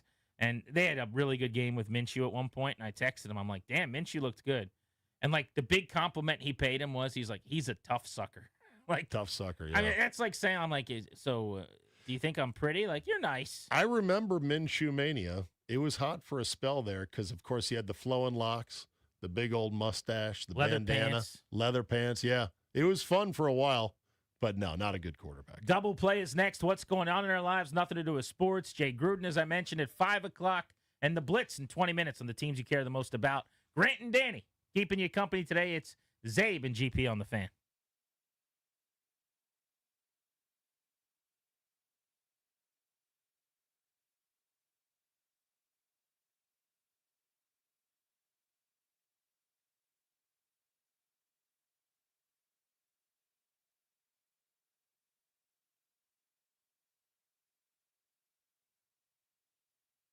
Hey, guys, it's GP for the FanDuel Sportsbook. FanDuel's an official sportsbook of 106.7 The Fan. 'Tis the season to be boosting on FanDuel because this year you're getting 7 straight days of holiday rewards, each one waiting in the app for you to unwrap. You got one right now, probably, sitting under that tree on the app.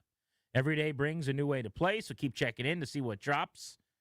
It all leads to Christmas Day and the special that they're providing for you. 7 days of gifts, one big finale. Your holiday football just got a whole lot brighter. Go to FanDuel.com/GP. That's FanDuel.com/GP. Promo code GP to get in on the holiday spirit. FanDuel, play your game. Must be 21, present in Virginia. Opt-in required. Rewards are non-withdrawable. Restrictions apply, including bonus and token expiration. Leg requirements and max wager amount. See terms at sportsbook.fanduel.com. Gambling problem? Call 1-800-GAMBLER.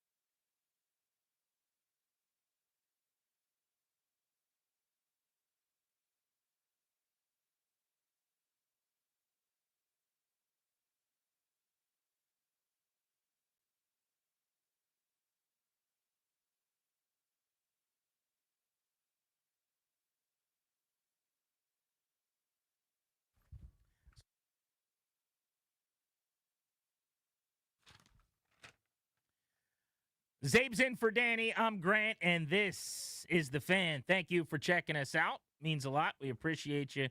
Know you have options. Let's get you a double play driven by your local Washington area Honda dealers. Now's the time for a great deal on a new Honda. Visit your local Washington area Honda dealers today. What's going on in our lives, nothing to do with sports. It is Christmas time. And the way, Zabe, that I get myself in the mood this time of year, there's really two philosophies for me. The first is your boy likes to go out and about with the people and mix it up at the mall. Yeah, got to get some mall action. I want to fight for a parking spot. I want to feel that energy. I want to walk around Tyson's. It's getting harder because malls are dying. They are. And Tyson's, the mall of my misspent youth, Grant, is still hanging in there. They still have some storefronts that are closed and boarded up, which is unfortunate. But it's still a great, vibrant mall. And I did spend some time there like you, just walking around, soaking it in. The music, the lights. Now, I will tell you, you're probably right about Tyson's off-season. I haven't been there in a while. But I went there on Friday night because we had to show out Pupatella Pizza in Leesburg. I'm driving home to Springfield Lorton, and I'm driving through the area, and let's do this. I don't even have to sit in the traffic. Let's go to Tyson's. It was flourishing. Nice. Business was booming. That's good. Jaden was going for 317 and 3, baby. Everybody was eating. God bless being in a very affluent part of the country. But the right other here. thing Yeah. that I do to get myself in the mood, Zabe, is to watch Christmas movies. One of these years when life slows down, I haven't been able to pull it off. I want to do like a 30 Christmas movies in 30 night bit. I've tried it in the past. Okay. The problem is the damn NFL ruins it. I got Monday, I got It's Thursday, I got tougher Sunday, and I tougher. got Saturday. So I basically have 2 or 3 nights a week when I can do this. But I've put together my top 5 Christmas movies. I want to compare it with your top 5 Christmas movies. Fair enough. Let's go in reverse order. We'll start with number 5 and work our way up. Steve Zabin's number 5 Christmas film. I'm going to go a little different. I'm not ranking these. I'm Okay. going to call these my personal essential 5 Christmas movies because they draw from different categories of old school, new school, traditional, and offbeat. Okay, so I don't know how to rank them, but I'm going to first take off the board White Christmas, which I found to be a ponderous, slow-moving, oh my God, I can't believe I'm getting through this whole thing. And the more I watch it each year, the more I like it. White Christmas, a vintage Christmas movie. So I was actually hoping there'd be a nice juxtaposition of you Okay. and I generationally. White Christmas didn't make my list. It also didn't make my also receiving votes list. Okay. Which is a half dozen deep or so. That's fine. So it's way down the board. I have on my number 5 spot The Grinch starring Jim Carrey. The Grinch. Oh, God. This is not the cartoon. This is Jim Carrey's Grinch, which is mandatory viewing every year for me. It dropped when I was a kid, so that's part of it. There's some nostalgia to it, but I also think Jim Carrey was phenomenal. Ron Howard, there's some hilariously well-done scenes. Very, very good. Did you see the story where Jim Carrey said if he knew how long it would take to get into makeup, he would have never taken the role? I couldn't believe when I saw how long it did take. He would be there for several hours. Yeah, 4 or 5 hours at least. The suit was itchy. He didn't have hands that could touch anything because of the fingers on the thing. They said they brought in a former Navy SEAL trained to teach people how to deal with torture to get him through the makeup sessions. That's brutal. Now, it was, even though the critics did not like it, and I don't care for it, but I'm glad you like it, it was the number 1 movie that year in the box office. Not just the number 1 Christmas movie, Grant. Right. Number 1 at the box office. Well, he's done a bunch of smash-olas, Dumb and Dumber, some other Yes. movies that have aged well. There's nothing that will age like that in terms of 50 years after he's gone, it will Right. still be being watched. Right. So worthwhile to sit in that chair and have them torture you. All right, number 4 or next up on your list of essentials? Next up is Elf. Very easy to go down. Nice hour and 40-minute movie, maybe if that. Quick, breezy one. Always get you in the heartstrings. Always great to see Zooey Deschanel in her absolute prime, doing what she does best, which is to look like a damn snack. And Will Ferrell is the GOAT. Zooey Deschanel 97 on the black, my friend. So good. And that's a rare blonde Zoe Deschanel, by the way. That's right. That's right. Back in her alternate uniform. The Santa Claus. That's a good line, by the way. You bumped me there. She was wearing her Bengals white on white. Throwbacks. White Tiger alts. Yes, the alts. Oh, that's funny. Number 4 for me is the Santa Claus. This is the Tim Allen offering. Santa Claus and Santa Claus 2, which Steve Zabin sleeps on the fact that I auditioned for the Santa Claus 2. Did you really? As a young boy. Spencer the Elf. No way. I guess it would have been, Curtis the Elf. How was his name. close did you get to getting it? Not close. So this was back, I'm a little kid. I'm doing like Letterman and some other things. Some casting person in L.A. calls my house in King George, and they say, we're putting together this script essentially for the Santa Claus 2. We've got a couple different things we're working on. There might be an elf calling a play-by-play in the North Pole. There's also this main elf that's going to be Bernard's little buddy that we think you look like what we want this guy to look like.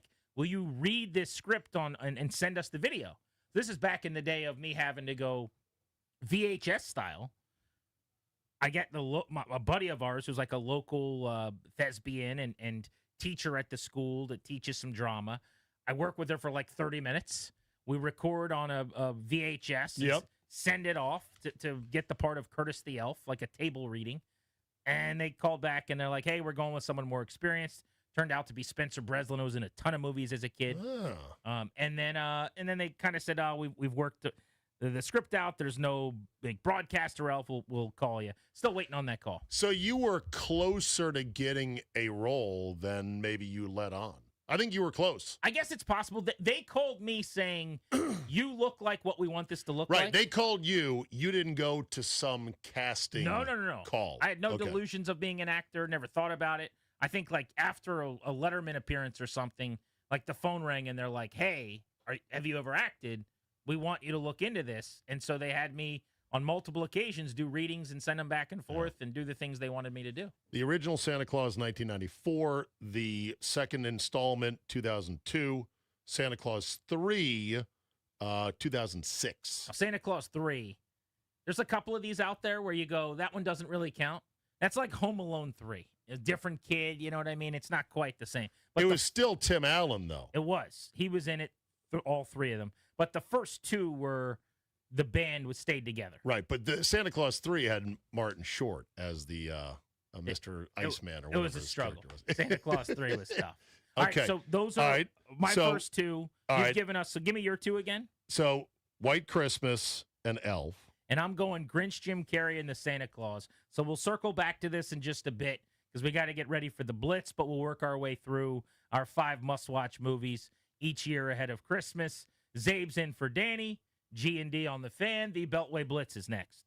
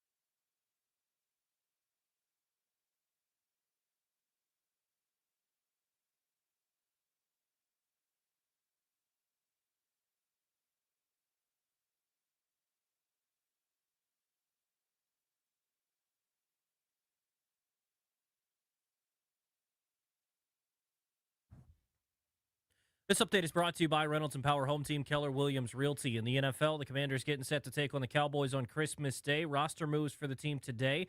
They signed quarterback Jeff Driscoll off of Arizona's practice squad and placed Sam Cosmi on injured reserve. There will be no suspensions issued for the Commanders-Eagles altercation at the end of Saturday's game. There will be fines, however. Injuries around the league. Ravens quarterback Lamar Jackson has a severe contusion to his back. He's considered day-to-day. The Chiefs are planning to announce a move today to move to Kansas. Monday Night Football, 49ers and Colts, 8:15 kickoff. Continue the game right here on the Fan. Coverage begins at 7 o'clock. Want to hear the fastest way to know what your home would sell for? Reach out to Empower Home Team. Simply text your address to 800-763-3000. No phone call. Just text your address to 800-763-3000. That's 800-763-3000. From the Crop Metcalf 5-Star Sports Desk, I'm Toby Altizer on the Fan.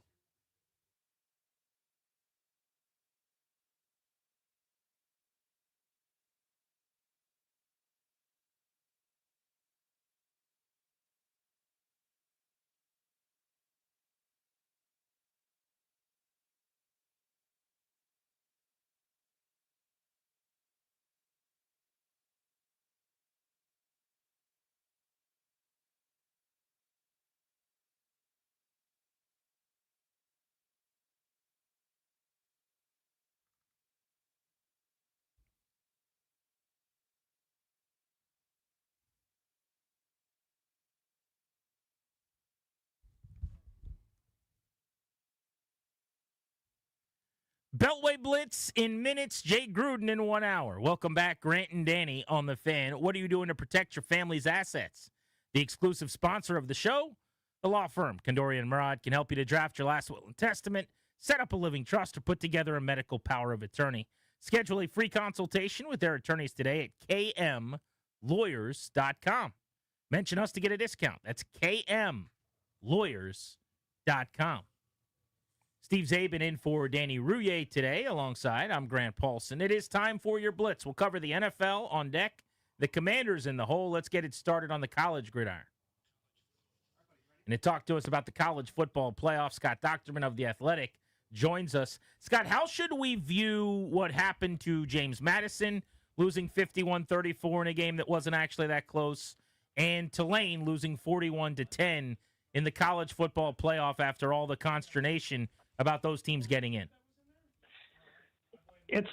You could take it a lot of different ways, but I think what it does show is right now, I think the separation between the group of 5, group of 6 teams and the Power 4 conferences have never been this great before.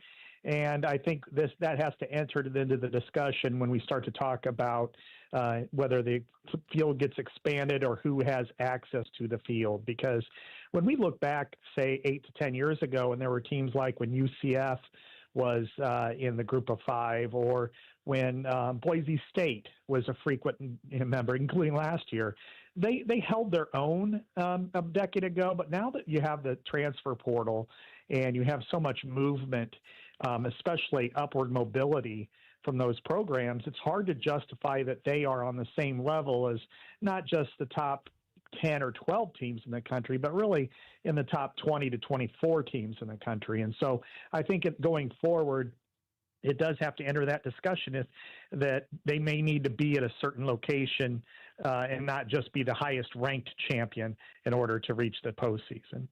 What performance of the 4 round of 1 games impressed you most? That's a great question. I guess I would probably go with Oregon, except for the second half of its defense. I think the offense, we saw a lot of explosiveness, and that's what we knew Oregon was capable of. But I think also James Madison had some really good, impactful, exciting players on offense, and they never quit, which I think you could say that Oregon maybe took its foot off the gas. But I wouldn't have come away from any of the 4 games saying I was surprised that this team played so much better.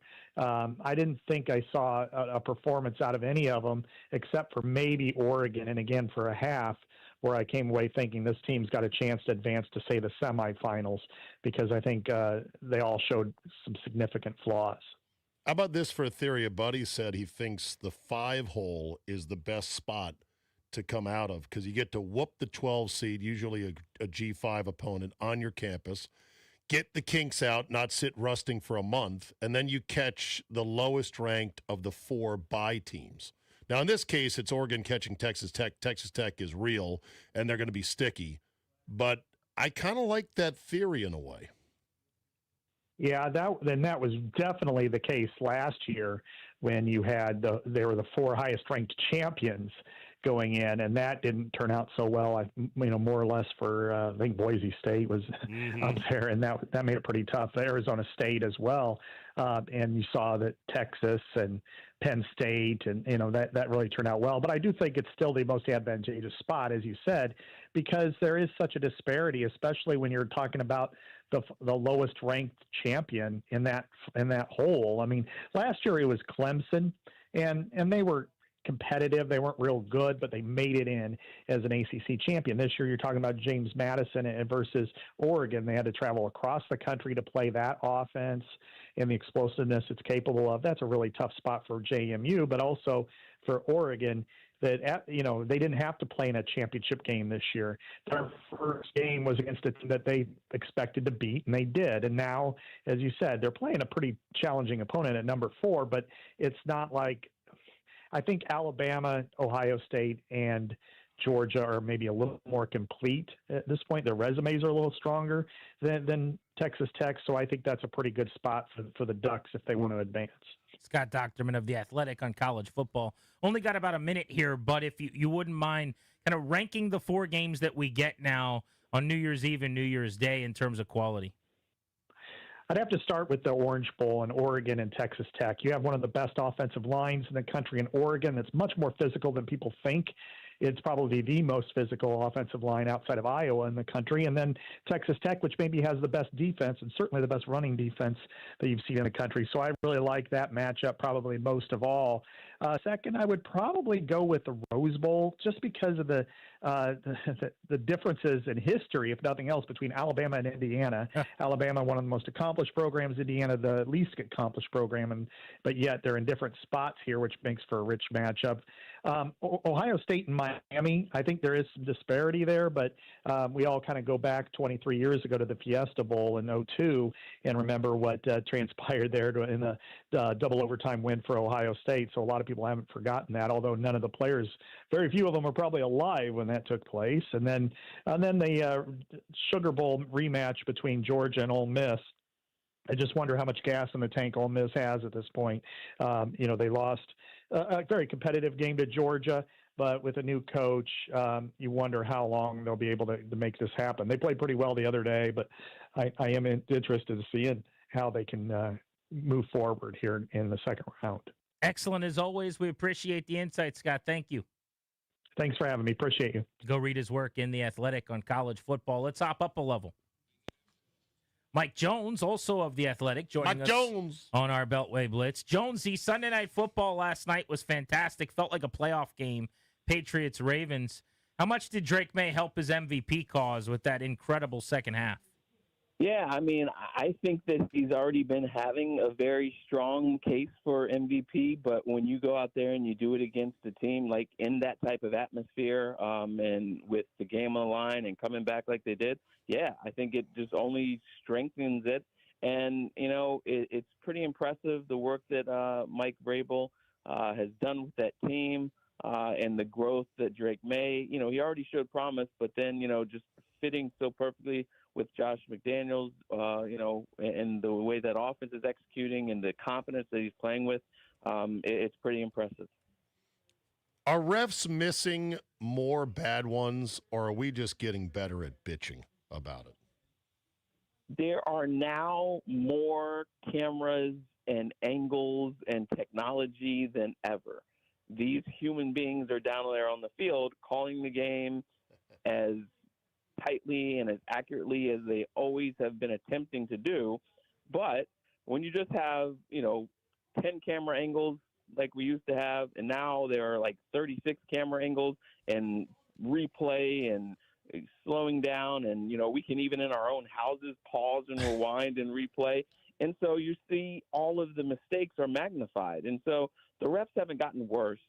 It's just that we are seeing more accurately the way that the game is played out, and we're seeing the misses, and that's why the NFL has to continue to work and evolve this system and incorporate more support from the Sky Judge or replay assist, so that way they can maintain credibility. Jones, I'm going to go rapid fire here. This one's quick yes or no, okay? But I want to know from you, do you think the guys I'm going to name get fired at the end of the year? Because it's come to my attention, there's like 9 guys in the maybe pile that could get fired. It's probably likely only a couple do, but I'm going to rattle off some names. You tell me if you think they get fired. You ready? Okay. Pete Carroll with the Raiders. No. Kevin Stefanski, Browns. Yes. Aaron Glenn, Jets. No. Zach Taylor, Bengals. No. Mike McDaniel, Dolphins. No. Maybe it's not a firing, but John Harbaugh, Ravens. Is he out? Yes. Ooh, interesting. All right. NFC, ready? Let's go. Jonathan Gannon, Cardinals. Yes. Raheem Morris, Falcons. No. Todd Bowles, Bucks. To be determined. Okay. If they win the division, then okay. If they miss out and they lose this division, then he's gone too. Any of those jump out at you, Zabe? It's gonna Harbaugh be out. Yeah, it's gonna be an interesting these 2 weeks, even though they shouldn't determine a lot, they're usually tiebreakers if you're on the fence about a guy. How bad or how non-bad does your team look in the final 2 weeks? Hey, Jonesy, can Jerry Jones change his ways like Ebenezer Scrooge to see one last NFC Championship game? Saw this amazing breakdown of the 60 years of the Super Bowl era. First 30 years, Cowboys went to 14 NFC Championship games. Since then, 0. Can Jerry somehow realize, through the ghosts of bad football past, present, and future, to change his ways? No, because it's all about Jerry. And Jerry would rather, be the center than take a back seat to somebody and hire another general manager and decision maker. Jerry's got to be Jerry, and that's what matters more than anything. Well, he needs a Tiny Tim then. He needs his own Tiny Tim to realize you're doing it all wrong, buddy. God bless us, everyone. Jonesy, thank you, buddy. We appreciate you. Thanks. Merry Christmas. Happy holidays, you guys. You too, buddy. Happy holidays. By the way, you want to know why Thursday games often the quality is bad? Well, they're playing on no rest. That's why. The literal point in front of me here, I just got the Commanders' injury report, which I don't think they did anything real today, but they have to put one out. Right, the speculation on what they would have been able to do. How long is it? It's like a CVS I mean, receipt. there's 10 guys here that wouldn't have practiced. Yeah. And I mean, a fifth of the team. That's not even to speak to the guys that are limited. Right. By the way. And they did list Jaden Daniels with the left elbow still limited. All right, let's talk local football. Our buddy Mitch Tischler, who I thoroughly enjoyed watching the game with in the box in row 2 of the press box on Saturday night. Mitchell, has Jaden Daniels been cleared for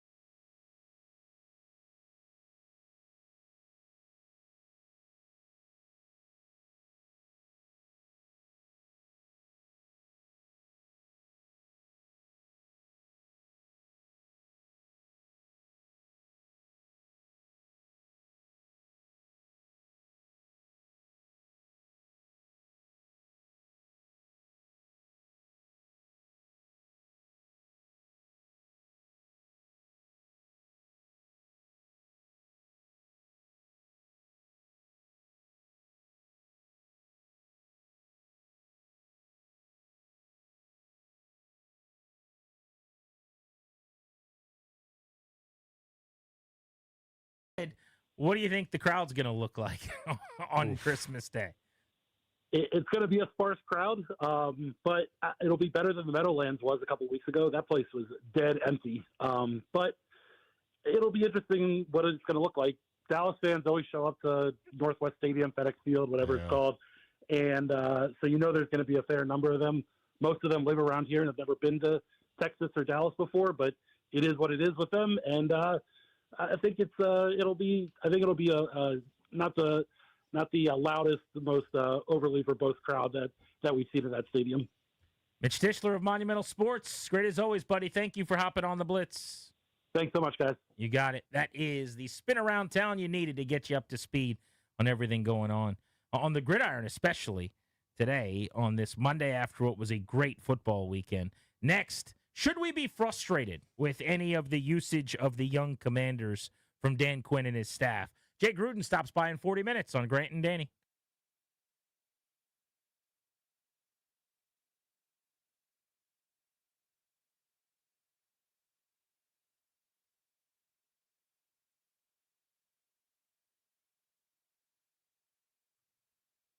What's up, guys? It's Grant Paulson for the FanDuel Sportsbook. FanDuel's an official sportsbook of 106.7 The Fan. 'Tis the season to be boosting on FanDuel, because this year you're getting 7 straight days of holiday rewards, each one waiting in the app for you to unwrap. Every day brings a new way to play. So keep checking in to see what drops next, and it all leads to the Christmas Day special, where you can get something extra special. 7 days of gifts, one big finale. Your holiday football just got a lot brighter. Go to FanDuel.com/GP. Get in on the holiday spirit. That's FanDuel.com/GP to get in on the holiday spirit. FanDuel, play your game. Must be 21. Present in Virginia. Opt-in required. Rewards are non-withdrawable. Restrictions apply, including bonus and token expiration. Leg requirements and max wager amount. See terms at sportsbook.fanduel.com. Gambling problem? Call 1-800-GAMBLER.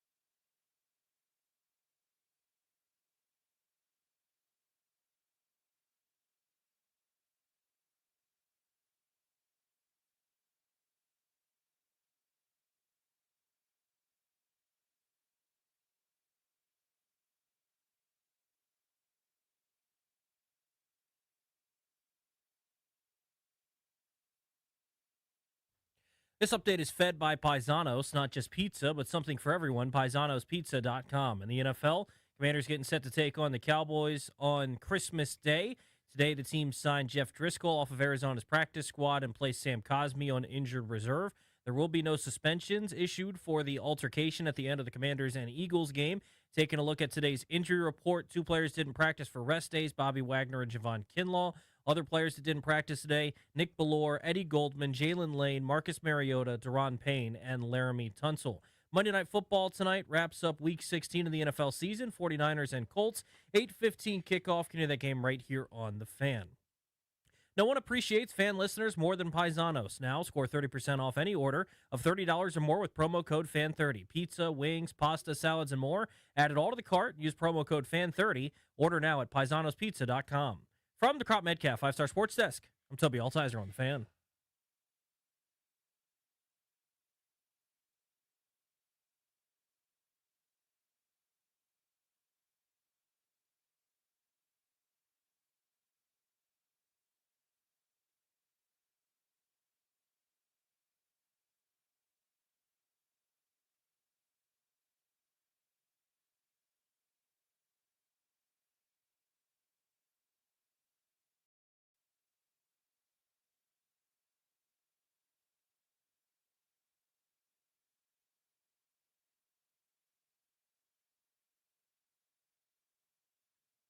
Grant and Danny, no Danny today. Steve Zabin is in. This is The Fan. Welcome back.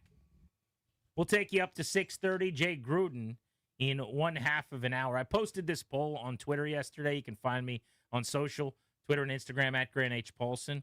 Zabe, I asked this question. I actually want to see what you think about this. Which is crazier to you? I heard 2 ridiculous stats yesterday watching football. And I could not wrap my head around either at different points in the day. I'm pretty sure I know one of them. One of them is that the New York Jets do not have a single interception through 15 games defensively.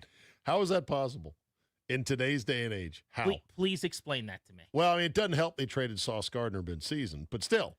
You, quarterbacks, Harris, and Toby. I know.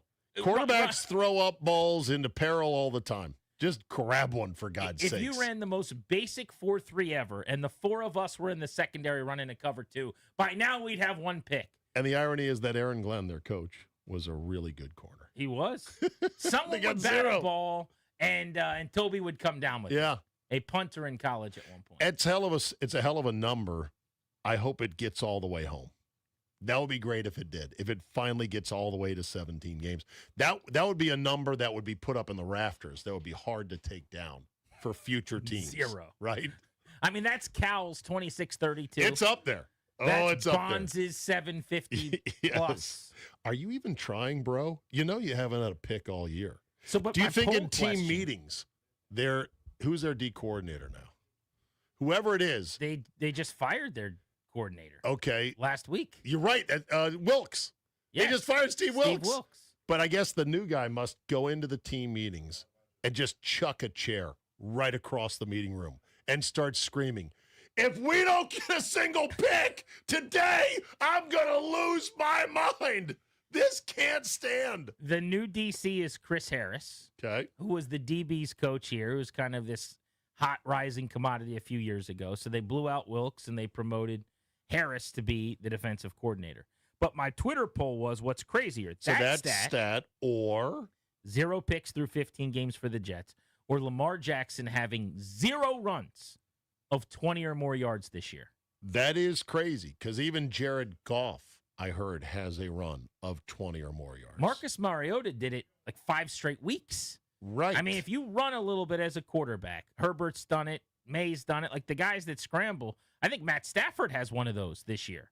It just kind of accidentally happens. Lamar has 0. He's got over 50 in his career. It's another case of, are you even trying, bro? I understand he's been hurt, but that should not equate to not a single time running for 20 yards or more. Do you see the jailbreak that Herbert had against the Cowboys yesterday? Wild run. It was exhilarating, but it was almost like, bro, what are you doing? You need to get down. Slide. He's playing good ball right now. Yeah, with a busted up left hand. All they keep doing with nobody paying any attention is winning. So he can play with a busted up left hand. Rodgers can do the same thing, but Jaden Daniels, no, we can't put him out there because his elbow hurts. Difference being those guys are playing for the postseason. Understood. Explain Burrow then. Can't do it. Okay. So, By the way, for the record, just so we're all on the same page, I'm on team Jaden Daniels should be playing.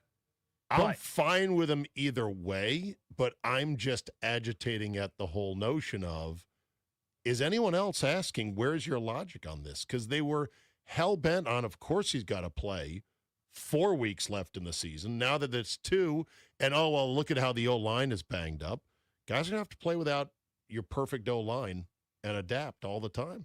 If you think that any games are instructional, you're throwing away 2 instructional games. I don't think they're as instructional as people think they are, because I think the ocean of time, Grant, between now and August of next year wipes out everything. I don't think you're going to learn much in 2 games. And with other guys getting hurt, I mean, Shador got his finger stepped on yesterday. It looked disgusting.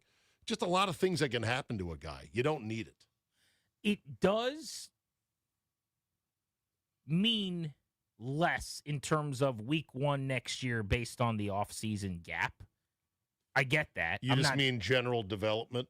Yeah, I Okay. don't. But here's what I would say to that. My preface has always been the only way to see the things that matter is in games at this point. Right. The preseason work that you get, which is still necessary. They took the preseason off this year. They took most of camp off this year. A lot of the stuff that they did with Jaden Daniels. Do you think that'll change, by the way? It better. It needs to. But you don't get to see. No, they don't even game plan in the preseason. Disguised coverages, Yeah, no. masked blitzes, NASCAR package from Brian Flores where you don't know who's coming and who's going Right. unless you're playing. Right. And that's where the games matter. He just gets to see more. It's just more to put into the data bank. Even though they didn't leave the game, well, Love did. The hit on Love and the hit to the back of Trevor Lawrence that he somehow survived on a play that was blown dead and the guy should have known not to hit him. Those two scare teams like the Commanders and the owner and the GM. I'm sure.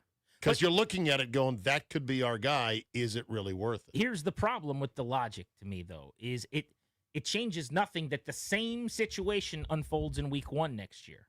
And all that between now and then, by protecting him, all you've done is you have less information on how he's going to protect himself. You have less data on what he is as a player, and he's got less experience of making the right decision, how quickly to get rid of the ball, when to throw the ball, and how to protect himself. There's also just the logic of, and I'm a huge subscriber to this, that players that miss a lot of time pay for it when they come back. Is it occasionally true that a Joe Burrow tears his ACL, who's a multi-time comeback player of the year, and he comes back and they get to the Super Bowl the next year? Yeah, that happens for sure. There's also extremes the other way, where Deshaun Watson misses a year and he's never the same after that. I don't think that that's normal. I don't think I'm saying that that's... I think there's other factors involved with Deshaun, too. Sure, but I'm just saying that when you play the quarterback position, not playing for an extended period of time is never a good prescription. It just doesn't help. So why'd the Dolphins shut down Tua? Well, they're moving on from Tua. So they don't want to break him. Why did the Cardinals basically shut down Kyler Murray? I don't believe that this ankle injury is so bad that he can't possibly come back. I believe it was a strategic shutdown, like we're done with him. Yeah, also, I think so, Brissett too. is slinging it out there, which is kind of fun for him and fantasy owners. But so there's been those shutdowns. Jaden's a shutdown. If you're moving on from quarterbacks, you don't care about when they come back. Are they rusty? How long it takes? My big thing with Jaden coming back in week 1 next year, not only is it the exact same scenario where he's got to protect himself, you're going to be behind linemen occasionally that are backups, all of those things, but starting with the beginning of next season, you've got to hit the ground sprinting. Dan Quinn, Adam Peters, this group, this staff, they're using their get-out-of-jail-free card right now, right here. Yeah. So year 3, if you start 0-4, Dan Quinn's getting called into Adam Peters' office to explain some things. You need Jaden Daniels playing as well as possible in week 1 next year. Well, then you better play some in August. I hope so. Better practice more in August. My hope is that they take the games, I'm using quotes, that don't matter in August more seriously. What they're doing right now doesn't give me any evidence that they have learned their lesson. Thing is, you're swimming against the tide. Most teams in the league now are treating August more and more like a joke. McVay was the first guy to really do it, to tell all his guys that mattered, we're not playing you in August. Products, and I think more teams are filling in on that. They are. I think the product pays for it. Yeah. You see that in September. I've always been a subscriber to, I don't know if it was Logan that brought this to my attention. There's a couple of veteran quarterbacks that always played. Brady never really did with New England, and he has said publicly, I saw things floating around where the first couple of weeks when New England would start slow and his Tom Brady running into the wall, he always felt like it was just because they had to get to work because they hadn't done enough of it in the preseason. Whereas someone like Mahomes and the Chiefs, now this year all hell broke loose. They're bad. But every other year, nobody takes the preseason more seriously than Andy Reid does. Patrick Mahomes, this deep into his career, he's still out there. Works for them. All right, I got a quick hypothetical for you. Thinking about these quarterbacks. This coming winter, you'll probably have a chance, if you're a team, to make a run at one of these three guys. Kyler Murray, Tua, or Deshaun Watson. Which of those hot but crazy single moms whose baby daddies are like coked up MMA fighters that you're going to have to deal with if you date them? Which of the three? Rank the three in terms of desirability if you want to jump into that hot mess. Go. Well, I'm taking Deshaun Watson out of the equation first. We're going to go. You can't. Well, no, he's third, I'm saying. Oh, okay. I'm doing multiple choice. This is the way they taught me to do it in high school. All right, so third choice would be Deshaun. Yeah, it's been 4 years since he was legitimately competent as an NFL quarterback. Okay. And it's just not a guy I want Your to do. second most unthinkable choice. Tua. Okay. Because Tua's best is worse than Kyler Murray's best. Okay, so you take the Call of Duty kid. I do. Now, Shrimpy McRunaround. You're playing Argo. Okay, this is the best of bad ideas. Yes, it is. This is the best we could come up with. This is the best we could come up with. Kyler Murray 1, Tua 2, and Deshaun Watson 3. But I'm not interested in any, as is probably understandable. I'm just fascinated at who is going to jump into those guys because they're all going to be gettable. Oh, there's going to be a half dozen teams that need quarterbacks.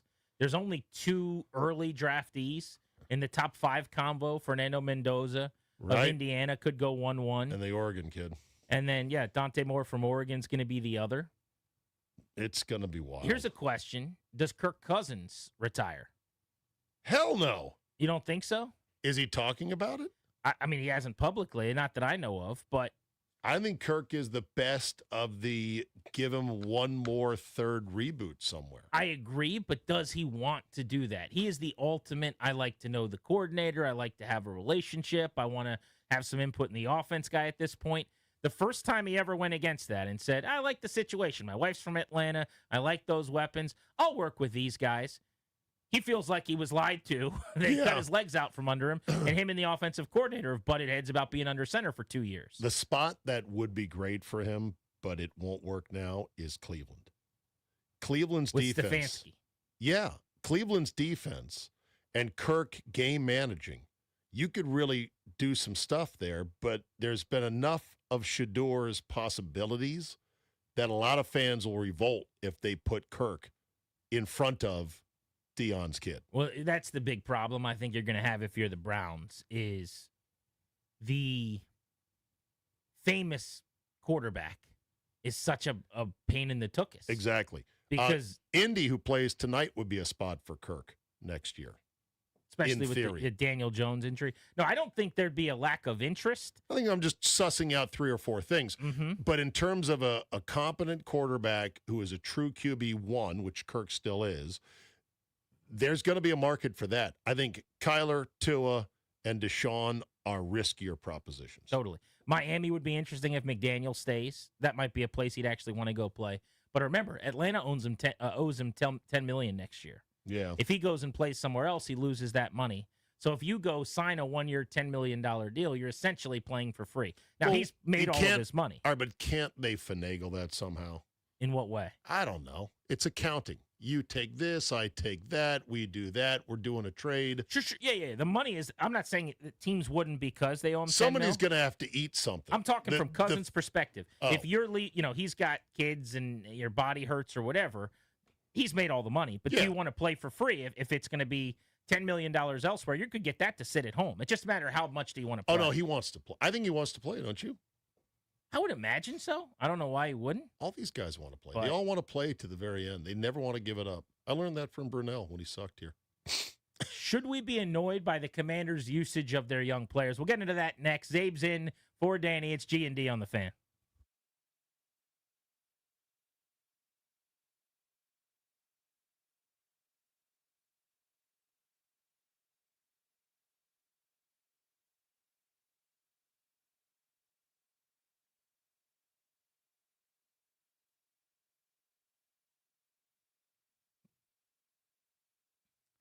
Hey, what's up? It's GP for my friends at VA 250.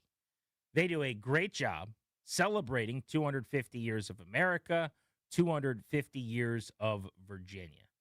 Visit.va250.org. That's where you're going to go to learn about all of the amazing installations coming up that help your family, like my family, celebrate Virginia. I got 4 kids named after presidents. We're proud of Virginia's history. We go to pretty cool things all the time in the area. Some of these historic landmarks. We went to Mount Vernon. We're going to be this new year already lining up areas to get our passports stamped. VA 250 events. Honor Indigenous Peoples, Tribal Nations celebration at Jamestown Settlement, April 25th, May 2nd from pen to paper. Thomas Jefferson and the drafting of the Declaration of Independence. This is going on all year long, people. 250 years of America this July, 250 years of Virginia. It's visit.va250.org. Visit.va250.org. America made in Virginia.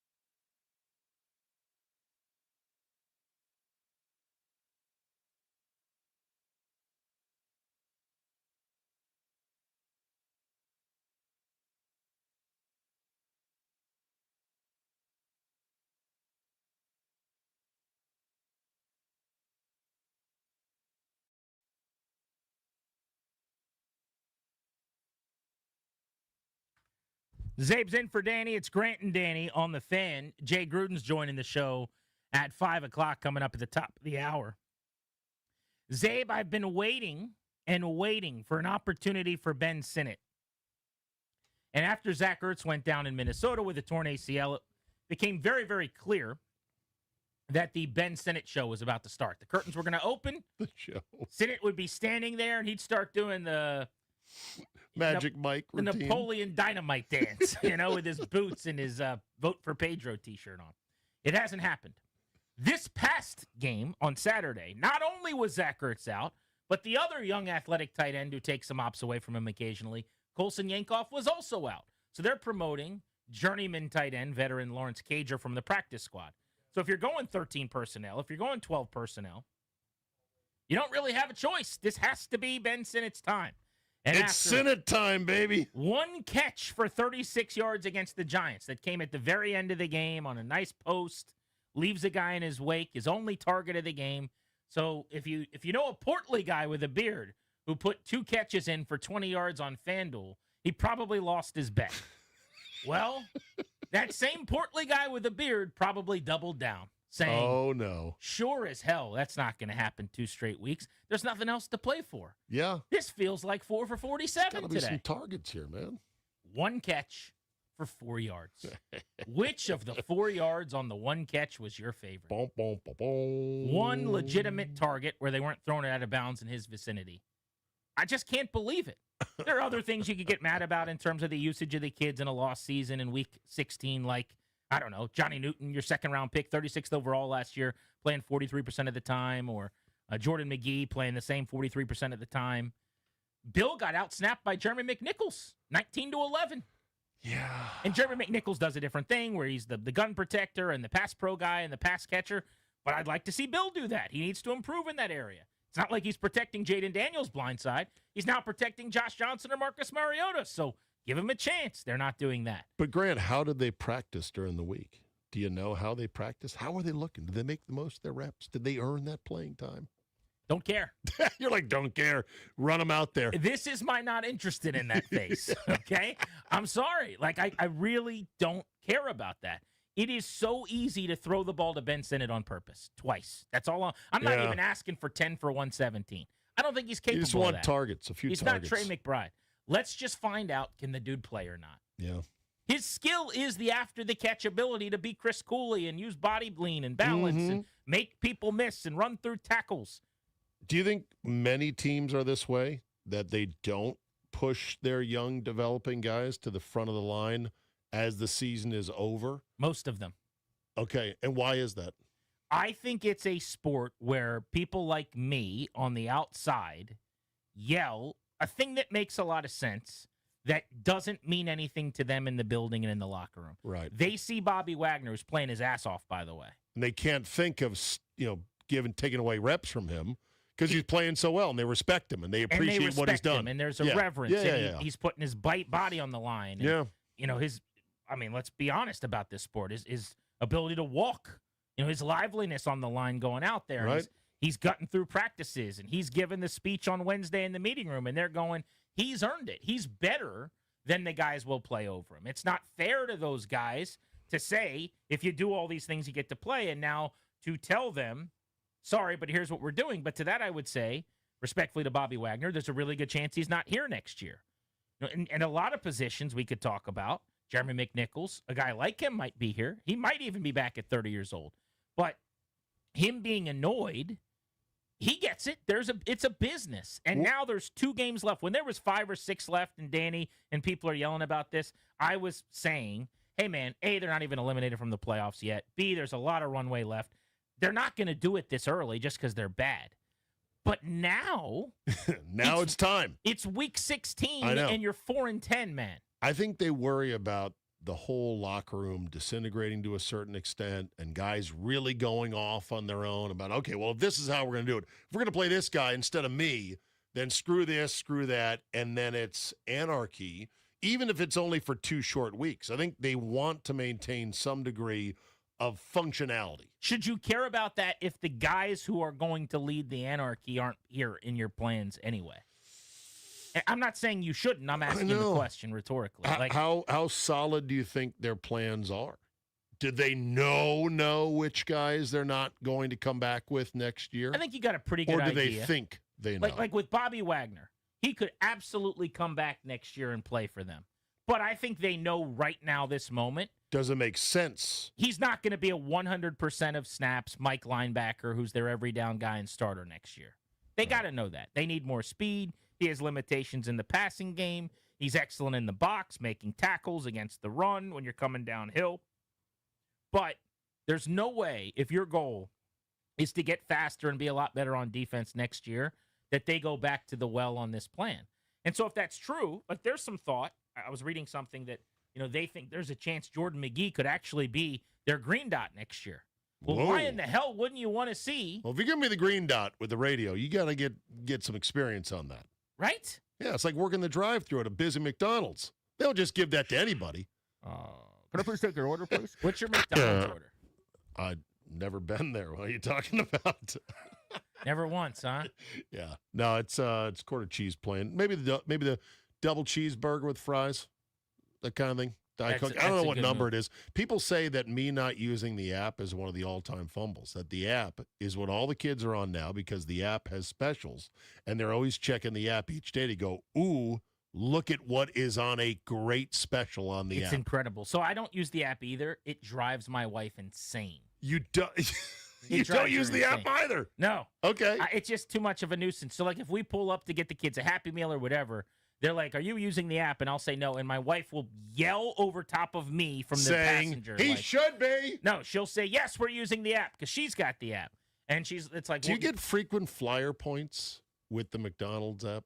Yes, you do. Absolutely. Dad's in on this. I mean, it's absolutely egregious that you guys are not using it. Okay, I'm going to download it right now, Darius. By I'm the way, in. tell Let's me I'm go. wrong, Darius, but isn't it like a large fry almost every day or like a cola with a burger or something? Yeah, like there's deals on there where you can get like $4 off of a 10-piece nugget every day, once a day per. It's unbelievable that you guys are missing out on all these opportunities. You know what it is, Darius? I'm still a little bit peeved at the McDonald's Corporation of Oak Brook, Illinois, for having removed the third-pound Angus burger.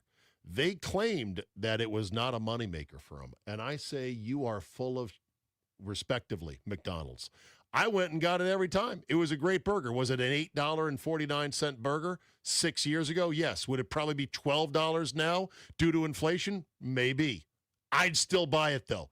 Best damn fast food burger ever. And they're like, yeah, no, it wasn't a popular item. Wasn't a moneymaker for us. Get out of here. Good enough moneymaker. You know why I haven't gotten the app? I'm worried. I take my health very seriously, Zabe. Of course you My do. body is a temple. Of course it is. I'm worried if I got the app, I might not eat as healthy as I do traditionally, and then I would gain a little, I'm a guy who likes to stay in good shape, as you know. Of course, yes. So if I get the app, what would happen? I would get out of shape. I don't want to do that. Well, I wanted to let you guys know as well that after every Wizards win, you can get a Big Mac for $2.50. Oh, good. So we have 3 Big Mac deals so far this year. McDonald's was probably answers that call, some guy named Frank at McDonald's from the Wizards rep, and they're like, hey, what can we do for you? They're like, we want to do a deal with you guys. Okay, what is it? Every time our team wins, we want to do a $2.50 Big Mac. They're like, no, we can't do that. What team is this? They're like, the Wizards. Oh, yeah, no problem. Yeah, we'll do that. I tell you what, let's do a large value meal for everyone in the car every time you guys win, and we'll give you $1,000. The McDonald's app, 7 million reviews, 5 stars, number 2 in food and drink category, orders, deals, and rewards. What more could you want? What's number 1? I don't know. I got to check In that the food category out. category. All right, let's talk to Jay Gruden next. Zabe in for Danny. It's G&D on the Fan.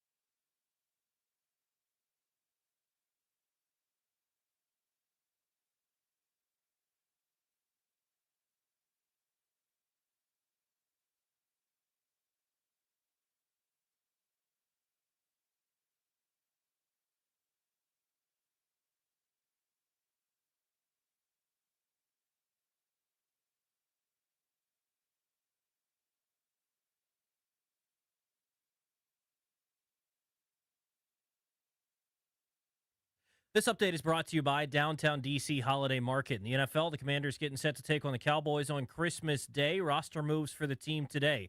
They signed Jeff Driscoll off of Arizona's practice squad, also claimed wide receiver Jamal Agnew and defensive tackle Shy Tuttle off of waivers. They placed 3 players on injured reserve, Sam Cosmi, Jalen Lane, and Eddie Goldman. There will not be any suspensions for the altercation at the end of Saturday's game between the Commanders and the Eagles, but there will be fines. Injury report for today: Nick Bellore, Marcus Mariota, Daron Payne, and Laramie Tunsil did not practice. Rest days for Bobby Wagner and Javon Kinlaw. Tonight, Monday Night Football, 49ers and Colts at 8:15. You can hear the game right here on The Fan.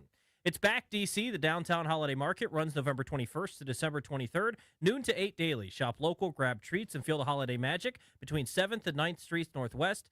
DowntownDCHolidayMarket.com. From the Crop Metcalf 5-Star Sports Desk, I'm Toby Altizer on The Fan.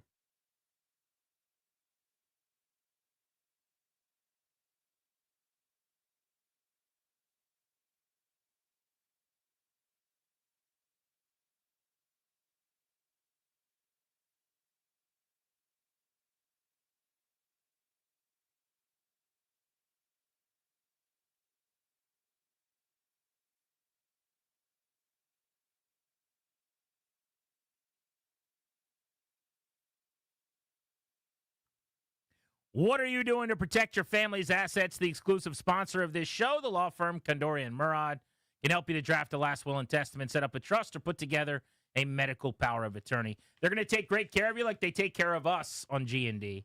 Schedule a consultation with their attorneys today at kmlawyers.com, and be sure to let them know that we sent you. That's kmlawyers.com. Danny's holiday vacation's underway. Grant Paulson with you, alongside Steve Zabin today, who is in the saddle. Zabe, we're getting ready to talk to the former head coach here in D.C., Jay Gruden. Yeah, before we do, though, quick over-under on P. Rivers tonight against that Niner D. Over-under yards. 156. Over-under completion percentage. 54.5. More touchdowns than picks? No. Okay. I think this is going to be ugly. My favorite bet of the week was the Niners to cover 5.5. I think the clock's about to strike midnight on the Cinderella story. Yeah. On air and on the road, Jay Gruden is brought to you by the Ted Britt Automotive Group. Ted Britt, Ford and Chantilly and Fairfax, your F-150 headquarters. Ted Britt, Lincoln and Chantilly. And Ted Britt, Chevy and Sterling, all home to Ted Britt for life. Lifetime vehicle coverage. See and shop them all at tedbritt.com. Jay Gruden is on the Rude Guest Hotline. Jay, good to talk to you again.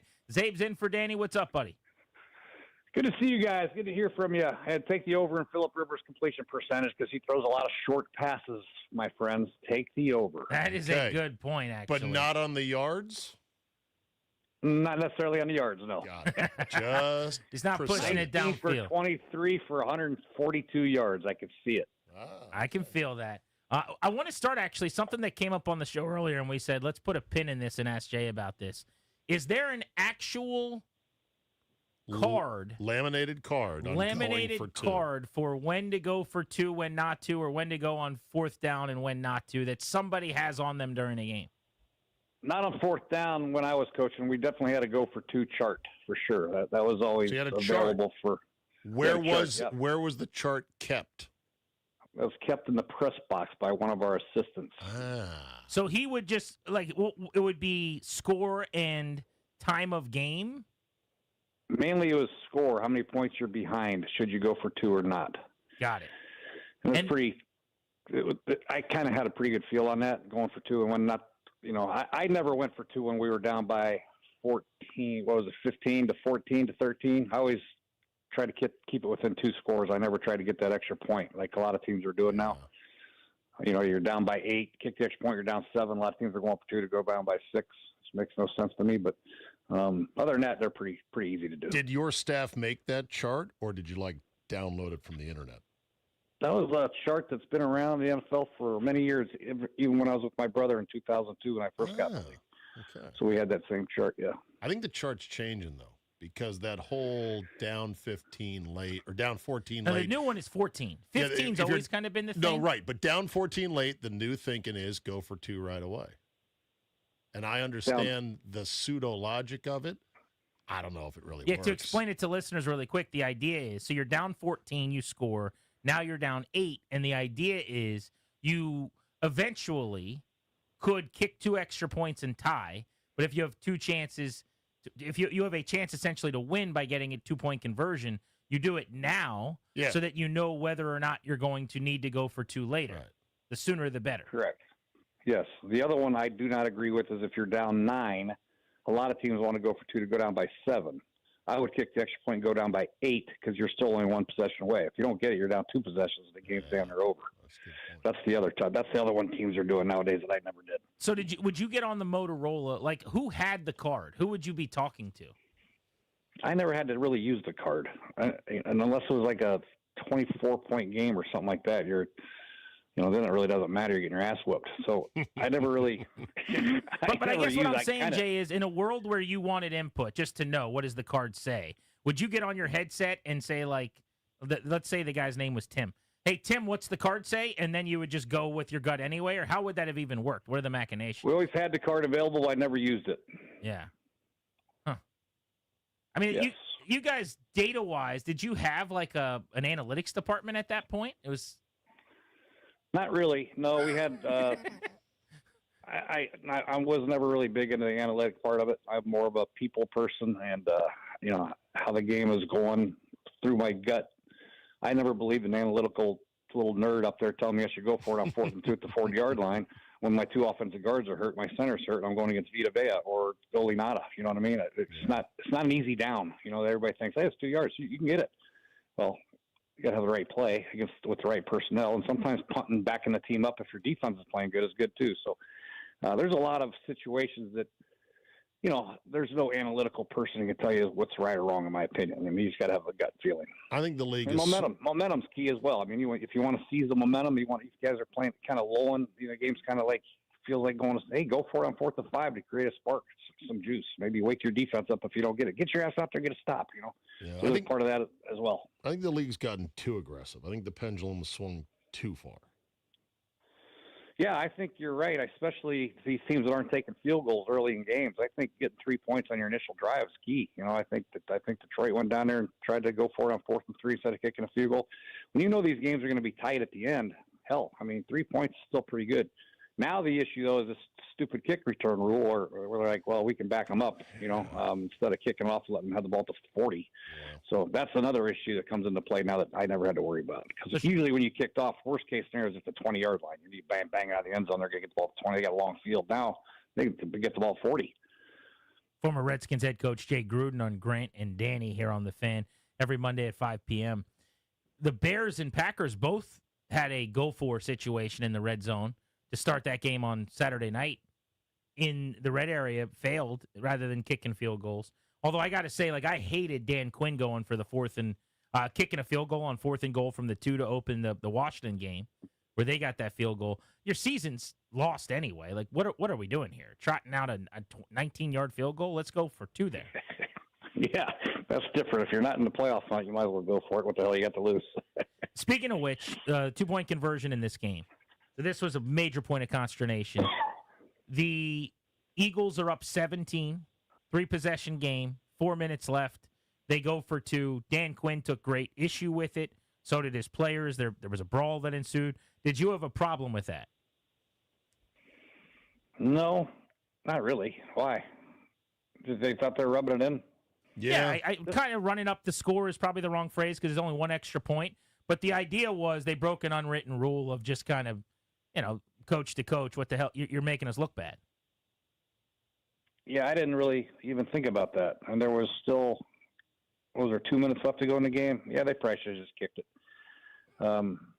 Yeah, I can see how people get their feathers ruffled or whatever you want to say, but I don't think it's 1 point is that big of a deal. It's not like they, trotted out Saquon Barkley up by 25 points, at the 1-yard line and let them get a touchdown to go up by 40. It was still a 12-point game or whatever it was, right?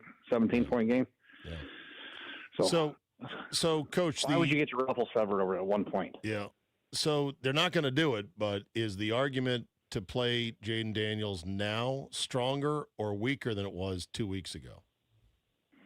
Definitely weaker. I don't think there's any reason now to play them. You know, they're playing the Cowboys, which is a meaningless game, and now the Eagles, really, which is a meaningless game because the Eagles have clinched the division. So both these games really don't matter. I think if the Cowboys were battling for a playoff spot and the Eagles were battling for a playoff spot, to play spoiler and try to get a win against one of those two teams, I think would be different. But right now, if nothing on the line and some of the injuries that the Washington has acquired with, you know, the tight end being hurt and obviously the left tackle, I don't know if he's going to play or not.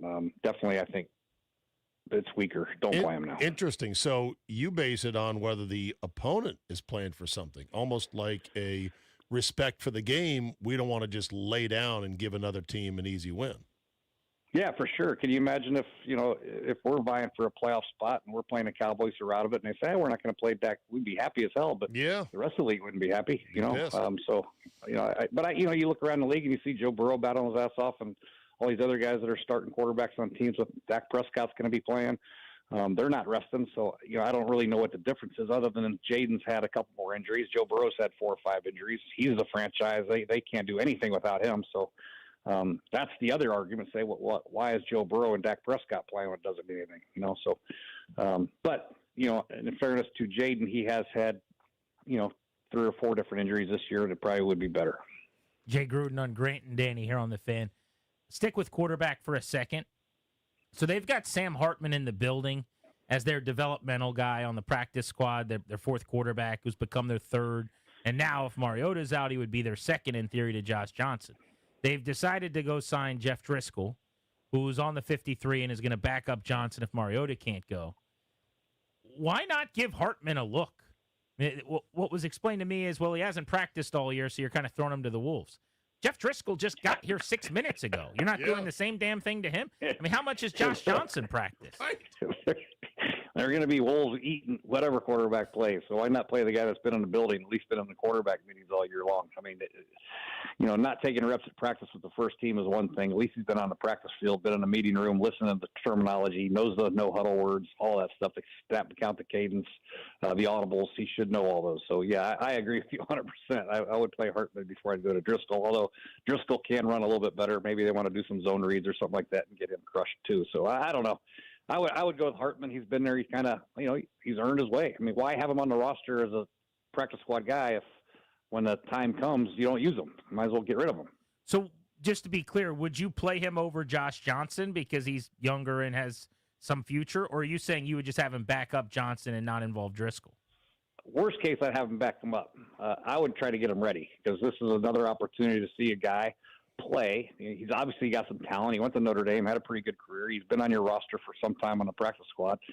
He played in the preseason, did some decent things. You know, he struggled a little bit, but I mean, hell, why is he there? That's a great question.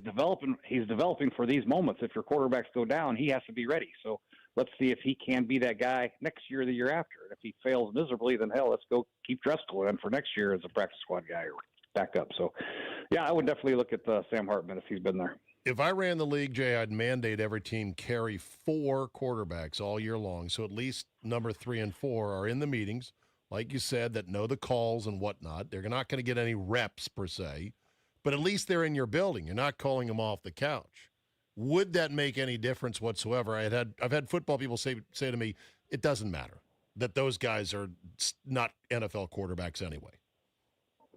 Yes, I can see why they're saying that, but it would help a lot as far as the process of calling plays and getting your game plan together instead of teaching a brand new guy like when we had Mark Sanchez. Yeah, that's what I figure. It's a lot less we brought legwork. Mark Sanchez in. He was only here for 5 days. We had to play against Philadelphia when Colt McCoy broke his leg. And then we went to Josh Johnson off the street. He only had like a week of preparation before he started against the Giants or came in against the Giants. So, yeah, that would have been a lot better if we had 4 quarterbacks. But, you know, back then they didn't have the roster spots. You had to either take out a DB, take out a receiver, take out a lineman, whatever it might be. So I was like, hell, I'd rather have guys practicing at those key positions during practice, receiver, scout team, DB, whatever it might be, than have a 4th quarterback standing there playing catch. You know what I mean? Yeah. We needed those bodies to practice. We didn't have enough bodies to practice without them. Can you explain the Josh Johnson phenomenon, though? 39 years old, 14 teams.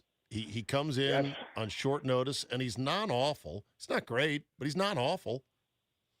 I've had him 3 times. My brother drafted him in Tampa. when I was there, and then I brought him to Cincinnati when we had a couple injuries, and then and I brought him to Washington. Obviously, he's a very bright man. He's a great person, a great backup, very positive, and he can run. He is a very elusive player. So, if you're not going to be able to drop back, a true drop back quarterback is not going to know protection, just get his head beat in. You got to have somebody that can run and make some plays with his legs. That's why he's so valuable. And he was with Baltimore sometime. He's been everywhere. I can't name all the teams he's been with, but he's just a great guy and a great backup. He knows his role, and when he's asked to play, he can make some things happen because he's so athletic.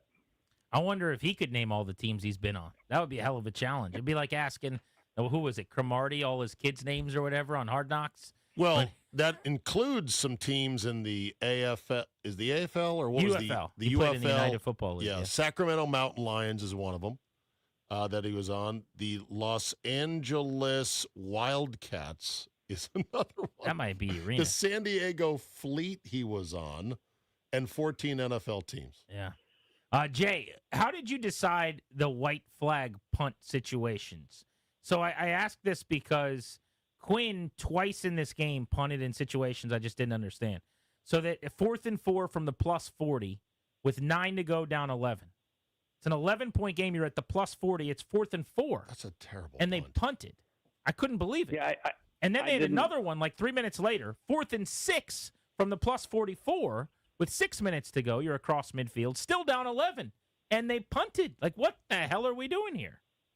Yeah, I had no idea what he was doing there either. I have to question coaches' decisions very often, but those two were very odd to me, especially the first one. There's 9 minutes to go. It's 4th and 4, and it's going to be hard to get the ball in that position again. It's hard enough to get stops with the defense the way they're playing, and definitely was a head scratcher for me. I can't explain that one, and that was way too early for. If you're down 25 with 9 minutes to go, then yeah, punt it. But like 11? I mean, it's a touchdown, 2-point conversion, field goal. Yeah, you're still in the game. Yeah, and you're definitely getting two possessions still in 11 minutes. Yeah, I mean, you still have the weapons out there with Terry and Debo and those guys. Somebody could get open, I would think. So yeah, that was odd. I can't understand that one. All right, let's bounce around the league here before we let you go, Jay. Couple to hit on. Ravens, Patriots last night. Baltimore led by 11 with 9 to play. Drake May, dime of a 37-yard touchdown pass to get New England back in it. Then they go on an 89-yard drive to win it as well. He throws for 380. Would have been 400 because he had that pass interference call that was a drop down the field that didn't get called. But what did you think of his performance in New England winning in Baltimore? I think it's big time. I think this kid's just really done a hell of a job this year as far as his growth. He struggled a little bit last year, but his confidence level is big time right now, and they have a good running game. McDaniel does a good job of calling plays for him, keeping teams off balance, and Drake is performing at a high level, and he can run with the football. He makes good, sound decisions. He doesn't put his team in harm's way, and their defense is playing good enough. So, yeah, they're playing great. I've been impressed with the New England Patriots. I think Vrabel right now should be Coach of the Year, at least one of the top 2 or 3 guys, him or Liam Cohen or somebody. Speaking of the sophomore quarterback class, Caleb Williams, how about the throw he made in overtime to beat the Packers? Yeah, it was only 30-mile-an-hour wind. That was a hell of a game, really crazy game. I stayed up and watched that one. That was awesome, and he's coming a long way too. And I think Ben Johnson's done an incredible job with him and not making Caleb do too much. But when Caleb has been asked, he's answered the bell with big-time throws. And he's not turning the ball over like people thought he might. He's not taking a lot of sacks like people thought he might. He's doing a great job, and the Bears are right there with a lot of the best teams in the NFL. A guy that you've always had a hard time evaluating, you've told me, is Trevor Lawrence. 1 month ago, I finally got off of the table that I've been standing on defending Lawrence forever, and I said, all right, I'm out. I'm done. Laid down your sword. Yeah, I did. I sold right before my house became worth $1 billion. He's on his best heater of his career now. He looks like the guy we thought he could be. He is, and that's the whole thing about him. He's been up and down his whole career. When his ups are really high and his downs are really low. But right now, he's maintaining the upward trend, which is critical for this football team. They play very good defense. They stop the run, and Liam Combs doing a good job of getting different people the ball. Backs out of the backfield. ETM's doing a great job out of the backfield as pass catcher. They had a couple good ads during the season. So yeah, they're pretty good. They have a big, deep ball threat, Brian Thomas Jr., and they are doing a great job. I mean, they have really, really impressed me the last 3 or 4 weeks. Did you ever get mad enough at the end of a game you would want to fight the other coach if you had the chance? Yes, I've had many about those opportunities. Many of those. Yeah. What's the most mad you can remember being at another coach? Every time I lost, I wanted to kill the other guy. I just didn't like to lose. I just hated losing. I just hated it. I hate them celebrating over there on the other sideline and doing dances and all this bullshit. Yeah. Would you have been selective about who you fought? Because I imagine that for sure. Yeah, you want to pick on a guy like Mike McDaniel. A little small guy. He'd be the first guy. The easiest guy right there. He's Glass Joe when it comes to other pull coaches fighting. Pull down your pants. Nobody wants to see your socks. Yeah. Capri pants. But there's nothing that comes to mind like the Nick Sirianni thing where a dude went for 2 and you're like, what the heck's the matter with you? Like that kind of thing? No, nobody really ran it up on us that I can recall. No, I know me and Harbaugh got into it in a preseason game one time. I want to kill him, but John or which one? The Baltimore Ravens. Okay, John. Yeah. What happened in that? Johnny Boy. We had a fight on our sideline, and the referees was right on our sideline. I'm like 2 yards on the field, and the referee's yelling at me, "Hey, get back on your sideline!" And Harbaugh's over there in the mix of it, yelling at us. I remember go, that. What about? He was out in the middle of the field. That's right. And I'm like, "What about that SOB?" He started coming after me because I yelled at him. So, yeah, we almost got into it there. I forgot about that. I think he would have taken me though. He's a little bigger. I don't know. It would have been a good fight. I would have put up a good fight though. If the money was the same, would you take the Michigan job or the Jets job? Oh my God. Same money, but you got to deal with the NIL, Jay, in college. Yeah, now. I'd take the Jets. Okay. You kind of can identify what you need. You got to get a quarterback. It's easier said than done, but Right. At least there's some structure to it. College is the Wild West right now. Very Yeah, slimy. for sure. Yeah. I don't even know where to begin in college. Yeah, no kidding. It's bad right now. All right, we appreciate you. Thank you. All right, thank you guys. Good catching up as always. There's Jay Gruden. You know where you're starting college? You find a guy with $20 million, just like Dillingham did this weekend. He's One of trying the more to. outrageously brazen sound bites of, man, we just need a guy with $20 million to stroke a check. I'll make him those famous guy. We're in Phoenix, Arizona. I'm like, where's the art of the sell in this exactly? Well, I don't understand this. For people who missed it, they're asking him. They go, so what do you have to do to consistently be in the playoffs? How do you get to the And top? he said, get And a guy to stroke a literally check said, for $20 million. We got to find someone who will cut us that check. And then he starts just looking into the camera, one shot. Yeah, you're out there. Yeah. I know you are. Hey, come on. This is Scottsdale, Arizona. Surely someone out there. We can't find one billionaire who's got $20 million he wants to give to the program. Yeah, that was pretty Oh, gutsy. my God. All right, let's finish off our list of the must-watch Christmas movies that get us in the Christmas mood every single year. We've got 5. We've both given 2. We'll finish that next on Grant and Danny. Zabe in for Danny on the Fan.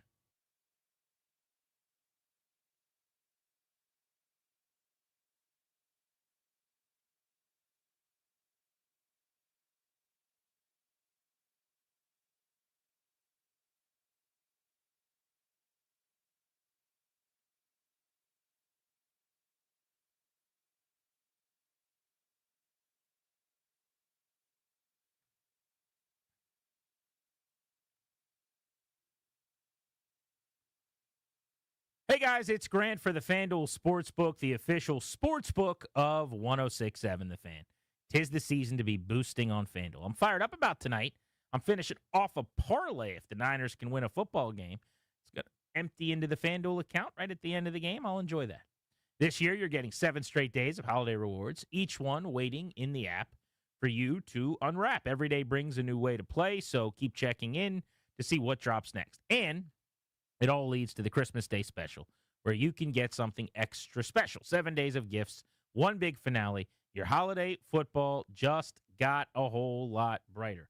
We got a triple header coming up on Christmas Day to enjoy. FanDuel.com/GP, promo code GP. FanDuel.com/GP, my promo code is GP. Got to be 21, present in Virginia, opt-in required. Rewards are non-withdrawable. Restrictions apply, including bonus and token expiration. Leg requirements, max wager amount. See terms, sportsbook.fanduel.com. Gambling problem, 1-800-GAMBLER.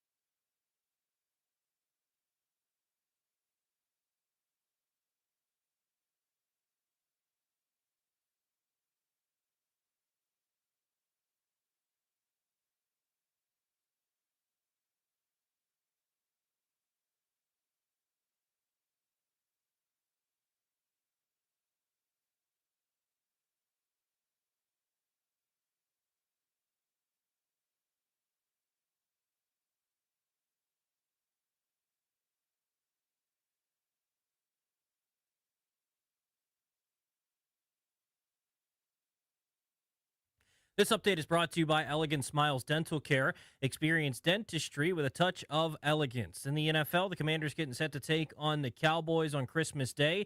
Roster moves today. They signed Jeff Driscoll off of Arizona's practice squad.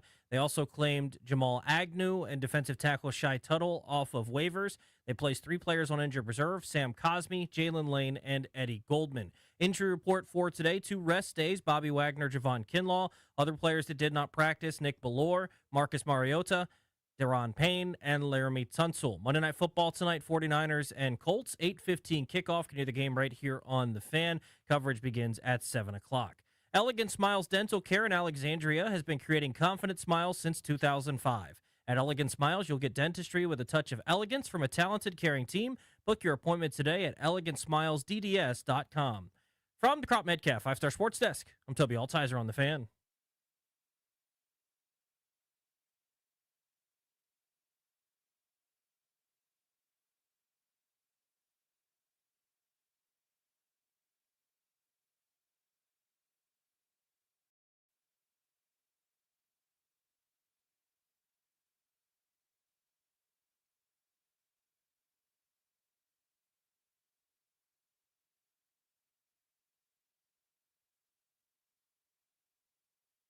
Obviously, it's their choice to go for 2 there, Right on. and it's your job to stop them. But is there an unspoken respect between coaches, teams, where in a game in that situation you don't do that? And kind of, did you feel like it was a little bit of a sign of disrespect? Yeah, I can only answer from my side what I would do. But hey, man, like that's how they want to get down. Then all good. We play them again in 2 weeks. Not my favorite answer, because you got to play them again in 2 weeks. You know what I mean? Although the Eagles are going to sit so many starters in that game, maybe Washington can make that their Super Bowl, beat their backups, and then go out to midfield and say, "See, we told you so," and neener them a little bit. Could they lose the 3 spot, the Eagles? Oh yeah. Meaning, could the Panthers, if they finish with 2 wins, pass them? No, I don't think Because so. that would get the Panthers to 10. The Yeah. Eagles are currently at what? Eagles are at 10-5. Okay. So if the Eagles lose out, they win the tiebreak?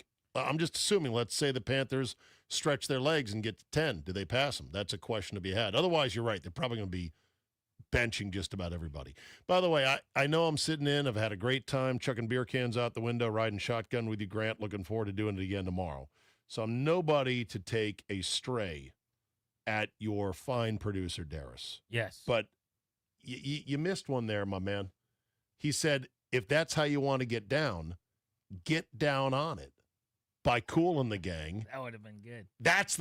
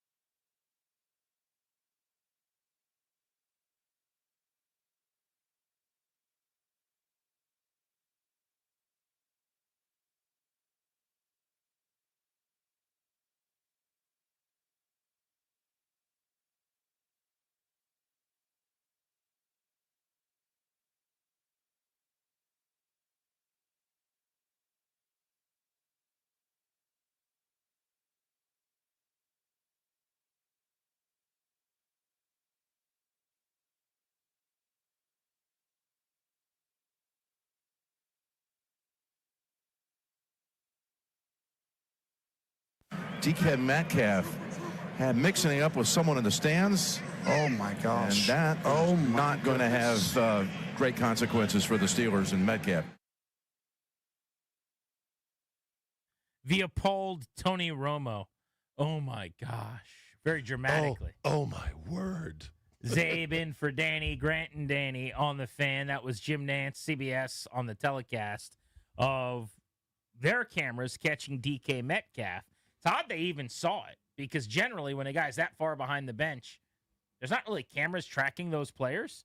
But he goes over to the railing, to the stands, and he's having this interaction with a fan where you can clearly see him pulling down and grabbing the shirt of while talking to a fan. And then it looks like closed fist. He clenches and punches up at, maybe even making contact with the fan. It looked like he threw a punch. Well, news just came out, Zabe, in the last few minutes. The National Football League is clearly, drum roll, sending a message here. DK Metcalf suspended for the remaining 2 games of the regular season. He will be eligible to come back for the playoffs, but the Steelers still play the Ravens to get in. They still need another win or 2, possibly, to get into the postseason. And now they're without their best player on their offense. Of late, I guess Kenneth Gainwell might have something to say about that. But this is Aaron Rodgers' go-to guy.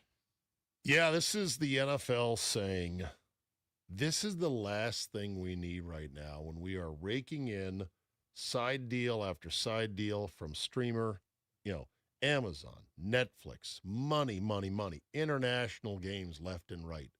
We saw what this kind of thing, violent fan-player interactions, did to the NBA's perception with the Malice in the Palace. We are not going to have anything close to that.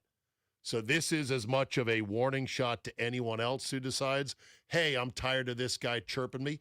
People have chirped NFL players from that front row behind benches forever.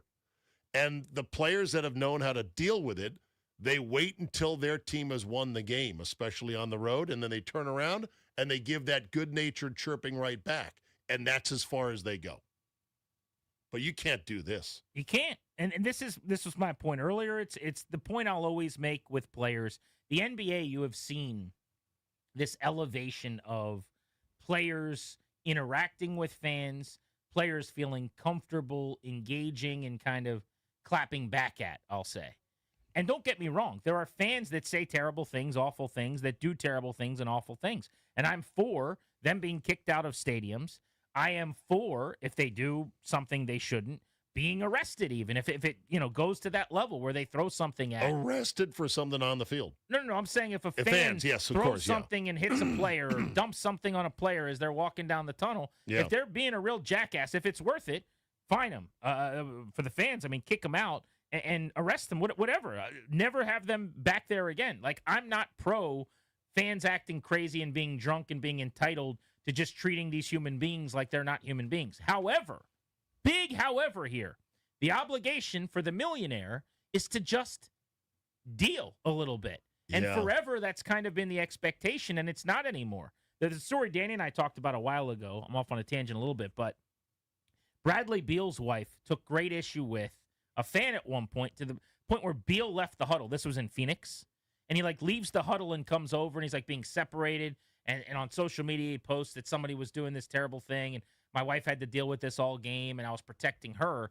And the story, as it came out, whether these are all the details or not, was that according to the people in the area, basically this guy was booing Brad Beal and saying that he wanted him traded. And the wife was like, my kids are right here hearing this. Right. And she starts getting into it.